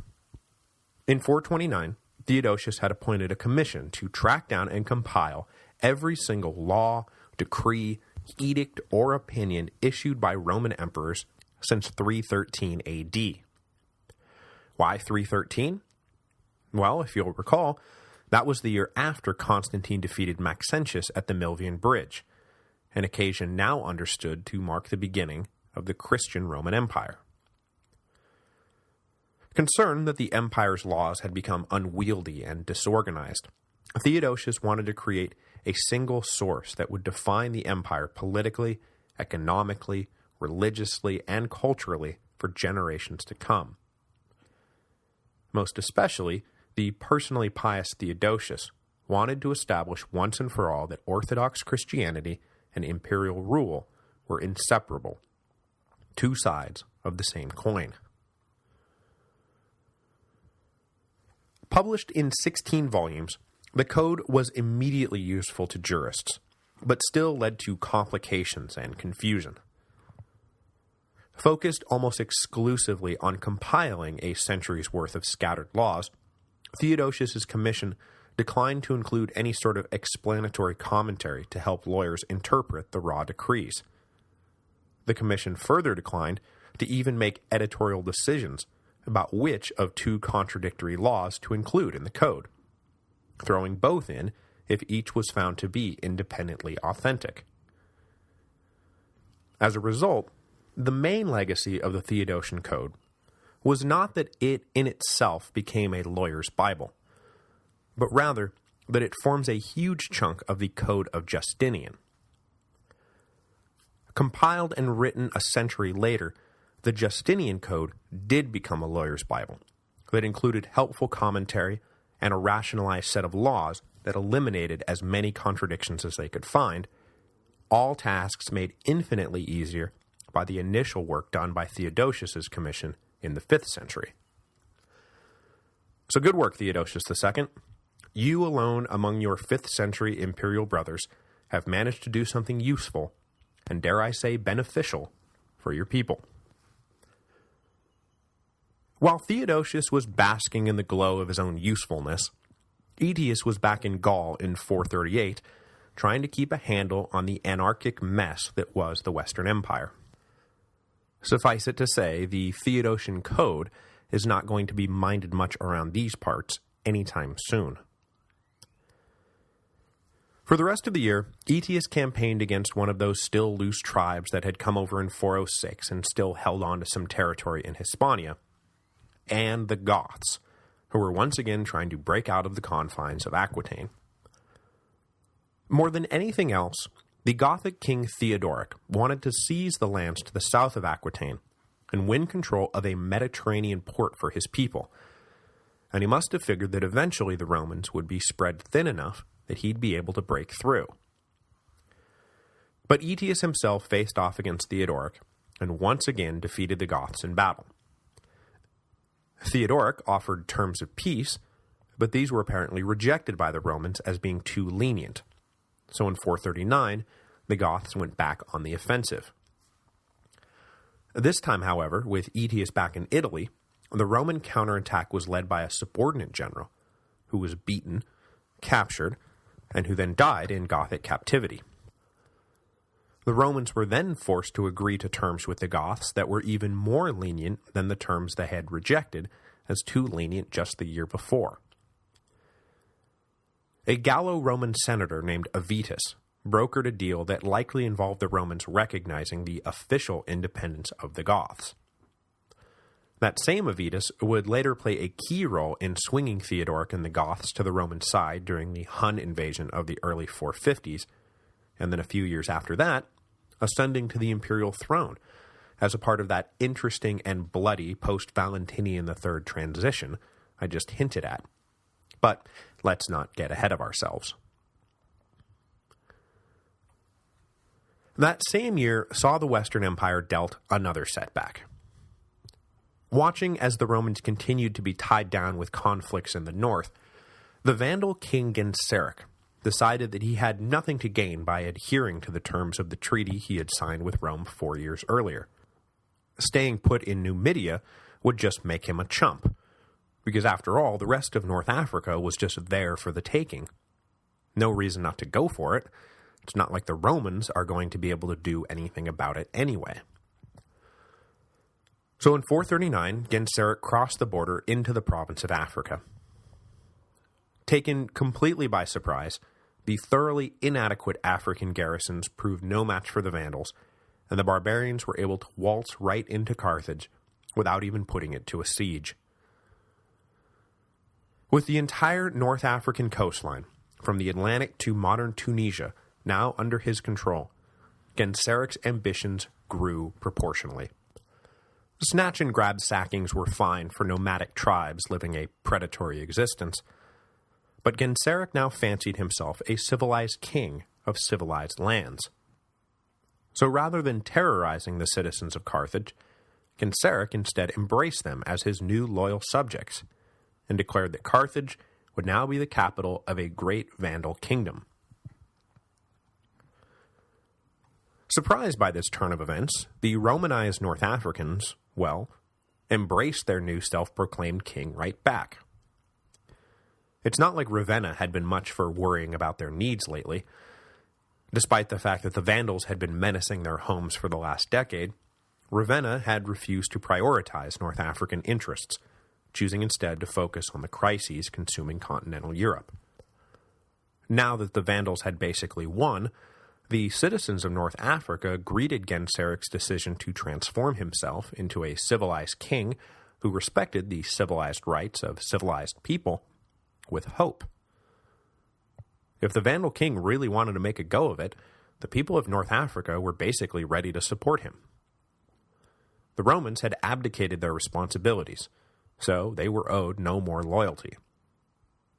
Genseric's occupation of North Africa may have been just that, an occupation, but it was not the most actively opposed occupation of all time.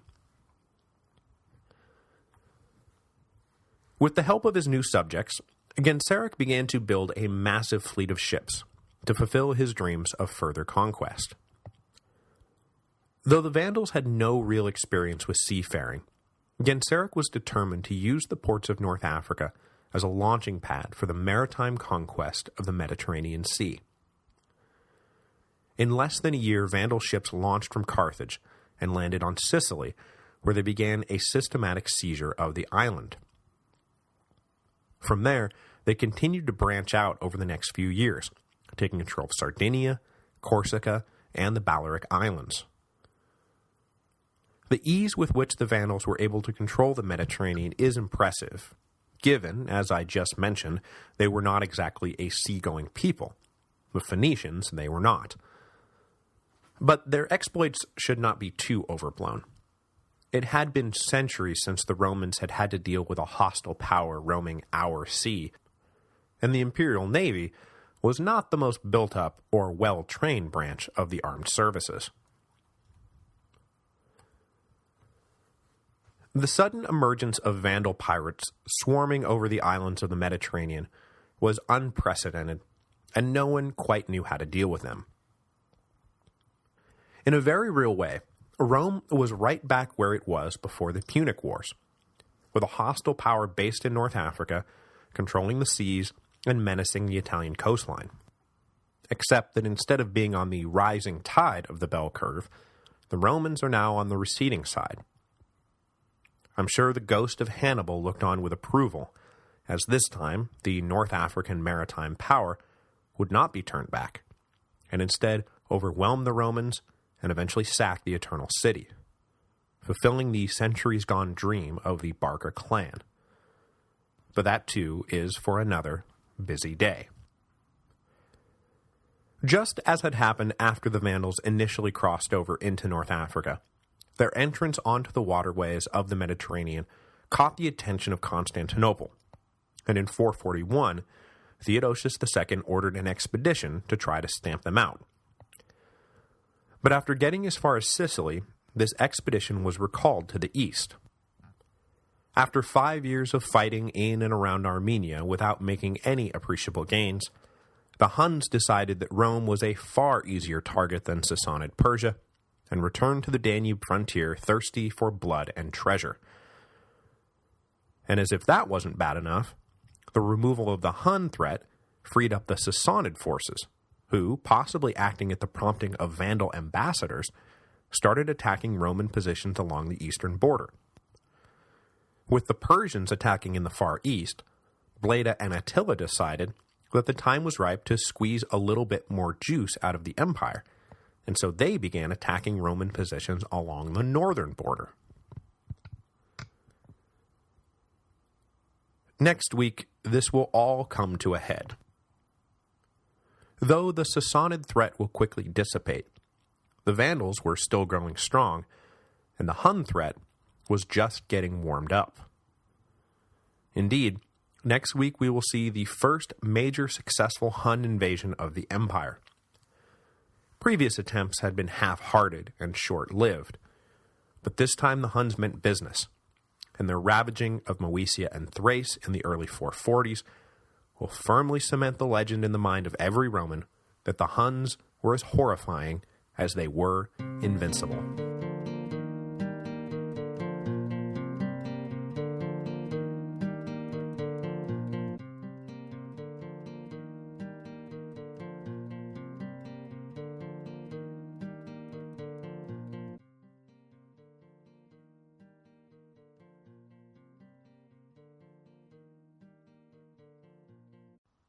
This week's episode is brought to you by Audible.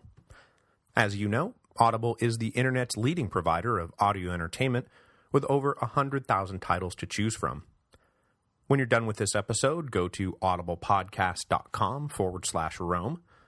That again, audiblepodcast.com/Rome. By going to that address, you qualify for a free book download when you sign up for a 14-day trial membership. There is no obligation to continue the service, and you can cancel anytime and keep the free book download. You can also keep going with one of the monthly subscription options, and get great deals on all future audiobook purchases. This week, I am going to go with a recommendation from listener and History of Rome tour alumnus Scott, Persian Fire, The First World Empire and the Battle for the West, by Tom Holland, the story of the first invasion of Greece by the Persians in 480 BC. I personally read Holland's book on Julius Caesar, which was called Rubicon, and enjoyed it immensely. Just remember to go to audiblepodcast.com/Rome so that they know who sent you.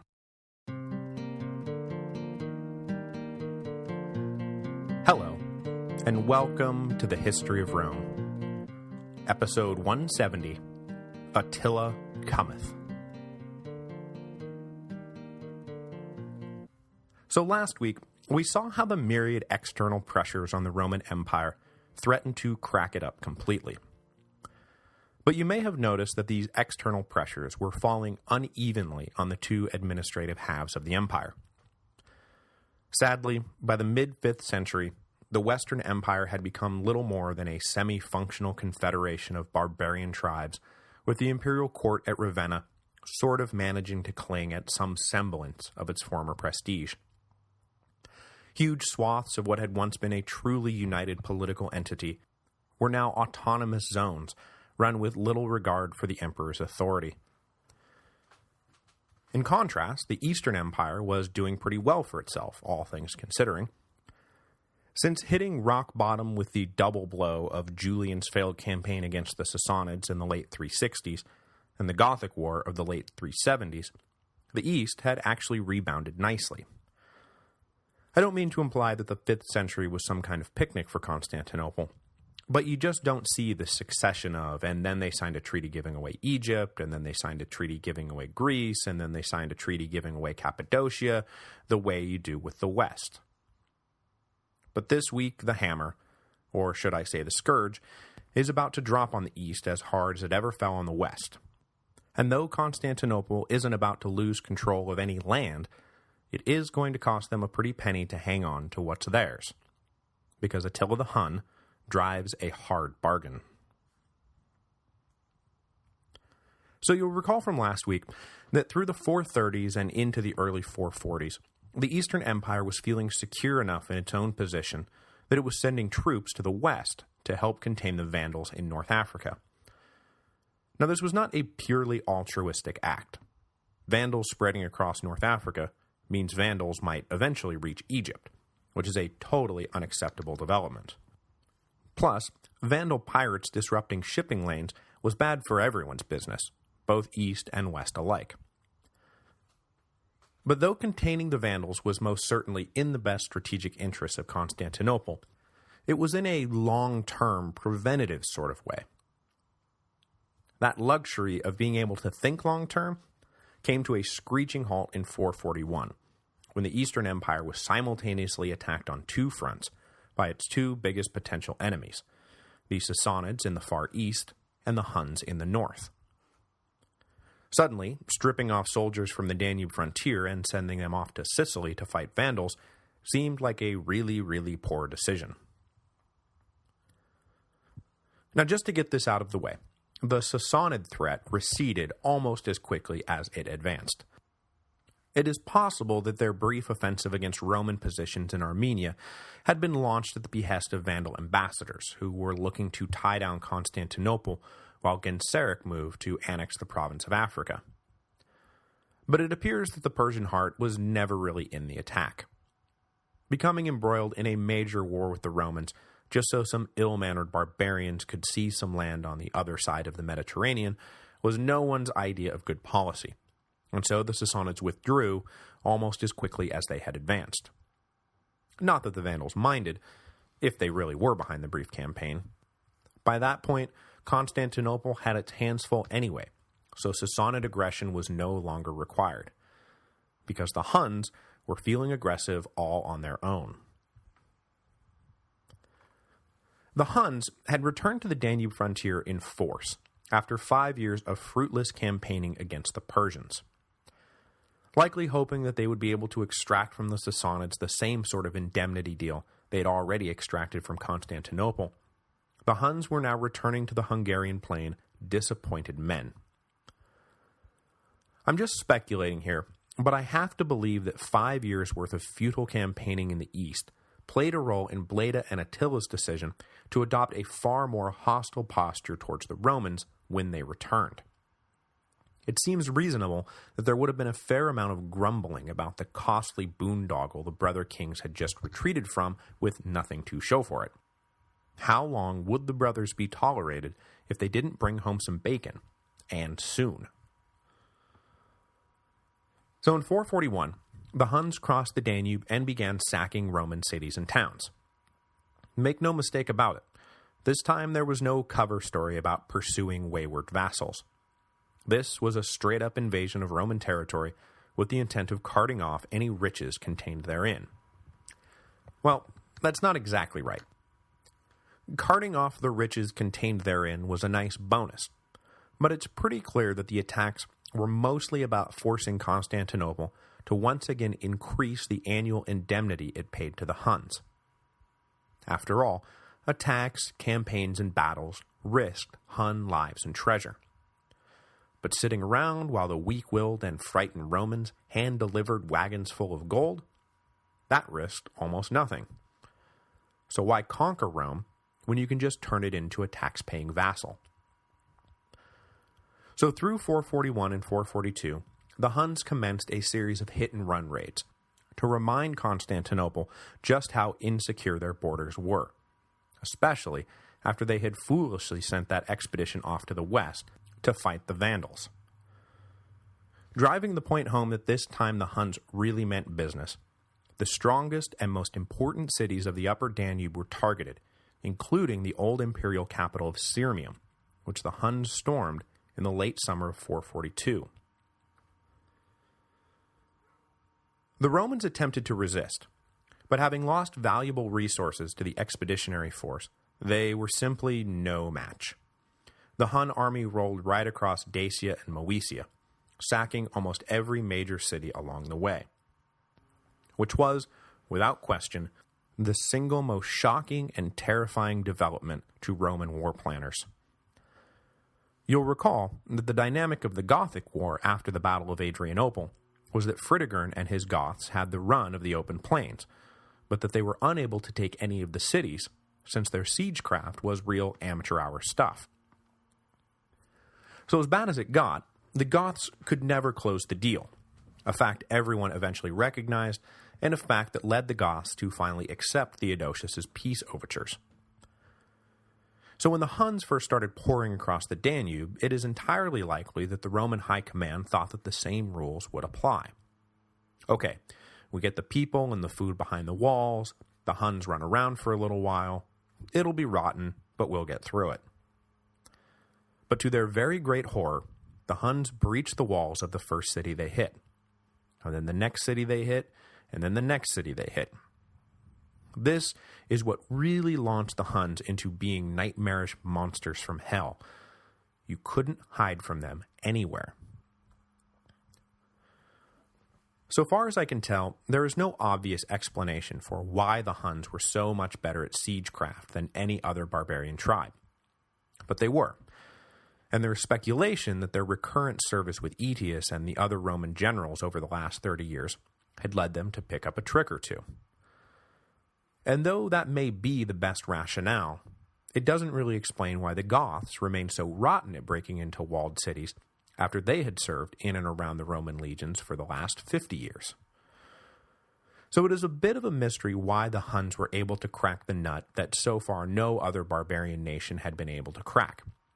Even the Vandals down in North Africa owed their occupation of Carthage more to intimidation and betrayal than to brute force. Faced with the stark reality of Hun power, the wind went out of Theodosius II's sails. He absolutely had to get the Huns to stop their attacks. His armies couldn't stop them, his walls couldn't stop them, so it would have to be the cash.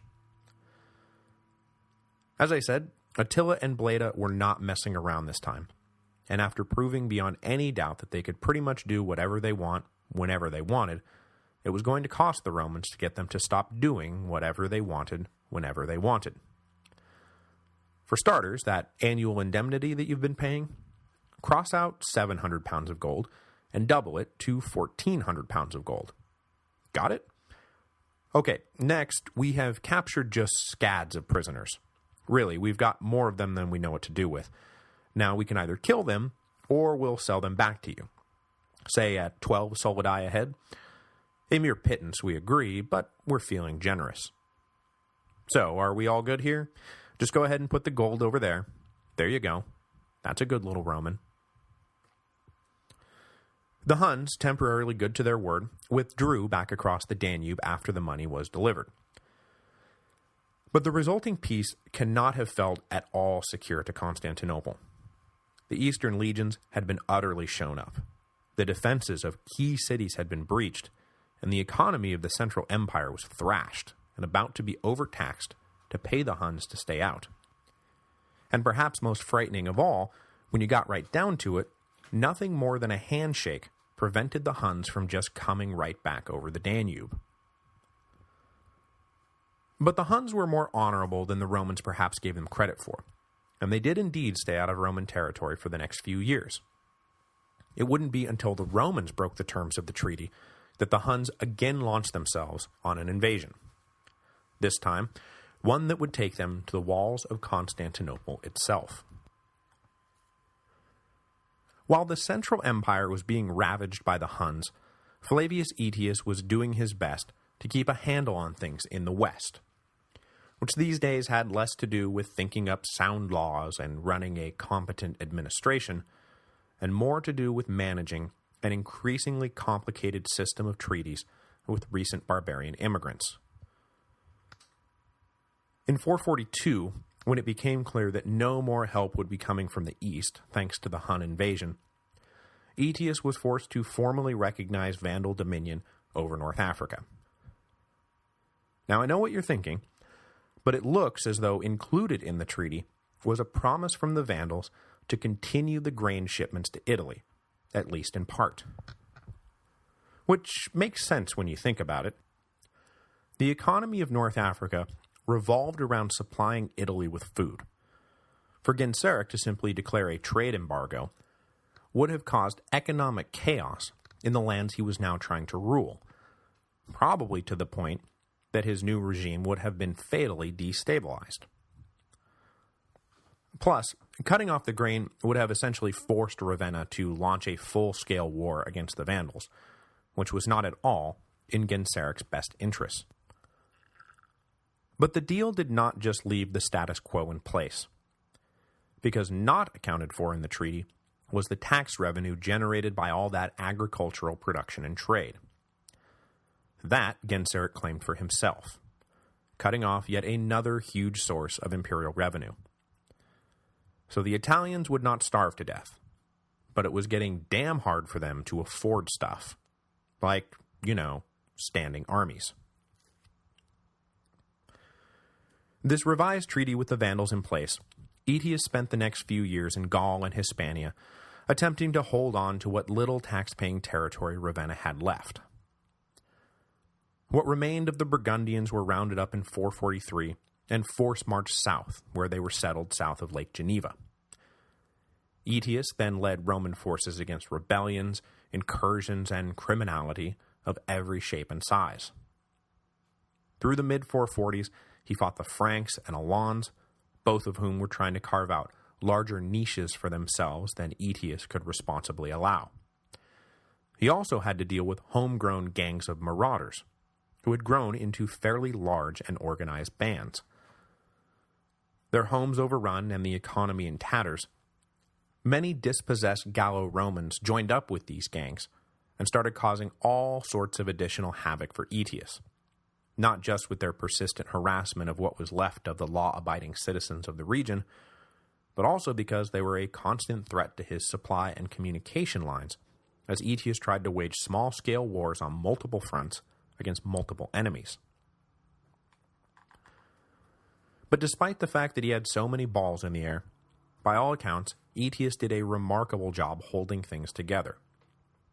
Sure, he dropped North Africa, which I should mention is the single biggest criticism leveled against him by historians in an otherwise unanimous flood of glowing praise. But other than that one glaring omission, he managed the European provinces about as well as you could hope, given the resources at his disposal. At the very least, it's impressive that there was even still a Western Empire for Attila to invade here in a couple of years, and even more impressive than that there was still a Western Empire left after Attila came and went, which Aetius gets and deserves most of the credit for. Speaking of Attila, after waltzing through the Middle Empire as easily as if they had entered in some kind of cheat code, he and his brother led the Huns back north across the Danube in 444. After settling back down, however, the nearly inevitable result of having co-rulers occurred, and the brothers appear to have turned on one another, each seeking sole control of the Hun nation. At least, that's what we presume happened, because in 445, Bleda suddenly drops dead, and the universal assumption is that Attila had his brother killed. Now the sole ruler of the premier military power in the wider Mediterranean world, Attila kicked back to enjoy the fruits of his labor. Except that Theodosius and his ministers down in Constantinople decided that the cracking of solidarity between the two brothers hinted at a larger fracturing of Hun unity.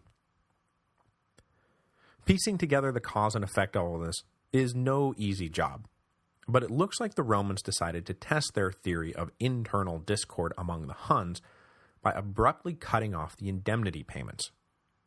Or, based on some math that we'll get to in a second, that they never actually started sending them at all, counting on the new rivalry between Attila and Bleda to keep the Huns too busy to worry about a few missed carts of gold.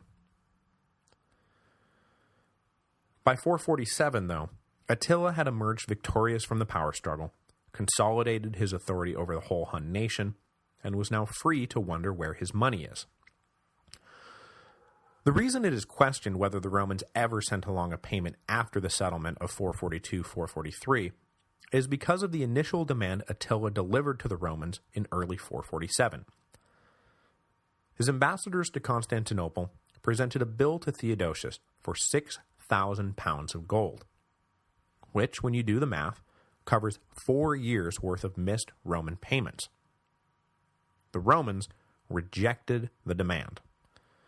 They had had 4 years to consolidate their power along the Danube and were itching to see if they could permanently refuse the Hun leg-breakers. So in early 447, the Roman bill still unpaid, Attila once again led his forces on a sweeping invasion of the Central Empire.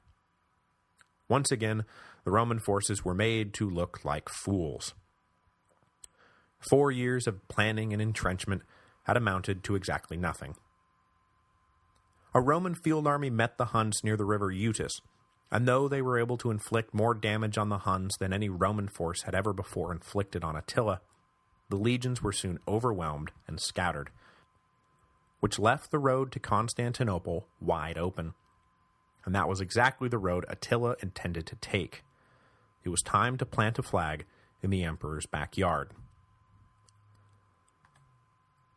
And his timing could not have been better, because on January the 27th, 447 AD, a massive earthquake struck Constantinople, and, you guessed it, the Theodosian walls were severely damaged. Broken, crumbled, with enormous gaping holes. This looked like it could spell the end for the capital city. Attila the Hun, was on his way at the head of an army that had thus far proved totally invincible. And the only hope of the city, the Theodosian walls, was now a broken shell of its former self. And it's not like the people of Constantinople were going to get the fortifications rebuilt before the Huns arrived, unless, of course, they did. In one of the most remarkable feats of the ancient world, engineers and laborers, half out of their minds with fear, worked around the clock at a frantic pace to put the Theodosian walls back together. In March of 447, with Attila still maybe 100 miles out, the last brick was laid. In just 2 months, the citizens of Constantinople had completely rebuilt the Theodosian walls, and as a result, they now stood a reasonably good chance of turning Attila back. Fear, as has been shown in study after study, is probably the single greatest motivator in all the world. When Attila reached Constantinople in mid-447, a Roman army was mustered to oppose him, but the Huns promptly blew through them without even breaking a sweat. This was almost to be expected. Then everyone held their breath to see what would happen next. Would the new walls hold? The Huns attacked and were repulsed. They attacked some more and were repulsed some more. There was nothing the Huns could do. The Theodosian walls were impregnable. Attila had taken Sirmium and Nisus and Philippopolis and every other Roman city he had ever laid eyes on, but when he hit the Theodosian walls, he was stopped dead in his tracks. So, just like every other invading army that would come and go over the next 1,000 years, the Huns were forced to withdraw from Constantinople. But just because there was this one thing on Earth that could stop the Huns, that didn't mean that there was anything else on Earth that could stop the Huns. By the end of 447, Attila was on the other side of the Sea of Marmara, near the entrance to the Hellespont, when he encountered a second branch of the Eastern Army. This army fared no better than their brothers had fared at Aetius and in front of Constantinople.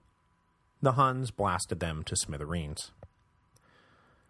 The East was now essentially left without any field armies, and aside from the Theodosian walls, left without any way to defend itself. What in the world were they going to do now? That question is going to have to wait for next time. And unfortunately, next time is going to have to wait a few weeks. I know you are as surprised to hear this as I am to say it, but the next History of Rome tour has arrived. We will be gone from February the 24th through March the 6th, so the next episode of the History of Rome is tentatively scheduled for March the 12th, which will be the Sunday after I get back. I'm hoping I'll be able to turn that episode around for you so I don't disappear off the grid forever, but life is quite a bit more hectic these days than it used to be, so you never know. If the episode on March 12 is not going to happen, I promise I'll let you know as soon as I know, and I also promise that I'll have a darn good reason for not doing it. For those of you who are going on the tour, I can't wait to meet you. For those of you who aren't going on the tour, be sure to stop by thehistoryofrometour.com. Drop us a line, and let us know that you're super sad you aren't going this time around, but can't wait to find out when the next tour is so that you and your whole family can come along. The History of Rome tour is super fun, and I think everyone who has done it so far will attest to that. So, I will see you in a few weeks, and for some of you, I will see you in a few days.